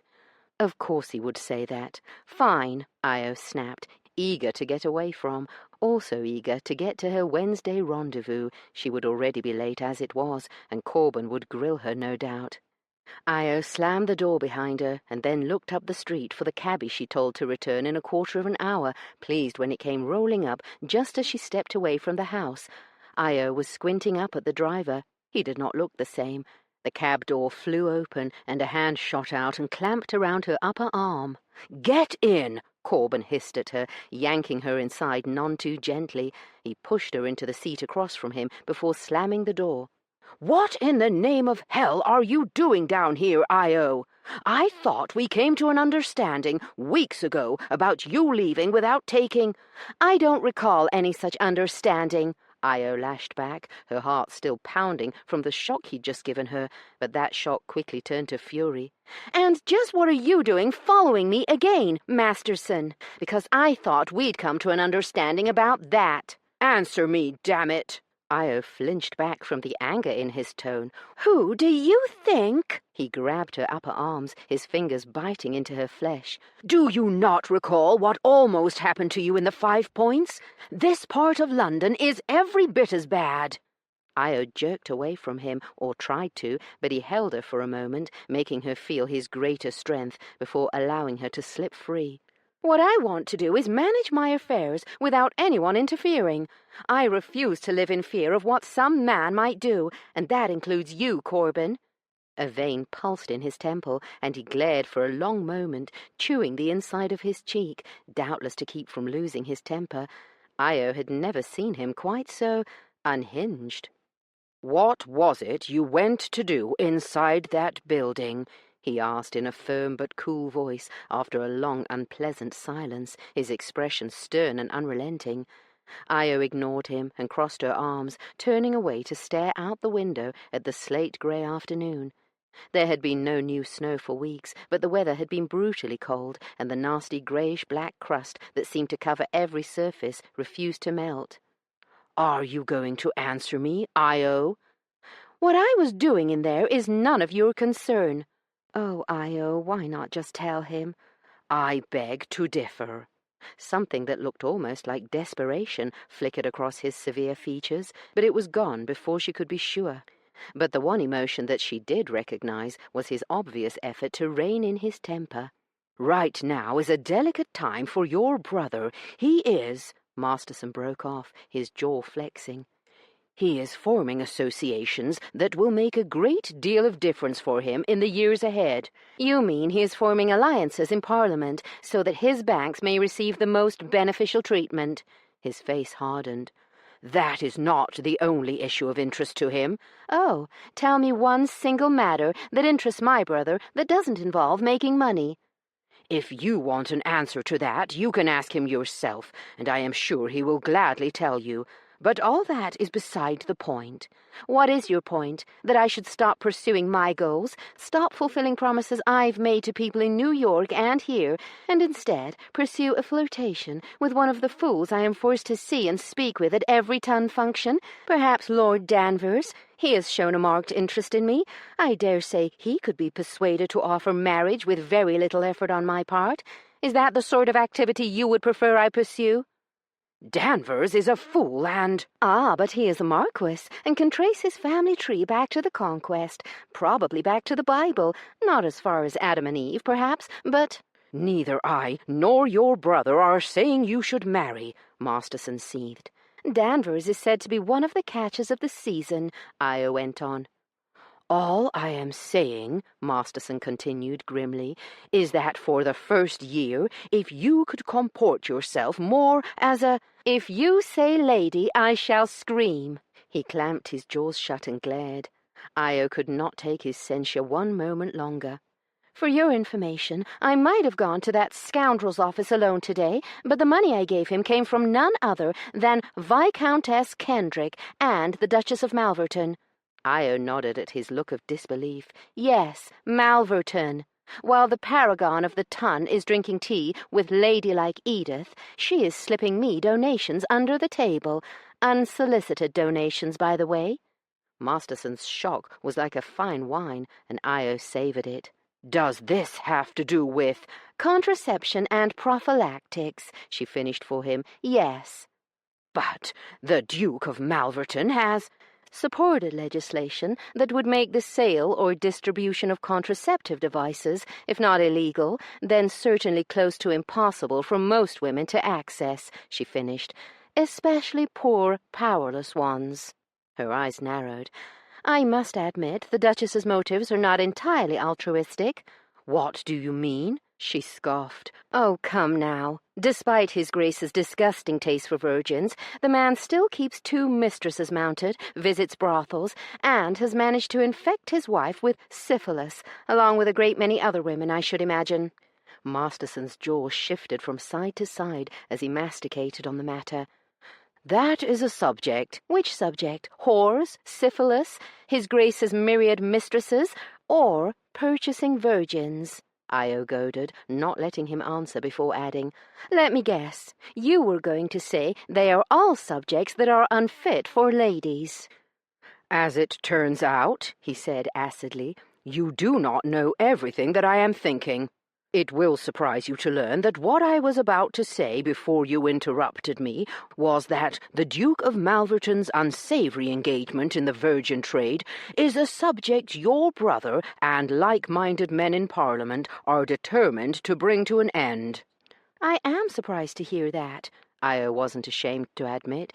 It is yet one more reason I am increasingly fond of my oldest sibling. It also makes it all the more curious as to why you disapprove of what I am doing so fiercely. It is your methods I disapprove of. He regarded her steadily before adding, as I think you well know, as much as you seem to derive amusement from accusing me of possessing the social opinions of a cave-dweller. Io snorted at the image of proper Corbin Masterson living in a cave with his tidy 3-piece suits and meticulous ledgers. What is so amusing? Nothing, she lied. As for the other matters you mentioned, brothels, mistresses, and disease, I dare say my brother will not be addressing any of those matters with his like-minded parliamentarians. No, those are all jealously guarded privileges of males of all classes, but most especially the wealthiest ones. She paused and amended. Well, not the diseases, but the unfettered access to female bodies. And do you count me among that number, my lady? I don't know, Masterson. Have you visited a brothel, employed a mistress? She snorted at the colour that darkened his cheeks and directed her disappointed gaze back to the window. Never mind, don't answer that, she said. Ah, I see. She turned at the sound of his bitter words. And what do you see? You have already sat as judge, jury, and executioner on my character. She crossed her arms. Are you telling me you have not treated women as commodities you can purchase, like a pound of nails from a mercantile, or a loaf of bread from a baker? Aren't you the woman who said, and I quote, men are only good for one thing, and most of them are not even good for that? You know I said it because I said it to your face, Masterson. What of it? Men are all the same to you. Different faces and bodies, but the person inside them is interchangeable. He suddenly leaned forward, his mask of cool civility sliding off to reveal molten intensity. Isn't it treating men as commodities? Things that are only good for a fuck to espouse an opinion like that? Io jolted at the crude word. Masterson almost never cursed, which made it all the more startling. Tell me, Io, he said, his voice so low she had to lean forward to hear him over the sound of the hansom wheels. How would you have reacted if I'd said that women were only good for sex? Shame as sharp as a slap caused Io to flinch back. He gave a slight nod and then turned to look out the window, leaving her to her unwanted thoughts. If he had said something like that, you would have clawed his eyes out. That was true, she would have. I told the driver to take us to the hotel, Masterson said. If you'd rather go home to Hastings House, speak now and I will tell him to change direction. When she did not immediately answer, he turned to her. Io studied his expression, searching for clues as to his thoughts. After a moment, she gave up looking. I do not wish to go home, but neither do I want to be harangued about what I was doing today. His jaw flexed and he nodded. Very well, no haranguing. Tell him why you went alone today. Tell him. Io clamped her jaws shut. She did not owe him or anyone else excuses for what she did. You will regret not telling him. The reason I didn't bring Moira today is because she had already left on her half-day when I received the message to go to the docks. As for why I didn't bring a footman, or take one of my brother's carriages, she snorted, well, I should think that would be obvious, Masterson. It would be damned difficult to explain to one of my brother's servants why I was headed to Boynton Hotel, wouldn't it? Or, she added, I suppose there is a third option. I could have missed our meeting this week. In any event, that is why I behaved recklessly and chose to take a cab. He regarded her levelly, but did not respond. Io turned away from him with a huff and stared out the window. Not another word was exchanged between them until they reached room 320. Chapter 26. 3/4 of an hour later. Waves of raw lust rolled through Io's body as she leaned over the settee, her muscles quivering and her hips cantered for more of Masterson's cruel palm. The moment they had reached the hotel room, still without speaking, he had swiftly stripped off her hat and cloak and bent her over the back of the settee. "I promised not to harangue you about your behavior today," he hissed hotly in her ear, "but I made no such promise about not punishing you." And then he commenced to deliver a spanking that would doubtless leave bruises on her bottom. He spanked her like he needed it, as if he craved it every bit as much as Io did. His big warm palm smoothed away the hurt he'd just inflicted on her flaming buttocks. Io shivered at the odd, addictive blend of pleasure and pain this aloof man had discovered she needed. All her anger at him, at the world and life, and the injustice of it all, bled away, swamped under waves of pure satisfaction. He slid a finger between her lower lips, his confident, proprietary stroking adding more layers to what was already a blissful experience. And then he did something unexpected, something shocking coming from him. He used her arousal to wet her back hole, a part of her he had never touched before. Io thrust her hips higher. Masterson, that's so naughty." "I am going to take you back here next time." His cool and, yes, masterful tone made her inner walls clench to be filled. Lord, if he ever learned just how fiercely he affected her, and with so little effort on his part, she would never live it down. Io grabbed the reins of her rapidly spiraling desire and yanked hard. She forced herself to utter an insouciant laugh and then say, "Of course you may do that." Her reward for such self-control was the slightest jolt of his hand. "You would allow it?" Io bristled at his tone, which sounded almost bored. Damn the man. Was there nothing she could do to get under his thick hide? Well, nothing inside the bedchamber at any rate. She hummed, striving for the same degree of boredom in her own voice. "Right after I do it to you." Her words struck their target, and she felt incredulity roll through his body. "I can almost see your face, Masterson." This time she didn't have to force her amusement. "Fortunately for me, you are not adequately equipped to carry through with your threat, my lady." His smug, superior words surprised a bark of laughter out of her. "Are you really unaware of how a woman can do such a thing? Oh, Masterson, how I look forward to giving you that lesson." Io revelled in regaining the upper hand. "I am hard-pressed to imagine a less likely scenario," he retorted, somewhat lamely, she thought. "You really are an innocent, aren't you, darling?" His hand struck her cheek with a loud crack. "Shut up, you obstreperous jade!" Io laughed. She immediately stopped laughing when she felt the hard, hot silk of his shaft stroking her folds, his skilled caresses driving her quickly toward the brink of an orgasm. Io pushed her ass up as much as she could, not caring how desperate she sounded or looked, and forced herself to say, "Put on a condom and fuck me now." She bit back a groan when his body moved away to comply with her demand. She'd been reckless with him once before, engaging in sex without a condom for the first time since she had become pregnant, and had been fortunate that he had kept his wits and not spent inside her. Io had been ashamed of her weakness and would not place that burden on him again. Corben, for all his rigid morality, had accepted her demand for protection far more readily and willingly than Lamar had ever done. The irony of that did not escape her. A council member from Canoga had begged her to engage in intercourse without a condom, while a Presbyterian ex-seminary student had never once questioned her wishes. You were the one who made the decision to do without a condom. It is almost as if you wanted to fall pregnant and trap the man. Io violently thrust the unwanted thought away and twisted around, desperate not to be left alone with her thoughts. "What are you doing back there, Masterson?" she called out. "Composing a sermon?" He grabbed a fistful of her hair and yanked her head back hard. "Stay put and don't speak unless I tell you, or I will gag you, my lady."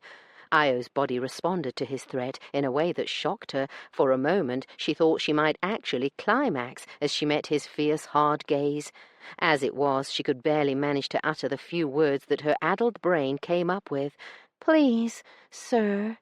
Masterson's nostrils flared, and then he uttered an animalistic snarl and drove himself deeply into her body. "Yes," Io hissed, her eyes threatening to roll back in her head. "My God," Masterson said, in a voice that almost sounded broken, and then he commenced to ride her as if the hounds of hell were on his heels. The orgasm, when it came, was shattering, and Io was so caught up in its grasp that she didn't even notice Masterson removing her gown and carrying her to the bed afterward. When she could force her eyes open, she saw that he had collapsed alongside her, still completely dressed, his lips parted, eyes closed, breathing deep and even. Io smiled at the sight, and then promptly drifted off herself. Corben woke with a start, disoriented. There was a deliciously soft warmth along one side, and he saw that Io was still sleeping soundly beside him. It all came back to him then. He had carried her to the bed after their torrid session, stripped her, and then, amazingly, fallen into a deep, dreamless sleep. Corben took his watch from his pocket and winced. They had less than an hour remaining. He was furious with himself. How could he fall asleep when they only had a few hours together? He could only think they had both been exhausted by the emotional ride from the wharf to the hotel. Not to mention the physical ride you gave her once you got to the hotel. Corben shook his head at the snide mental voice. He quietly slipped off the bed and retired to the bathroom to salvage what he could of his appearance. Although he'd removed her gown and draped it over the clothes horse, his own garments were horribly wrinkled from sleeping in them. There wasn't much he could do other than fix his mop of hair. He desperately needed a haircut, wash his face, and iron the worst of the wrinkles from his clothing with the palm of his hands. It would have to do. Corben opened the bathroom door and was startled to see that Io was lounging, nude, on the settee in front of the fireplace. "You're awake," he said stupidly. She merely grunted, not looking up as she flipped through the small journal she carried with her in the ugly satchel she was never without. Corben snatched unobtrusive glances at her as he pretended to gather up his gloves, coat, and hat, which he'd scattered around the room in his haste to have her. "I see you looking," she muttered. So much for being unobtrusive. "Are you not getting dressed to go?" he asked, irritated by his inability to concentrate when she was unclothed, or clothed, or in the same damned room for that matter. "Does my nudity bother you?" She lifted her head and fixed him with the coolly mocking look that always made him feel as if she could see every perverted, debased desire he'd hidden in the dark recesses of his mind for decades, until she dragged them into the light. "I don't care what you wear or don't wear," he lied. "Suit yourself or not, as the case may be," he added with forced lightness. He turned his back on her and pretended to straighten his four-in hand, not wanting her to notice that he was half-hard just from looking at her. "You are tumescent, Masterson, aren't you?" Corben squeezed his eyes shut and prayed for patience. So much for hiding his condition. He ignored her comment, hoping she would drop the subject if he did not engage her. "Modern medical science suggests that it is healthier for a man your age to ejaculate more than 1 day a week," she went on. "Perhaps you need an additional lover or two." Corben swung around to face her. "I am not planning to have sex with another woman," he seethed. She arched one of her elegant black eyebrows, the action infuriating. Why ever not? Is it because of your puritanical— It is because I am not an animal in rut, unable to control my own base impulses. Her sly smile warned him of what she was about to say. Except when it comes to you, evidently, he said before she could speak. Well, if you won't find a woman to relieve your needs, then please tell me you masturbate regularly. Corben could only give a disbelieving huff before turning his back again and slipping on his overcoat. Or are you too puritanical to touch yourself? Do you believe in the sins of Onan? Or perhaps you don't know how to masturbate. Oh, wait, of course you do. I recall that time when I interrupted you in the midst of— Corben whipped around. I will not discuss my masturbatory schedule with you. She raised both eyebrows this time. So you do have one, then? He inhaled deeply and then exhaled slowly. Where are you going with this, Io? I just told you. Medical research. Not that. This. He made a gesture that encompassed them and the room around them. Where do you think this is leading? The words were out before he could stop them. Her amusement slowly drained away. I thought we came here to sate our carnal desires on one another. She cocked her head. Why? Where do you think this is leading? Before he could answer, not that he had one, she gave a mocking laugh. Please tell me you are not so misguided as to believe we are headed toward love and marriage, Masterson. Corben swallowed down the bile that rose within him at her sneer. No, I'm not so misguided as that. What are you trying to say, Masterson? That you want to end this? She asked, cutting him a mildly curious look, as if she did not care one way or another how he answered. Corben desperately wished that he'd kept his mouth shut, but he hadn't, and now it sounded as if she was ready to call an end to things right now. Say yes, and save yourself further pain, self-preservation urged. That was exactly what he should do, but he simply could not force himself to say the word. Instead, he said, When we agreed on this arrangement, we both said either of us could stop it at any time. If neither of us shows up next week, we will know where the other stands on the matter. The words were like acid on his tongue, but at least he had not been the one to call an end to things. She slipped her journal back into her bag. Fine, she said, her careless shrug making it painfully obvious that she had no interest in any future that included the two of them together in any meaningful way. Corben's lungs felt as if they were on fire, and he realized he'd stopped breathing some time ago. He needed to get out, now, before there was nothing left of himself to rescue. He pulled on his gloves, snatched up his hat, and strode toward the door, pausing only after he opened it, but not turning around.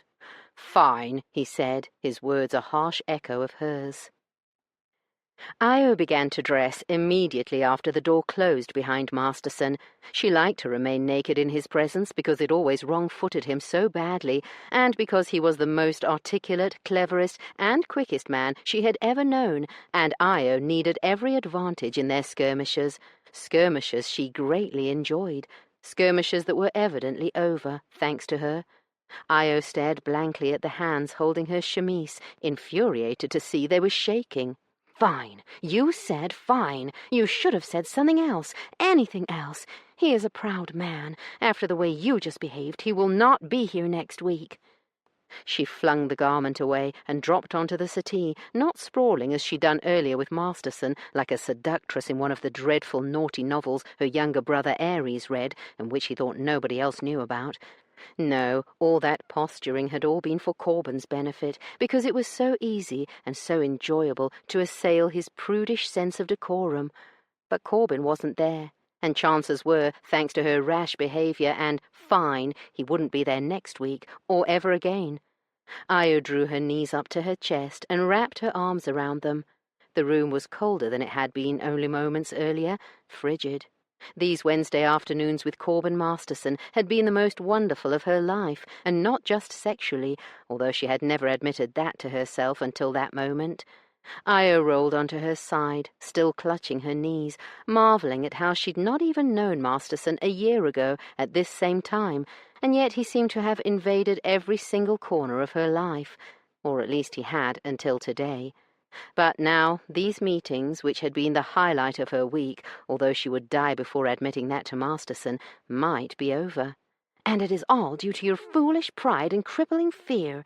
The last time I set aside my foolish pride for the sake of a man, I not only lost my dignity, I also lost a child. What I have done today is neither foolish nor weak. It is wise. It is self-preservation. Self-preservation. The words had been a mantra for over 4 years, ever since she'd thrown caution to the winds and followed her heart. For some reason, the words had a hollow ring to them this time. Chapter 27. This Wednesday. Io was avoiding him. Although they rarely spoke during the days between their trysts, this past week had been even more barren. She had not teased or taunted Corbin at dinner when the opportunity had presented itself, and they had not exchanged so much as one stolen glance since the week before. Normally, he would have something to look forward to today. It was a Wednesday, after all, something to make life worthwhile. But Corbin could not forget how he and Io had left things last Wednesday. The memory of their parting had eaten at him over the intervening days, and because he was a pathetic, besotted fool, he decided to go down to breakfast later than he usually ate that morning, timing his meal so that he might steal a few glances at Io and try to gauge whether he would show up to an empty room that afternoon. If he was not such a coward, he would just bloody ask the woman. But he was a coward, and he was terrified of the answer he might receive. Unfortunately, he and Io were not the only ones in the breakfast room. Indeed, all the Hales, even the Duke, had gathered for the morning meal, an unusual occurrence. "We are going to the Tower," Eva announced with a smile the moment Corbin sat down with a plate of food that he had no interest in eating. "I thought you went to the Tower just after we arrived in London," he said, stirring a spoonful of sugar into his coffee. "Eva loves the ravens," Ares said. "She would roost with them if they'd let her." "I would," Eva agreed, unperturbed by her sibling's gentle ribbing.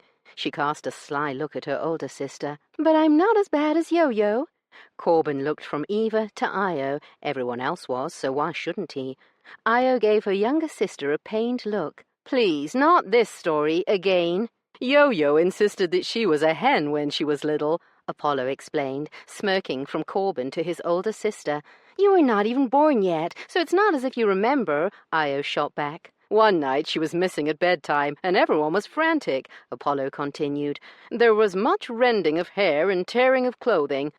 Not to mention a great deal of despair and wailing that she was lost," Ares said, picking up the story. "Search parties were deployed," Apollo intoned in a deep melodramatic voice that made his twin hoot, "but no trace of her could be found." Io muttered something that sounded vaguely threatening, but her siblings were enjoying themselves too much. Eva smirked at Corbin. "After hours of anguish and agony, she was discovered inside the chicken coop, asleep, sharing one of the nesting boxes with a hen." "I was not sharing a nesting box with a hen. They are far too small, and you know that, Eva," Io said icily. She looked at Corbin, her expression as regal as a queen's. "It was my own nesting box." "It's true," Ares said. "Even though she was barely 5 years old, she'd built a nesting box with her very own hands." He gave his sister the respectful look of one woodworker to another. "That's not the best part," Apollo said, nudging his twin in the ribs. Ares grinned. "My father slipped an egg in beside her before they woke her up." "She thought she'd laid it, and insisted on brooding it for an entire week," Eva added gleefully. "It was not a week," Io said, addressing her words to Corbin. "It wasn't even a day, because I fell asleep while brooding, and a rotten boy named Davy Rollins stole the egg and took great pleasure in frying it, and proving to me and all the other children that it was merely a regular hen egg." The others chuckled at what was obviously a family favorite story. Zeus, he couldn't help noticing, was smirking along with the rest of them, looking happier than Corbin had seen him look in weeks, months even. "I can't think why my siblings enjoy that story so much," Io said. "There are far more entertaining Hale tales." An evil smile stole across her face. "Like the time Ares and Paul found bullfrogs and—" "Moo! Moo!" The Duke, who obviously knew the story behind the mooing, laughed when the twins' raucous noise drowned out whatever tale Io was threatening to tell. The door opened just then, and Miss Barrymore entered a room filled with moos and laughter. Corbin swore the temperature in the room dropped. He and the other 3 men stood, and good mornings were murmured all around. Lady Eva hurried to fill the awkward silence by badgering her brothers to accompany her ice-skating later that day. Miss Barrymore almost always had breakfast delivered to her chambers, so Corbyn's antennae were twitching. He wondered if she was going to the Tower with the rest of the family, but somehow doubted it. When she turned away from the buffet, he saw she had only one dry piece of toast on her plate. "But then Mick said the best skating is somewhere called Mill Pond, and he would know as he was born and raised here," Eva said. "Will you ask him where it is, Paul?" Apollo gave his younger sibling a wary look. "If Mick suggested it, I'm not sure it will be—" "Mick?" Miss Barrymore interrupted, looking up from her meagre meal. "Is that the boy who runs behind your carriage?" she asked, turning her cold gaze toward Apollo. Corbyn had noticed the woman never said any of their names if she could help herself, and when she did address them, her expression was invariably pained or unpleasant. Silence greeted her question. "Yes, Mick is his name," Apollo finally said. Corbyn knew damned well that she was aware of who Mick was. Hell, most of London read of the flamboyant young tiger's exploits. To the amusement of Apollo's family and the many avid Hale watchers, both aristocratic and common, Mick had dogged the young lord relentlessly for the position of tiger, an antiquated role that Apollo most certainly had not been looking to fill. Anyone even slightly acquainted with Apollo knew that he'd hired the lad out of kindness, not to garner attention. "Your behaviour has become the topic of some rather unsavoury speculation," Miss Barrymore said after a moment had passed. Apollo finished chewing, took a drink of coffee, and wiped his mouth with his napkin before saying, "Is that so?" Corbyn's eyes slid to the Duke, but Hastings seemed to be fascinated by the beef steak on his plate. Io, who had a forkful of egg lifted halfway to her mouth, set it back down without taking a bite, her gaze sharp. Even Lady Eva, normally the one to deflect any argument, had a notch of concern between her violet eyes. Corbyn's own gaze settled on Lord Ares and stayed there. The youngest of the brothers seethed as he stared at Miss Barrymore, who appeared unaware of the danger. Corbyn opened his mouth to say anything to stop the pot from boiling over, but he wasn't fast enough. "Indeed," Miss Barrymore continued, in a cool, unpleasant tone, "the way you have been jaunting about with this boy dressed like a doll, and the—" A fork clattered loudly, and Miss Barrymore's eyebrows shot up as she turned to Ares, the source of the noise. "Enough!" The word was like the low rumble of a jungle cat, and utterly unlike anything Corbyn had ever before heard from the sunny-natured Ares. "I beg your pardon." Miss Barrymore glared at Ares as if he had thrown his fork at her head, still a distinct possibility, in Corbyn's opinion, rather than drop it on his plate. "You heard exactly what I said," Ares shot back, in a tone of unbridled loathing. The Duke finally looked up, and the exhaustion on his face stunned Corbyn, especially when compared to his expression of only moments before, when he had been laughing with his family. Miss Barrymore swelled, like a hen fluffing her feathers. "Do not speak to me in that! Your incessant insinuations, your nagging, your relentless belittling of my siblings stops now," Ares said, raising his voice to a low roar to be heard over Miss Barrymore's angry tone. Miss Barrymore gasped and turned to the Duke. "Hastings, I demand—" "I will speak to you after breakfast." The Duke's voice was all the more commanding for how quiet it was compared to his brothers or fiancés. Miss Barrymore smiled smugly and turned to Ares. "I will allow his Grace to settle the matter. I'm sure you will—" "I did not mean Ares," the Duke said, fixing his fiancée with eyes that were the pure cold blue of Arctic ice. Corbyn could not tell who was more shocked, Ares or Miss Barrymore. When he risked a glance at Io, who had not joined in the argument for once, her eyes glittered with triumph as they slid from brother to brother, and something that looked like relief coloured her face when her gaze settled on Apollo. Miss Barrymore shot to her feet. "I will have that meeting now, Hastings," she said, her voice shaking with fury, and then she pivoted on her heel and sailed toward the door. One of the servants, 3 of whom were still in the room, sprinted to open it for her. Once Miss Barrymore was gone, the Duke turned to Lady Eva and said, "I'm afraid I will not be able to accompany you to the Tower." He stood and said to Corbyn, I am sorry to cut your breakfast short, but would you mind joining me in my study in 10 minutes? Of course, Corbin murmured. The door shut behind the Duke, and for once none of the Hales said a word. 6 hours later. The day had been one of the most awkward and miserable of Corbin's life, even including the years he'd spent fighting in the war. As bad as the past hours had been for him, they'd been tenfold worse for his employer, although Hastings remained as distant as the moon even through the worst of it. Miss Barrymore made sure that the end of their betrothal was as painful as possible, not to mention awkward and expensive for her fiancé. Corbin was bloody exhausted just from observing. At the same time, he felt as if a huge weight had been lifted off his chest. The flash of rage in Ares's eyes as he'd stared at Miss Barrymore that morning had been extremely worrying.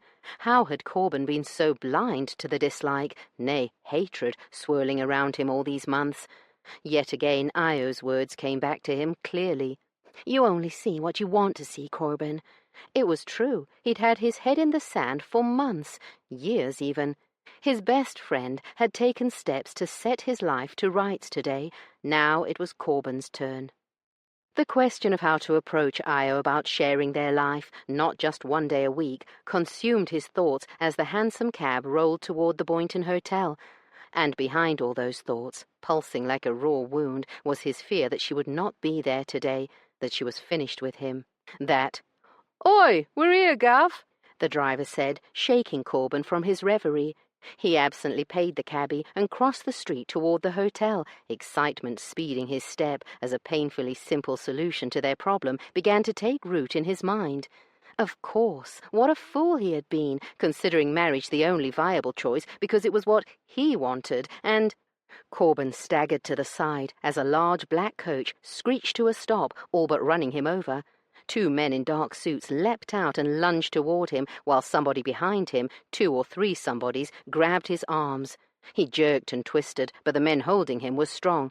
"What the bloody—" "You are coming with us, Mr. Masterson," one of the men from the coach said. "The hell I will," he shouted, and slammed his head back, catching somebody's nose with a dull crunch. A muffled scream was followed by 2 hands dropping away.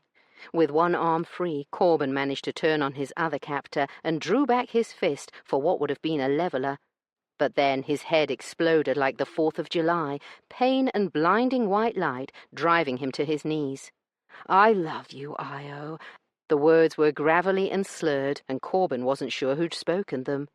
The world, which had been so painfully bright only a moment earlier, faded to a murky grey. "What did he say?" somebody asked. "It doesn't matter. Get him into the coach," a distant voice ordered. "Quickly, now!" Those were the last words Corbin heard before the darkness pulled him under. It had been an agony to go to the tower and pretend that all was normal, but surprisingly, it had been Apollo who'd insisted they carry on with their plans. "Zeus deserves to have the house to himself while he deals with Edith," he'd insisted. Personally, Io had wanted to purchase box seats and settle in with opera glasses to watch, but her brother had a point. Besides, if allowing Zeus time meant that he would give Edith the boot, then Io could spend all day staring at ravens and jewels. And so the 4 of them had gone on their jaunt. The moment they returned home, Io had sped up to Zeus's office. Nathan and Albert stood outside the Duke's study door like a pair of handsome gargoyles dressed in livery. "His Grace has asked not to be disturbed, Lady Io," Nathan said in his prim voice. Io opened her mouth to argue, but just then the door at the end of the corridor that concealed the servants' stairway opened, and Charles, her favourite footman, came bounding out, a piece of paper in his gloved hand. She hurried toward him. "Is Miss Barrymore still in the study with my brother?" He glanced at the other 2 footmen, who were frowning at them, and then leaned close enough to whisper, "No, my lady, she is packing her things as we speak." He paused and then added, in a dramatic voice, "Miss Barrymore is going back to America." Io's heart almost exploded with joy. "Are you sure?" "Aye, my lady. She is going to stay at the Clarendon for now, but will take one of His Grace's own ships back." "When does she leave?" "In only 2 or 3 days, we were told." Io's mind raced. "Miss Barclay isn't going with her," Charles added, with a scarcely suppressed grin. "She isn't? What is she going to do?" "She will stay on as Lady Eva's companion. She will. How in the world had Eva worked so quickly when they'd just returned from their jaunt to the tower? Mr. Masterson is going back with Miss Barrymore. What? The huge footman jumped at her shriek. Aye, His Grace's man, Mr. Crombie, says Mr. Masterson is cutting his year short to escort Miss Barrymore home. His year? Io repeated. What year? I don't understand. Mr. Crombie says as how Mr. Masterson was only supposed to stay a year with His Grace before returning to America, but now that has changed. Corbin had only agreed to come for a year. I don't understand. Why only a year? And what is he going back for? Charles shrugged. I don't know, my lady. Io refused to believe it. Surely Corbin would have told her if he was only here for a year. She knew she shouldn't be gossiping with a servant, especially not in the middle of the corridor, but she had to ask. Are you saying that Mr. Masterson is leaving His Grace's employ permanently? The footman opened his mouth, but then closed it, his brow furrowing. After a moment he shrugged.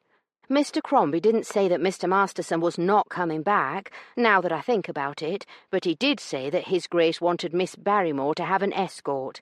Is Mr. Masterson in his rooms? Nay, my lady, he's gone out on his half-day, just like he always does on Wednesday.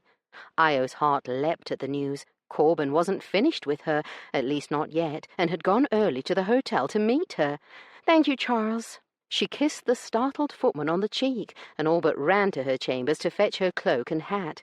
Io flung open the door to her room, rushed inside, and gave a yelp of surprise when she almost collided with Edith. My, don't you look pleased with yourself? Edith hissed, like the snake she was, her eyes glittering with malice. What are you doing in my room? I came here so you could gloat, my lady. I am leaving. Doesn't that make you happy? Io didn't bother to hide her grin as she held up her hand, her forefinger and thumb separated by a half-inch of air. Just a little bit. The other woman snorted. You are pathetic. Says the woman whose fiancé just sent her packing. At least I had a fiancé, while you are just a cow giving away free milk every Wednesday. Io's eyes narrowed. What are you talking about? Corbin told me all about your sordid little arrangement. Io recoiled, her jaw sagging. Edith's smirk grew at Io's obvious shock. He will be accompanying me back home. You should have seen how grateful he was at the news, how happy that he can slip away before you get a chance to make a scene. I don't believe you. It's true. He's already gone to make our arrangements for the journey. She smiled nastily. I'm afraid he won't be making your Wednesday meeting today. You're a liar. Corbin is only going with you because you are too useless to ride a ship home without some man pandering to your every whim. Edith sneered. You poor fool. Don't you know that you are everything he despises in a female? Haven't you figured out yet that he has only been using you? He was willing to stomach your incessant advances and vulgar ways because it was cheaper than paying a prostitute. But even as Io's hand flew, she knew that sinking to violence was a despicable reaction, but the look of shock on Edith's face and the rewarding sting on Io's palm were both worth the temporary loss of principle. Edith shrieked and raised her hand to her red cheek. You animal! Violence is not the answer, and I should not have hit you, Io said, unable to make herself say, I'm sorry. You have shown yourself for the common whore that you are. Io bristled and took a step toward the other woman, who stepped back so quickly she stumbled over her own feet. I should not have hit you, she repeated, but I do not regret it. Now get out of my room before I deal with you the same way I would with any other vermin. Io punctuated her threat by stalking after Edith, backing her out of the room until she was standing in the corridor. And still Edith lingered. This last half-year with your family has been the most lowering of my life. I will be grateful to see the last of you and all your wretched siblings, and that includes your oldest brother. And if you think... Io slammed the door in her face, cutting off whatever bile was coming next. She had to admit it felt even more satisfying than the slap had. Even though Edith was gone, her awful words lingered like a foul smell. How had the other woman known about their Wednesday meetings? No matter what Edith claimed, Io could not bring herself to believe that Corbin had told the other woman about room 320, nor could she believe that he would have said such awful things about her. Edith had lied to her before, or at least twisted the truth until it was unrecognizable. There was no reason to believe she was not doing the same again. Still, that did not answer the question of how Edith knew about their meetings. Could she really be so vindictive that she would have had somebody following her? "You know she could be that vindictive, and more," a dry voice said. Yes, that was true. The woman had proven she had no limits when it came to manipulation. Io hated to think what Edith had learned about Apollo. As far as she was concerned, the sooner Edith left the country, the better it would be for all of them. The one thing Io could believe was that Corbin was accompanying her back to New York. That was exactly the sort of antiquated chivalry he would exhibit. But she refused to believe that he was planning to stay there. He would have told her if that was the case. She was sure of it. A quick glance at the clock showed her that 8 precious minutes had passed while she dithered. If Io did not hurry, she would be late to her Wednesday meeting. Chapter 28. Several long hours later. "Masterson is not coming. You might as well just go home." Io ignored the voice, just as she had been ignoring it for the last 5 hours. Evidently at least part of what Edith had said was the truth. Corbin was not coming to room 320 today. Even so, Io couldn't make herself go home. Instead, she curled up on the bed and shivered, the tears that she never ever allowed to fall flowing freely. Corbin was going back to New York with Edith. The words twisted in her belly like so many knives. "That means nothing," she whispered to the empty room, grabbing herself by the scruff of the neck. Metaphorically speaking, she said the next words aloud too. "Corbin does not love Edith. I'm not even sure that he likes her anymore. I saw the way he flinched at Edith's words just this morning." "Perhaps, but she is a wealthy, well-bred woman. She could give him what you never thought to offer, money to do what he does best, rather than serve as a secretary for your brother." "Corbin would never take money from her, or from me, for that matter." "He would take money from his wife." Io moaned. "Shut up," she muttered, and shoved her face into a pillow. Marriage, the bogeyman all her life. Her twin had always said she was the most contrary person alive. It seemed Bao was right, because why else would Io fall in love, yes, love, why bother to keep denying it, with Corbin Masterson, a man who would settle for nothing less than total and complete legal subjugation from any woman he allowed into his life. "It doesn't matter how contrary you are. You love him. Will you make yourself miserable because you are a coward?" the irksome voice taunted. "Because being in love worked out so well for me the last time. What you felt for Lamar was not love. It was the infatuation of a girl." Io lowered the pillow and considered that possibility as she stared at the canopy of the bed where she'd had so much pleasure. When she tried to summon Lamar's face, the image was an indistinct blur. It seemed odd that she could recall so little of him, because he had continued to live at Canoga and take many new lovers, right up until the day Io and her siblings had moved away. And her memories of him were vague as well. What had they talked about? Had she teased him as she did Masterson? Somehow she thought not. Only scant snippets came back to her of their time together, and nothing from the end when she had been emotional and broken-hearted. Had she loved him?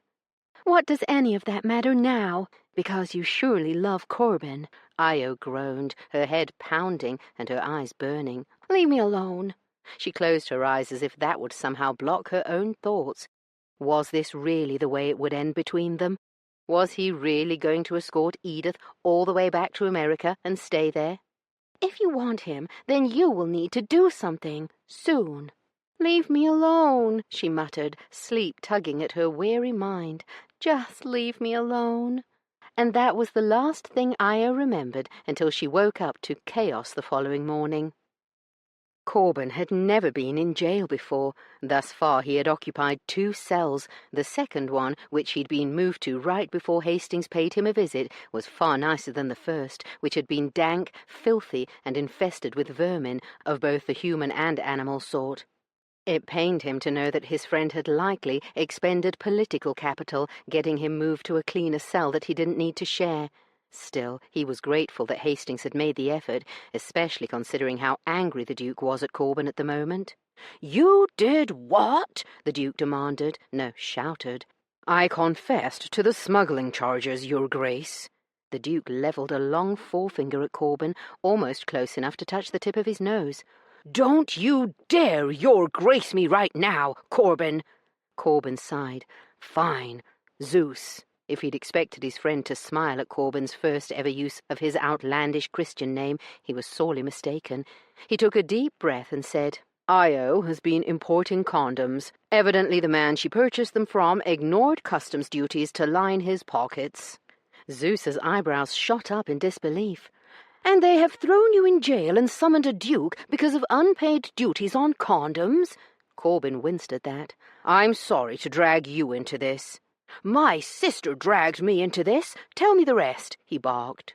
"It seems the man who Io was dealing with, Branson, used the condoms as a cover to smuggle weapons." Zeus groaned and dropped his head in his hands. Corben felt sorry for him, but then remembered his friend had recently liberated himself from Edith Barrymore, and then he did not feel so bad. Corben doubted that now would be the time to congratulate the other man on his narrow escape. "They cannot believe you purchased weapons," Zeus said. "I don't think so. I think they are hoping I will provide them with solid evidence to flush out Branson and his cohorts. Can you? I know nothing about all of this. I wouldn't have even known the man's name if they'd not dropped it while interrogating me." Zeus raised an eyebrow. "Interrogating? Don't worry, they didn't get out the thumbscrews. Good, that means it will be all the more painful when I use them on you." His eyes narrowed.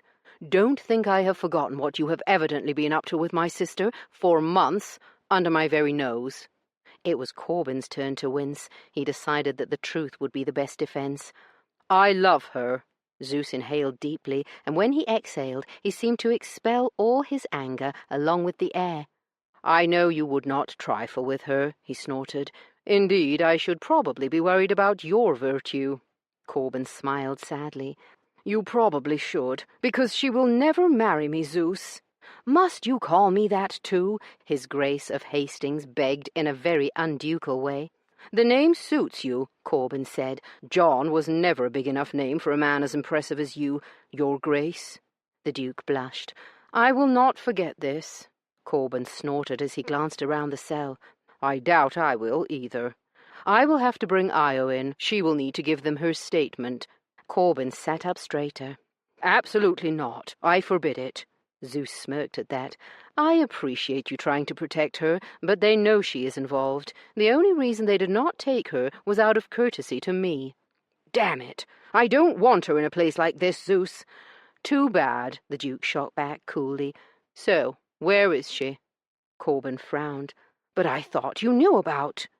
"I know you've been meeting, but my source would not tell me where." "Who is your source?" "That is none of your concern," Zeus said icily. Corben sighed. "She is at the Boynton Hotel, room 320. Chapter 29, Thursday. Thud, thud, thud. "What is it?" Io yelped as she bolted upright with a start and blinked groggily around her, more than a little disoriented. "Oh," she thought after a moment, "I'm still in room 320. And light was streaming between the gaps in the drapes. She had fallen asleep. Thud, thud, thud. "Io, damn it, open the door!" A muffled, angry male voice shouted. "Corben?" Io scrambled from the bed, catching her foot in the counterpane in her haste and falling to the floor with a squawk. "I'm coming, Corben!" she shouted, freeing her foot with some effort before limping across the room. She flung open the door. "I knew you'd—" Her face fell. "Oh, it's you." "I am so sorry to disappoint you," Zeus said coolly.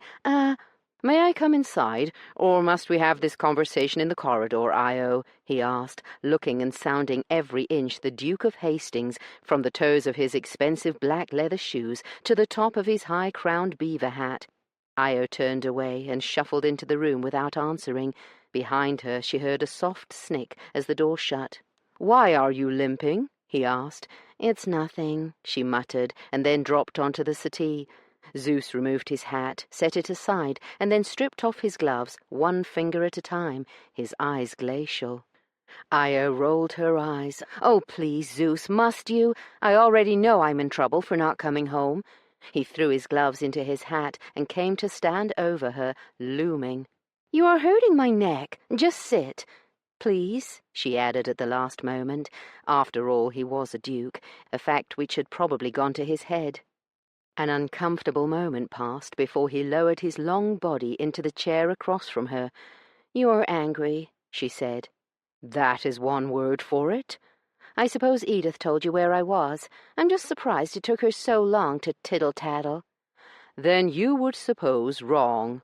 She sat up straighter, hope leaping in her chest. "Corbin told you? Then where is—" "An agent from British Customs told me." Io's jaw sagged. She lowered her voice. Is it against the law to have—" At the last moment she changed sex to something less offensive. Carnal relations outside wedlock?" Zeus stared. If his eyes got any frostier, it would start snowing inside the room. "Your illicit meetings with my friend are not why they have taken Corbin into custody," he said in a withering tone. "Corbin is in jail?" Zeus winced. "Please modulate your voice. It is still possible that not everyone in London knows my secretary has been arrested for smuggling." "What?" she shrieked, not caring how hard her brother winced. "What in the world are you talking about?" "Evidently," he said icily, "it is you they should have arrested." Io's mind raced, and it didn't take long to reach the finish line. "They threw him in jail for importing condoms? The last time I checked, that was not illegal. As for the custom duties, that is the responsibility of—" "Your associate, Mr. Branson," Zeus finished for her. "Yes, exactly. If anyone is to blame, it is Branson." "You are correct about the duties. Unfortunately, that is not all Branson was dealing in, Io. He was using your shipment of condoms as a cover for far more nefarious business." Io briefly squeezed her eyes shut before she forced herself to ask, "What?" "Weapons." "Oh, God!" "Indeed." She forced herself to meet his gaze. "And you say he is in jail?" "Correct." She swallowed, and then forced her face into a humble expression, not her forte by a long shot. "Can't you talk to them and convince them he is innocent, Zeus?" "I have already spoken to the men holding him." A scowl settled on his handsome face. "Regrettably, Mr. Masterson had already muddied the waters so badly they have refused to let him go, regardless of my appeals." "What do you mean, he muddied the waters?" "By confessing," Zeus hissed, anger finally flaring in his gaze, but melting none of the ice. "Confessing? But why?" "To protect you, sister. Corbin is in jail and facing a very long jail sentence for you." Io crossed her arms as she stared up at the man in the cheap, ill-fitting suit. "I won't answer another question without seeing Mr. Masterson." The agent, Elder his name was, looked at his partner, Carver. Whatever he saw on the other man's face made him nod. "Fine," he said, fixing Io with a hard look that was no doubt meant to terrify her. "You can have 5 minutes. 15 minutes. Elder looked as if he was going to fly across the scarred table that separated them and strangle her. Io was well familiar with that look, having seen it on so many people's faces over the course of her life. Behind her, Carver sighed heavily. "Fine, 15, he said, strolling out from behind her chair where he'd been standing since she'd taken her seat. She assumed it was meant to make her nervous so that she would break down sobbing and confess to anything they wanted. Instead, it had irritated her and stiffened her resolve to give them nothing, her only words repeated demands to see Corbin. Carver leaned a hand on the table and bent until his eyes met hers. "But once the 15 minutes are over, you will tell us everything about Branson and agree to help us in an operation to bring down his smuggling operation." Io brightened. "An operation? Yes, of course. I will be happy to do that. I already have a pistol in my satchel and—" "No pistol," they both said in unison. Io glared at the men. "I was only trying to be helpful. So," she said, after a few seconds passed and they said nothing, Are you going to fetch Mr. Masterson now, or are we going to engage in yet another contest of wills? Because I still recall how your last one with my brother ended." Scowling, they turned and stormed from the room, slamming the door behind them. Io grinned to herself as she relived the memory of Zeus and how masterful and ducal he'd been when they had arrived at the customs office. "Out of courtesy and a desire to help, Lady Io has agreed to speak to you," he'd said in a quiet voice laced with menace. Then he'd loomed over Carver. "If you harm a hair on her head, you will discover that the retribution of an English dukedom will feel like the sting of a gnat when compared to the ire of an American brother. Additionally, I took the liberty of sending word to my dear friend, the Duke of Axbridge, before coming here. Should it be necessary, he stands ready to vouch for my character, that of my sister, and Mr. Masterson." Carver's harsh, craggy face had blanched at the name Axbridge, and only a subtle nudge from Zeus had kept Io from laughing. She had been so proud of her brother. He'd turned out so nicely, and to think a mere half a year ago she'd despaired of him ever becoming human. The door opened, interrupting her private celebration. "Corbin!" She scrambled up from her chair and threw herself into his arms, which closed around her like iron bands. "I am going to spank you so hard you won't be able to sit for a week," he growled in her ear. Io laughed and reluctantly released him, just enough to pull back and see his face. "Is that a promise, Mr. Masterson?" Corbin snorted. "You can take that to the bank, you vixen." Io gazed into his tired grey eyes, her humour dimming. "I am so terribly sorry to have dragged you into this, darling." He pushed a lock of hair off her brow, his eyes consuming her, as if he'd not seen her for a month, instead of just yesterday morning. "And I'm sorry I wasn't there to meet you last night. Zeus told me you did not come home." "I kept hoping you would have a change of heart and show up, so I waited, and then I fell asleep," she sheepishly admitted. "Poor darling." He cupped her cheek, his look so tender it squeezed her heart. "I have told the men who arrested you that I will give them a statement and all the information I have on Branson, but only after I spoke to you." Io chewed her lip, debating mentioning the part about the secret operation and deciding against it, given how stuffy Corbin could get about such things. He slid his knuckle under her chin and forced her to meet his gaze. "What are you keeping from me?" Io." He raised a dark blonde brow. Io sighed. "They also want me to help them bring Branson into custody." "Absolutely not. That is out of the question." "I will be utterly safe. You can even come along. I will make that a term of our agreement." He eyed her steadily. "Is that all, or is there more waiting to surprise me?" "That is all. Once I write out my statement, we should be free to go." Io caressed his stubbly jaw with her palm. So virile," she murmured. She had never seen him so dishevelled before. If not for his current predicament, she would have enjoyed this more rugged version of her normally polished lover. Corbin snorted and reached up to feel his other cheek, grimacing at the rasping sound his hand made. "I am eager to get home and wash off the stink of this place." Io knew it was neither the time nor place, but she could contain herself no longer. "Edith said you were leaving with her and not coming back here. She said you'd only ever planned to stay a year in Zeus's employ." She bit her lip. "She said uglier things, too, about us." Corbin gave her an exasperated look. "I cannot believe you would listen to a word Edith Barrymore said." "So then, it isn't true, and you aren't going?" "No, that part is true. I am going back to New York City." "Can't Zeus send somebody else to act as nursery maid to her? Does it have to be you?" "I am not going because of Miss Barrymore. That is just a favor I am grateful I can do your brother. I am going because I promised Lizzie that I would return in a year. Although a year is not up, I have decided I don't want to wait any longer." "So you are not coming back, then?"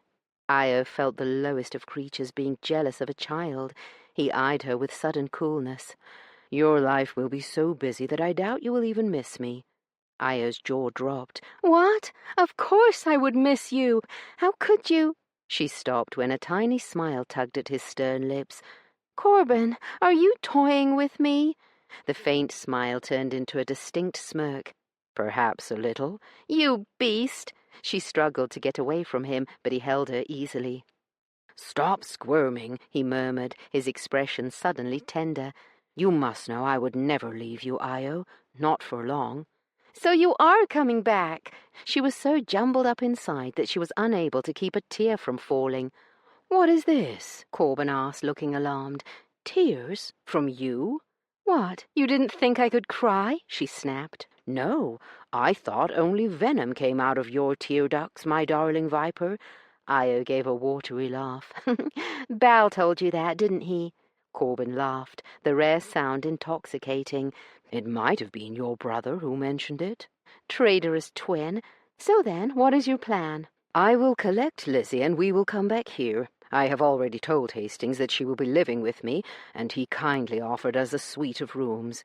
He pulled an almost sheepish face. It is not the first time your brother has tried to help me in such a way, but this time I will put aside my pride and accept his generosity. What if I were to go with you? Io blurted. When he just stared, Io tried to inject some levity. After all, you will need somebody to protect you from Edith's machinations. Corbin hesitated only a second before saying, I would like that, Io. She could guess the reason for his reserve and decided it was her turn to toy with him a little. I would not go as your lover, Corbin. The pain that spasmed across his normally inscrutable features gutted her. I shouldn't have teased on such a subject. What I meant is that I would go as your wife. If you want to marry me, that is. The hope in his eyes was almost as agonizing to behold as the pain had been, as if he didn't dare be happy. His lips parted. Marrying you is my dream come true. But is this really what you want? Are you sure? I am sure about you, Corbin. As for the institution of marriage, Io shrugged. I will just have to trust you, won't I? He nodded somberly. I wish I could change the laws for you, darling, but what you say is true. You will have to take my word that I will never control or inhibit your actions or beliefs. I swear to you right now. Even if I want to bring cases of condoms into the country and hand them out at tea parties? He smiled. Even then, his expression became stern. I have one condition that I would like your word on. It is one that I will not budge on. What is it? She asked warily.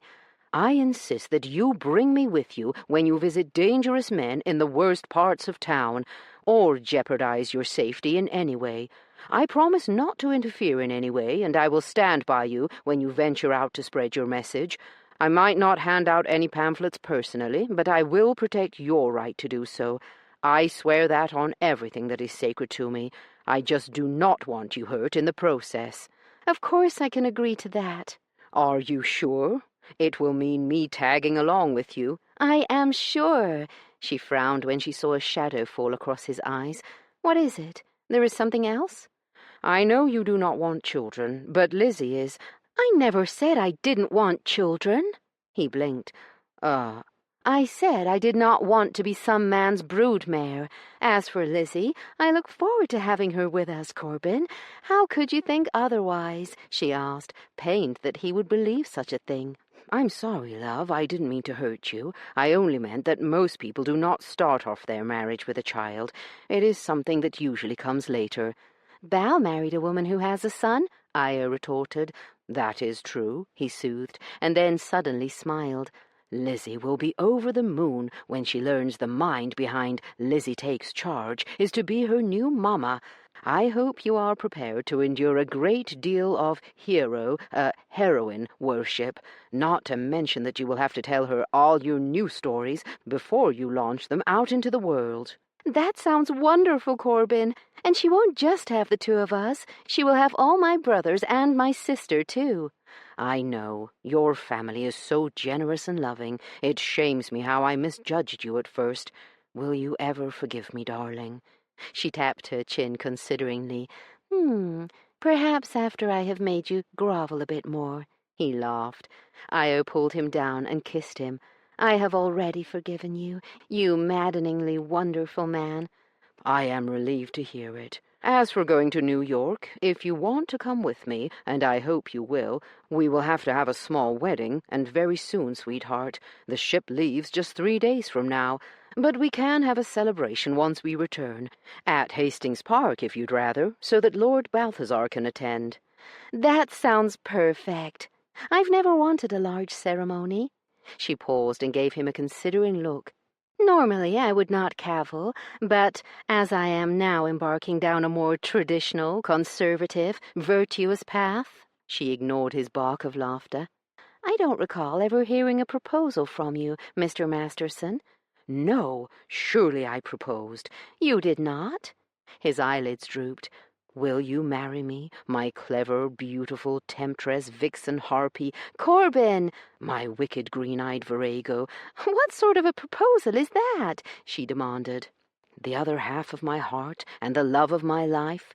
Io stopped glowering and gawked up at him, lips parted. "Oh." "Is that a yes, sweetheart?" She nodded dumbly. Corbin swooped down and kissed her soundly, his lips as firm and satiny as ever, but his scratchy bristles startling a gasp out of her. Corbin pulled away and set his forehead on hers.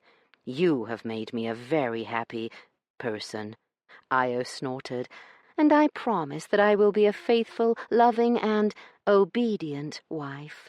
As she'd hoped, Corbin threw his head back and laughed, and then the adorable man mooed at her. Epilogue. Hastings Park, March 20, 1872. Although Io and Corbin officially pledged their troth on a cold day in January, they both considered their real wedding day to be March 20th, or 3/20 by the American calendar, a date they both believed to be an excellent omen for future happiness, if two such practical people were to believe in foolish things like omens or fate. And yes, it just so happened to be a Wednesday. Even though it was the middle of the season, the Duke had insisted they all return to Hastings Park for the celebration.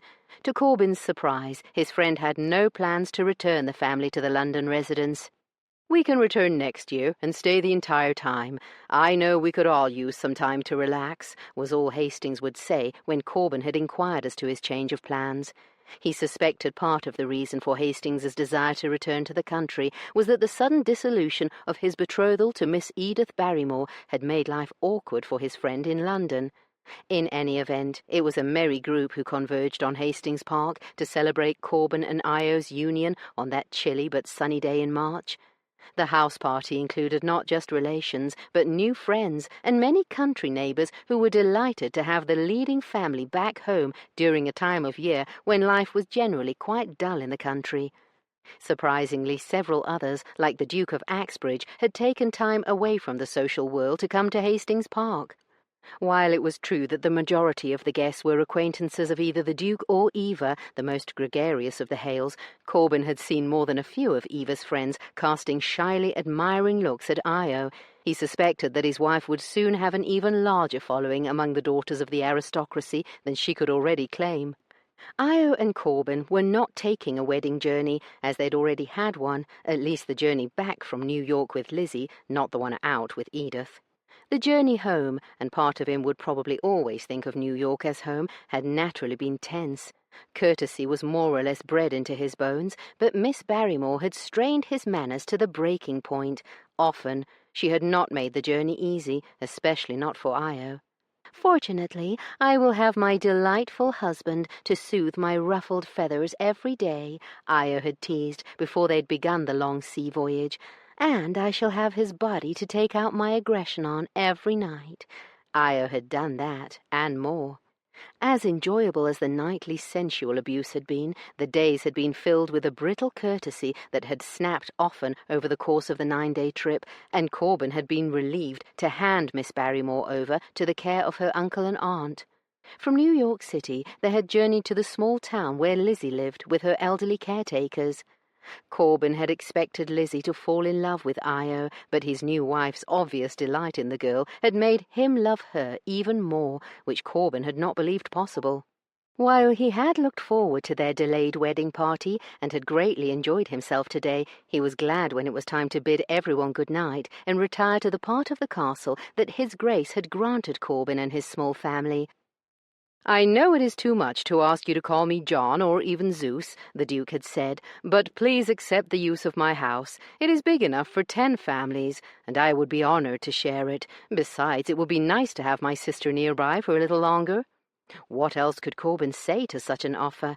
"Zeus is beginning to grow on me," was all his wife would say when Corbin asked if she was content to live at the castle. The day would likely come when Corbin and Io would want a house of their own, but neither of them were in any hurry. "Are you tired?" Io asked Corbin, who was carrying a very exhausted Lizzie. They had just left the drawing-room, where their wedding party was finally beginning to wind down. "Not in the least," Corbin said. "Are you?" "No." "I'm not tired either, Papa," Lizzie piped up, even though she could barely keep her eyes open. "I want to go to the quarrelling king with Uncle Aries." Io and Corbin exchanged an amused look. "Uncle Aries is going to take you riding tomorrow, along with Uncle Paul," Io reminded her. "But you need to get some sleep tonight so that you can keep up with them." "And will you come too, Yo-Yo?" Lizzie asked, smiling shyly as she spoke his wife's pet name. "Of course I will. So will your papa." Lizzie had asked Io about names while they'd been aboard the ship. "What should I call you?" "What do you want to call me?" "Should I call you Mama?" Lizzie had asked, not looking entirely happy at the thought. After all, she still remembered her own mother. "Why not just Io?" Lizzie had looked delighted at the opportunity to call an adult by their Christian name, but when they had arrived at Hastings Park and she'd heard Io's siblings call her Yo-Yo, she had been entranced by the nickname. The rooms they'd chosen to use as the nursery were up 3 flights of stairs, and Lizzie's eyelids had almost drifted shut by the time Corbin set Lizzie down on her bed. "Are you leaving?" Lizzie asked, blinking up at them. "It's time to get some sleep, darling. Give me and Yo-Yo a kiss," Corbin said. Lizzie yawned, stretched her arms around Io's neck, and gave her a peck before kissing Corbin's cheek. "She's tired," Corbin whispered to Nanny Bedford, who'd come bustling toward them as soon as they entered the room. The older woman, whom Victoria, Balthazar's wife, had recommended, smiled. "Aye, I'll take care of her. Good night, sir, my lady." "Good night, Nanny." Once they'd slipped out of the nursery, Corbin turned to his wife. "Did you enjoy the party?" "Very much," she said, and then pulled a wry face. "Although I must admit I was ready for it to be over a few hours ago." She stifled a yawn and leaned on his arm more heavily. "What did my twin say to you earlier, after dinner, when the two of you were talking so seriously?" "He just wanted to welcome me into the family," Corbin said, leaving out that Balthazar had also threatened to beat Corbin to a pulp if he ever hurt Io in any way. The younger man had also shared some unhappy details of Io's relationship with Lamar Jacobson in the process. "Jacobson broke her heart. She was so ill that we feared she would die." Raw emotion had throbbed in Balthazar's voice. He'd cleared his throat and continued in a more level tone. "I never thought she would trust herself enough to fall in love again, and I certainly never expected that she would marry." Neither had Corbin. "You don't regret not going to the king's quarrel with all the others?" Io asked, the others being her siblings and many other guests, mostly younger, who had not yet had enough revelling. "Not in the least," Corbin assured her. "I have other plans." She laughed. "Why, Mr. Masterson, what could those be?" He smirked and opened the door to their chamber. "You will soon find out." "Ah, a feast, just what I need after stuffing myself all day," Io mockingly said, gesturing at the table, groaning with food. "I dare say this is Zeus's doing." Corbin plucked a grape off the astounding array of food and offered it to her first, popping it into his own mouth when she shook her head. "Ugh, I cannot believe you are still eating, Corbin." "I would rather be eating something else, but—" "Mr. Masterson, are you being naughty?" "If you have to ask, then I am doing a dreadful job of it." She hummed, wrapping her arms around his waist and nuzzling his neck. "You will just have to do better." He laughed. "And let me guess, you might have a few suggestions." Io ran her hands up and down her husband's hard body. "First off, you have too many clothes on." "On that we agree." The next few minutes were filled with the sound of unsexual grunting, muttering, a bit of torn clothing, and at least one button bouncing its way off the carpet across the wood floor. Io had trained Corbin well and no longer had to bark "Condom" at her husband. Indeed, he was sheathed and lying on his back before she could shimmy out of her far too elaborate wedding gown. "No fair," she muttered as she climbed up onto the bed and straddled him. "It was your idea," Corbin reminded her, lifting her by the hips and notching himself against her entrance. He was referring to Io's thoughtless comment about whoever made it to the bed first, naked, would get to choose the position. "I might want to renegotiate that," she complained, and then hissed as she slowly took his hard length into her body. "You're just angry because you have to do all the work." He smirked up at her, his palms behind his head, as she finished seating herself. "And you're just smug because you get to be lazy." Io yelped as the room spun and she landed on her back. "You were saying, my princess?" he mocked, slowly pulling almost all the way out before slamming into her hard enough to drive her up the bed. Io moaned at the pleasure of being so stretched and filled, enjoying it for a moment before muttering, "Don't call me that." Corbin laughed, withdrawing and then pinning her to the bed with another punishing thrust. What should I call you then?" he asked in a gruff voice, swiveling his hips in a way that gave her just the perfect amount of friction, exactly where she needed it. "My queen?" Io gasped and then choked out, "All-knowing and powerful supreme being will be sufficient." Again her husband laughed, his hips pumping faster and harder. "Rather a mouthful to shout at the moment of climax, don't you think?" Io opened her mouth. Before she could answer, Corbin lowered his lips to one of her breasts, while his hand slid between their hips. For some reason, Io's clever retort slid completely out of her head. "Say it," Corbin hissed, as he worked her relentlessly toward the precipice. "It." A very un-Corbin-like guffaw burst out of him. Just for that adorable sound, Io decided to give him what he wanted.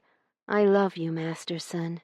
"You'd better," he growled, and then he gave her exactly what she needed. Second epilogue. The King's Quarrel, that same evening. Apollo winced as Balthazar's wife, Victoria, who was playing against Ares, threw a dart that narrowly missed the pub window, which was a good 6 feet away from the bullseye. At the next board, 2 giggling friends of Eva were playing doubles against 2 young men whose names he could not remember. It had stunned Apollo how many people had come all the way from London to attend his sister and brother-in-law's celebration. He knew that Io had not made many acquaintances, nor had Masterson, who spoke as little in company as Apollo did.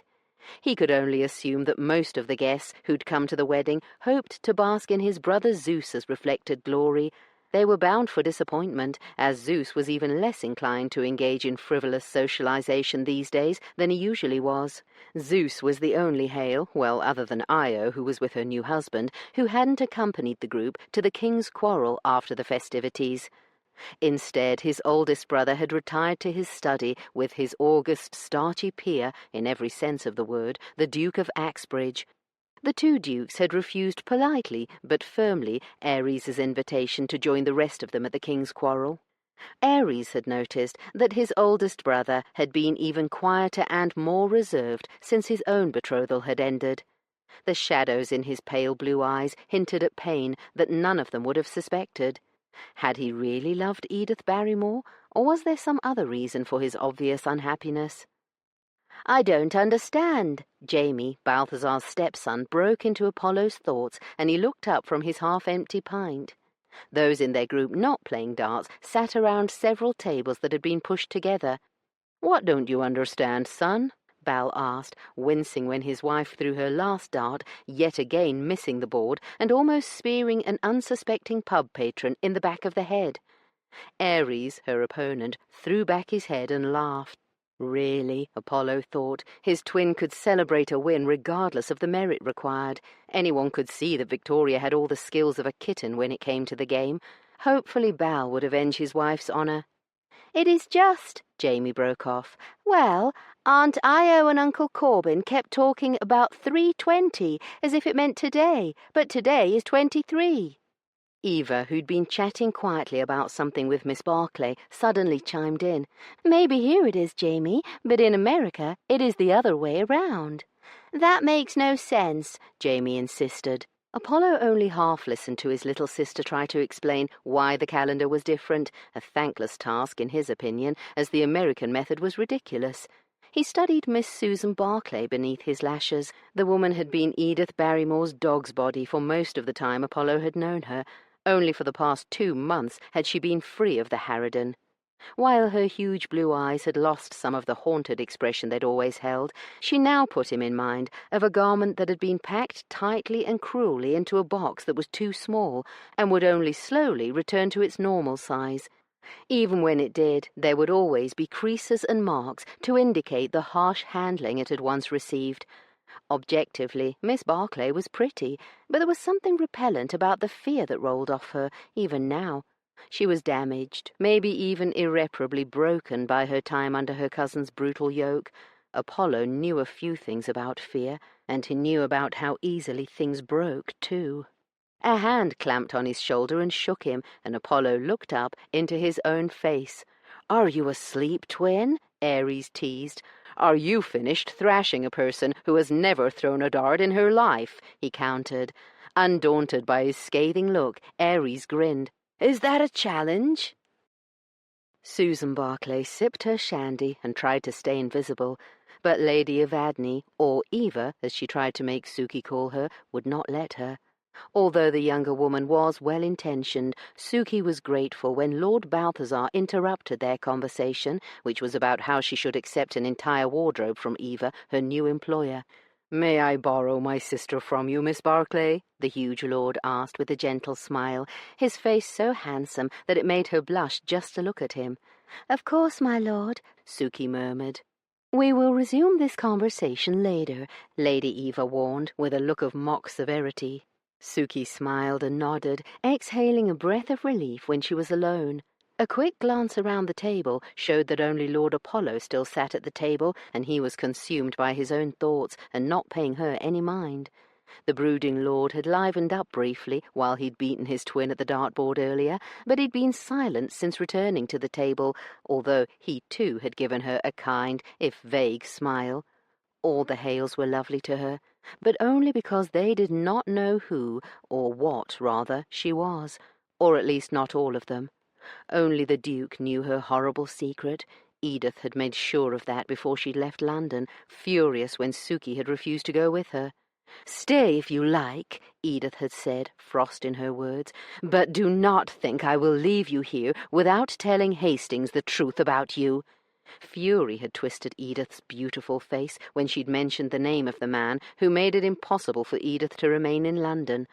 Suki knew that Edith loved living in England. She'd especially loved the prestige of being betrothed to not just the handsomest man in England, but probably the wealthiest and kindest, and Edith had lost him. Suki could not help but celebrate that fact. Edith had jerked her cold gaze back to Suki, as if she'd heard her thoughts. "I will tell Hastings the truth about you, and you will soon find yourself back on the streets, earning your money the way you were before I rescued you. And if you think Lady Eva will protect you—" Edith had laughed cruelly. "You are even stupider than I have always thought. Hastings will not want a creature such as you to come anywhere near his beloved little sister." Her lips twisted as she spat the last 3 words, confirming what Suki had long suspected. Edith was jealous of the affection growing between the Duke and Lady Eva, the most affectionate of the Hale offspring.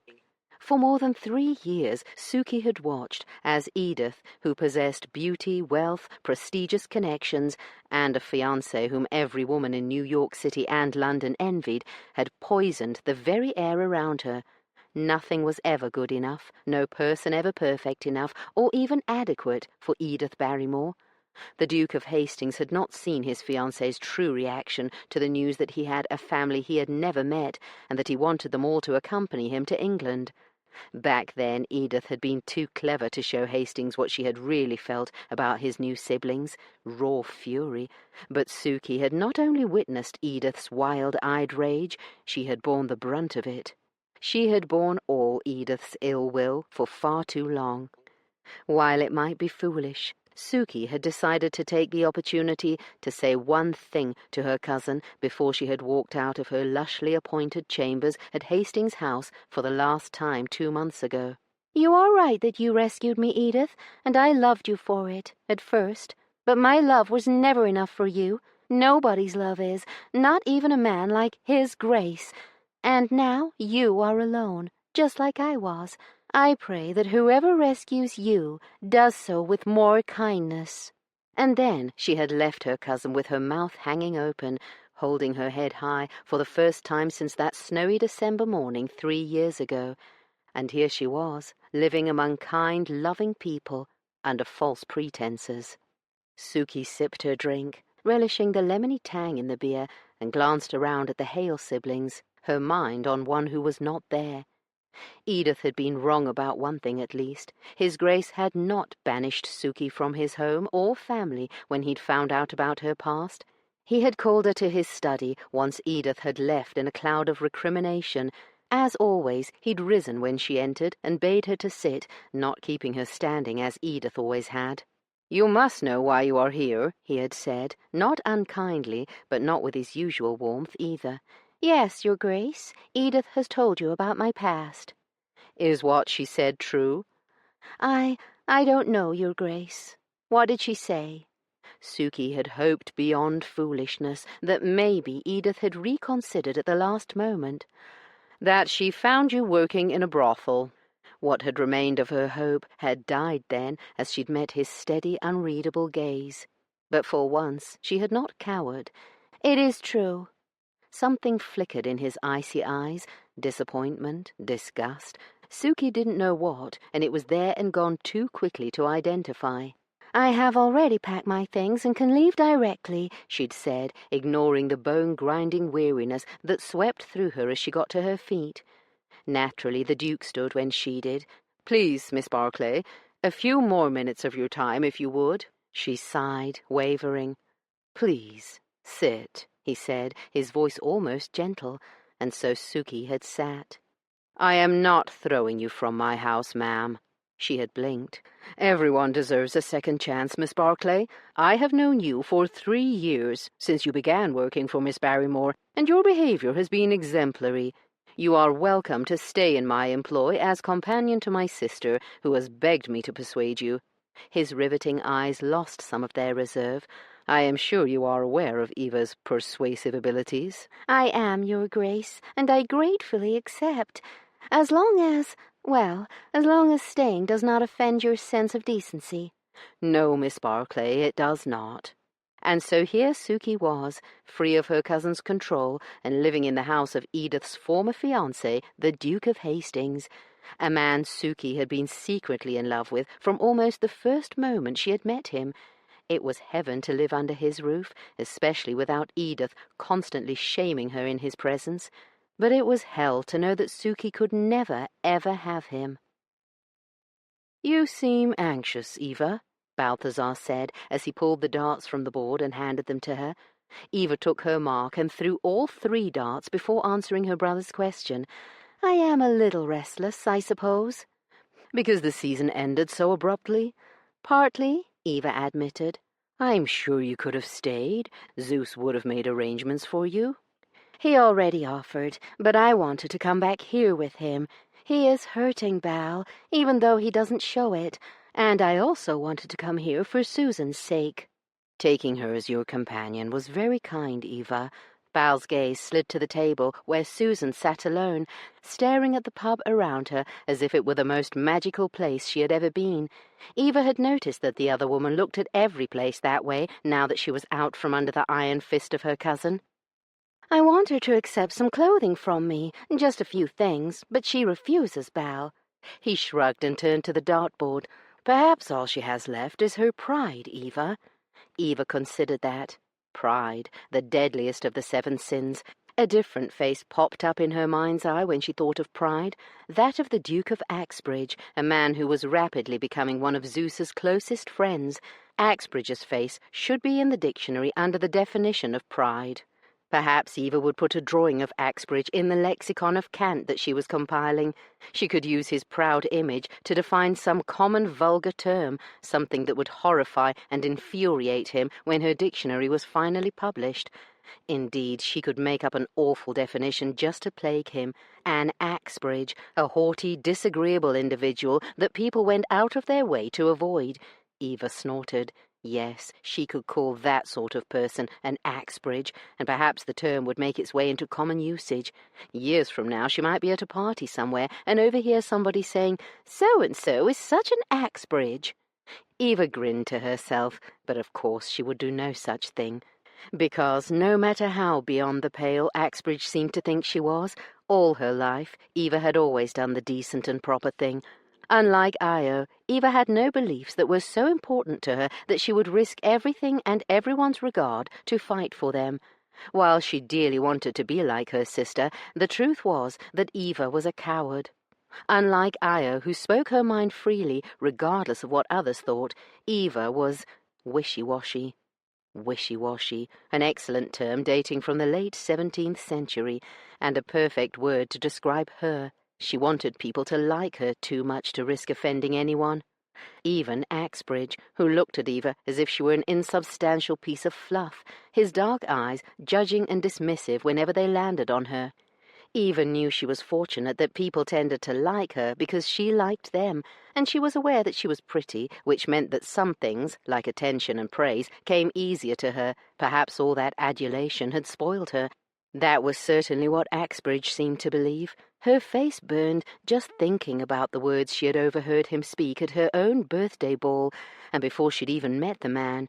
Cruel words that were forever emblazoned in her mind. Eva had been standing beside the wall of potted palms that Victoria, then Mrs. Dryden, had cunningly arranged to divide one section of the massive ballroom from another. Although the plants had looked like a wall, they were no barrier to what was being said on the other side. "That Elderhale sister is beautiful," an arrogant male had proclaimed, the sound of Eva's last name instantly garnering her attention. "She is a diamond," another voice agreed. "Unfortunately, she looks like the sort who would eat a man after mating him." The others had laughed, and Eva had frowned, opening her mouth to remind them that they were in her family's ballroom, and she could hear them. But then, hearing her own name had stopped her. "The younger one is nothing like her, except a bit in looks," a new voice said. "She is a real darling," said the first voice. "Genuine, fresh, and innocent. It is hard to credit they both came from that commune." "I agree," said yet another, making her wonder just how many men were loitering. "I'm not ashamed to say I asked Hastings if I might call on her when they come to London. He told me that his sister was in no hurry to marry. He then said it was his sister's choice who called on her, and that I should apply directly to her." Eva recognized the voice now. It was the Earl of Gaston, whom she'd just danced with. He'd come to her birthday ball with two of his friends, and they dressed as the Three Musketeers.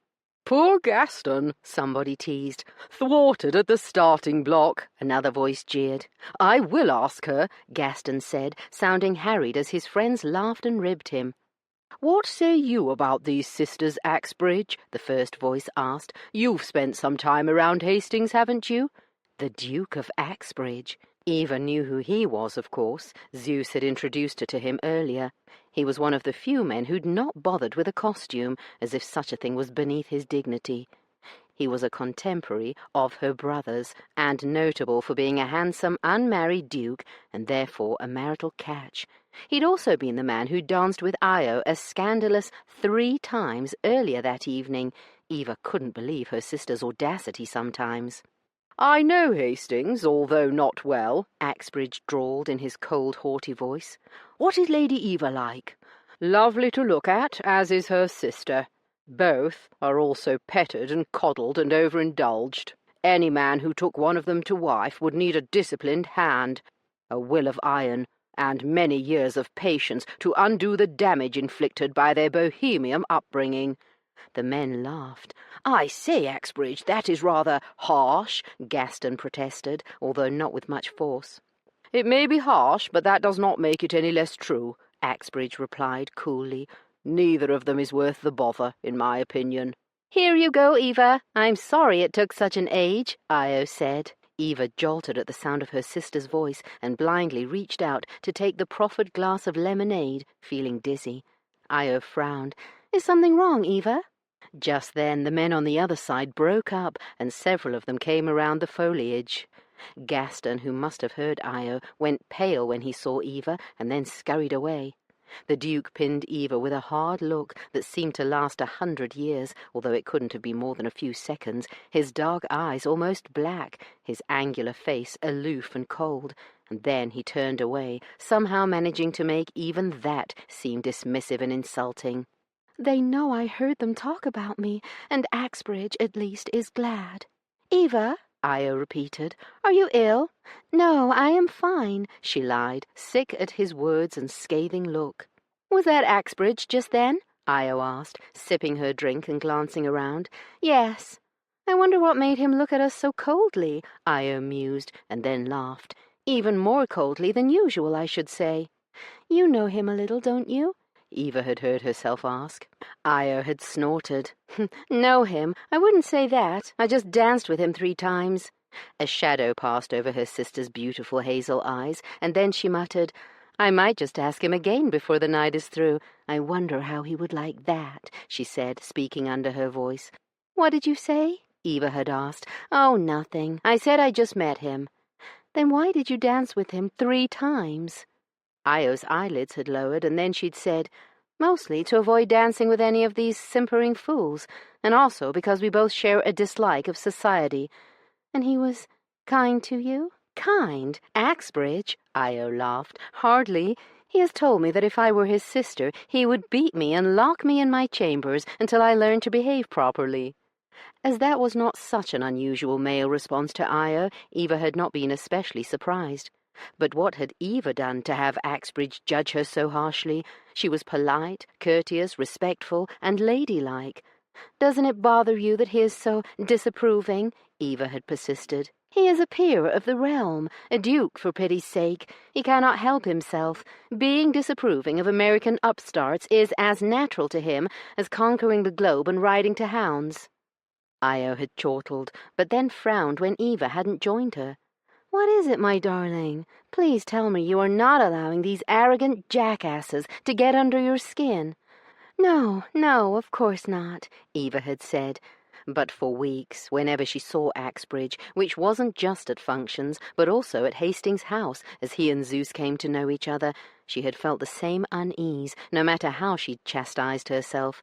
"Not everyone will like you, Eva, the same way you do not like everyone." True. But she didn't loathe anyone, not even Edith. Well, at least she hadn't, until the woman had gone after Apollo that day. Eva had been startled when Axbridge had come to partake in Io and Corbin's celebration. She'd been even more flummoxed to see her sister laughing and chatting with the haughty Duke earlier that day, as if they were dear friends.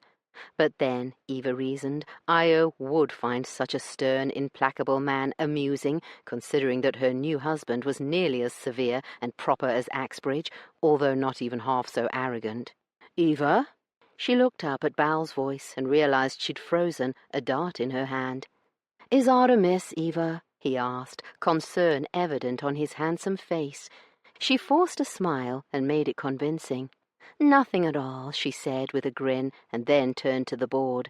And if Eva imagined Axbridge's handsome, sneering face instead of a bullseye, who did it hurt?